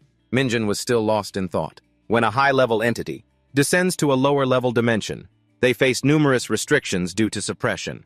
Avoiding that suppression has been an age-old challenge. Throughout this universe, humanity found the answer to this riddle about 30 minutes ago, discovered by a human. Who is this doctor? Ellie ran over from a distance. Hunter Minchan, are you hurt? You don't look worried. The mountain was perfectly normal, and then it suddenly collapsed and chaos erupted. Minchan waved his hand dismissively. I'm fine. Earlier, Minchan had gone to check. The moment Benji ate Katum, the black pillar on the mountaintop also vanished without a trace. There's no trace left. Maybe it was a one-time ritual. Suddenly, Ellie sniffed at him. By the way, Hunter Minchan, are you wearing cologne? He didn't understand. Why bring up cologne all of a sudden? Ellie shyly turned away. Or maybe I'm mistaken. I just smelled something very pleasant. Minchan suddenly realized. So the effect of the charm is still working on her. The power of charm is a permanently active type, unless it's suppressed. I should probably restrain it. Mason didn't stay on the sidelines either. You're not hurt. Hunter Minchan, he asked. He said, you're not worried like Ellie. Oh well, there's something I want to discuss. Then Minchan explained a lot. I've summarized the events that have occurred so far. Sharing information is absolutely necessary to proactively handle future events. Mason's face darkened as he thought. So they had such a plot in the Chaos Realm. This seems to be something that can't be taken lightly. If you hadn't protected the black crystal before, then dozens of mid-tier demons would have been summoned. Minjin thought that's true. It might sound like a small issue, but in reality, it's very difficult to be certain of victory against 3 or more mid-tier demons. If they had combined with the North Korean army and launched a surprise attack, Seoul would clearly have suffered heavy damage. Minjin said, "It's a good thing I ran into those bastards." By the areas marked on the map, these are the locations where they set up their magic circles. Minjin kept a small secret to himself. It's also where the tower's energy passes through. If the Star Alliance buys up all those spots first, we can predict their actions before the underworld acts. Minjin turned and asked again, "Is it possible to hide what was purchased from the Star Alliance?" Mason chuckled. "Of course, just used a fake name to buy them." There was one thing Minjin almost forgot. Oh right, one more thing. Find someone called the Doctor. He must be connected to the underworld. Because Minjin was always cautious. We might not know his name or gender, but that's better than doing nothing. Earlier we visited the ship of those scumbags from the underworld, where we managed to seize a large amount of magic catalyst they left behind. Then we entrusted reconnaissance to Hera, and escort duty to the immortal warrior, and then left, and we returned smoothly without any problems. Ellie stretched. Finally, we're back. Should we report to the association now? Minjin instructed, "Take care of the prisoners from the underworld. Also, please report back to the association. I'm heading home first." Minjin returned after a busy day. To be honest, we were lucky in this expedition to the Forgotten Land. Without Ellie and Mason, we wouldn't have even found the location of the ritual. Then I would have had to face the mid-tier demons alone. There's no guarantee I'd be so lucky. Again, I shouldn't rely on luck. In the end, the only thing I can rely on is my own strength. Minjin warned Benji, "From now on, you are not to touch me no matter what." It didn't quite understand. "Just focus on protecting the master. Is that what you mean?" Minjin slumped down. "Right, make sure no one gets near." He closed his eyes. I went from an ordinary person to a master in 5 months. That's certainly a great achievement. But it's also undeniable that I've been resting on my laurels a bit lately. Activate mana concentration. Mana amplification reaches 1000%. I need to train harder. Strength that can crush them. No matter what tricks they use. I need the absolute power I once had. Outside, Benji's eyes lit up. Master Minjin remained focused. With my current foundation, it's worth a try. A method to compensate for my physical shortcomings. The first gate to surpassing human limits. Breakthrough. Awakening. This is a process of regeneration. The body transforms into a form strong enough to release superior power. Chaotic energy permeates every cell from bones and blood vessels to every internal structure, allowing them to contain an immeasurable source of power. Torn apart and immediately reborn, the body is completely destroyed and recreated. At the same time, it purges all impurities accumulated over the past 23 years. The circle of light expanded. The space created inside my simulator has no limits. It can release boundless energy. However, Minjin's current body is too weak to handle that power. Therefore, I must take another step on the path of awakening. This is the beginning of the transformation into a being, beyond the limits of mortals. A few hours later, Minjin had finished his part. Finally, I've reached the perfect state of the ultimate. Magic, my body is as light as a feather. The imbalance between internal energy and physical strength before has been somewhat regulated. Benji asked from the side, "Master, are you okay? You told me not to touch you so I could only stand and watch. I was really panicking. I thought you were going to catch on fire. It felt like you were about to become a flame. Master, the smell is horrible." Minjin looked at it, annoyed. "Just how bad is it?" He also covered his nose. "Good heavens, a toxic gas. All the dark impurities accumulated over 2 decades. The dead cells destroyed during the regeneration process are all gathered here." Minjin ordered Hera clean this place up. They were even wearing uniforms. "As per your instructions, the training ground has been cleaned." Minjin didn't think they used magic to clean up. Good. Then get back to training. Minjin brought up the system panel. Now let's see how drastic the change is. In terms of stats, it's like jumping dozens of levels in an instant. At this level, I'm qualified to learn the ultimate techniques that were once beyond my reach. Starting with the Imperial Sword form. Imperial Sword. It can only be learned when the Spearbow Sword skill reaches level 6. Currently, my skill is still at level 4. However, the entire essence of the Imperial Sword form is deeply engraved in my soul. Now let's recreate it from memory. Every movement, every perfect power flow. The Hera were very surprised. Amazing. The Master's aura is completely different now. Just being near him makes you feel a suffocating pressure. Minjin had completely mastered the Imperial Sword form, just as I expected. Although it can't compare to the 7-star demonic sword in terms of power, in terms of energy consumption and stability, this skill is far superior. Like a skill from the Orthodox factions, huh? Inheritance. I didn't expect. the prerequisite for learning a specific skill. Could be carried over as an inheritance mechanism. Even though the spear bow sword skill was reduced from level 5 to level 4, this is still a miracle. With that foundation, I can continue to learn many more. High-level ultimate techniques. Acquired skill 5 elements. Spirit Jade, body protection. Acquired skill Fire Wheel of the Mystic Demon Tune. Minjin landed lightly on the ground. Acquired Heavenly Demon Emperor's Hand. No one could believe what they were seeing. This aura cannot be taken lightly. A pressure so intense that it distorts the surrounding space. It's unclear how strong the master will become. Minjin looked at his palm. Is it because the Heavenly Demon Emperor's hand is completely different from the 5? Elements Unity. It seems the Heavenly Demon Emperor's hand wasn't inherited in the usual way. The Heavenly Demon, the god worshipped by the entire demonic sect. I never thought I'd learn the Heavenly Demon's ultimate technique. Right here. Remembering the old days, the Heavenly Demon surpassed mortal limits, dominated the entire Dark Continent, became a god and reached the highest realm.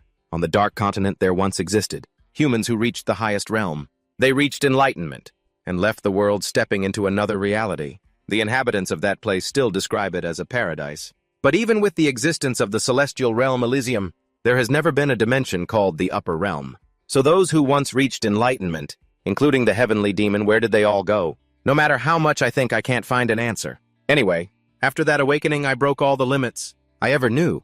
Deploying ultimate techniques and manipulating internal energy is now as easy as breathing. At this level I might even be able to test my strength against Benji. It broke out in a cold sweat looking at him. Master, why are you looking at me like that? Minjin shook his head. It's nothing. You're really perceptive. I have a call. Jin? What's wrong? Do you want to assign another mission like the Spatial Gate incident? He put the phone to his ear. Yes, this is Minjin. The other person suddenly shouted. It's a big deal, Hunter Minjin's sister. He asked. My kid sister is in trouble. A few minutes earlier at the Holy Guild branch, a man adjusted his glasses. This can't be real, Jean added. She got a perfect score in all subjects. In the Hunter training course. This is the first time in our guild's history. Right Minjong's comprehension ability is the highest ever among the rookies. It was definitely the right choice to accept his request. He had to admire both siblings as geniuses. Their abilities are too superior. Jean was speechless. She thought, at first, when Hunter Minjin said he wanted to introduce his sister, I thought it was a joke. But as expected, the little girl's ability was confirmed by him. She laughed. Even though we lost that hunter, we can't let go of Minjong the guild's promising diamond in the rough. The man instructed, fulfill all the training requests she needs. When will the hunter evaluation test take place? Jean said. As long as she passes this practical test, the exam will be complete. The loudspeaker suddenly announced, this training session is a real combat test. Minjong heard every word clearly. Just defeat it and it's over. The person on the speaker repeated, yes, with only one victory condition. A blood phantom lizard appeared. Its roar was incredibly fierce. Even though it's just an illusion, this is a C-rank individual. A normal person would have been scared to death, unable to move. The speaker said, we will evaluate, based on the battle with the lizard monster. He opened his eyes wide in amazement. That stance, what? She completed it perfectly. In every test. Before. And right now, she's using her strongest skill, Minjong. Raised her sword. Divine sword, 10 aspects. The sword fell straight onto the lizard's head. The destructive power was absolutely terrifying, sending the monster flying straight into the wall and creating a rather large hole. Minjong couldn't believe she had done it herself. But as a way of atoning, Minjin proactively went to the Holy Guild. I'm truly sorry about what just happened. I'll take responsibility for all the damages. Jean didn't blame him at all. It's okay. It was just a small accident during training. Minjin thought he would be reprimanded for damaging the guild's facilities. Anyway, we can't continue to trouble you when we're so indebted to you. Jean seemed very dedicated. Oh, that was an incident. That was within the inherent risks of the training process. Minjong seems to be losing her spirit. Bro, I'm gonna go to the restroom. Minjong seemed overly tense. When it was just the two of them, Jean spoke. I'm sorry, I have a favor to ask of you, Hunter Minjin. I want to bring the intern, Minjong, to our guild for further training. It is known that our headquarters can withstand the blows of even A-rank hunters, and yet she still broke through the wall. Please convey my words clearly to your sister. Actually, Minjin's side had also suggested additional training. Her reaction was far beyond my expectations. Later, Minjong was taken to her brother's place. This is your house, really? Minjin sighed. Your brother makes a lot of money. Minjong no longer cared about what he was saying. You live alone in such a big house. Or is it? Minjin quickly cut her off. Your mind is wandering. Again? All right. Let me see what you've learned from the Holy Guild. I need to check how much you've improved. Minjong suddenly became excited. Bro, you're going to regret suggesting this, you'll see. Besides, the trainer said I have a special talent, Minjin replied with his eyes half closed. You'll make me regret it. I'm an A-rank hunter. Remember, just listen to what I say. Because Minjin was half skeptical, the hole in the Holy Guild's wall was caused by a transcendent sword. I need to confirm, if Minjong is truly the reincarnation of the hero. Minjong charged forward with overwhelming speed. Don't underestimate me just because I'm your sister. Minjin had to use all his strength to block her attack. She was unbelievably fast and strong. In just a short moment, she summoned a full-body magic armor. There's no doubt about it. Minjong possesses an extraordinary talent. Her combat intuition is also extremely sharp. No hesitation, she moves with confidence. It's hard to believe she just awakened. A tenacious fighting style. Completely fearless, just like a legendary hero. At this rate, no one would doubt that she's a descendant. Or even the reincarnation. Interesting. Minjin used the Seven Sun Strike, and Minjong had difficulty blocking it. Where did that come from? She quickly used Storm Strike to turn the tables. This only made Minjin more amused. Hey, who's going to destroy that cursed building? Minjong, without a second thought, threw her weapon. Seriously? Are you teasing me by acting like a big brother? Fist aura? Minjin was 30% speechless and 70% exasperated. He hadn't done anything that outrageous. Minjong's blood was boiling. Her scream was so loud it could be heard outside. After some time, Minjong lay on the ground, panting. Minjin was cool as a cucumber. Giving up already. Minjong retorted lightly, "Don't mess with me. Just taking a little breather." Minjin walked over to her. "But you're panting." Minjong shouted, "My muscles are sore, don't touch me." Minjin sighed and used holy fire. "You're overreacting." He watched her slowly recover. "Of course it's going to hurt. After she continuously chased me and took so many hits. Her growth potential is truly astounding. If guided properly, Minjong could surpass even the hero of her past life." Minjin asked, "What do you think was your weakness in the last fight?" Minjong answered quickly, "Speed." That wasn't what Minjin was getting at. "No, the problem is you're a close-quarters fighter, but you don't use special skills." Minjong immediately retorted, "But when I charged in, you couldn't even draw your sword in time." Minjin walked over and picked up a weapon. "Then you should have made it so I couldn't charge in. Let me demonstrate." Minjin caressed the wooden sword and smiled. "Well, it's easier to understand if I teach you directly." Teaching someone who might be the reincarnation of the person who took my life in a past life. How ironic. Minjong prepared her attack stance. "This time be prepared." Minjin observed her movements. "Adding an element of deception to your moves, huh? Anyway, that's not a bad idea. Whether she was his sister or the hero of a past life, Minjin wouldn't teach her so easily. You're still too green. So different from what you imagined."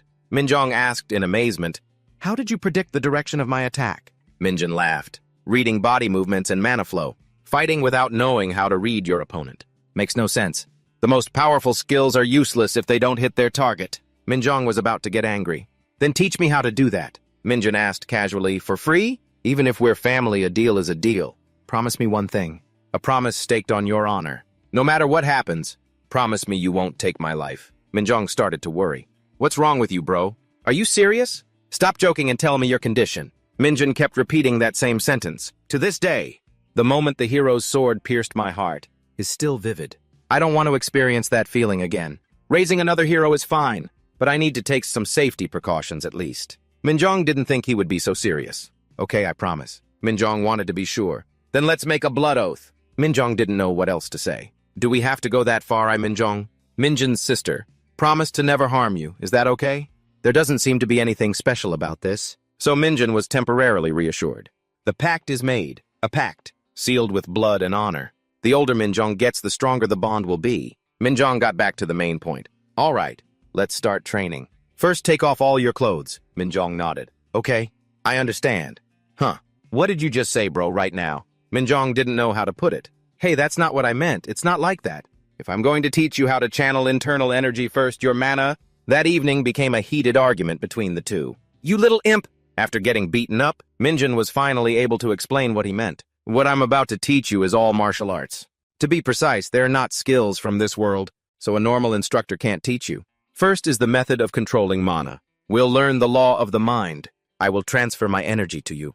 Memorize that feeling." Minjong was focusing her entire mind. Minjin was transferring chaos energy through Minjong's back. And soon enough, this energy flow will begin to flow throughout her blood vessels, according to the principles of martial arts. The martial art I'm teaching, Minjong, is the law of the mind, the great internal energy of the Shaolin Temple, also known as the Muscle Tendon Change Classic. Compared to the heavenly demon sacred art, it's unparalleled. In the world of proficient martial arts, the essence of energy accumulated in the reverse flow bone marrow is very pure and stable, unshakable. Just mastering the law of the mind is enough to strengthen bones and skin, making muscles firm. And when a certain level is reached, one's bronze skin can become as hard as diamond. I have to admit it's true. This law of the mind is most suitable for Minjong's fighting style. Ideally, one should also understand the ancient texts of the Shaolin Temple. But since she's already in harmony with the principles of the law of the mind, she'll learn quickly. Minjun had finished transferring the power. Now after observing, try to do it yourself. He used his perception to observe. The meridians in her body are open. Now it's just a matter of how well Minjong controls her mana. Isn't this very impressive? She grasped and absorbed the flow in just one try.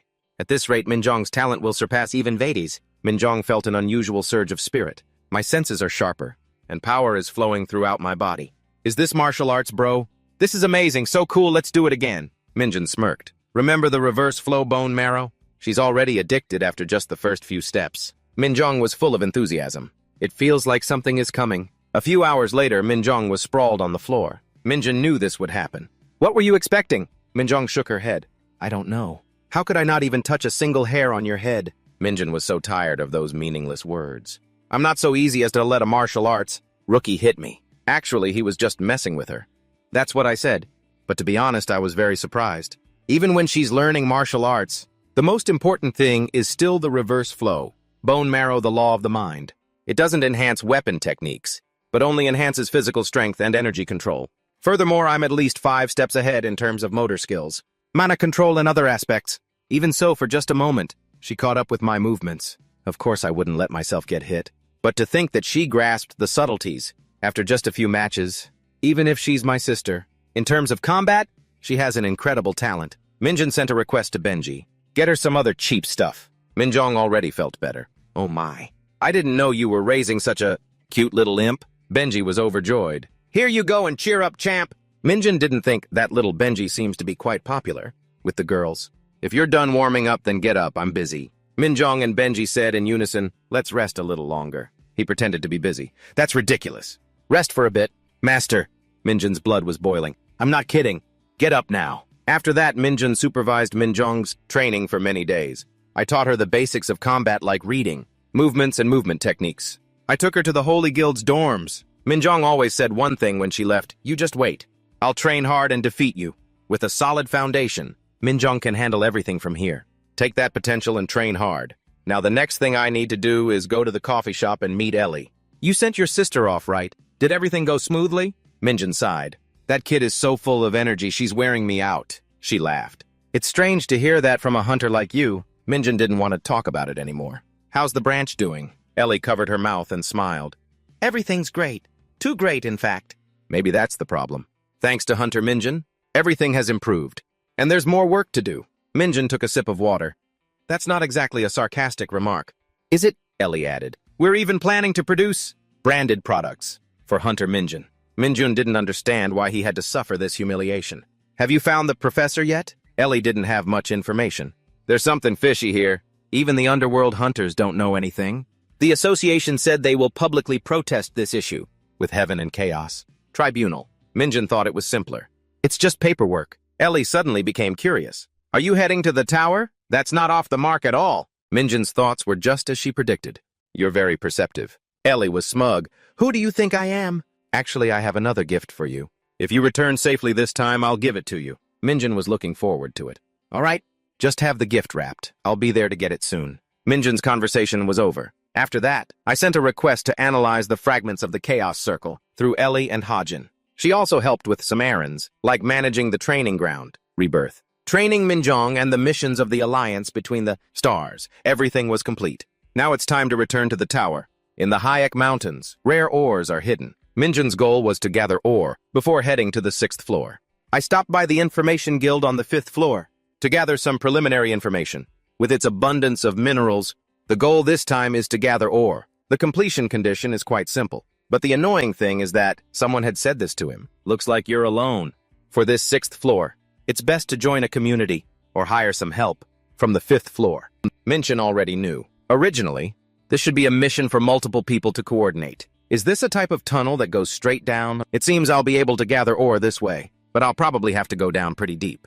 A survival mission. There's a loud noise up ahead. The jewels are ours. Such a powerful morning presence. Minchin didn't expect monsters to come out of the walls. It seems they were awakened when they sensed my presence. The Information Guild.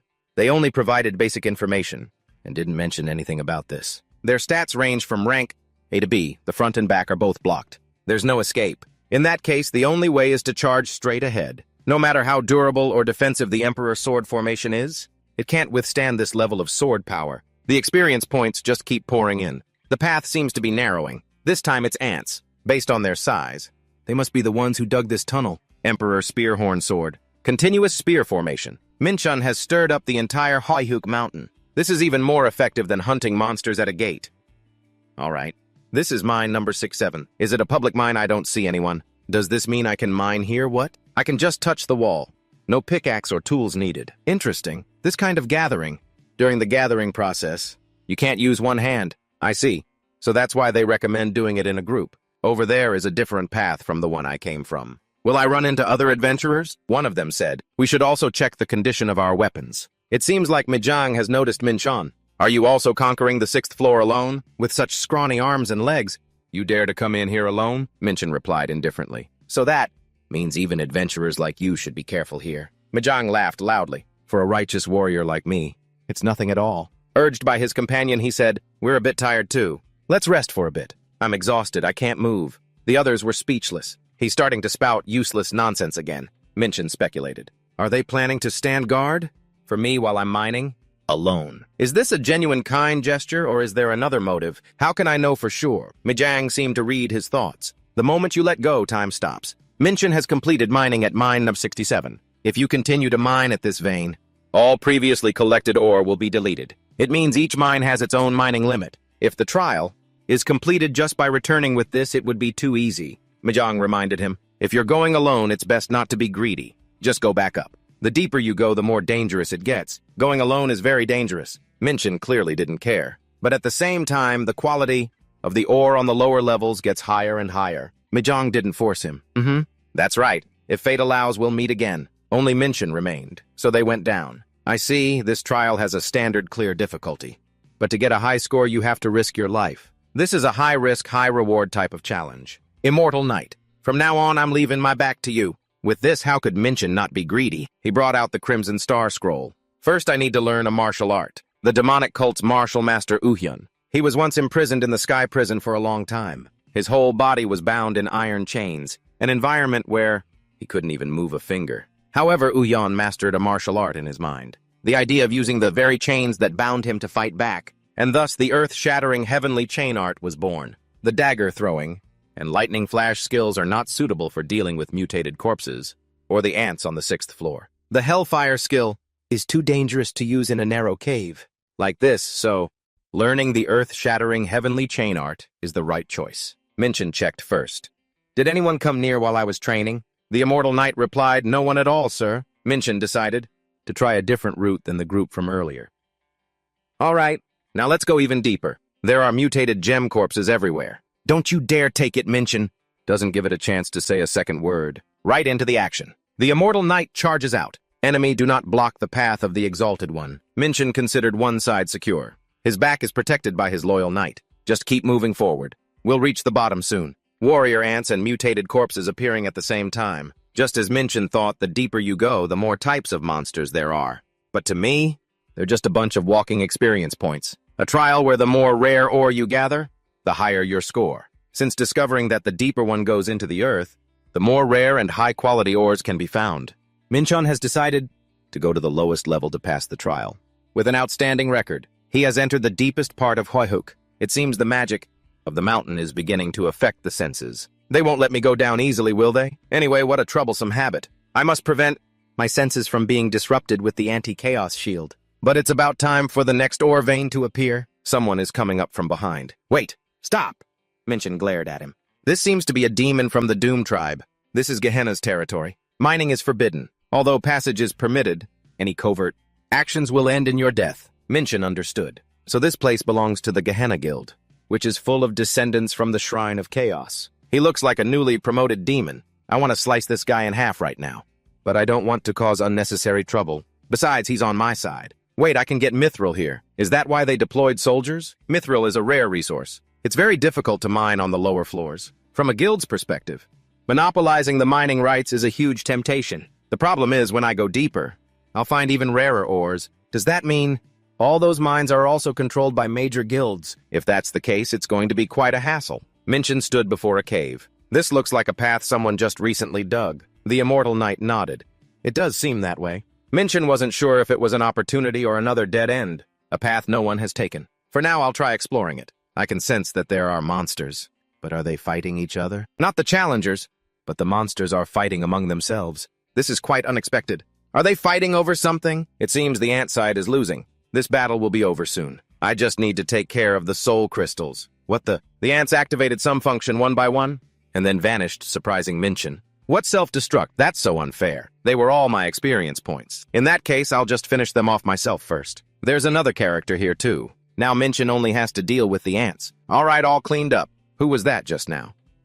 What is this? Did someone come down here before me? Sacy shouted. It was I. We finally meet. Minchin felt like he was in an anime. Are you the one who was talking? Sace. Made him think he was hallucinating or something. Indeed it is I, your humble servant. I am Princess Sace. Thank you for saving me. I never thought that there would be a prince on a white horse in this world. Although Minchin had no such intention, saving someone in danger is a matter of course. Right? Cease recognized him as her prince just because I sense a gentle, charming fragrance from you. Minchin should have kept a straight face. Could she also be affected by my charm ability? My charisma. Cease looked like she was in a dreamland. Your humble servant has a favor to ask of you. My prince. Minchin sighed. I should have suppressed the passive side effect of my enchantment. Magic inside the tower. Cease tearfully explained, I have a mother. She should still be strong as her lifespan is thousands of years. However, because my outstanding talent surpasses my mother's, she hates me. Just now, my mother set a trap by creating a new pattern in the battle and imprisoned me in it. Prince, please help me escape this floor. A system notification arrived. Princess? Cess wants to escape the influence of the Ant Queen and establish a new colony. Minchin remembered something. A hidden quest. The reward is adamantium, a rare mineral that can rival originium, the one I bought at an auction before. If originium is known as the hardest metal in the universe, then adamantium is known for its incredible sensitivity to magic. With it, I can forge new equipment. I can even successfully engrave extremely powerful magic circles. Minchin accepted the quest. All right, I will help you escape this place, Princess. Cease was very moved. Just as I thought, you really did come on a white horse to save me. From now on, please call me Ceci. Don't use such formal titles. Minchin felt a little creeped out. Why is her face turning red? Cease led me through the tangled and confusing tunnels. Using telepathic communication, we avoided fighting the ants we encountered along the way. Cease confidently asked, how do you find my authority? Minchin just said it was impressive, but she looks more cute than authoritative. Along the way, Minchin cleared out the soul crystals. Cease was overly excited. As expected. The prince is truly amazing. Minchin's head was starting to hurt.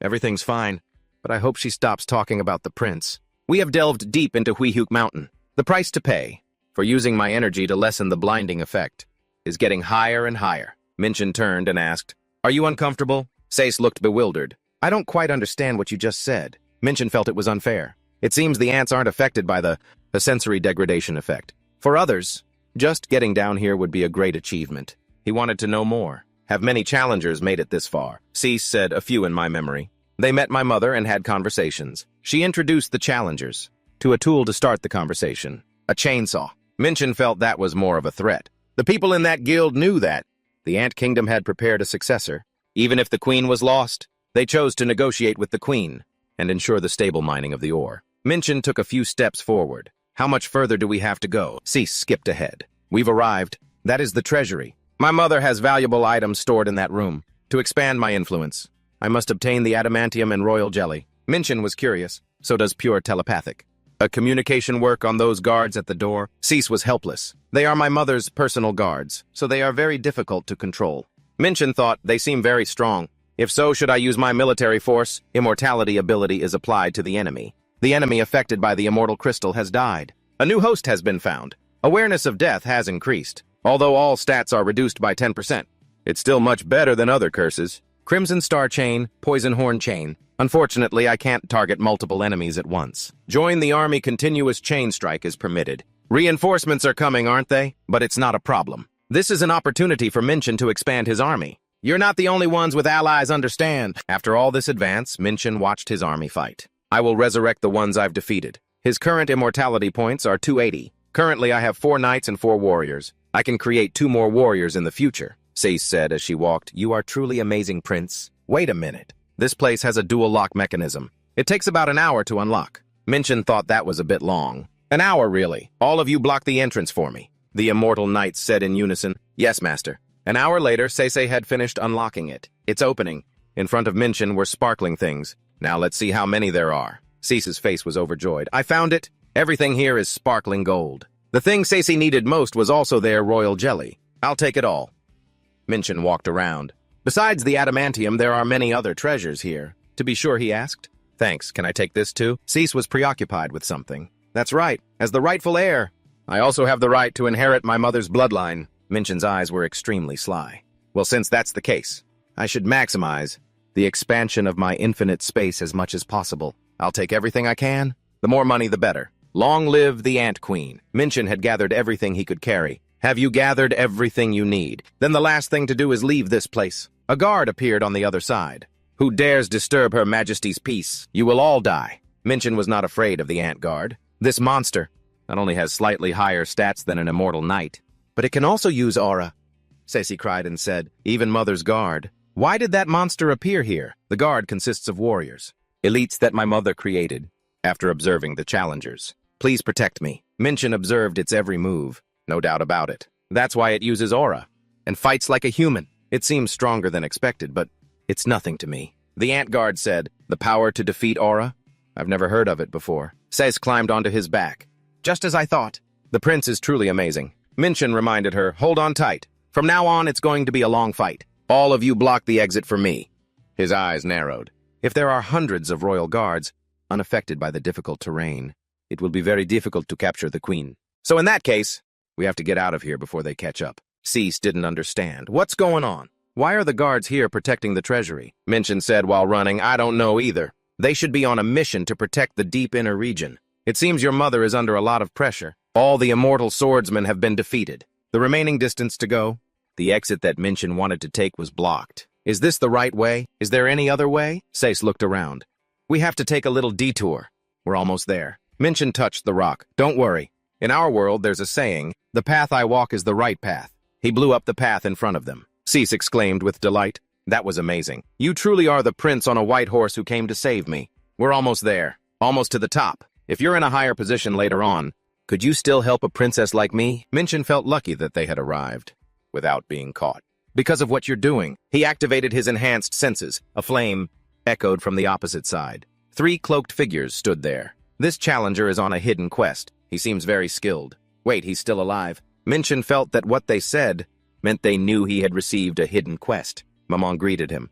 That was a bit rough. I didn't expect a troublemaker to show up here. He chuckled. Ah, he must have received some kind of quest. Don't think so much. You don't mind if I see what kind of quest that is, do you? Minchin looked at the subquest. I thought the ants and the challengers were enemies. I didn't expect the queen to give the quest to a challenger. Did she give a quest to capture Ceci, or is she angry about the treasury being robbed? The ant princess said, Prince, please leave Ceci behind and go. That's the only way you can survive. These outfits, they are members of the Mobius Guild. The ones who have a deal with my mother. Minchin paid no mind. So what if they're members of Mobius? They're just new recruits anyway. Cease didn't think it was that simple. Prince, you're a challenger? The Mobius Guild is one of the 7 great guilds. They have the support of the Grand Mages. Minchin looked at her expression. Is she worried about me? Interesting. Grand Mages, huh? It reminds me of the explanation Samhi gave on the 5th floor. One of the 7 Grand Mages. They pursue the exploration of the very limits of magic to achieve a state of transcendence. Anyway, Minchin put Cece down. Do you think I'm the kind of person who would run away like that? These guys aren't Grand Mages anyway, he thought. We can't just run away from insects like them. One of them said, Are you challenging us? We've already set up a barrier. No one can get in. And we are completely isolated from the outside world. Young man, you should value your life more. Minchin stepped forward. In other words, you can't send a signal for reinforcements either. They saw him as the incarnation of the heavenly demon world. He is a force in the martial arts world. Haven't they even realized that? Their own lives are in danger. Minchin uses Black Star Monoceros increasing combat power by 20%. You are too complacent. Activating total suppression. All of the opponent's stats are reduced by 20%. How dare you? I will show you my true power. They summon ice skeletons and windbirds. Minchin activates light armor. Since all the immortal swordsmen have been defeated, appear. Can you take care of these insects for me? Hyoga accepts the mission to destroy those in the way, while Minchin has to take care of something else. Could it be because he can use light aura, which is the complete opposite of magic? Hyoga is fighting just as fiercely. I'll be able to summon the windbird again soon. As for the ice skeleton, it might take a little more time. I should rest a bit to recover my energy. Activating Super Sense. Life Force Minchin charges forward. Fall back. He used his ultimate form, the Ant Queen again.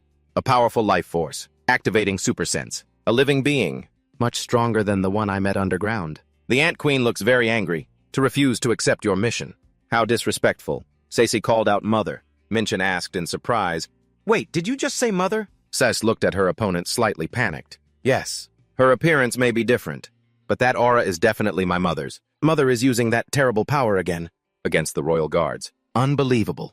The Ant Queen said reproachfully, just as I thought. You have planted strange ideas in the princess's head, leading my child down a path of corruption. I will end my daughter's life myself. Minchin smirked. This is truly an unexpected burden. I also have to complete the mission on my end. That's why I'm saying this. Cease was silent for a moment, then spoke up. Prince, please leave this to me. Minchin couldn't believe it. Hey, no joke, she's really strong. Cess was well prepared. I know, but I still have a trump card. Cease unleashes her power. Then she grows. The muscles around her body gradually expand. Now there's an opponent who can match the Ant Queen. Cece said, I'll take care of my mother, Prince. Finish off those challengers. The Ant Queen glared. How bold of you to dare to confront me today. I will break your stubbornness. Now Minchin could confirm it. Indeed, Cece's abilities are not just empty words. Although she's somewhat inferior, she's strong enough to face the Queen. Minchin didn't stand still either. Hang in there a little longer. I'll be back soon. After some time, Minchin went through the battle. There's no more time to play around. I need to quickly eliminate these mages, and then go face the Queen. Is this fog? This isn't normal fog. It carries a degeneration effect. Transplant. What is that? What are they plotting? Anvis said thoughtfully. I heard you were just a newcomer challenger on the 6th floor. But your power far exceeds our expectations. In this situation, we will use that power. The person next to him was worried. Anvis, isn't that too dangerous? Anvis replied, we have to risk it. At this rate, we could be wiped out. With the barrier system deployed, we can't even escape. We have to end this fight here by any means necessary. Minchin shielded himself with his hand. An energy source similar to divine power from out there. System detects interference from outside the tower. Without administrator intervention, the divine power will be automatically eliminated in 10 minutes. A new knight appeared. It seems you are the reason. I have been summoned. My name is Thor, the god of thunder.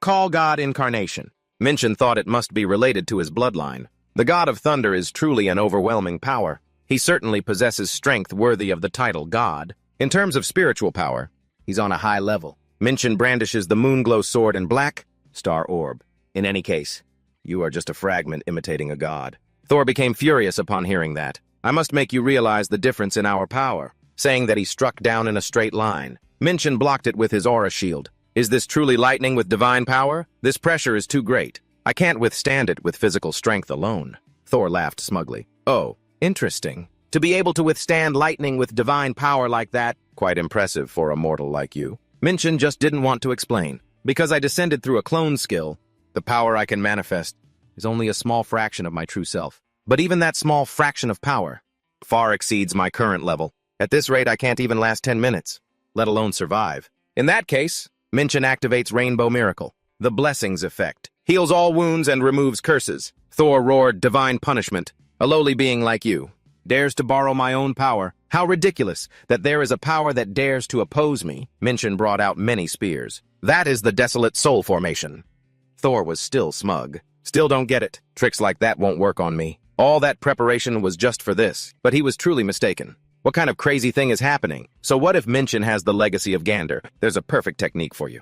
All right. This is the recreation of a legend. The twilight of the gods. The war started by those of the same blood to overthrow the cruel gods. Benji Nazo. The story of that war echoes even in the human world. According to myth, Thor was struck by Gander's venom and fell after taking only 10 steps. Minchin's taunting voice echoed in his ear. Ah, but you won't actually fall. You survived, thanks to the intervention of other gods. But I'm curious right now.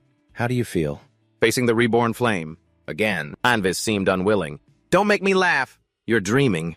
if you think I will fall to an ordinary mortal like you. Minchin scoffed. Oh, what an arrogant response from a god on high. However, it seems your power is weakening as the venom gradually seeps into your body. The supreme being Anvis completely lost his bearings. This is impossible. Minchin didn't give him a chance to say another word. Well, you gave it a good try. His subordinates began to panic. Anvis has been defeated. A god fell to a challenger from such a low class. Atone for the sin of resisting him with your death. No, we have to get out of here quickly. I can't use a teleport stone. This place is sealed by a barrier. Minchin received 53% experience points. Even though I only defeated a clone instead of the real god, I still got a lot of experience points, and I got a bonus on the top of that. This time was a huge harvest. Of course, it would have been impossible without this cloak, the Cloak of Gander. Encountering an entity that can use the power of the gods at the top of the tower is very important. But if I hadn't gotten this cloak, on the second floor of the tower, I might not have won. 10 daggers were sacrificed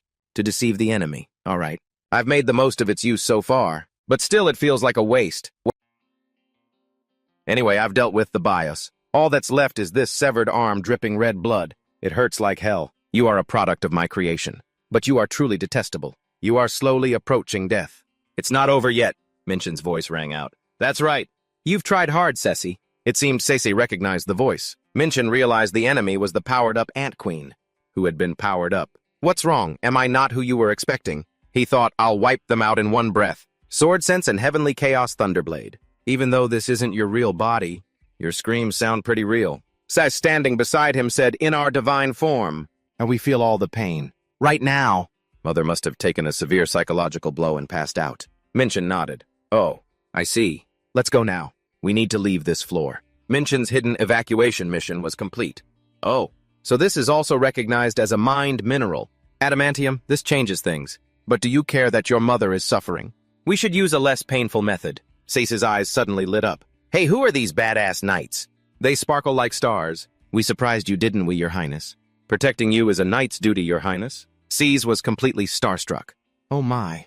What magnificent knights. But Minchin wasn't pleased. Stop spouting nonsense. Focus on what's really important. Such pointless worries. I'm going to the 7th floor now. What about you? Cease asked back to the 7th floor. Of course I will follow my prince to the very end. Minchin was a bit surprised. You're coming with me. You must assist Cese's escape. He shakes. Wait a minute. This continues to the 7th floor. Is this what they call a hidden mission? Well, it costs nothing to try, I accept. Minchin said, all right. Let's head to the next floor. Cease was extremely excited. Prince, please take care of me? Minchin cleared the trial, breath, and received 700,000 points. Combined with what I found in the treasury, this is a huge haul. Cess giggled. It certainly is. Thank you, my prince. Tower of Trials, 45th floor. The Sky Fortress. The man touched the stone tablet before him. These are the names etched on the board. 3 red-rank apprentice mages have been erased. Following their soul traces, the last place they appeared was the 6th floor. They were participating in the Mithril mine expedition on Mount Heath. It seems someone interfered with their mining operation. The subordinate asked for his master's will. Should I dispatch a team to investigate? It seemed the master had the same idea. Do it! Although the 6th floor of the tower is designated as a non-combat zone to ensure the stable mining of rare minerals, by the consensus of all 7 churches, it would be troublesome if someone were to disrupt this. Since the situation is unstable, send a 4th-tier disciple to investigate. The subordinate quickly complied. Understood. I will dispatch someone to investigate shortly. All for the ultimate truth. He repeated the same sentiment. Indeed, all for the ultimate truth. Minchin entered the wild jungle. What's this? It's scorching hot. He scouted the surroundings first. Just as the Information Guild said, this place is similar to the Death Dimension. Right. Survive for 28 days in a place like this. The Death Dimension is an ecosystem, where every creature is a predator, making it so that even beings from higher dimensions find it difficult to survive easily. If I were alone, surviving here wouldn't be a big deal. The problem is having a companion. The tower's system interfered with Minchin's items. And there's another problem that needs to be solved. Food brought from the outside cannot be consumed. I didn't expect it to prevent me from eating. The food I brought with me, all the food and water stored in my spatial pouch has become inedible. This probably implies that I'm not allowed to stay put. For the entire 28-day trial, Minchin began to summon. Don't waste your efforts. Appear Hora. Survey the nearby terrain and the native creatures. They responded in unison, yes, sir. We will sacrifice everything for the glory of the princess. Cease had that admiring tone again. What wonderful knights.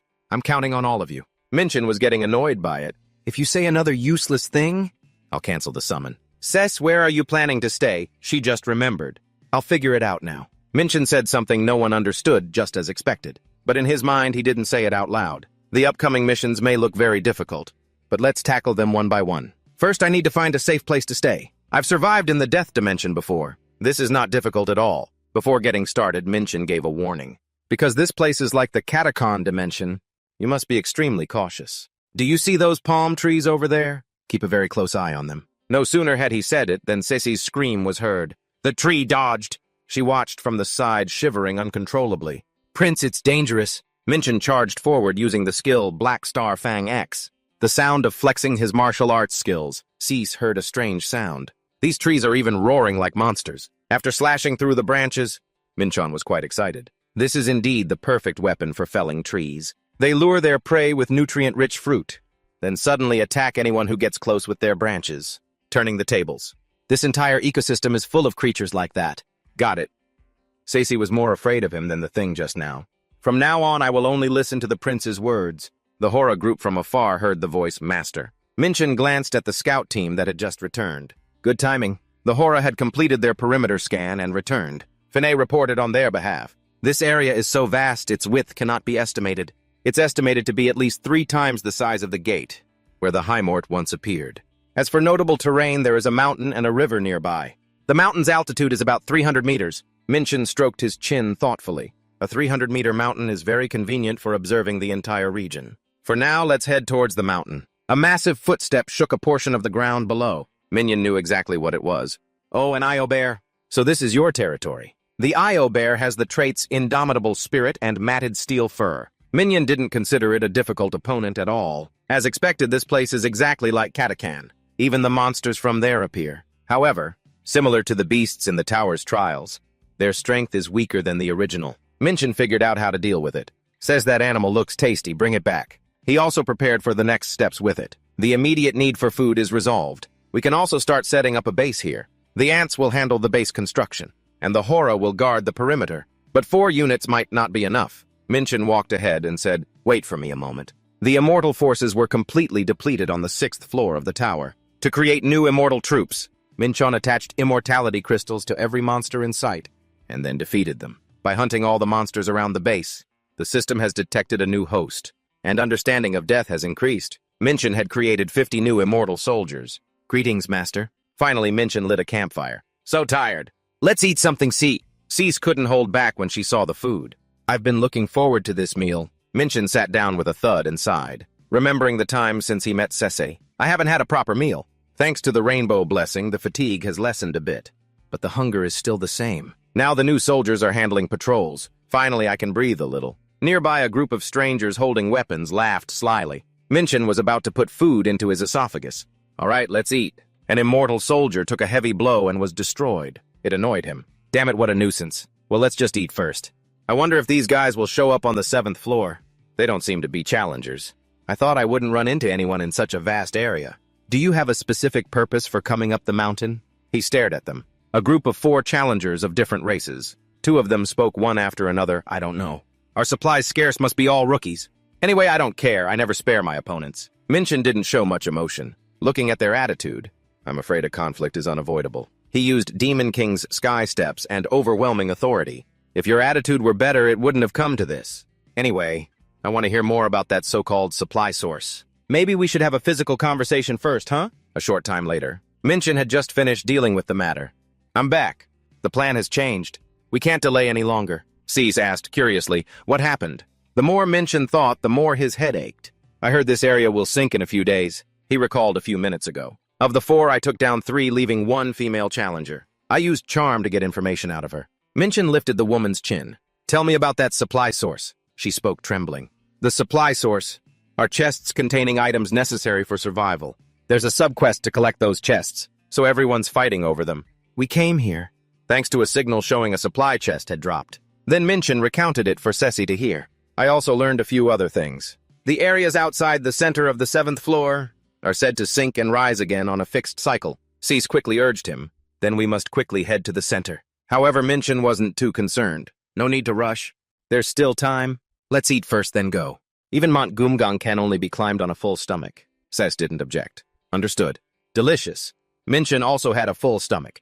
Eo bear meat is truly a one-of-a-kind specialty of Katakan. High above Finney was looking around. Is that it, sir? Something is falling. Minchin ordered, oh, quick, check it out. This is the supply chest you were talking about, right? And Minchin's quest is Passionate Collector's Desire. Just as I heard. The subquest must be related to this. The 7th floor trial isn't just about survival. It's also designed for the trial takers to compete against each other. Doing this subquest once in a while is fun. Minchin continued on his way. I have everything I need. Now let's keep moving. Everywhere we go, there will be people targeting the supply chests. Don't they know their own lives are in danger? Minchin just needs to wave his hand. You guys are the ones who don't cherish your own lives. As for that group, they were already sprawled on the ground. This strong, and he's just a challenger from the lower world. The path to the central area. On the way, Minchin carefully collected every supply chest he found. Throughout the journey, the challengers he met all charged in to fight, without negotiation. A lower world being like an earthling dares to attack us. And occasionally there were those who knelt and begged for their lives. Stop then. We'll retreat. Please spare us. Minchin simply does not have the word soft-hearted in him. But I hate leaving loose ends. To have no regrets, he eliminated every life. Even if I spare you. Sooner or later, you'll just stab me in the back. Taking a life is never pleasant. But in this lawless land, there's no room for hesitation or pity, especially in the current situation, where the supply chests are a trigger for competition among the challengers. Minchin had to be even tougher. After many days of travel, the two finally entered the central area of the Katakan forest. Cece seemed to really like this place. The ley line energy here is abundant. Minchin had a concern in his heart. The only place that doesn't get flooded is the central area. Therefore, it attracts every challenger.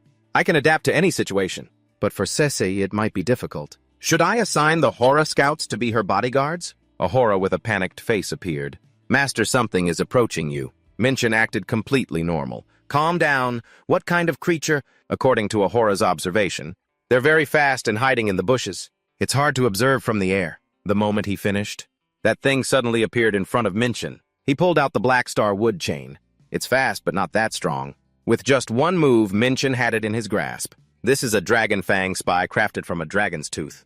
A spy, not a naturally born monster. Could there be a dragon in this forest? The only lucky thing is that it was poorly made. If it were a complete version, it would have probably taken more effort. Minchin activated Super Sense. The body reacts before the mind can register. Unimaginable speed. This is no ordinary opponent. Minchin used Dragon Strike Myriad Shatter Slash in one direction. Someone from the bushes parried it. He had put more energy than usual into that strike. Lauder's eyes narrowed, then he slowly revealed himself. Wait, could you be Minchin? He searched his memory. This guy is a challenger I met on the first floor during the trial. Lauder, I can't believe I ran into him here. Minchin was still not over his surprise. Didn't think I'd run into you in a place like this. He also had the ability to see through opponents like the others. Even the true eye can't see through his abilities. This means his strength is at least on par with Benji's. Even though I've also gone through major transformations, I'm still far from the goal. Lauder asked curiously. How much stronger have you gotten in that time? Minchin replied nonchalantly. Probably not enough to surprise you. But Lauder didn't back down. I'm not just being polite.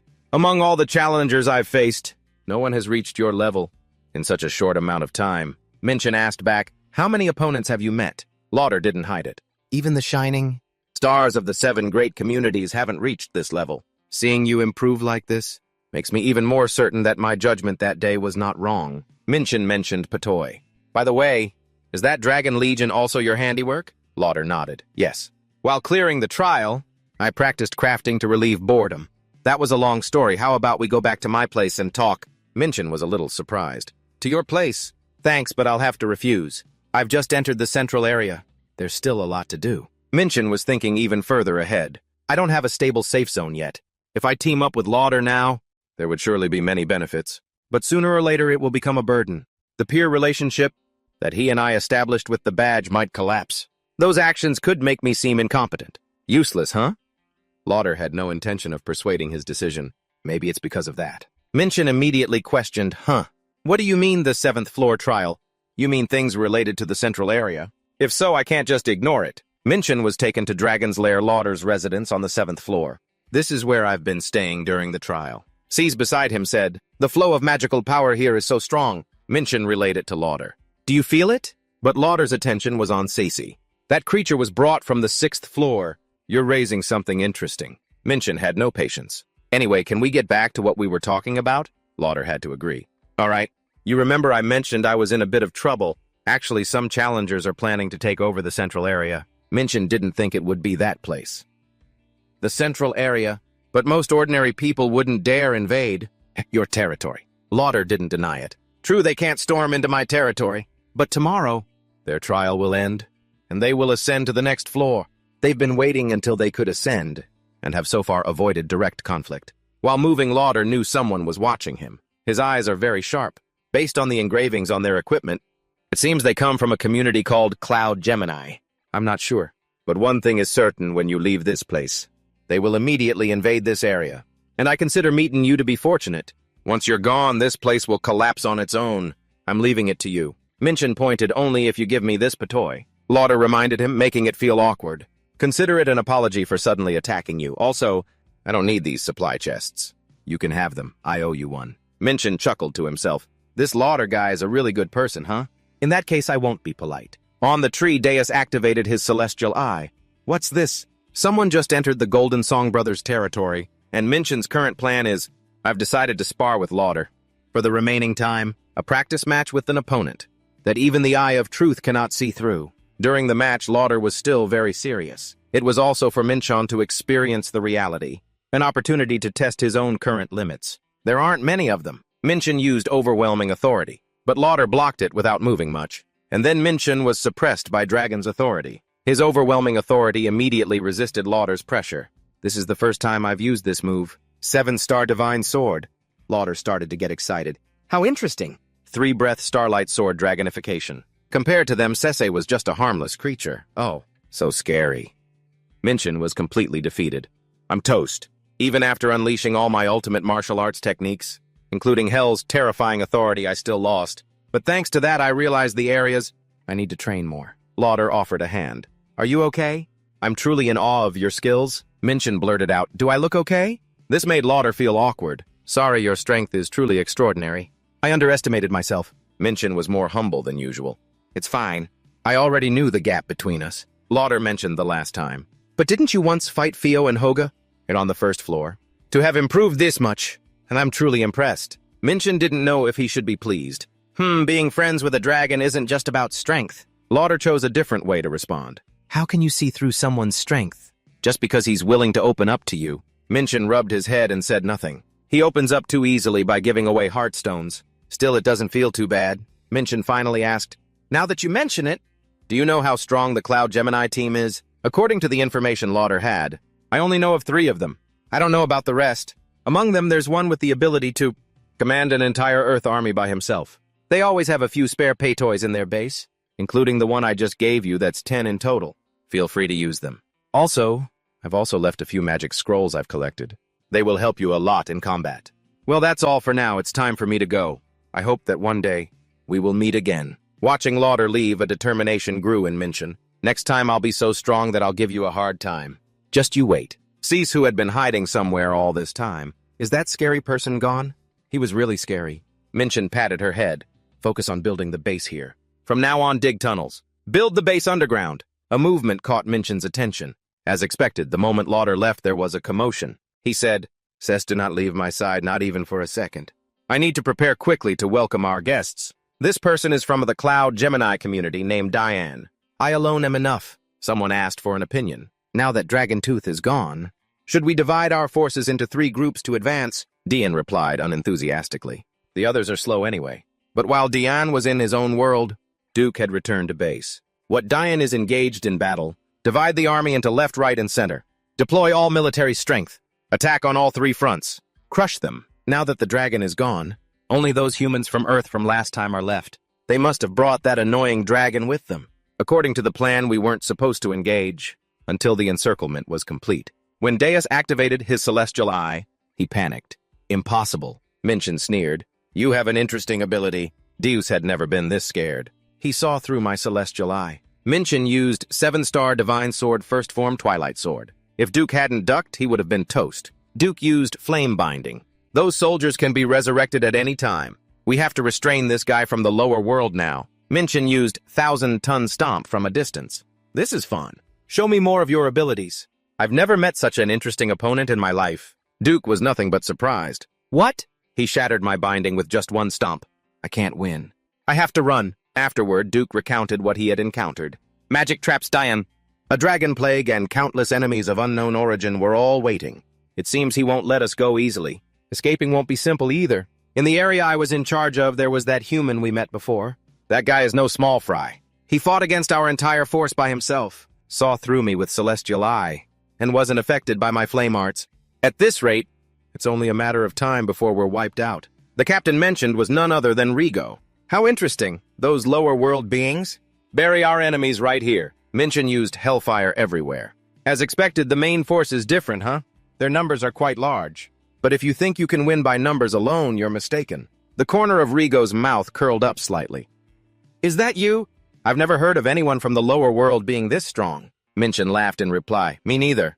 I've never seen anyone as strong as you. The Primal King, the last descendant of an ancient empire. She is the rightful heir, wielding the power of the ancient empire that was passed down to the old empire. Although the empire has fallen, she still inherited the remaining legacy and built her own kingdom, laying the foundation for a new dynasty. One day, while using her power to maintain her kingdom, the tower sent an invitation to Rigo. This is an opportunity to become even stronger. For the supremacy of her kingdom, Rigo entered the tower. There she met the leader of the Cloud Gemini team. Your Majesty, let's make a deal. Just by facing them, she knew how strong they were. I am Ren. Rigo had never faced such a tough opponent in her own world, and that made her feel excited. She was determined to be as strong as those challengers at the higher levels. After that day, I stayed in the tower for a while, and I also encountered a few challengers. From Earth, Rigo yelled as loudly as she could, "What in the world is that monster?" The spear. Minchin's linked spear arts swept through the entire legion of soldiers. Their only strength is in their numbers. Minchin focused intensely. They're quite persistent. As long as I find an opening, it won't be too difficult. As expected, she's no pushover. I'll be at a disadvantage if I let this fight drag on, so I have to deal with these soldiers quickly. The 8 trigrams formation was set up. It caught Minchin's attention. Using a military formation combined with strange tactics, huh? Quite clever, but it's useless against me. Heavenly Demon's Domain! Rigo shouted loudly. Duke, why are you just standing there? He was in a bit of trouble. My fire magic isn't working anymore. Rigo, though afraid, hadn't lost her arrogance. I am the invincible goddess. I cannot lose in a place like this. But Minchin had already closed in on her. Deuce couldn't stop yelling. This can't be. Captain, the person in front of Minchin is just a mud doll. I thought I hit the target. That was a very clever substitution. Rigo was actually hiding over here. That was close. If my area of effect skill had been a little slower, I would have died. No choice, I can't win like this. I have to wait until Diane arrives. Minchin had already bound Rigo with his chains. I figured everything out, with the eye of truth. He approached his struggling opponent on the ground. Now the tables have turned, haven't they? Kid, you'd better stay put, Deus threatened in a loud voice. We are the Cloud Gemini team. We will definitely retaliate. Minchin felt a little annoyed. If you were afraid of that, you shouldn't have started a fight. So bold right from the start, Grand Scribe. You were once my adversary. He blocked Diane's blow in an instant. What is this energy? Diane struggled. You managed to block my attack. Minchan knew who his opponent was. Is this guy from the Tuma tribe? Why is a demon from the Tuma tribe here? A moment later, Minchan had all 3 from Gemini Cloud under his control. The power dynamic has been set. Your fate is now in my hands. Now can we talk? I have something to ask. Rigo changed her demeanor. I will answer what I know. Minchan wasn't interrogating her. That's not what I'm curious about. It's the one standing next to you. Why are you...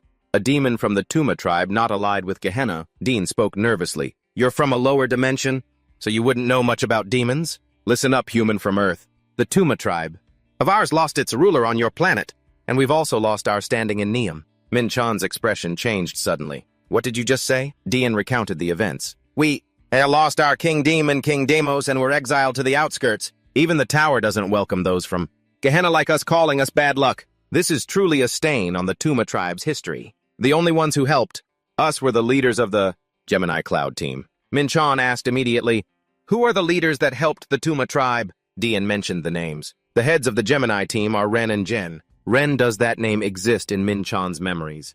I remember hearing that name before. I know that name. He's someone connected to my past life. Definitely. It was a brief acquaintance from hundreds of years ago. That brat actually helped the Tuma tribe. So this is how fate works. Minchan held on to his last bit of humanity. All right, I'll spare you. They bowed hastily. Really? Thank you. We will remember this favor. Minchon sighed. I was originally going to kill them, but their leader has a connection to me. And if he's someone who showed kindness, even after I was gone, then that changes everything. Suddenly Diane spoke up again. However, I have one condition. You've already spared us. Even if you kneel and beg, I won't agree. Minchon squeezed his fist lightly. Then there's no other way. The Tuma tribe has always been warlike, huh? He glared at them with killing intent. They say old habits die hard. So one slip of the hand and someone's life is forfeit, right? As a former king, I thought it would be fine to show a little mercy. Dian put on a manly posture. A warrior does not fear life or death. So, Minchon faced off against a young member of the Tuma tribe and I crushed him with all my might. Minchon stood before a prone Dian. Now go back to where you came from. If you dare to face me again, I won't be merciful. Rigo looked more timid than before. Before you go, since I have received this favor, I will grant any wish you have. Minchon asked back anything at all. Minchon quickly pondered. Turns out this queen is more capable than I thought. Is there anything worth asking for right now? Zexay was directing. You have to dig deeper to find it. The food storage must be at the deepest point. You all can do it. The construction of a budding ant kingdom. Minchon had granted the ant princess's wish. Thanks, this is pretty important to me. Rigo had never felt so slighted. In the end, even though I promised to grant him anything, all he wanted was this kind of trivial chore. My pride is so hurt. The new home for the ant kingdom was complete. The clay soldiers are not only skilled in combat, but also in construction, just like ancient Roman soldiers. They finished building Zexy's new nest in just a few days. Zexy jumped around and said repeatedly, "It's all thanks to you, Prince. Finally, I have one last thing to ask of you, Prince." You? Could you transfer your energy to me? Minchon acted quickly. Of course. It's no big deal. We're about to part ways anyway. Zexy slowly savored it. I've really absorbed your energy, Prince. This is an artifact that will allow you to summon my ant guards at any time. I will give it to you, Prince. Minchon happily took it in his hands. A farewell gift, I'll use it well. Zexy said goodbye in tears. I will rebuild a new kingdom in this place and grow stronger to help you. Prince. Minchon wasn't weepy like that. Ants at the level of personal guards will definitely be useful. And so the ant princess's escape from the 6th floor came to a happy end. And so the Gemini Cloud group achieved their goal. Anyway, thanks to that, I was able to complete the commander's orders. That's true, but Minchon looked at the Vessel of the Forgotten God, an item that can simulate divine power. I didn't expect a quest like this on the 6th floor. I wanted it too, but since I'm indebted to Ren, it was only right to let them have it. I heard Rigo's group tried to occupy the central area to complete a secret quest. They said they needed to place an item in a ceremony in the central area to infuse it with divine power. So I went along with their wishes. Rigo held his hands and said a lot. Is it really okay? I'm truly grateful. Thanks to you, my reputation has been saved. Minchon was a bit hesitant in his interactions with this queen. She's really straightforward.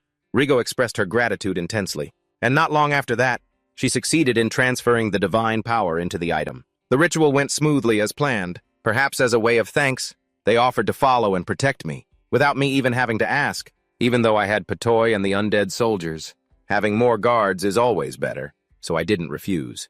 Dian kept challenging me, and I diligently taught him. Your control over dark mana is still too crude. It's been a long time since I've had time to focus on practicing my divine spells. I need to reach 7-star to be able to inscribe defeated Thor onto my constellation. Thanks to the dozens of supply boxes Leodai left behind, I didn't have to worry about food anymore. Thank you.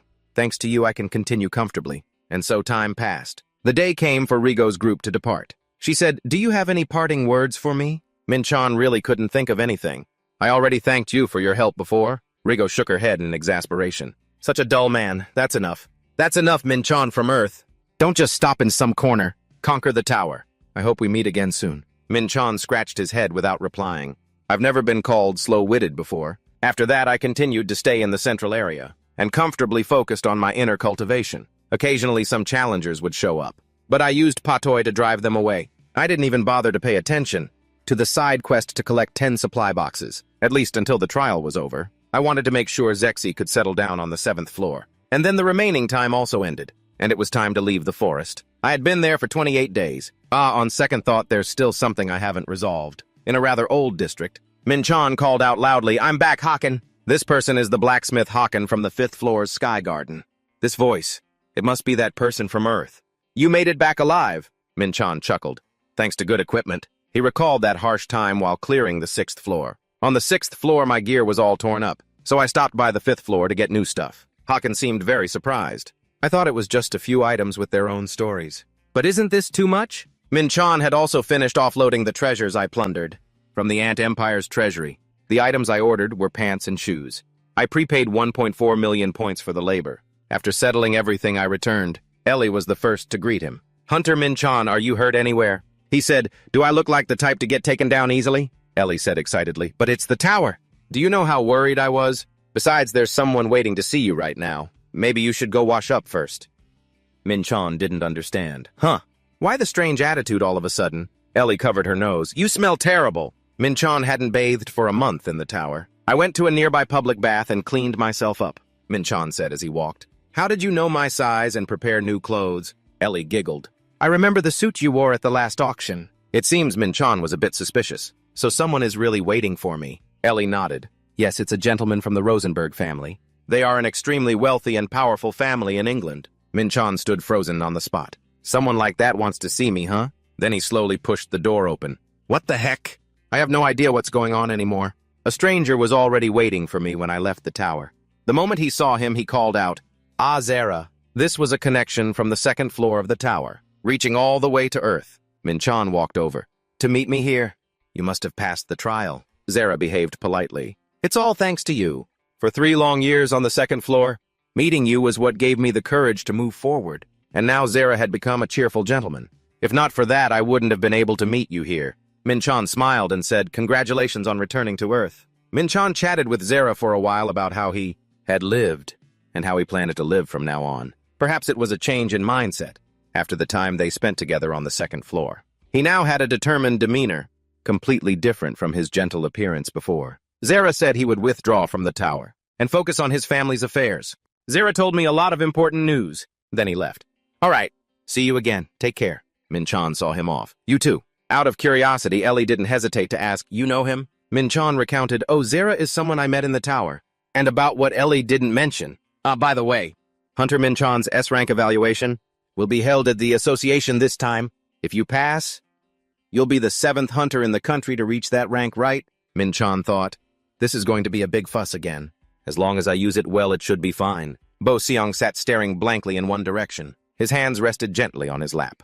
His personal assistant entered and announced, "Director, it's time." "This man is director of the Hunter Association, Bo Seong. Is Hunter Min-chan ready?" The assistant was extremely surprised. "Yes, he's on his way to the evaluation room right now." He thought to himself, but didn't dare say it out loud. What a formidable aura, as expected. An S-rank hunter is different. Bo Seong stood up. "Right. It's been 5 years since the last S-rank evaluation. Currently, there are only a total of 6 registered S-rank hunters in the whole country. They were once comrades, who fought together against the enemy during the Great Cataclysm, with the noble goal of saving humanity. The ideals of that era have now faded, and now I'm the only one left at the association. What a pity." Bo Seong said coldly, "Let's go." The assistant timidly replied, "Yes, sir. Please allow me to lead the way." Bo Seong was waiting to meet his opponent. I wonder what kind of opponent this junior will be. Cameras and photographers were everywhere. "Hunter Min-chan, can you share your thoughts on participating as in the S-rank evaluation?" Min-chan thought, "I'm really famous now. How does everyone know about this?" Ellie was the one who did this herself. It was worth it to leak the news. Min-chan was quite shocked. "Huh, why didn't you tell me?" Ellie had intentionally come to see him. "I did tell you, but you've been training non-stop for days, so you might have missed it. Did I do something unnecessary?" Min-chan avoided her gaze. "No, you did great." He also turned it into something positive. "Considering my upcoming plans, it's better to have the attention focused on us." The two stood facing each other amidst thousands of eyes. The senior introduced himself first. "So this is the hunter participating in the S-rank evaluation. It's a pleasure to meet you. I am Bo Seong." Is Min-chan really happy or just pretending? Hunter Bo Seong, the hunter. S-rank number 3 and the hero of the Paju defense campaign. Bo Seong, an S-rank hunter, who single-handedly stopped the monster invasion during the Paju defense campaign. He saved so many lives. After that, he became a living legend, receiving a commendation from the president. "I can't believe my sparring partner is ranked number 2 among all S-rank hunters in the country. This is a small inconsistency in the source number 3 versus number 2. I'll stick with what's being said now. S of the country. I can't wait to exchange blows with him." My opponent is a legendary S-rank hunter and Alpha Generation, who has been active since the early days of the Great Cataclysm.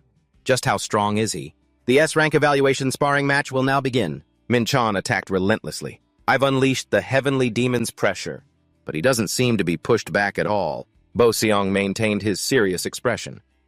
His resistance to weakening is incredible. Weakening, truly astonishing. From the outside looking in, everyone was shocked. Unbelievable, right, Min-chan? I heard he awakened less than a year ago. It's hard to believe. Usually a sparring match with an S-rank hunter is just a formality to teach the newcomer. But now, they are engaged in a battle of wits as equals. Bo Seong smirked provocatively. Interesting, Junior. He also had thoughts about Min-chan. At first glance, it seems like an even match. But in reality, I'm gradually being overwhelmed in this mental battle. I've heard about Min-chan's exploits, from single-handedly stopping a gate, a break right after awakening, to his feats in the mutant gate. I heard that both Director Iwanik and Director Daesum have personally vouched for him. Those achievements are truly extraordinary. Bo Seong warmed up his shoulder joints. I never thought I'd face an opponent like this. Min-chan was getting more and more into it. Thanks to you, I'm feeling fired up too. He observed his opponent completely. As expected, an S-rank hunter is on a different level. In terms of raw power, he's only slightly superior to a high-ranking, a warrior of the tower. But it's his accumulated experience that allows him to face me in this battle of life and death wits. Min-chan was finally getting serious. How long has it been since I've had a fight like this? Storm Spear technique. Bo Seong blocked it with his bare hands without a second thought. A cut appeared on his face, and other places were slashed as well. Min-chan relaxed his sword. Of course, it seems he's already reaching his limit there. He pressed the sword against his opponent's neck. I think this sparring match was quite fitting, don't you? Min-chan wasn't quite satisfied. It's a shame. If Bo Seong were a little stronger, we both could have pushed each other to our limits. Bo Seong seemed to have acknowledged his opponent's strength. That's right, Daesum announced. With this, we officially conclude the S-rank evaluation sparring session. If Min-chan had gotten a little more heated, I fear this match would have ended in tragedy. Thank you for your hard work. You did well just now. He turned to leave. Stopping right here is both a sign of respect for my senior and the only way to respond to a battle that went beyond the ordinary. Bo Seong called out Hunter Min-chan. He turned back reflexively. Yes. Suddenly, Bo Seong bowed his head. Thank you. Min-chan didn't understand why this polite man was suddenly acting like this. No. Senior, this is too embarrassing. Bo Seong didn't raise his head. No, thanks to you, I was able to witness a new height today. And so the S-rank evaluation process ended quickly, with Min-chan's face turning pale. You're putting me in a difficult position, Senior. About 30 minutes later, at the Hunter Association's conference room, Min-chan, the S-rank appointment ceremony was held immediately after, and Bo Seong presented the title. Congratulations on becoming the nation's 7th S-rank. Surprising. You're still so calm even after becoming an S-rank, Min-chan replied with a smile. Because I've been mentally prepared for this for a while. Bo Seong asked a question the other didn't want to answer. So what are Hunter Min-chan's goals and future plans? Min-chan was about to lose his patience. World peace, Bo Seong chuckled. You certainly have noble intentions. This is probably the first time Min-chan has stood before cameras like this. The media and the association directors are all listening to my voice. Everything was in preparation for this moment. Bo Seong changed the question. Have you planned any activities for world peace yet? Actually, world peace was just a pretext to solidify Min-chan's purpose. Yes, of course. Earlier, he had a conversation with that man, Zara. What you just mentioned. Can I use it? Zara said seriously, if that is your request, I will do my utmost to help you within my capabilities. A machine developed by the Zara family to separate magic from the gates the Gaia former. Based on that, we will deliver the final blow to the Neum forces entrenched in the Lost Lands. The words Min-chan spoke were extremely firm. We will reclaim the Lost Lands, and that will be the beginning of world peace. During the S-rank hunter appointment ceremony, in the name of world peace, Min-chan declared his goal as an S-rank hunter, something many considered impossible. I will restore the Lost Lands, but in reality, world peace was just a pretext for his true goal. As an S-rank to sow chaos among the Neum forces, Galactic Alliance Dosen Branch, Mothan was always full of admiration for everything, as expected of Hunter Min-chan. So you're going to restore the Lost Lands? Min-chan said, since the expedition team made the request. I've been determined to handle it. Mothan nodded eagerly. Of course.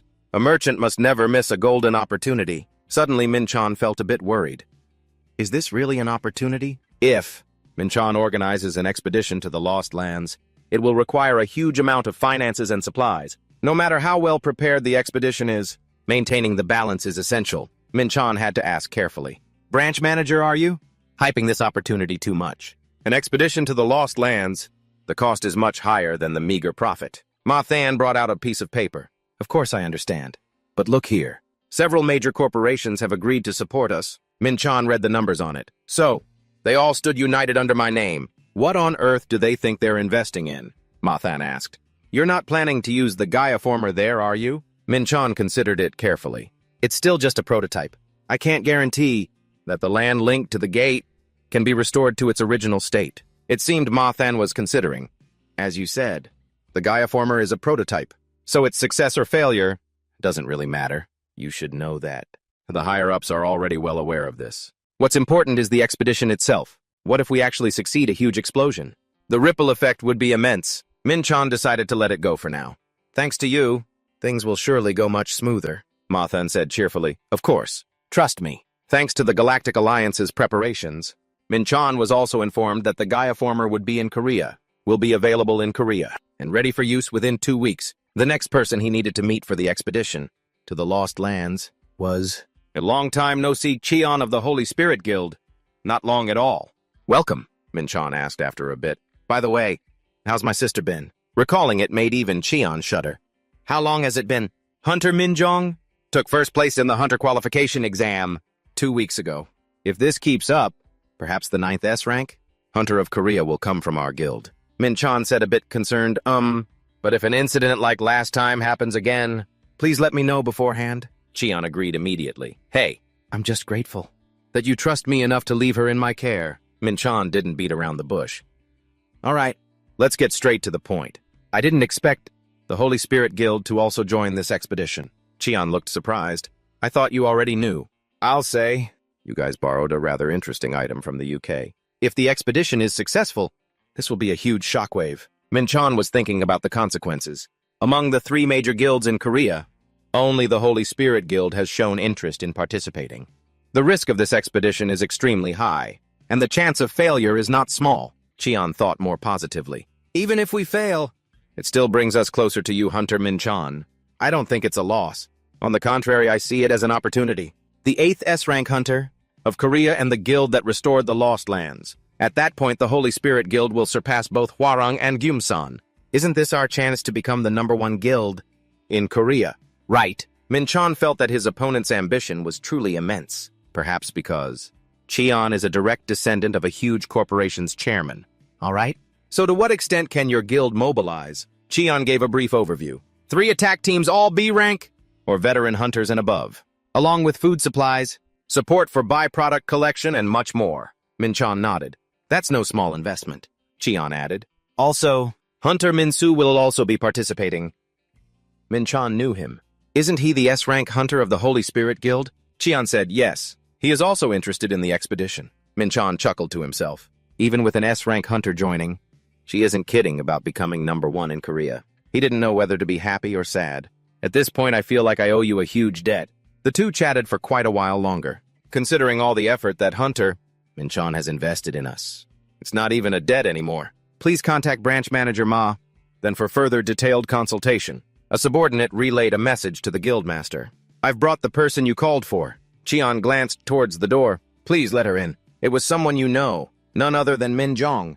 Oh hey, what are you doing here, Appa? That afternoon, Min-jong was extremely excited. Appa, you really became an S-rank. Min-chan smiled and said, yeah, here's my hunter's license and the black card. Min-jong's eyes sparkled.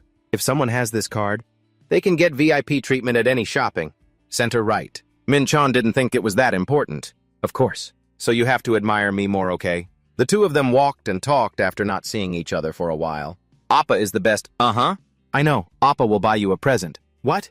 Is that to celebrate me becoming an S-rank? Let's just say so. A present for Min-jong. It turned out to be a custom-made weapon. Even if the Holy Spirit Guild provides support when it comes to equipment, it's still best to have it custom-made by Ma-than, the master blacksmith. Min-jong had also ordered 10 consumable daggers of the Rain Tower. The total cost was 15 billion. No small sum. But what is this? I was just going to swipe my card, but there's 43.8 billion in here. Turns out while I was busy, the money had piled up too much, so Min-chan was ready to pay in cash right away. After observing Ellie, Min-jong asked, "Appa, where are you going to spend your money?" Min-chan hadn't even thought about it. "Maybe some investments in Lisu construction." Min-jong had a suggestion. "Ah, if you've earned that much money, you should buy something for Mom and Dad. To the shopping center we go." Min-chan let her drag him away. "Huh, you know what, you're right." The two went to the shopping center. With Min-jong pulling him by the hand, Min-chan bought a watch and a ring, both with fire resistance and recovery properties for his parents. Min-jong finally asked about it. "And what about a gift for your friend?" Min-chan didn't quite get it. "Friend? Are you talking about my college friends?" Min-jong mentioned that person. "No, I mean the lady from the Galactic Alliance from earlier," Min-chan remembered. "You mean Ellie?" Suddenly, Min-jong realized she was right. Over the years, she must have helped me a lot. He said, "Yeah, I hadn't thought about that." After buying a gift for Ellie, the two of them finished their shopping. Min-jong stayed home after taking Min-jong out to dinner. That evening, Min-jong was meditating with intense focus. "It's been a while since I've focused on my inner self. I have to try and concentrate tonight. Unlike other old martial artists, I master martial arts by utilizing the memories and karma from my past life. Through recent battles, my skills have taken another step forward. In other words, I'm ready to enter the next realm of the celestial art. The enlightenment was already achieved in my past life. All that's left is to guide that power with my will and expand my spiritual world even further. The universe, an infinite world containing countless stars. Until now, it was just a microcosm. But now I'll break the mold and help it be reborn as a true universe. I did it. I've reached the 7th stage. Unless the situation is truly critical, my energy will never run out. And this cosmic flow skill possesses special privileges. An instant power-boosting skill. That can be used as the trump card. Passive effect. Enhanced senses. Raises perception up to 300. When combined with my telepathy, it will bring me closer to the realm of superhumans and beyond. And finally, I can also inscribe new constellations to continue building the 6th layer of the tower. In fact, you could say the reason I trained the celestial art to the 7th stage was for this very purpose. Now that I've achieved it, why hesitate to use that power? I will inscribe the karma of the gods into these constellations. After reaching the 7th stage of the celestial art, the imaginary world has expanded even further. Now Min-jong can even inscribe 5 more constellations. These are what I can inscribe right now. They are all very useful. But the mythical hunter will surely become a great asset in the future. It can affect the use of mana, which will be very useful when dealing with demons. It could also be effective against those in the Dark Guild, whose minds have been corrupted. Unfortunately, the shadow curse of the Death Scythe, originally created for chaotic energy, is useless. Trait. The Immortal Legion reacts to the Death Scythe constellation. The host's understanding of the Death Scythe has increased. Power corresponding to the constellation. Is it because this is a power tied to the understanding of the concept of death and the creation of immortality? Anyway, if powers and constellations can be connected like this, it means new effects can be created. In the future, I should consider the possibility of linking powers when choosing constellations to inscribe. All right, my body is overflowing with vitality. Now that my chaos count exceeds 30,000, I don't have to worry about getting exhausted when using martial arts. But what does that blue grade mean anyway? It's something I've never heard of on Earth. Perhaps I'll have to find the answer inside the tower. The Hore are displeased about something. How ridiculous. That's a tactic that exploits the opponent's weakness. We are knights. We cannot be so cowardly in battle. Commander, do you intend to tarnish the honor of the Hore this way? Please protect our honor. Phoenix was probably the most serious one. Just thinking about how I used to be makes me feel ashamed in front of the master. Since ancient times, our master often taught that people should be taught through punishment. Come here with me, and let our bodies settle this. Then came the screams of Yaron and James. Commander, that's not necessary. Min-jong couldn't interfere. Phoenix is really too cruel, Benji chimed in. So are you, master? Min-jong clenched his fist. Am I? Benji knew he had misspoken. No, I don't think so. The master is the best. The new Hore are still in their initial stage. They lack combat experience. Although they may not be strong now, soon they'll catch up under Phoenix's guidance. Min-jong sensed something. Is someone coming? Benji had also caught the scent. Master, your #1 subordinate has arrived. It was none other than Veda. Are you well, your majesty? I hope you are well. Commander Benji replied, It's been a bit boring at home lately, but I'm fine. Min-jong became an outsider. Since when did these two get so close? Veda brought out many items. I knew you'd be bored, so I prepared these as a gift. I prepared them. Ever since you liked the game picture I posted, Benji jumped up in excitement. As expected, you truly are the #1 subordinate. Minjin was just now seeing it. Hey, you use SNS too. Benji even showed off a picture he took. I've been using it with the tablet Noonim brought last time. Take a look. Minjin wanted to punch him right then and there. This is what you're doing, instead of looking after the house like I told you. And yet he also demanded, but I don't get a gift. Veda chuckled. Of course, I also prepared something for your majesty. This is the car key, every man's dream. A sports car. It's parked over there. Minjin thought, I need to get my driver's license soon. It's a gift too, so I'll take it. So what did you come here for? Veda looked quite anxious. I want to ask for a favor, your majesty. Please help the Demon Guild join the expedition team. I think this expedition is an opportunity. My superiors haven't given me any new orders. They just repeat the same thing over and over. In fact, you could call it neglect. So I was thinking, what am I doing with the guild I'm leading in Korea? And then I realized, the reason for the guild's growth is to dedicate my strength to your majesty. With Noom's support, we will develop our strength to the limit. We will use this as a stepping stone to conquer the earth. The more Minjin listened, the more of a headache it became. Just a few days ago, I was talking about world peace. Doesn't he watch the news? No. This could be a good thing. Veda knows I intend to conquer Earth. In this situation, I can just use Noom's power for my own benefit. I will speak to the Interstellar Federation. Veda became even more spirited. I will bring bodyguards worthy of standing by your majesty's side. Minjin asked further, by the way, are there no new movements from Noom? Veda shook his head. No, even the Dark Guild in Korea is quiet. Then Minjin instructed, keep an eye on the Dark Guild's movements in the future. Minjin told himself that he had to be careful with the guy, known as the Doctor from the Dark Guild. The technique of condensing the tower's energy to form fragments of chaos and then using them to summon demons is unheard of in other dimensions. If I can find him first, I can prevent myself from being attacked. I must prepare thoroughly. Everything from the North Korean sovereigns to the clashes with Noom's forces, each of us has prepared for this according to our roles. And 2 weeks passed. And what's this 10 medium-sized and 30 small guilds? Why are so many people participating? Ellie said with a smile. There was also a selection process. The expeditionary force has been organized. Minjin pointed at the number of people. Look at this. There are over 1,500 people there. Are all of them joining the expedition team? Ellie explained. They're just the ones who will be in direct combat. Besides them, we also have 500 people in the logistics team. Minjin couldn't hide his concern. At this scale, it's no different from going to war. Ellie appeared perfectly calm. Well, it is a war, isn't it? You'll have to fight against everything, from the North Korean sovereigns to Noom's forces. He had to admit one thing. You're really good at your job. By the way, is it okay to include the Demon Guild? Ellie was a little surprised. The Demon Guild among the participating guilds. The Holy Spirit Guild is the most active. Veda once cried and said, Your Majesty, I'm still being denied from going into battle. Please speak to the Interstellar Federation. That's why Minjin felt conflicted. I wonder if there's another reason. Because they told me I couldn't participate. Until I went myself. Ellie was unhappy recalling it. Have you forgotten the attack at the Jeonju Gate? At that time, the leader of the Demon Guild blatantly ignored you. Of course I still remember. He openly provoked our hunter Minjin. How could I forget? Minjin also found that time to be quite tense. If it's about the conquest of the Jeonju Gate, that was a long time ago, but she still remembers. And she's even angry for my sake, yeah.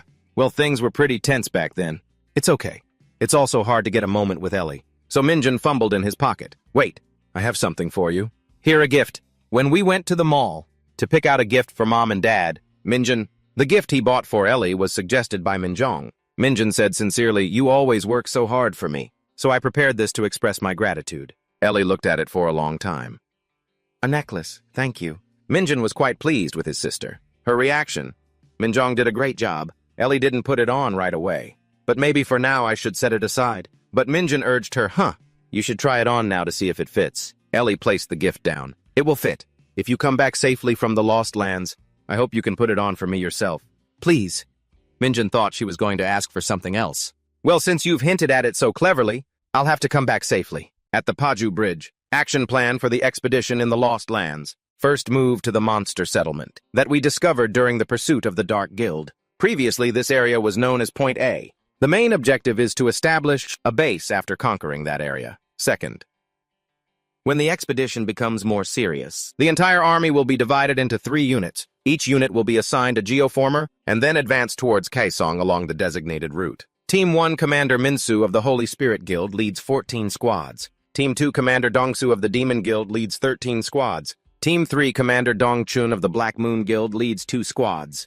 And the others are not assigned to any group. Special mission. Solo Operative Minjin. Mathan was happy inside. The expedition to the Lost Lands. I never thought I'd come to this place again. Minjin asked, "Why did you follow?" When telling the story, Mathan looked very proud. "I should definitely help you, after you've created a plan like this. Besides, aren't you the one coordinating opinions between the guilds? I have one request. I hope you can show your power overwhelmingly in the very first battle. See that? It seems the mid-tier guilds are dissatisfied with the expedition's formation. There are also quite a few who are skeptical about the role of the special mission." Now that he mentioned it, Minjin noticed. "Yeah, it is indeed suspicious, since I'm the only one on this special mission. With dozens of guilds gathered, conflict is inevitable." It seems he's trying to reassure them himself. Minjin praised him. "You're smart." Mathan burst out laughing. "Now you're the only one who's noticed that, right?"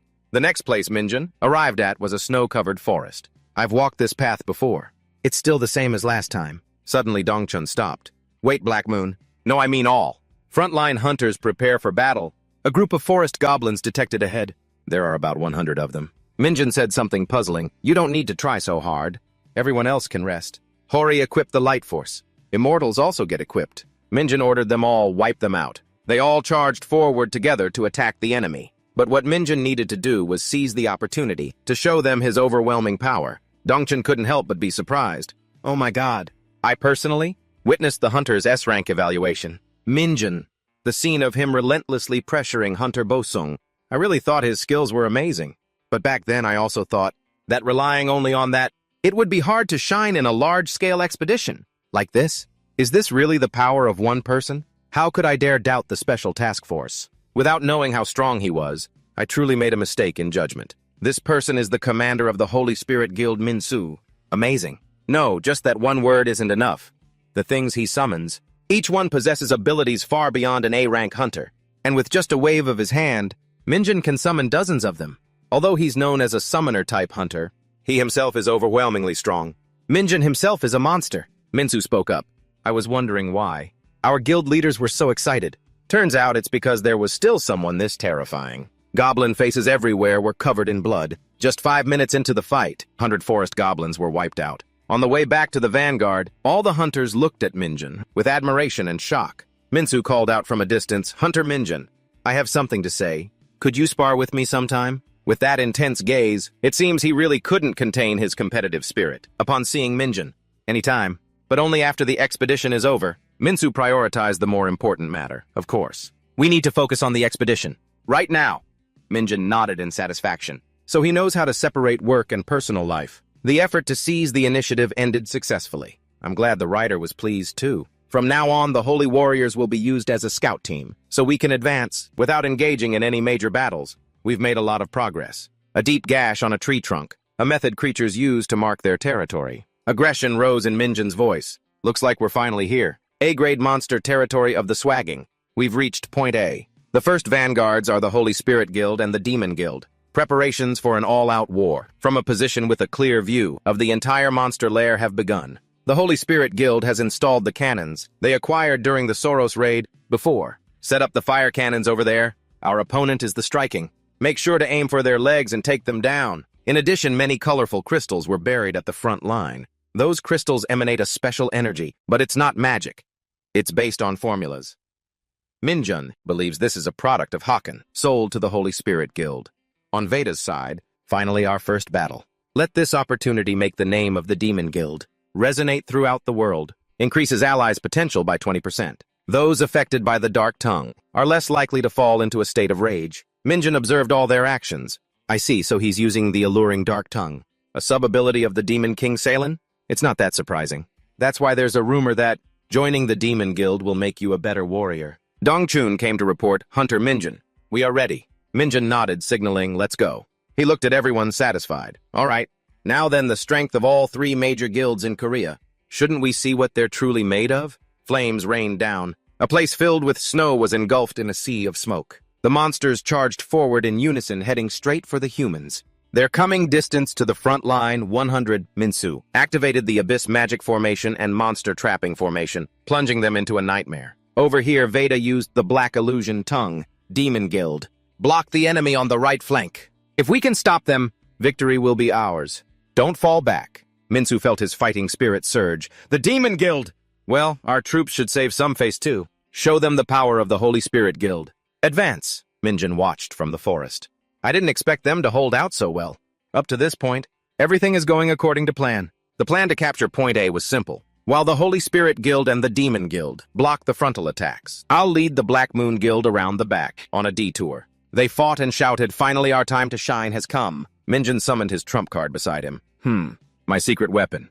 Lead the troops and wipe them out as you please. Benji immediately transformed. Leave it to me. Dongchun, hiding behind a bush, was terrified. Where did that monster come from? Minjin smiled nonchalantly.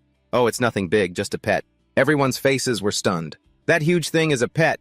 Minjin charged into battle alone, defeating these monsters. Dongchun didn't want to just stand by. Support Hunter Minjin advance. His guild used the mind-splitting multicasting art Black Cultivation, Black Lock, and Black Hand on the monsters. Minsu used his special skill Multi-Dimensional, Magic Army Raid. They're here, advance. The battle grew more and more intense. Everyone utilized their skills appropriately. Minjin didn't take his eyes off them. Fighting with multiple magic orbs containing special magic. Interesting. The ground swagging was attacked from both front and back, forced to watch its front line collapse. The battle ended quickly. 9 seriously injured, 31 with minor injuries, no casualties. The first large-scale engagement achieved a miracle. The hunter's morale was high. It seems Minsu has always been this volatile. At this rate, calling you a junior, I wouldn't know where to hide my face. Minjin felt it was all thanks to the group's effort. I'm surprised too.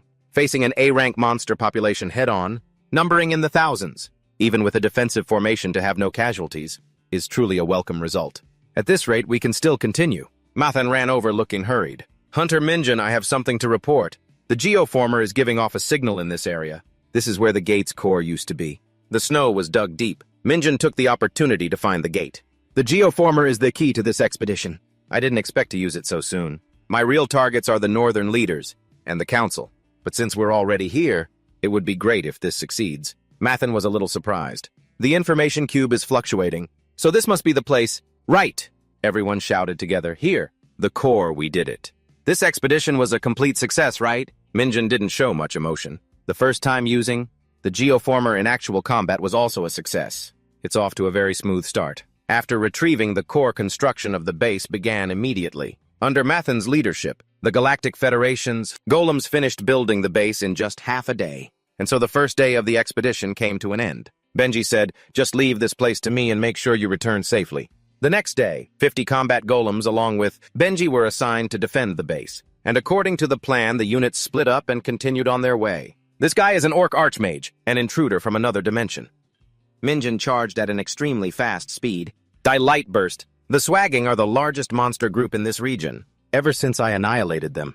The alert level has been raised, but it's meaningless against me. So, is creating only warriors the limit for these guys? Still, considering it's a war of attrition, creating more warriors is probably a more logical move.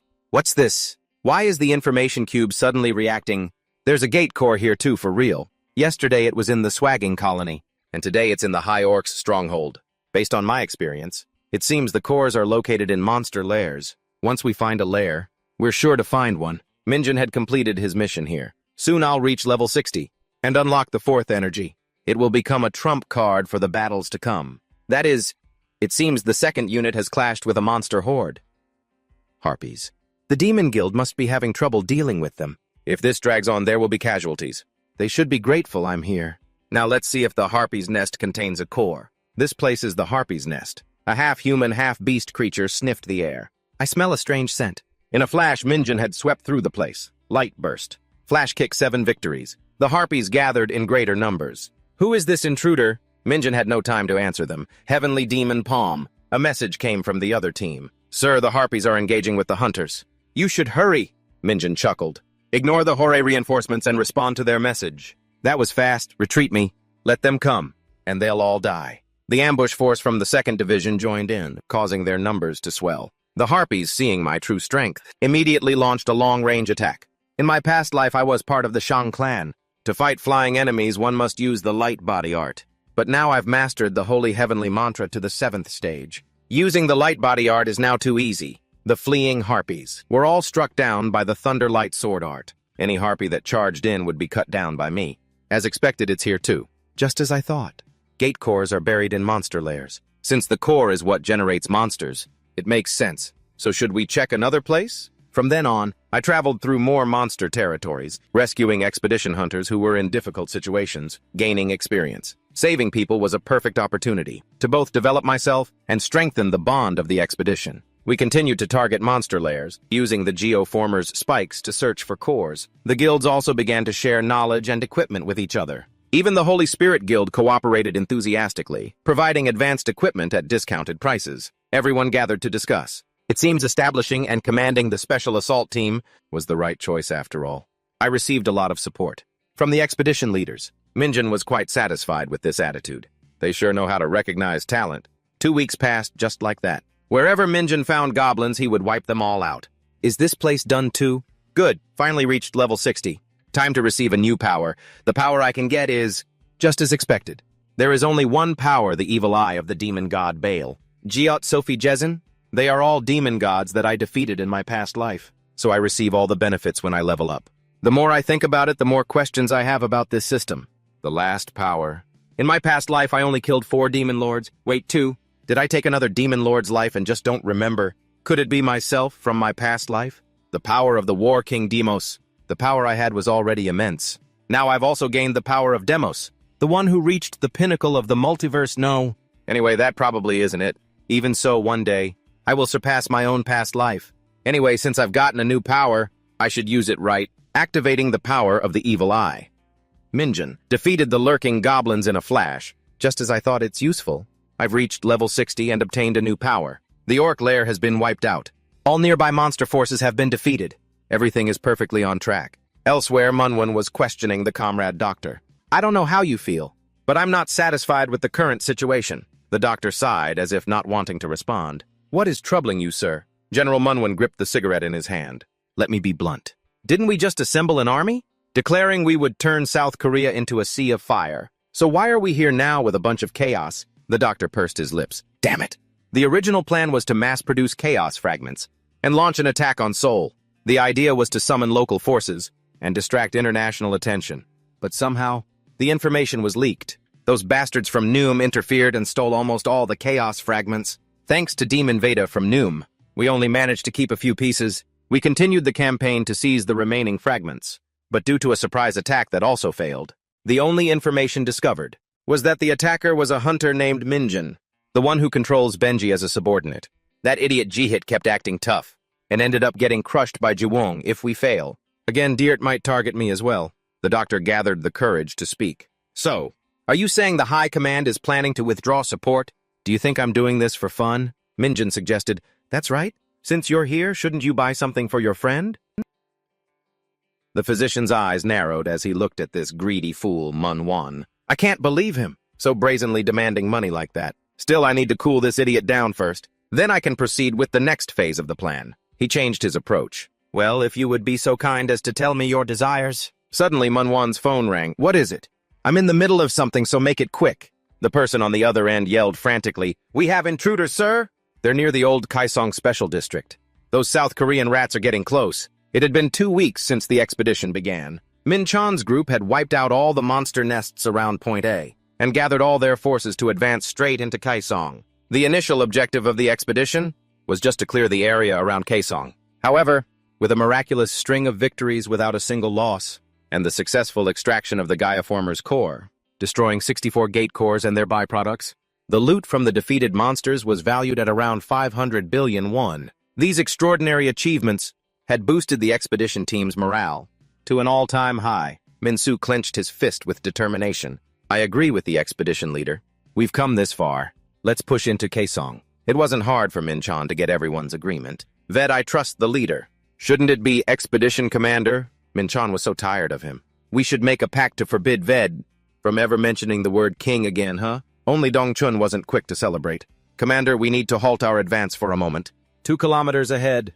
Troops from the north are coming down from the north. But there's something strange about their condition. Min Chan enhanced his vision. Their numbers are quite large. Why are those monsters with them? He thought for a moment and then made a decision. Engaging with the northern warlords is not part of our plan. Let's observe their reaction first, and then decide. Bong Wan was shouting all over the place. You South Korean brats, why did you crawl all the way up here? I'll keep it short. Get back to South Korea now. Min Chan wasn't the type to be easily ordered around. You say you'll keep it short, but your tongue is pretty long. You think you own this land? Then Bongwan's tone became threatening. The ruler of Hwanghae province is the supreme leader Munwon. South Korean scum get lost before you're given permission. Min Chan had come here ready to give them a real fight. And what if we don't want to? Bongwan was losing his patience. This bastard! Comrades, bring that thing over here. I'll show these South Korean brats the true power of the supreme leader. Supreme. Everyone shuddered when they saw it was an S-rank monsterosaurus. But why is a monster like that outside a gate? Bongwan laughed smugly. You bastards better look sharp after seeing the Metansaurus. Min Chan hadn't expected to see another one of these. A Metansaurus? Did they modify it from a whale?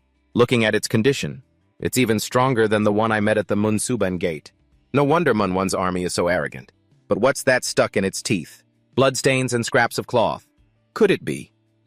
His curiosity piqued, he asked. Hey, big guy, what have you been feeding that thing? Bongwan's reply was incredibly punchable. See that brat? That's right. Anyone who opposes the supreme leader, Munwon becomes its food. Min Chan gritted his teeth. In my past life, I took countless lives, but I never threw those who opposed me to be eaten by monsters. This whole bunch is even more ruthless than I imagined. If no one else will act, I'll handle them myself. Minsu and Dongchun stepped forward together. Don't act alone. That's right, there's no negotiating with people who feed their own countrymen to monsters. Bongwan hadn't dropped his arrogant tone. You South Korean brats! You never listen to reason.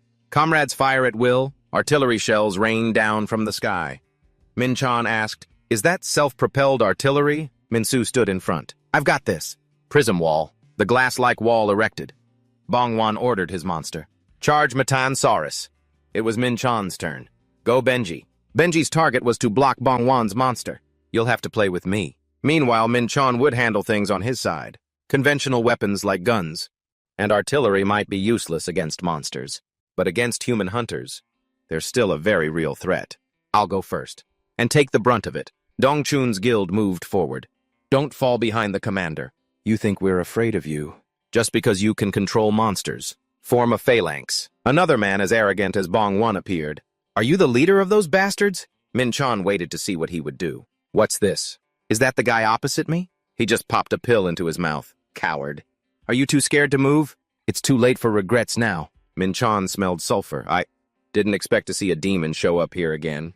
This confirms the link between the army of Munwon and the Black Faction. He gave an order. Benji, come here, devour them all. Benji, who was pinning the Saurus down. Master? What about this one? Min Chan looked on exasperated. Oh, that guy. This is the right way to do it. Bongwan hadn't given up. You guys stop that beast. Benji perfectly snapped the Saurus's neck. Time for Benji to enjoy a special meal. The enemies kept backing away. You mangy dog!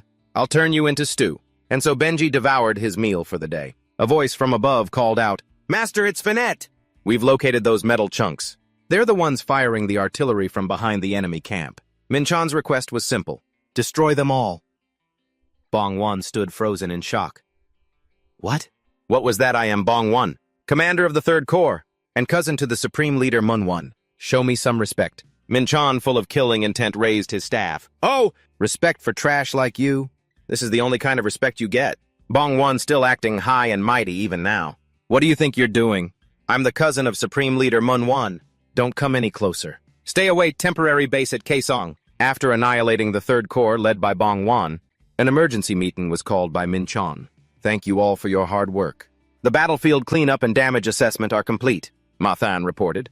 Everything has been fully accounted for. On our side, we have 10 dead and 311 wounded. Meanwhile, half of the enemy forces were wiped out, and about 500 were taken as prisoners. Although those numbers were still a miracle, Min Chan felt the weight of death. Death is never light. This is the first time we've had casualties in this expedition. It seems the leaders in North Korea see us as a thorn in their side. If we advance further, conflict is inevitable, but I cannot overlook their actions. Min Chan had something difficult to explain. Actually, attacking the North Korean army was part of the plan. From the beginning, I formed this expedition to target the Black Faction and Niam. But the traces found on the Metansaurus, they were clear evidence of cannibalism. And from the moment I realized that, what boiled inside me was a pure rage. In other words, it's what I'm saying now, and is to establish a just cause. But my indignation towards them is also 100% real. Minsu was the first to share his thoughts. I can't turn back now. Even if this isn't the will of the entire guild, I'll support the commander alone if I have to. Ved was the same. I will lead my entire guild into battle. As for Dong Chun, he didn't seem too confident in himself. I guess it's a bit difficult to decide on my own. I'll gather the opinions of the other guild masters and then decide. Yes, Min Chon nodded. Right, I think that's reasonable. When maintenance is done, we'll regroup in the evening to discuss further. According to the original plan, initially, it would have been a success even if I acted alone. Having Min-Su and Ved's support is more than enough. Min-Chon turned and asked, "But why haven't you left yet?" Ved grinned. "Of course I'm staying to assist you, my lord. What else? We're going to extract information from that bastard, right? There are ways to make others suffer. Besides physical torture, you know." Min-Chon looked on wearily. "All right. You're a real psycho, I almost forgot." Indeed, make sure he experiences enough pain. Bong Wan was tied up like a prisoner, and everyone knows the result of that. Upon receiving the news, Mun Wan was furious. The Third Corps was completely wiped out, that bastard. Even the Metin, Saurus, and the Special Forces were defeated. At the very least, we should have withdrawn that force safely. No, this time it has to be an all-out war. The physician didn't know what to say. The demons and mutated beasts were all my creations, and yet they were all wiped out. No, perhaps this is for the better. Weakening both sides at this opportunity will serve my future plans well. Another call came in for the Supreme Leader. "Sir, the South Koreans are attacking the Second Corps. The area has become a war zone under heavy fire. The enemy's blood stained everything red. Min-Chon single-handedly created this miracle. It seems things here are all cleaned up. We managed to extract some valuable information from Bong Wan, including the locations of his units. At first, he could withstand the mental attacks. But Ved is from the Incubus race, famous for various types of torture and mental assaults. But by tormenting both Bong Wan's body and soul, we broke his sanity." At that point, Bong Wan cried and said, "I'll talk, I'll tell you everything. Ask me anything. Just spare me." According to the information extracted from Bong Wan, in total, there were 5 corps under the army's control. Except for the first corps, which was directly under the Supreme Leader, the remaining corps were of similar size. Leader Mun Wan had awakened the ability to control monsters during the Great Cataclysm, and he used that power to take over Hwanghae Province. During the chaos, the main sacrifices for the monsters were civilians, mostly those who resisted or opposed him. What a madman. Benji cheerfully announced, "Master, it's all done." Min-Chon nodded. "Good job. Let's head back." Benji immediately demanded a treat. "Master, remember to buy me lots of ruby meat later. We've destroyed the Second Corps right after the Third. They must be in a panic. If this continues, a gap will appear in their military strength. So it's highly likely they won't be able to act immediately." That evening, "Welcome, Expedition Commander. All of our guilds have decided we will not retreat." Min-Chon scratched his head, confused. "Huh. Weren't you all?" And still carefully considering it just a moment ago. Suddenly, they were overly enthusiastic. Dong Chun said firmly, "We want to support you, Commander. We cannot withdraw at such a historic moment. We have seen the light thanks to you, Commander." Mothan had no choice but to speak up. "Commander, you seem a bit naive about this. Everyone was moved by your determination to personally lead the charge, to liberate the oppressed people of former North Korea." Min-Chon looked past the sparkling lights. "Right. I was furious because they fed people to monsters, but the reason I attacked the army was to aim directly at Ferdiert. I can't say that publicly. Well, I guess I can be happy with this outcome."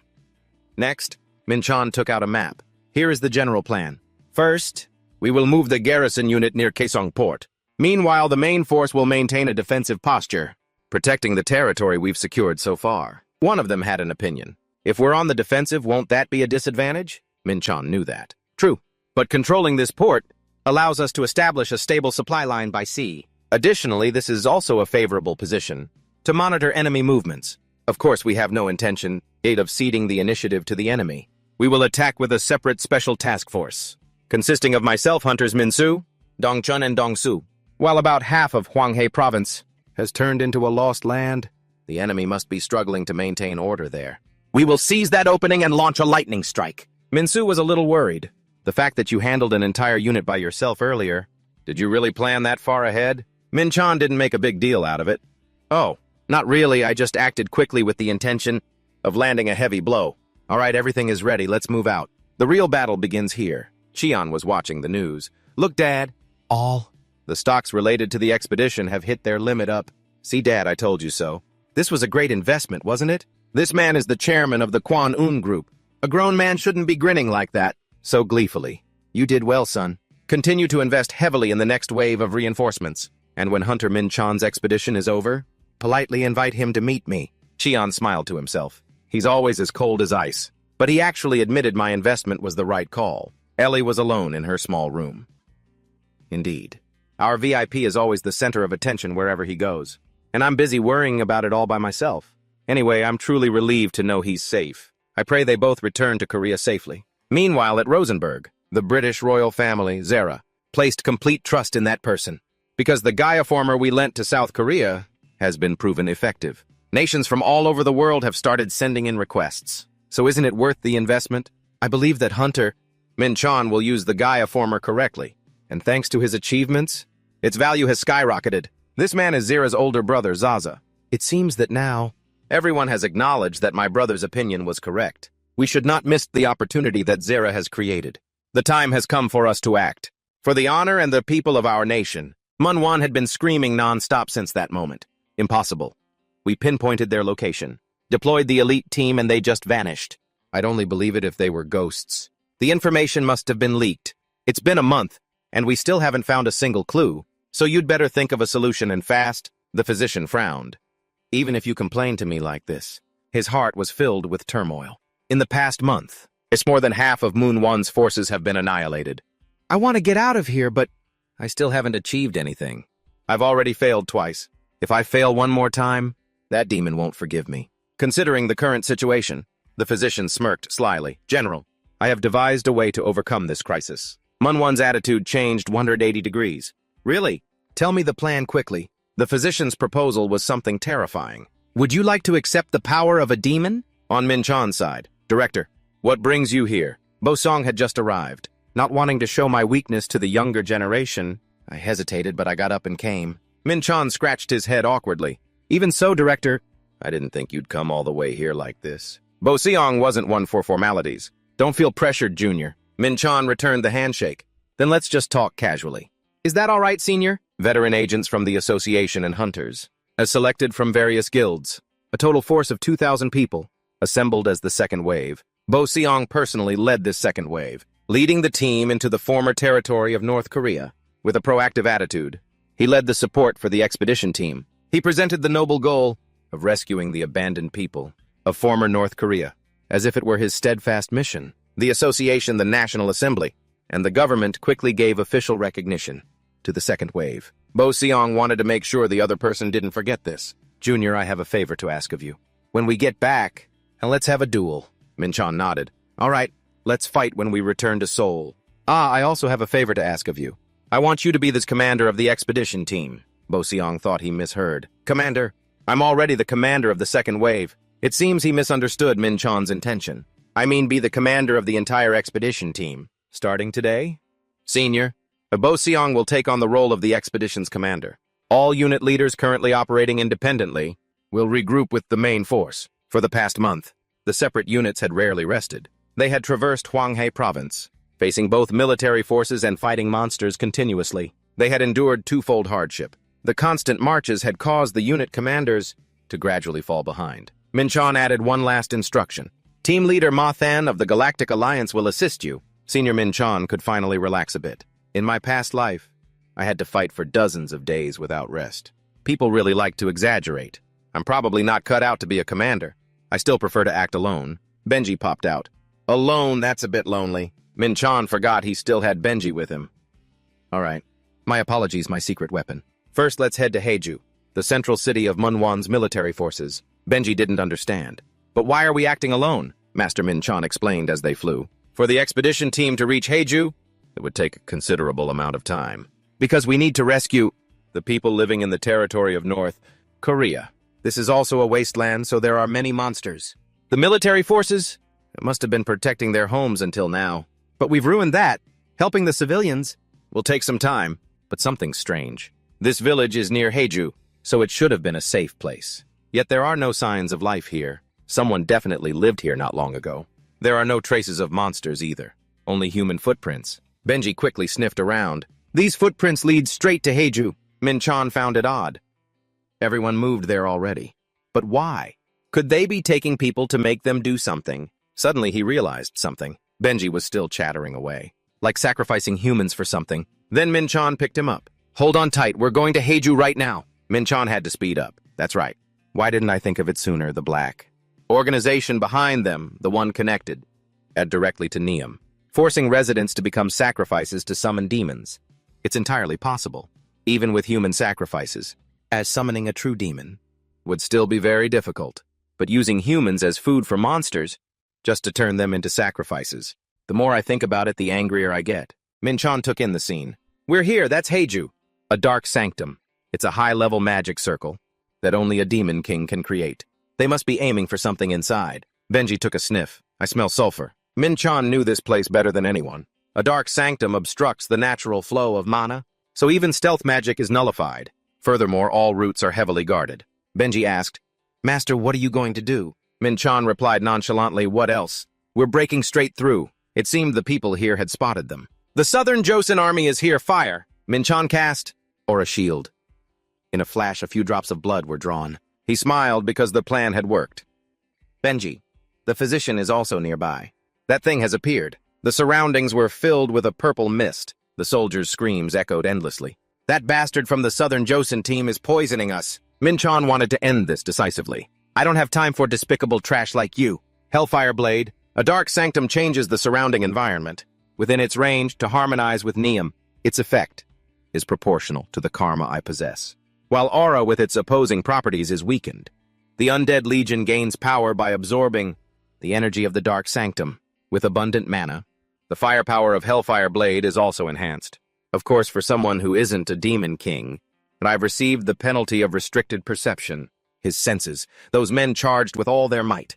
That mangy mutt Benji alone took care of them all, without Min-chan having to lift a finger. Benji is also demonic in nature, so he's exempt from the penalty. Perhaps I can leave the rest to him.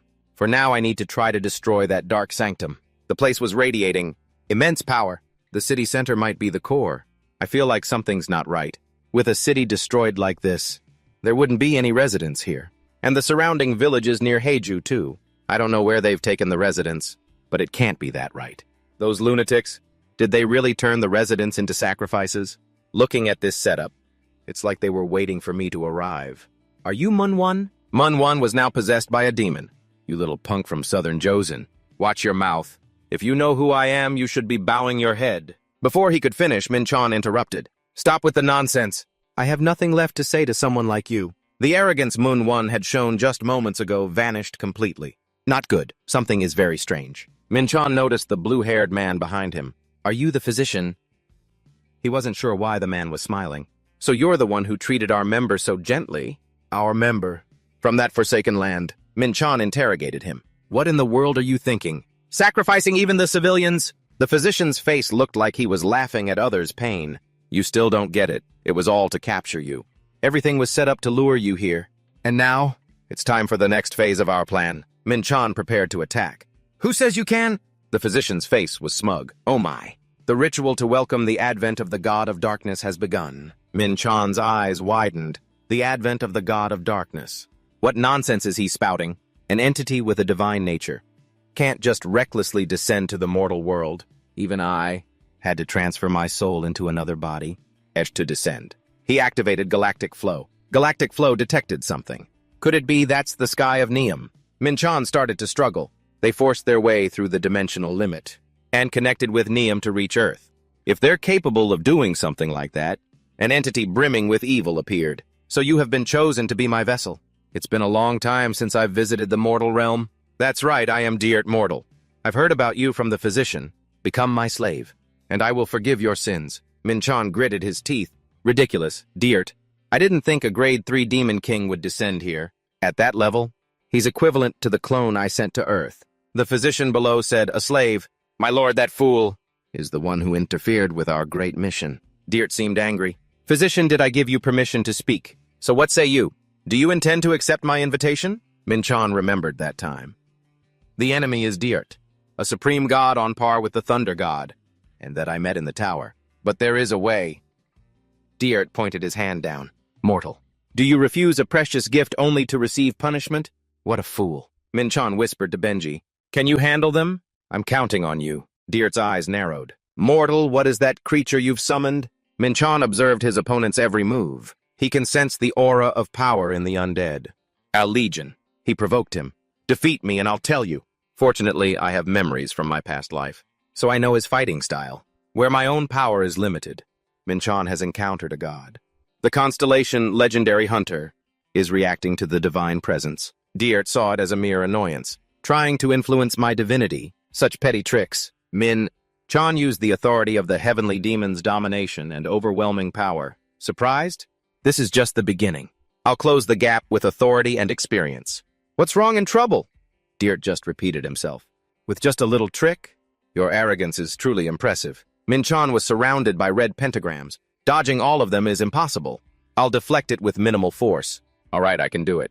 I will use all of my knowledge. I'll use all my knowledge and the power I have. Dirt uses the divine spear of judgment authority of the White Knight. Mortal, I will punish your sins with this spear. Minchan's counterattack is the mystic crystal monoceros. Horned beast spear. You're not the only one who can throw a spear. Minchan throws it from below. Benji has also become very tense. But the surrounding scenery is all distorted. Dirt has never been in this situation before. Just a rogue mortal. But you sure know how to make things interesting, huh? Impressive. Minchan gets more excited when he says that. Is that so, a spear? Normally it couldn't withstand his attack. But the mystic crystal has infinite durability. No matter what, it won't be damaged or broken. Taking advantage of that, Minchan can use it like this. A hellish burden that can burn away one's stamina. Dirt amplifies his magic power even more, using my power as fuel to strengthen your energy. That's a pretty interesting trick. But it's nothing to me. Minchan smirks. This is the Aegis, the heavenly defensive art. Coding dark magic with holy power using the White Knight's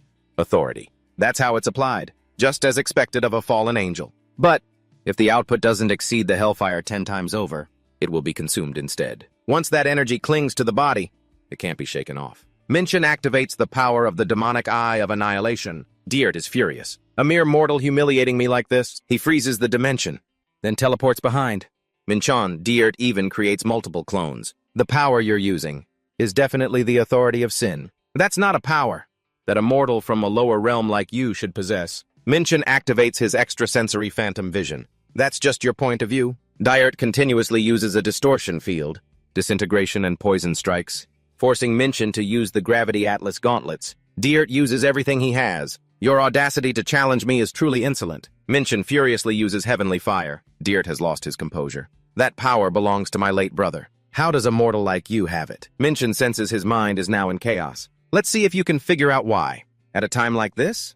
Minchan has to push him back quickly. The two of them clash relentlessly. They can't be seen in this space. A small skirmish usually lasts no more than 5 minutes. While acting as a pivot, parrying and deflecting Dirt's attacks, Minchan has used up half of his energy. If Dirt wasn't exhausted, I wouldn't have been able to hold on this long. But he retreats wary of the higher-level hellfire. Thanks to that, I was able to gradually close the distance, and his end will be utter destruction. He's almost exhausted. You insect? Minchan landed a hit. How things aren't going according to plan, huh? From now on, Minchan sees this as a battle of attrition. Dirt's rage swells. Minchan has to block his attacks. With the Emperor's swordsmanship, the primeval thunder sword and the fist of annihilating lightning, Dirt, covered in wounds, says, "You truly are a nimble rat. However, your end is near." Minchan taunts, "You mean your end is near?" Dirt replies, "I've encountered this fighting style before, from the War King Deimos. For an insect like you, the title Demon King might be more familiar." Minchan doesn't understand. That guy died a long time ago, at the hands of a hero, Minchan thinks to himself. He figured it out too quickly. Anyway, there's no point in revealing that I'm the reincarnation of that hero. Dirt adds, "Yes, I was defeated by the sword St. Callus, sent to this land. There was no trace that I was ever here." Minchan seems skeptical. Sword St. Callus was that hero's weapon. Wasn't the War King Deimos on your side? Dirt laughs loudly. It's not entirely unreasonable for a mortal like you to think so. However, think carefully. A weapon capable of erasing Deimos' soul, a weapon containing such great spiritual power and might, could never have existed in this lower realm in the first place. You think I would be on the same side as that lowly, wingless creature? What a fairy tale. Deimos, that arrogant fool, the one who was erased in the lower realm, was just a part of the grand plan. Thoughts surfaced in Minchan's mind. Yes, it was because of that attitude that I fought him countless times in my past life, and every single time, I was the one who won. Furthermore, even when I won, I never took his life. I just cut off his wings and left. I spared him, because we both came from the same dimensional tier. And yet, just because of something so trivial, Minchan needs to know the answer. So what is this grand plan you speak of? Dirt is unwilling to say. I've said too much. I can't reveal any more, insect. Don't cross the line. Minchan suddenly injures him. No, you're the one who crossed the line. The poison is finally taking effect, huh? This was Minchin's secret plan. Gander's poison is finally effective. I secretly transferred it into his wings, and by now it must have spread. Moreover, with a legendary hunter, diminishing his divinity like this, the effect will be even more profound. It's a bit of a shame that I couldn't hear the full secret about my death in my past life. But I've learned enough. A weakened Dirt says, "Mortal, I acknowledge you." Minchin doesn't understand. Acknowledge me. Didn't you just call me an insect? Dirt cracks his knuckles. You are the variable in my grand plan, so now I will give it my all. I hereby declare the destruction of inevitability in my name. You cannot escape. Countdown to annihilation. All calamities are focusing on Minchin. This is a curse that uses the promise of power. If the curse cast by Dirt is not broken within 20 days, Minchin's level will be severely reduced, and his soul will be destroyed. Your fate will also come to an end. A curse has been declared under Dirt's authority. It is a powerful curse that rewrites the laws of the world. Minchin is now bound to absolute death. Dirt gloats, "Are you finally scared, mortal?" Minchin appears calmer than ever. There's no reason to be. And yet Dirt is slightly agitated. You must have felt the premonition of death. But denying it won't change anything. That's right. If this goes on, Minchin will die. But why do I feel so calm? Dirt's eyes widen. Could that be? Minchin holds a small orb in his hand. No way, an elixir in a lower realm. Just lying around like this. A reward I received a few months ago, while climbing the tower. The legendary medicine elixir. It's said to cure all kinds of injuries, and break all kinds of curses. It's also the only way for a mortal, from a lower dimension, to counter the countdown to annihilation. Dirt is anxious. Don't tell me you're going to swallow that thing and escape my curse. After Minchin drinks the elixir, a curse carved upon his soul has been detected. The power of life is struggling against absolute death. Countdown to annihilation has been neutralized. Dirt can't believe his eyes. No, it can't be. The death that bound his soul and heart has disappeared. On top of that, the enemy has been poisoned by Gander's poison. And after using that vow, he has completely run out of energy. Minchin thrusts his sword through him. Now then, return to your homeland. A legendary battle appeared in the abandoned old lands of North Korea. The brutal battle that took place in Haeju has finally ended. Minchin received a massive amount of experience points. The legendary hunter constellation Gander's poison, and even the memories of his past life. Without any one of those, I wouldn't have been able to win. Benji runs over. "Master, you defeated that unimaginable warrior. Just looking at him gave me goosebumps. But Master, you are truly amazing," Minchin reminds him. "If you recover to your original state, you'll be able to do the same. By the way, there's someone we can't let slip away." Benji bows his head. "I know. I knew you'd say that, Master. So I've already captured him." Minchin sighs. "All right.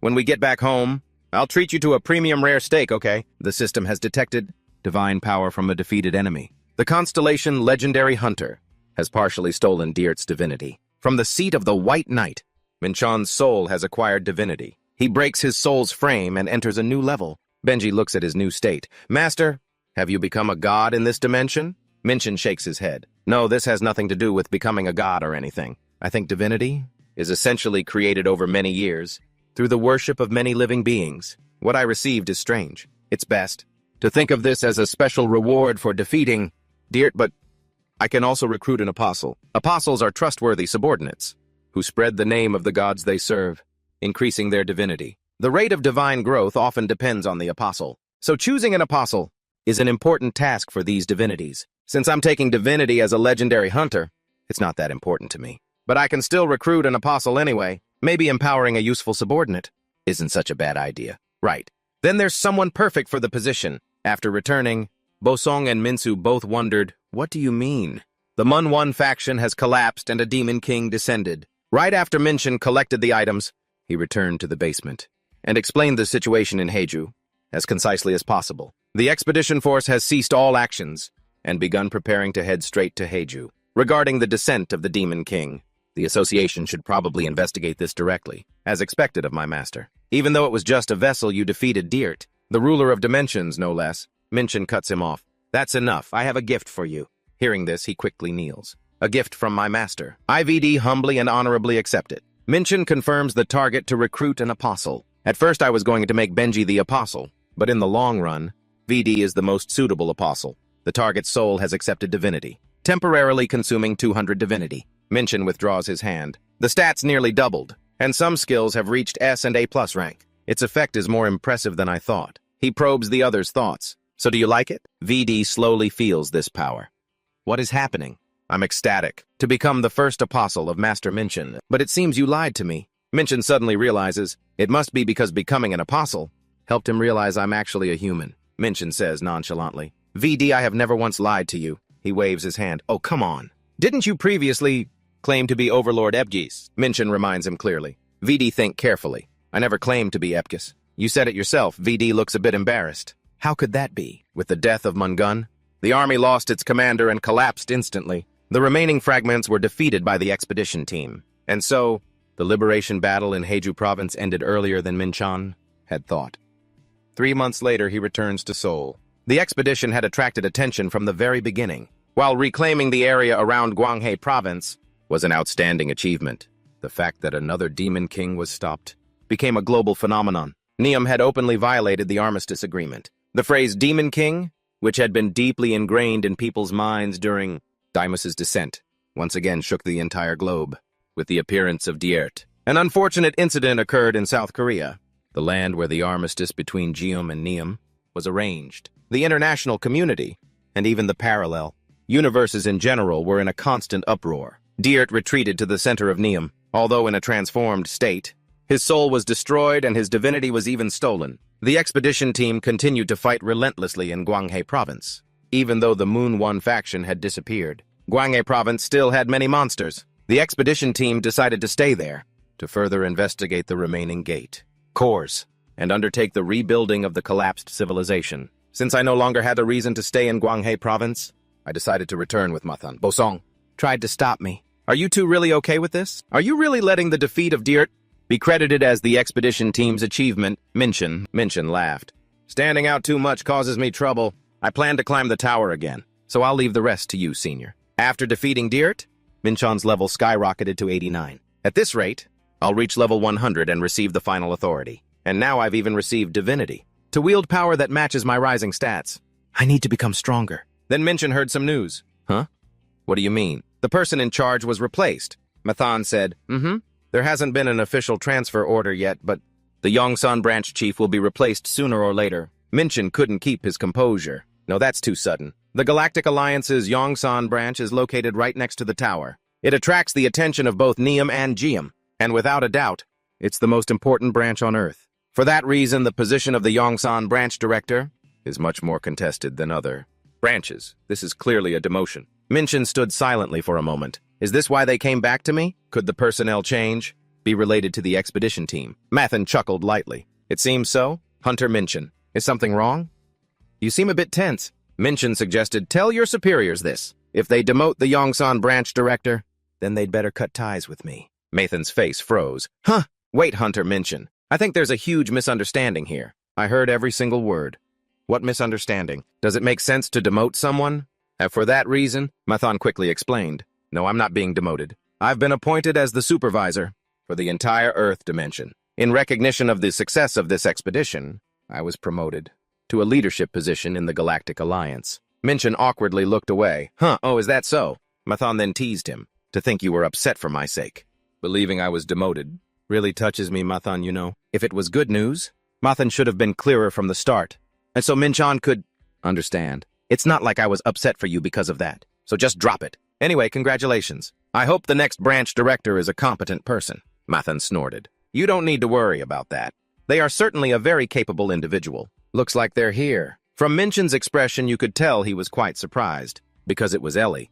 Oh, my Hunter Minchin. You're here too, I'm Ellie. The one who will be taking over the position of director of the Yongsan branch of the Galactic Alliance. Please take care of me. Are you surprised Minchin was more than surprised? Of course I am. Today is truly a day of surprises, isn't it? Ellie hadn't had time to announce it. This was confirmed very quickly yesterday. I'm sorry I couldn't tell you sooner. Minchin guessed that there really was no one as capable as Ellie. For someone who is apologizing, you're smiling quite a lot. If Ellie becomes the branch director, that's good for Minchan. I didn't know you'd be here today. Right person, right time, huh? Minchin suddenly brought it up. Oh, right.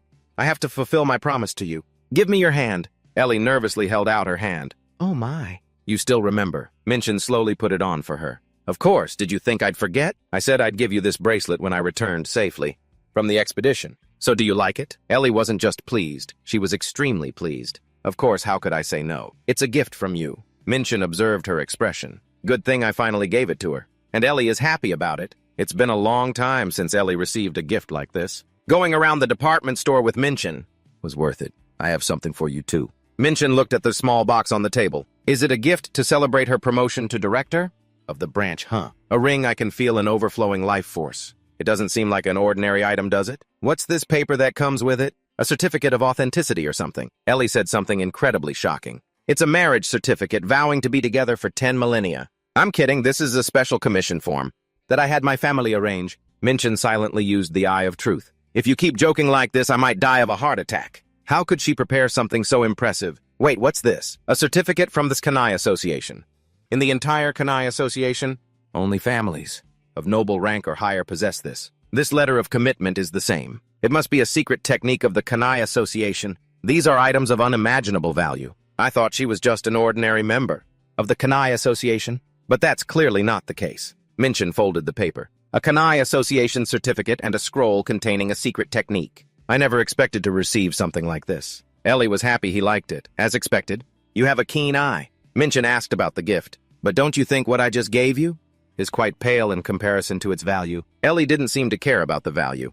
It's fine. It's the thought that counts, right? It felt like Minchin learned more about Ellie. In that case, I'll put it to good use. While walking, Ellie asked, Are you planning to continue climbing the tower? Minchin nodded. That's the plan.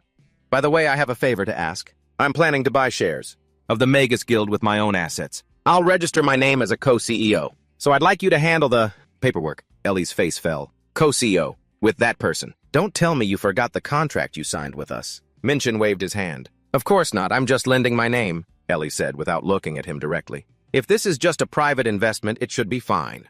But all official activities must go through us. Minchin gave a wry smile. Of course. It's just my name. That's good, but usually, Minchin doesn't want to do troublesome things like being a CEO. He wouldn't create a position for himself. The current situation has changed a bit. VD appeared as flashy as ever. Beautiful lady. Long time no see since we last met in Jeonju. Ellie pouted at his lines. Your cheesy lines haven't changed, have they? Minchin lightly scolded him. Hey, who taught you to use such outdated ways of talking? Ellie doesn't like you, you know. Do I really need to send you a telepathic message? For you to get it? VD sighed. Why should I care about the feelings of some low-class Kanai girl? A menacing aura emanated from behind Minchin. She's not just a girl from Kanai, she's Ellie, the branch director. Next time, treat her properly. He broke the awkward atmosphere. All right, you two get acquainted like partners do. Minchin kept observing his orange-haired friend. The reason I made a deal with the Galactic Alliance, with the plan of being a freelance mercenary, made it easy to lend my name to the Magus Guild. Easier. Then it'll be easier for VD to use my name. Although I recruited VD as an apostle to spread my name. The reality is that modern Earth wouldn't easily welcome the culture of worshipping new gods, and creating a religious cult centered on me isn't exactly a good idea. So I decided to raise my profile through guilds and companies. With a title like Rising S-Rank Hunter, Minchin has invested in this company, for example. That would also be quite effective. There's another reason. Minchin looked through the glass window. The reporters have arrived. Ellie found it very normal. That's understandable considering the achievements you've made. The association proposed holding a press conference. Minchin muttered to himself, a press conference, huh? Right now I'm the center of attention. Being famous is nice, but if I leave the spotlight, the attention will also fade. However, by becoming the co-CEO of the Magus Guild, I can pass the spotlight to VD. He knows best how to polish my name. This way I'll have free time to climb the tower. Then Minchin made a decision. A press conference sounds good. It's better to get it all over with at once, even if I just say one word. Won't the Galactic Alliance also benefit? Nian received a call. Hold on, I have to take this call. Is that you, Sir Minchin? I'm well. I've heard a lot about your recent achievements. Tower of Trials. 5th floor Sky Garden, thanks to Ellie. Minchin became the CEO of the Magus Guild. Bothersome things, including the press conference. I left them all to my apostle, VD. Finally, I contacted Nian to check on Jiam's movements. Earlier, Nian had cried with joy. As expected, it was you, Sir Minchin, who took down that disgusting dirt. Minchin held the phone a bit away. Yeah, that's right. Has there been anything unusual lately? Nian on the other end shook her head. No, after Niam's atrocities were exposed, our activities have also been restricted. The supply of materia for rituals has been cut off. Now we're thinking of turning to the Galactic Alliance. Minchin understood now. Jiam is trying to import materials through the Galactic Alliance. Mathan is now the Alliance's supervisor for Earth. The timing couldn't be better. I'll leave instructions for Mathan to block the supply route. So for now, I don't have to worry about Jiam. With that settled, I can return to the tower without any worries. Minchin visited the forge once again. Long time no see, Haken. Is the thing I asked for finished? Haken was quite punctual. Take a look. I forged it in your personal style. This is the Black Star's blessing pants and the Black Star's wind boots. Minchin immediately put both on. The weight is almost non-existent. It fits the body perfectly. Is the material black mithril? Haken nodded in satisfaction. You've got a sharp eye, as expected of someone skilled in mana control. So instead of engraving magic, I focused on reinforcing defense and magic resistance. Seems the extra effort wasn't wasted. Minchin smiled when he saw Haken extend his hand. He replied, thanks. Haken said something that wiped the smile off his face. I'm not holding out my hand for a handshake. I'm asking for the material cost. 1.5 million points. Minchin brought up the debt. Remember that stuff I asked you to handle last time? Deduct it from that. Haken, not very pleased, tapped the screen. Fine. Actually, that stuff isn't easy to sell. The assets from the Ant Empire were given to Haken to handle. After deducting the 10% commission and material costs, there were still over 5 million points left. Minchin brought that stuff again. But you know what? There's still half of it left unsold. I'll leave that part to you then. Minchin turned to leave. At least I don't have to worry about points anymore. Suddenly, Haken called out, wait, let me ask you something. You destroyed the Mobius mages on the 6th floor, didn't you? Minchin suddenly pointed his sword at Haken's neck. Excuse me, where did you hear that? Haken knew he'd slipped up. I was just guessing. Don't be so tense. Anyway, you're already the talk of the tower. Minchin didn't think it was that simple. Officially, my identity has never been revealed. Tell me how you guessed. Do you know who the new, most talked about star in the tower is? Haken, of course, read the news. The record breaker of the 5th floor trial rank 1 Minchin, and the one who caused a commotion in the non-combat zone on the 6th floor. There are only two, both appeared. The events happened at the same time, and they all had one thing in common. They were outliers. Right before that incident, the intel I bought from the 6th floor compared the description of that rookie with the troublemaker there. I concluded they were the same person. Minchin, besides. Didn't you tell me your own name sooner or later? Suddenly, Minchin felt a pit in his stomach. Come to think of it, he was right. I pretty much advertised myself. He sheathed his sword. I was a bit too on guard just now. My apologies, Haken. I meant no harm. Losing a regular customer like you would be a loss for me, too. Especially since all the major communities are hunting for you. As far as I know, both Mobius and Achak have already made their move. So it's better to be careful. Minchin nodded. Thanks for the heads up. As for who really needs to be worried, we'll just have to wait and see, won't we? Minchin arrived at the 8th floor of the Tower of Trials. The mission, In the Shadow of the Forgotten World. Here, a great city called New Camelot was destroyed by a catastrophe. The objective is to eliminate monsters. A world that was once destroyed is now recreated in a mission. Truly a world forgotten by mankind. Perhaps the cities once swept by the apocalypse also looked like this. No life signals detected so far. But this sound, zombies. Of course. You were the ones who destroyed this city. How could I expect a low-level undead? To answer that would be foolish. In a dark place, a light appeared. A light of annihilation and destruction. Minchin's authority of sacred flame cleansed the area. Dozens turned to ash, and yet my experience didn't even increase by 0.01%. Too weak. They just instinctively charge forward and turn to dust. The amount of experience is pathetic, but if it goes on like this, they'll all be wiped out before I even have to lift a finger. Someone on a rooftop shouted down, "You fool, put out that fire immediately." These aren't ordinary zombies. Minchin found it hard to sense their presence. Approaching without a sound. Is it a stealth skill or an item? He had no intention of retracting his authority. In fact, he increased the flame's power. I don't take orders from those weaker than me. The more I'm told not to, the more I want to do it. They're just zombies. What's there to be afraid of? Next to Minchin appeared a type of zombie more terrifying than the previous ones. What the hell is that? Minchin stared stunned at the monster before him. This is something I've never seen before. He squinted, staring at the creature. This monster, it's not the kind of undead created by magic or necromancy, is it? The system window displayed information. Aha, it looks like some type of zombie. To be precise, the monster standing before Minchin belongs to the zombie species with the infection trait. What troubled Minchin was, but what is infection? It even possesses an X-rank trait, something that even I don't have. A barrage of blades was launched at the monster, but it seemed to not even faze it. It let out a terrifying roar. Minchin calmly created vortices of energy. This is starting to get annoying. They are weak individually, but look closer. The infection trait clearly cannot be underestimated. If bitten, all resistance will be bypassed. The transformation process into an undead begins immediately. He felt uneasy. This is just like the plot of a zombie movie. Well, a little tension at the right time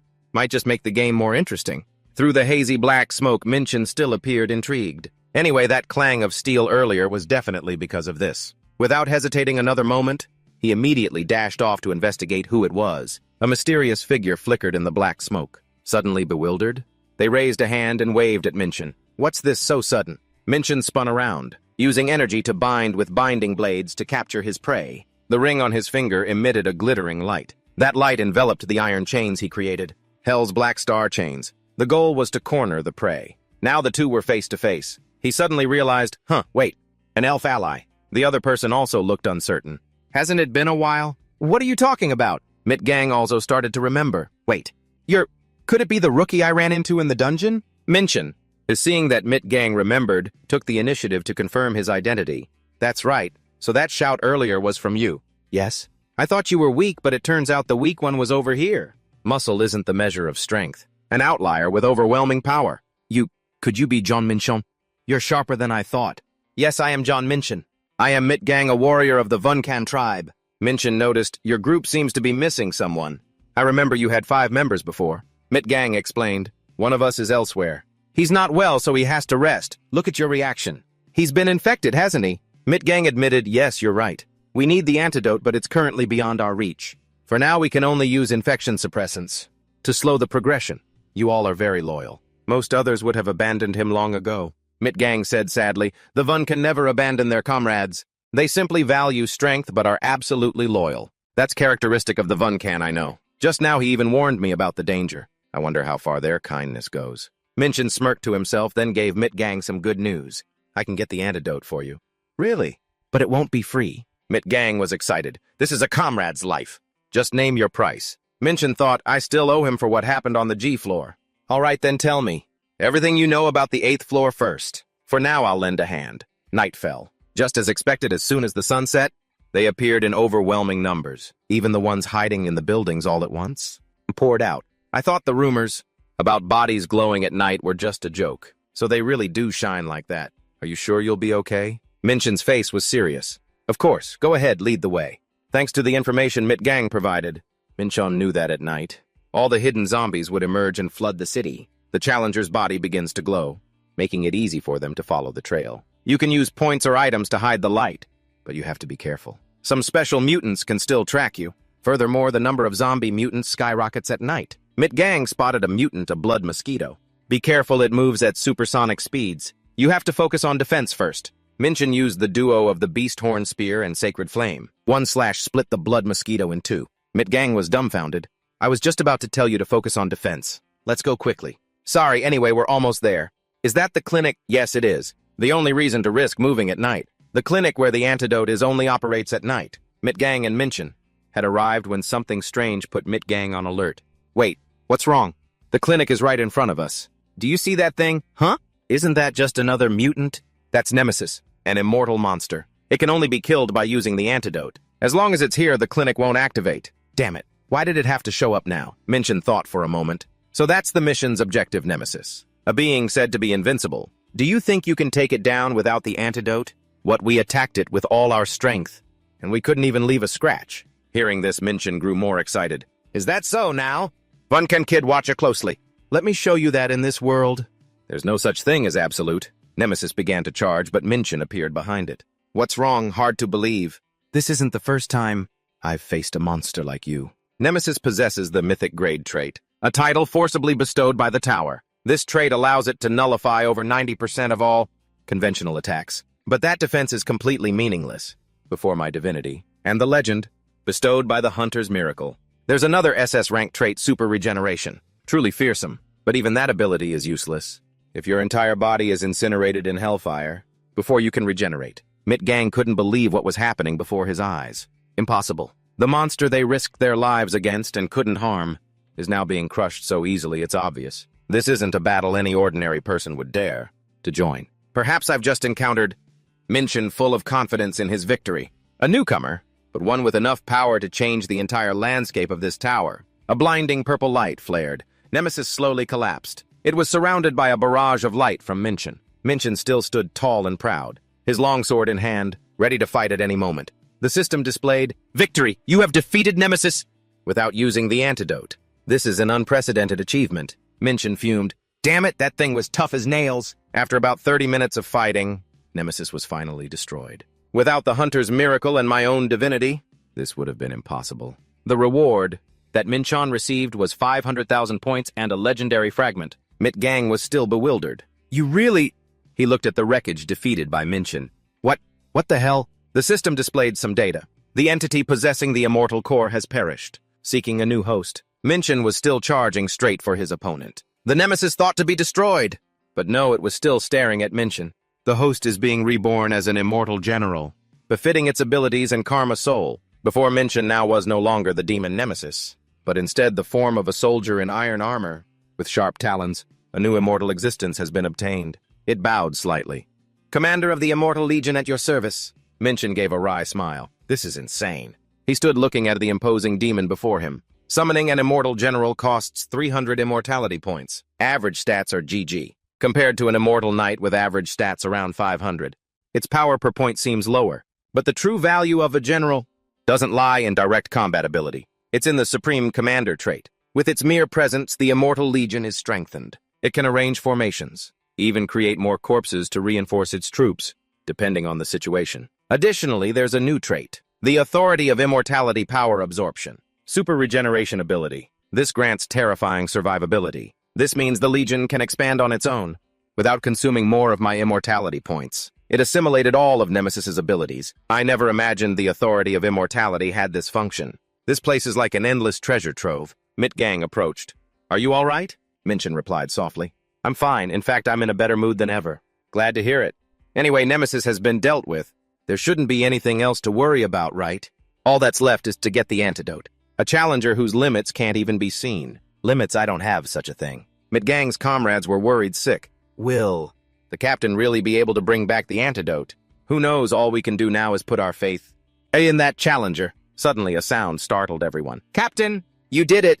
Mitgang breathed a sigh of relief upon seeing his comrades. Everyone's safe, thank goodness. I told you everything would be fine. The antidote was quickly injected into the comrade who was poisoned. He suddenly woke up. I feel completely better. Mitgang was overjoyed. I will never forget this favor. It was a fair trade. The information and map of the 8th floor were enough. That's more than enough for me. All right, see you later. Minchan decided to leave. In his heart, seeing the joyful scene of Mitgang and his comrades, the goodwill Mitgang offered back on the G floor came with no strings attached. Now I've repaid that debt. Without wasting any more time, Minchan leaped into the air. The condition to pass the floor has been met. But with the Authority of Immortality able to steal traits, there's no way. I'm not taking this chance to hunt for more abilities to collect. Furthermore, Minchan's image was clearly projected on a TV screen. A stranger seemed to be monitoring Minchan's every move. Interesting. Administrator, you called for me. A certain challenger has caught my eye. A challenger. He is rampaging through the 8th floor hunting zombies and their variants, but his speed is too fast, so I want you to take charge of monitoring him. The henchman quickly obeyed. Yes, sir. The stranger did not take his eyes off Minchan. A powerful challenger, very interesting indeed. But if you cause such a big stir, it will surely affect the others impacted by your actions. How can that still be considered a fair trial? Minchan has finished clearing the ground. A decisive command was given. Take it down. The knight standing beside Minchan protected him from the monster. As you command, brutal authority activated. Stop that creature. Do not let it interrupt the commander's campaign. The mighty knight roared, Charge! In the meantime, I've taken down 7 more nemeses, increasing the number of generals to 8. Minchan watched with a bored expression. I've also killed countless zombie variants and collected a large number of immortality points. They fight pretty well. Now I don't even need to give direct orders anymore. Everything's become too convenient. Just then a burst of energy erupted. I've probably harvested almost everything I need here. Minchan was quite satisfied with his knight's performance. Well done. Charge. Suddenly a strange voice came through. Greetings, Challenger John Minchan. This feeling, I am the adjutant, the administrator's assistant. I have intervened in this trial, just to have a word with you. Adjutant, there's no need to be afraid. Isn't it common courtesy to show yourself when speaking to someone? You're right. The stream of energy was still surrounding Minchan. He lowered his hood, pensively, watching the stranger reveal themselves before him. The mysterious person revealed their identity. I am the adjutant under Oradeo. My name is Fania of the Naga tribe, a divine race from the Diva dimension. They have the form of half-human, half-snake. They are demigods inheriting the bloodline of gods. They also possess divinity. For such a race to willingly serve as an aid, Minchan also spoke up. I never thought I'd meet a Naga in a place like this. So can I assume that the administrators of this tower are gods, and who have reached a higher state of being. Oh, it seems you know quite a bit about the Naga. I've been interested for some time. But you didn't come here just to chat, did you? Let me be blunt. Your actions, as a challenger, have disrupted the tower's trials. Disrupted? Yes, you know that. Each floor is designed to measure the abilities of the challengers and reward them according to their performance, correct? However, even after completing the conditions to pass the floor, you remained on the 8th floor roaming the battlefield. As a result, the difficulty of the 8th floor trial has dropped sharply. With the reduced difficulty, other challengers have been able to claim rewards too easily. Some have even advanced to the next floor without going through a proper trial. That violates the fairness of the tower. That sounds more like your opinion. If there were really a problem or cheating, the administrator would have intervened. But that hasn't happened. Right now, you're just an adjutant, here to express your opinion. Fania had to confess. Unfortunately, you are correct. That is why I have a proposition for you, challenger. There is a hidden quest on the 8th floor. A hidden quest? I have shared information about this quest with you. In return, I ask that you stop interfering with the trial's progress. Inside a spacious house with stacked bookshelves, a small tunnel opened up. 8th floor of the Tower of Trials where Minchin is facing. A hidden quest, huh? It seems the administrator thinks I'm still lingering on the 8th floor because of this quest. Otherwise, she would never have proactively offered a hidden quest. Like that. Even the great can stumble, is that it? Anyway, if they're willing to offer a reward, I have no reason to refuse. I'm just curious. If she knew I was planning to climb to the 9th floor anyway, what would she say? In any case, a hidden quest is truly worthy of its name. Eerie ghosts appeared. Maybe this will actually be interesting. I hope you don't disappoint me. The challenger has finally entered the laboratory. Thank goodness. Your prediction that he would actively seek out the hidden quest was correct, Fania thought.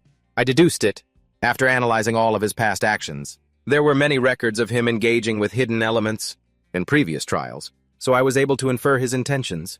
It's been a while since a challenger single-handedly shook up an entire trial like this. Not even the Dragonkin or that human who controls terracotta soldiers ever caused this much chaos in the city? Right, absolutely correct. The administrator was still giving orders. By the way, you only showed him how to get in right. That's right. I only pointed out the location and how to open the secret passage to the lab. If he had gathered information thoroughly, he would also know about the situation inside. You mean the traps and the zombie mutants? Place to stop intruders? Right. Exactly, so entering without knowing anything will make it 3 times harder. He's in for a rough time. That's the price for free information. Both the administrator and Fania were puzzled. Adjutant, what I'm seeing isn't an illusion, is it? You know full well that an administrator's gaze can see through any illusion. So what I'm seeing is real. To be honest, even I feel like I'm dreaming. Damn it, what a pain. Why is this hallway so ridiculously long? Minchin was trying to take down a monster. A ball suddenly exploded. Is this the place? Emergency alert. Emergency alert. Intruder detected in the incubation room. Z-virus final phase activated. Beginning awakening of the primal virus. Adjutant, was that door always so easy to break? He ignored everything and charged straight in. That door shouldn't have been breakable unless an extremely strong force was applied. Normally, you have to activate the vaccine system in the lab to weaken the primal virus and open the door. But he forced his way through.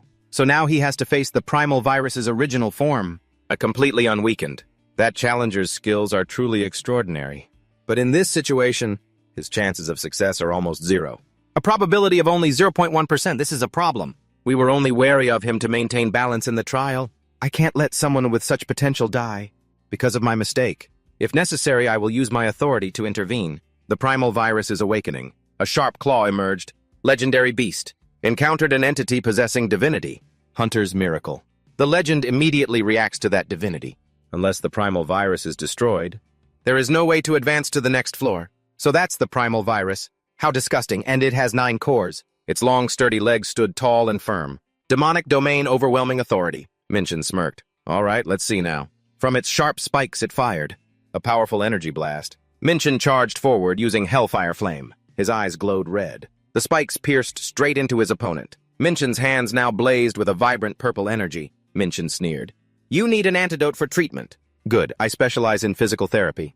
I've defeated all the mutants and nemesis without needing an antidote. Let's see how long you can last in this experiment. Fania, watching from the side, was stunned. Is that the primal virus?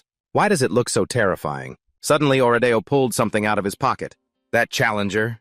His abilities are impressive indeed, but this time will be tough. Just the amount of antidote needed to get through this is Fania exclaimed in astonishment. Oradeo, why are you suddenly using the master key? He answered calmly. Didn't I previously think this mission was impossible? A 0.1% chance of success means it's not entirely impossible. Fania tried to stop Oradeo, even if that challenger has potential. Using this key is... Oradeo frowned. Worth 1% and impossible are basically the same thing. However, he still felt a bit of apprehension. If I forcibly intervene in the trial with the master key, I will face punishment from the tower. But the reason the challenger is facing the final boss, completely unprepared, is partly my fault. If I hadn't spoken with Fania, he probably wouldn't have come this far. I absolutely cannot let a challenger die because of my own misjudgment. On the other side, Minchan was observing silently. Hitting them with all sorts of debuffs doesn't feel much different from a regular nemesis. One core is already destroyed. Maybe this will be over faster than I thought. Suddenly, the part that was struck changed slightly. It surprised Minchan. The monster's blood gushed out like a flood. Then a nimble human foot sprouted out. Minchan couldn't stop laughing at its current form. So this is the hidden quest.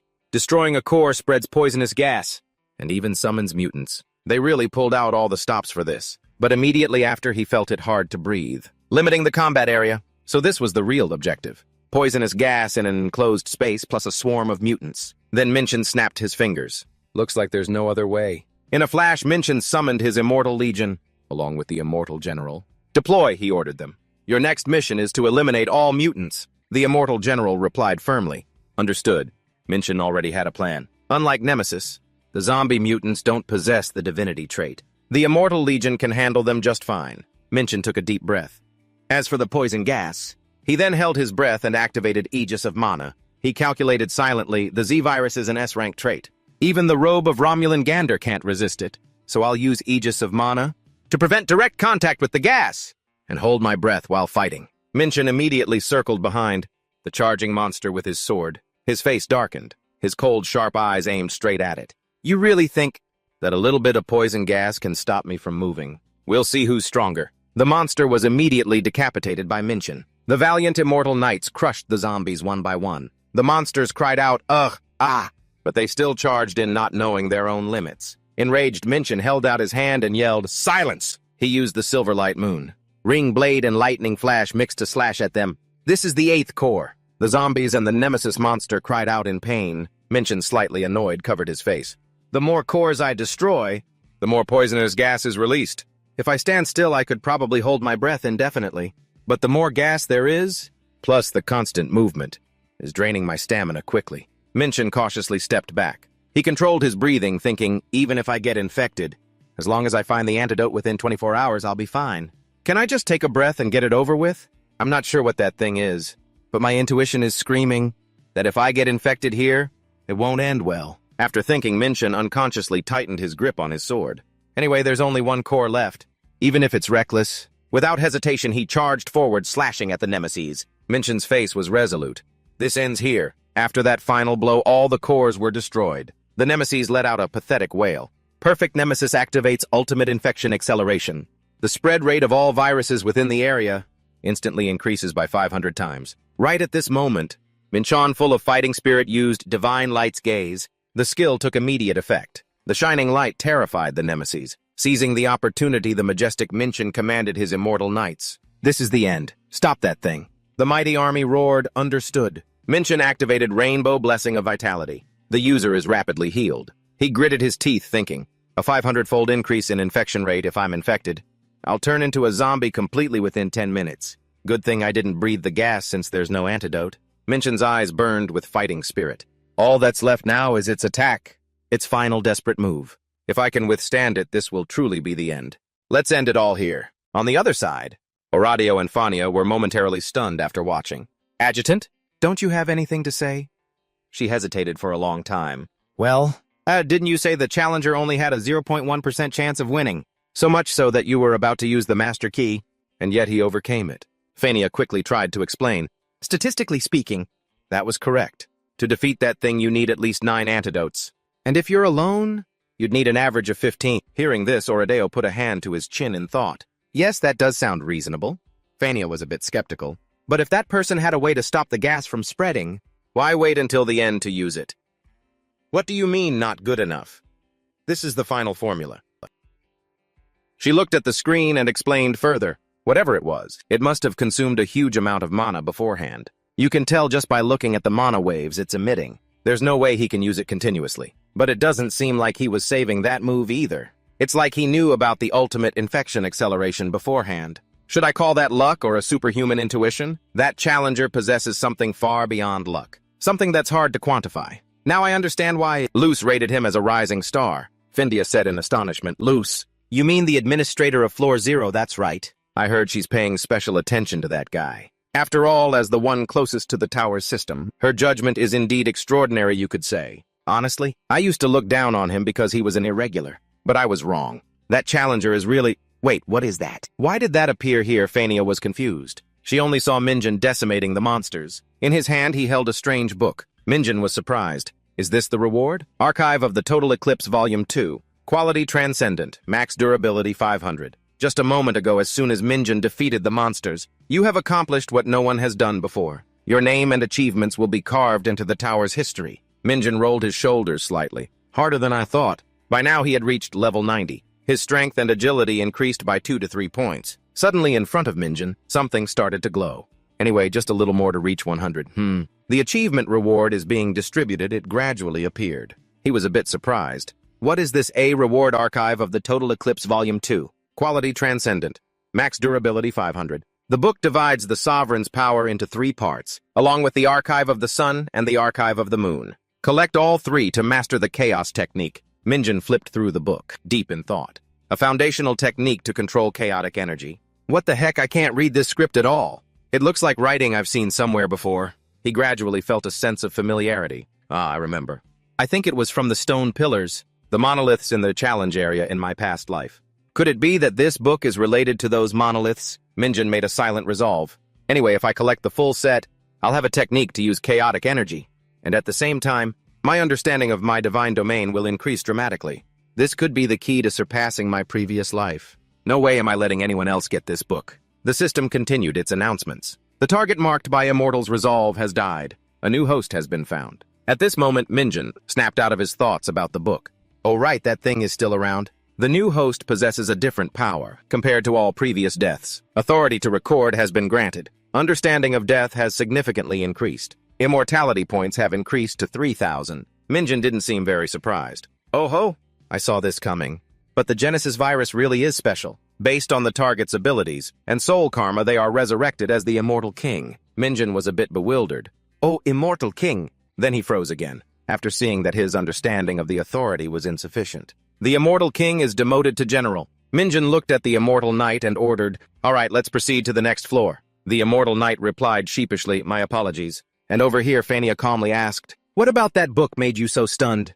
"It's a book that contains the secrets of the tower. That's all I can say." She didn't say another word. Understood. What I know about the Black Sun is still very little. Those who follow this tower's souls are still searching for it throughout the tower. Of course. The Archive of the Sun and the Archive of the Moon are already extremely rare, but the Archive of the Total Eclipse is far more difficult to obtain. A challenger who obtained such a treasure... Fania, understanding quickly, said, "I'll keep what I saw today a secret. It seems the time for you to inherit that position is not far off." Fania didn't want to get ahead of herself. She reminded him, "Don't jinx it." Elsewhere, Minjin looked at the system with some hesitation. When the 8th floor was cleared, the darkness of the Forgotten World moved to the 9th floor. Looks like there are a few things to prepare before entering.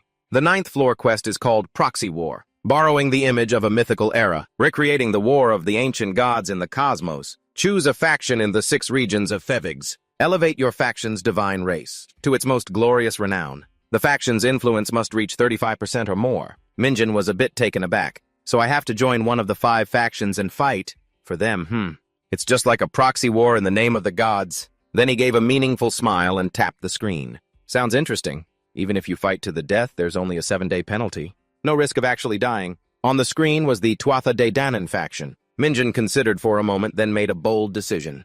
I'll choose this faction. He was immediately transported into the quest. Current influence 5%, ranked 5th among the factions. Current accumulated contribution rate 200%. Must raise the faction's influence to 35% or more to complete the quest. Minjin looked around. So I've been placed in the Tuatha De Danann faction. It looks like a medieval city. A wolf suddenly landed out of nowhere. A new challenger, I see. Minjin asked, "And who are you?" The wolf slowly introduced itself. My name is Silver, your guide. I will explain everything about Eren, the capital of our faction. Follow me. Minjin was dazed for a moment. Silver. The two began to talk. I don't see anyone. Are there any citizens in the city? This is a challenge zone. There are no real residents. You don't need civilians in a war zone, but you can still use services like the Rendo shop. Barracks and transfer gate. Silver walked slowly. This is the last place I'll guide you to. A grand sacred temple appeared. The place where the gods reside. Minjin asked curiously, can I enter the temple? He answered bluntly, not yet. Earn contribution points through war. Then the gods will grant you worthy rewards and blessings. Minjin was slightly dismissive. Blessings from the gods. I was a demon king in my past life, Silver looked at him coldly. There's one thing I want to ask you. The Tuatha De Danann faction is really weak. Why did you choose our side? Unexpectedly, Minjin appeared very calm.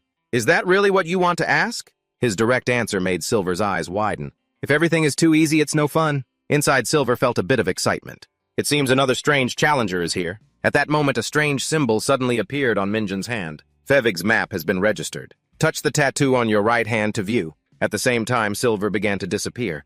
City tour is over. He then left Minjin with an appreciative look. You're interesting.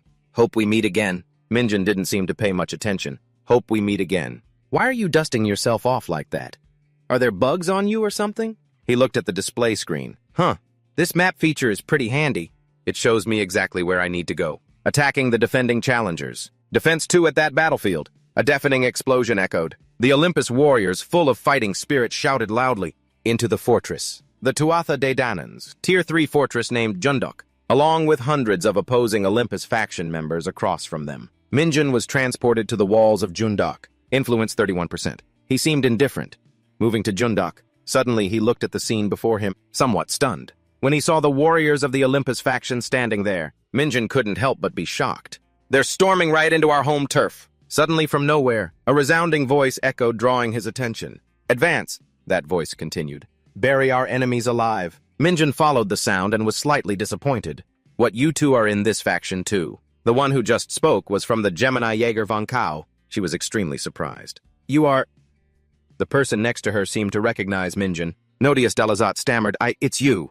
It's really you. After he finished, Jaeger suddenly asked, why did you join this failing faction? Minjin replied calmly, because it's failing. Hearing that, she seemed a bit excited. Ha, you think like me. He looked at the battle before them. But things aren't going as smoothly as planned, are they? Jaeger quickly recounted the situation. As you can see, we're having a very hard time defending. Minjin thought for a moment, then asked, do you know where the enemy commander is? Nodius looked towards the distance. Over there. They've set up camp right in front of the main gate. Minjin left with 2 words, got it. Then he turned to Jaeger. Jaeger, can you hold them off for me? She looked at him confused. I can hold them off on my own for now. Without waiting another second, he jumped down from the gate, startling Jaeger. Then I'll handle it. She reminded him anxiously. Hey, there are some Mobius-affiliated mages over there. Minjin arrogantly replied, all right then. Thanks. His heart was filled with confidence. This isn't a battle where just holding on is enough.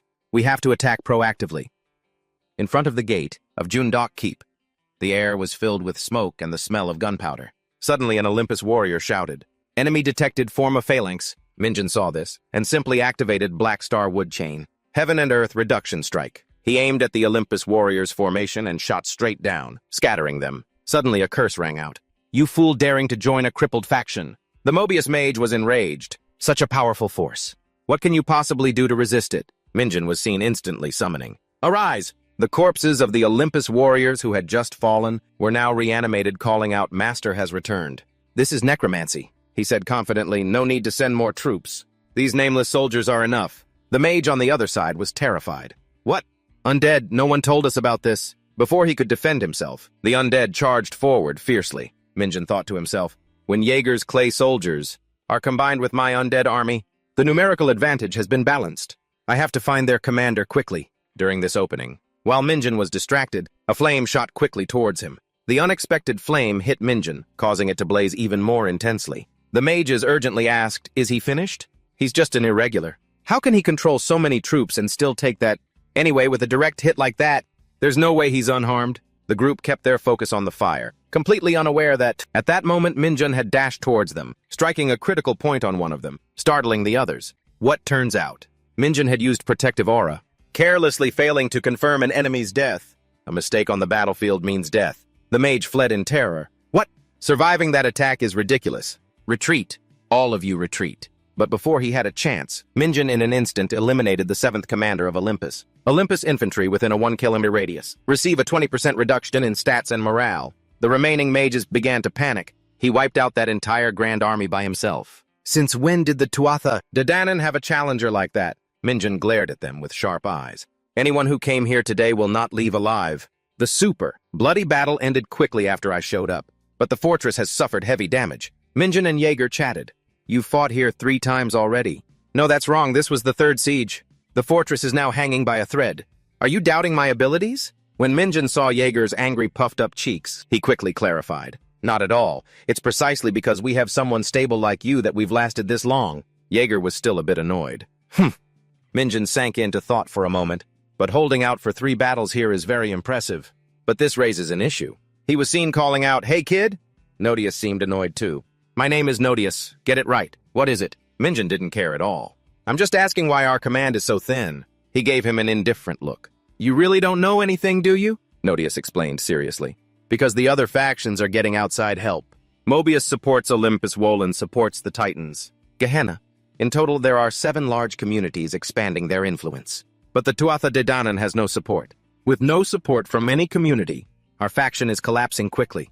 Minjin was still a bit curious. "No help? Are there many cases like this?" Nodius looked knowledgeable. "Of course not. If that were the case, the challengers would have all given up by now. Just bad luck." Minjin still felt something was fishy. This can't just be purely bad luck. He asked further, "What happens if a faction reaches 35% influence?" Nodius analyzed the power balance resets. The challengers of the leading faction advance to the next floor. The remaining factions lose a portion of their contribution points, and the weakest faction loses all its benefits. Minjin crossed his arms, gradually understanding. In short, it's like shrimp, getting crushed in a whale fight. He felt troubled. "I came here thinking I'd earn some bonus points. I didn't expect things to be this complicated." Nodius suddenly put on a completely blank expression. "By the way, how are your comrades? Toma, what about that guy Otoma? He charged into the enemy camp alone 4 days ago and received a death penalty." Nodius sighed helplessly.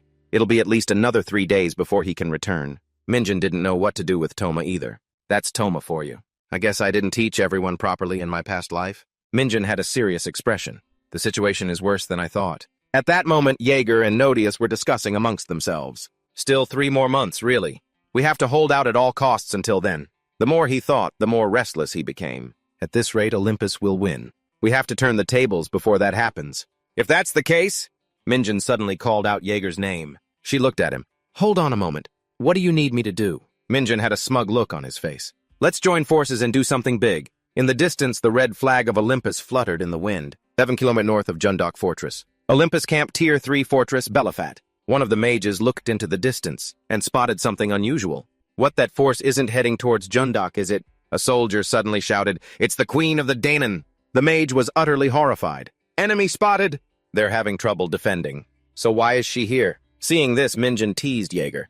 "Oh, your majesty, your name is quite famous." Jaeger shyly scolded him, "Challenger, save your empty words for after the battle." It turned out Minjin had proposed a counterattack to change the current situation. Olympus is the strongest faction and occupies the largest territory. That means it's also the most targeted by other factions. With such a large area, the risk of multiple battles happening simultaneously is very high. In the meantime, it's easy to neglect defending the Danann's territory. Taking advantage of that opening, the plan is to attack Belafat. Jaeger agreed immediately. Minjin praised her. The ability to summon hundreds with a single wave of the hand, even thousands of soldiers. Jaeger blushed but was still very proud, affirming, "The numerical disadvantage can be turned around at any time." The more Minjin thought, the more confused he became.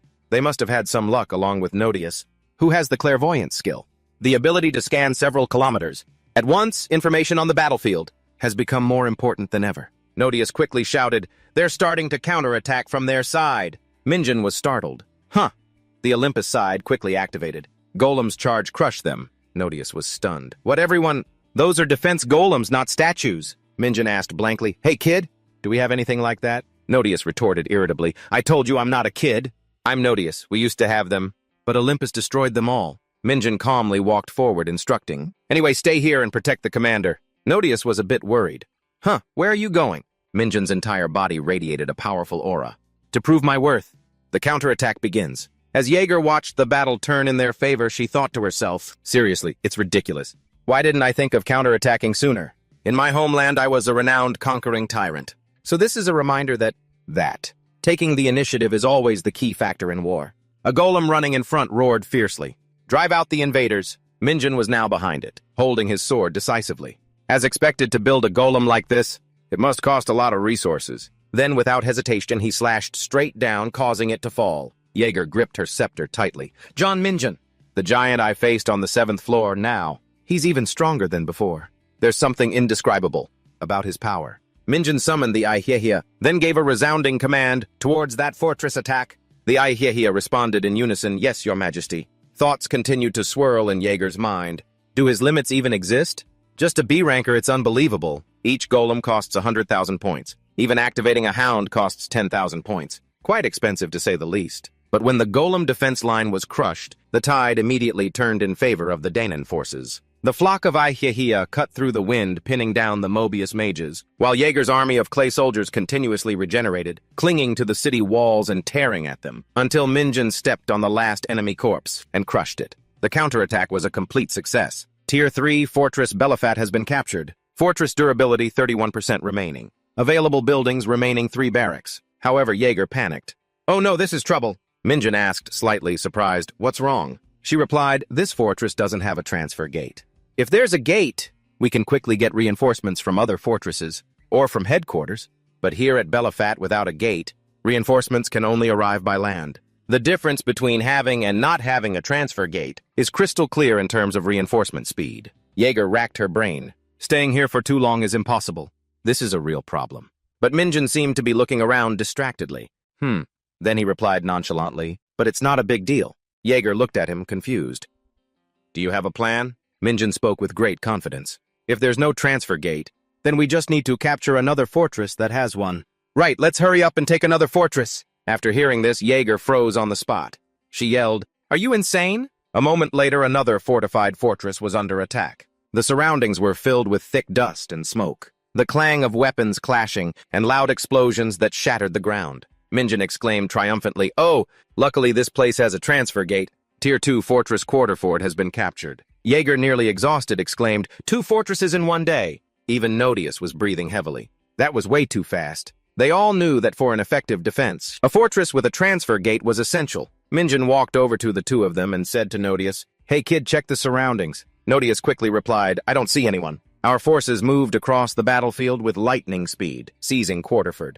Quarterfort is located on the coast, with a towering mountain range in front, preventing enemies from easily crossing. It has a transfer gate and basic defense systems. The next target was immediately set Tier 1 Fortress Galway. Minjin looked at the rubble ahead and said, but attacking again now would be pushing our luck. Jaeger agreed with him. More importantly, we need to regroup and reinforce our lines. Supply lines, Minjun suggested. At times like these, we need to invest points boldly. 10,000 points have been used. Quarterfort Fortress's recovery speed increased by 300%. Within 12 hours, the barracks and port will be restored. Minjin asked Jaeger. We also need troops to establish a front line. What's the Denon's military strength like? She answered bluntly. Currently, we only have 5,000 troops. He was stunned upon hearing that. 5,000 troops. Olympus marches with tens of thousands of soldiers. Isn't this number too small? But Jaeger wasn't worried at all. She slowly explained to Minjin. Although our numbers are small, all Danon soldiers are Zareth. One Zareth can easily take down 10 hoplites. So they're elite, few but strong. He pondered for a moment. Even if they're that strong, with few troops it's hard to manage a large battlefield. Then he said to her, perhaps I should pay a visit to Aaron first. He asked while looking at Nodius. In the meantime, who will stay and supervise this area? Seeing their gazes, he got scared. Why are you all looking at me like that? It doesn't have to be me, you know. No matter how much Nodius protested, Jaeger and Minjin still entrusted this task to him. Until the fortress is fully restored, it will be extremely vulnerable to sneak attacks. We'll leave Nodius in charge of guarding the area around the fortress. We'll temporarily return to Aaron. He whined sullenly. They really never let me rest, huh? In Aaron, it was now morning. The sky was incredibly beautiful. Jaeger and Minjin walked down the street chatting. How many contribution points do you have? 25,000, that's impressive. But with your achievements, it's not surprising. If you accumulate 100,000 contribution points like me, you'll be appointed as a commander and have the right to enter the sanctuary. Suddenly, a strange crowd caught his attention. Who are those guys loitering in the field? Jaeger cursed in annoyance. Ignore them. They're all trash. This made Minjun a bit curious. Trash harsh words, but she didn't care. My time is more precious than gold. I won't waste it on them. One of them whispered to another. Minjun looked straight into the leader's eyes. Those guys look suspicious. Immediately, he said to Jaeger, you go on ahead, I'll stay back, and get to know these guys a bit. The leader of the group greeted Minjun. I don't recognize you. Are you a new challenger? He replied without any deference. You see me, don't you? The man spoke with a sarcastic tone, coming to the Danan. In this situation, a foolish move for a B-ranker, Minjun was not intimidated by him. Didn't you also choose this place for the same reason as me? A man next to him spoke up with a meaningful laugh. We used to think so, but not anymore. After all, this is a war between the 7 great communities. Another one said mockingly, we never had a place here from the start. Better to skip this round and wait for the next. This made Minjun a bit disappointed. They've all just given up. Suddenly, the leader spoke directly. B-ranker, give up this challenge. Olympus has over 1,000 challengers. Their military strength exceeds 2 million. If we face them head-on, we definitely can't win. Minjun looked at him with disgust. Is this guy really their leader? If he knows the scale of the Olympus army, he must have an information network. Then he cursed out loud, you pig. The man's eyes widened in anger. Pig, you dare call me that? But before he could do anything, Minjun sent him flying with a single punch. The man's subordinate stared in astonishment. You B-ranker, what do you think you're doing? Minjun looked at them with a challenging gaze. What am I doing? I'm teaching you some manners. Elsewhere, the flag of Amitabha Buddha was flying in the wind. A man spoke in a cold voice. This will hurt a little, just bear with it. He then uttered a philosophical phrase, Amitabha Buddha. Next to him, a fierce-looking man was filled with resentment. In the end, in this battle, I barely managed to push back damn Mobius. He asked the man, Great hero, have you heard any news? This made the man a bit curious. What news? He spoke slowly. There's news that the Tuatha Dé Danan faction has launched a counterattack on Olympus. I heard they've retaken 2 fortresses. What do you think? Can we take advantage of this opportunity? That's all for my video. The above is a summary of the series. If you have any opinions, please leave them in the comments section below. Don't forget to leave me a like, subscribe, and hit the notification bell to get more interesting videos. For now, goodbye and see you again. Bye-bye.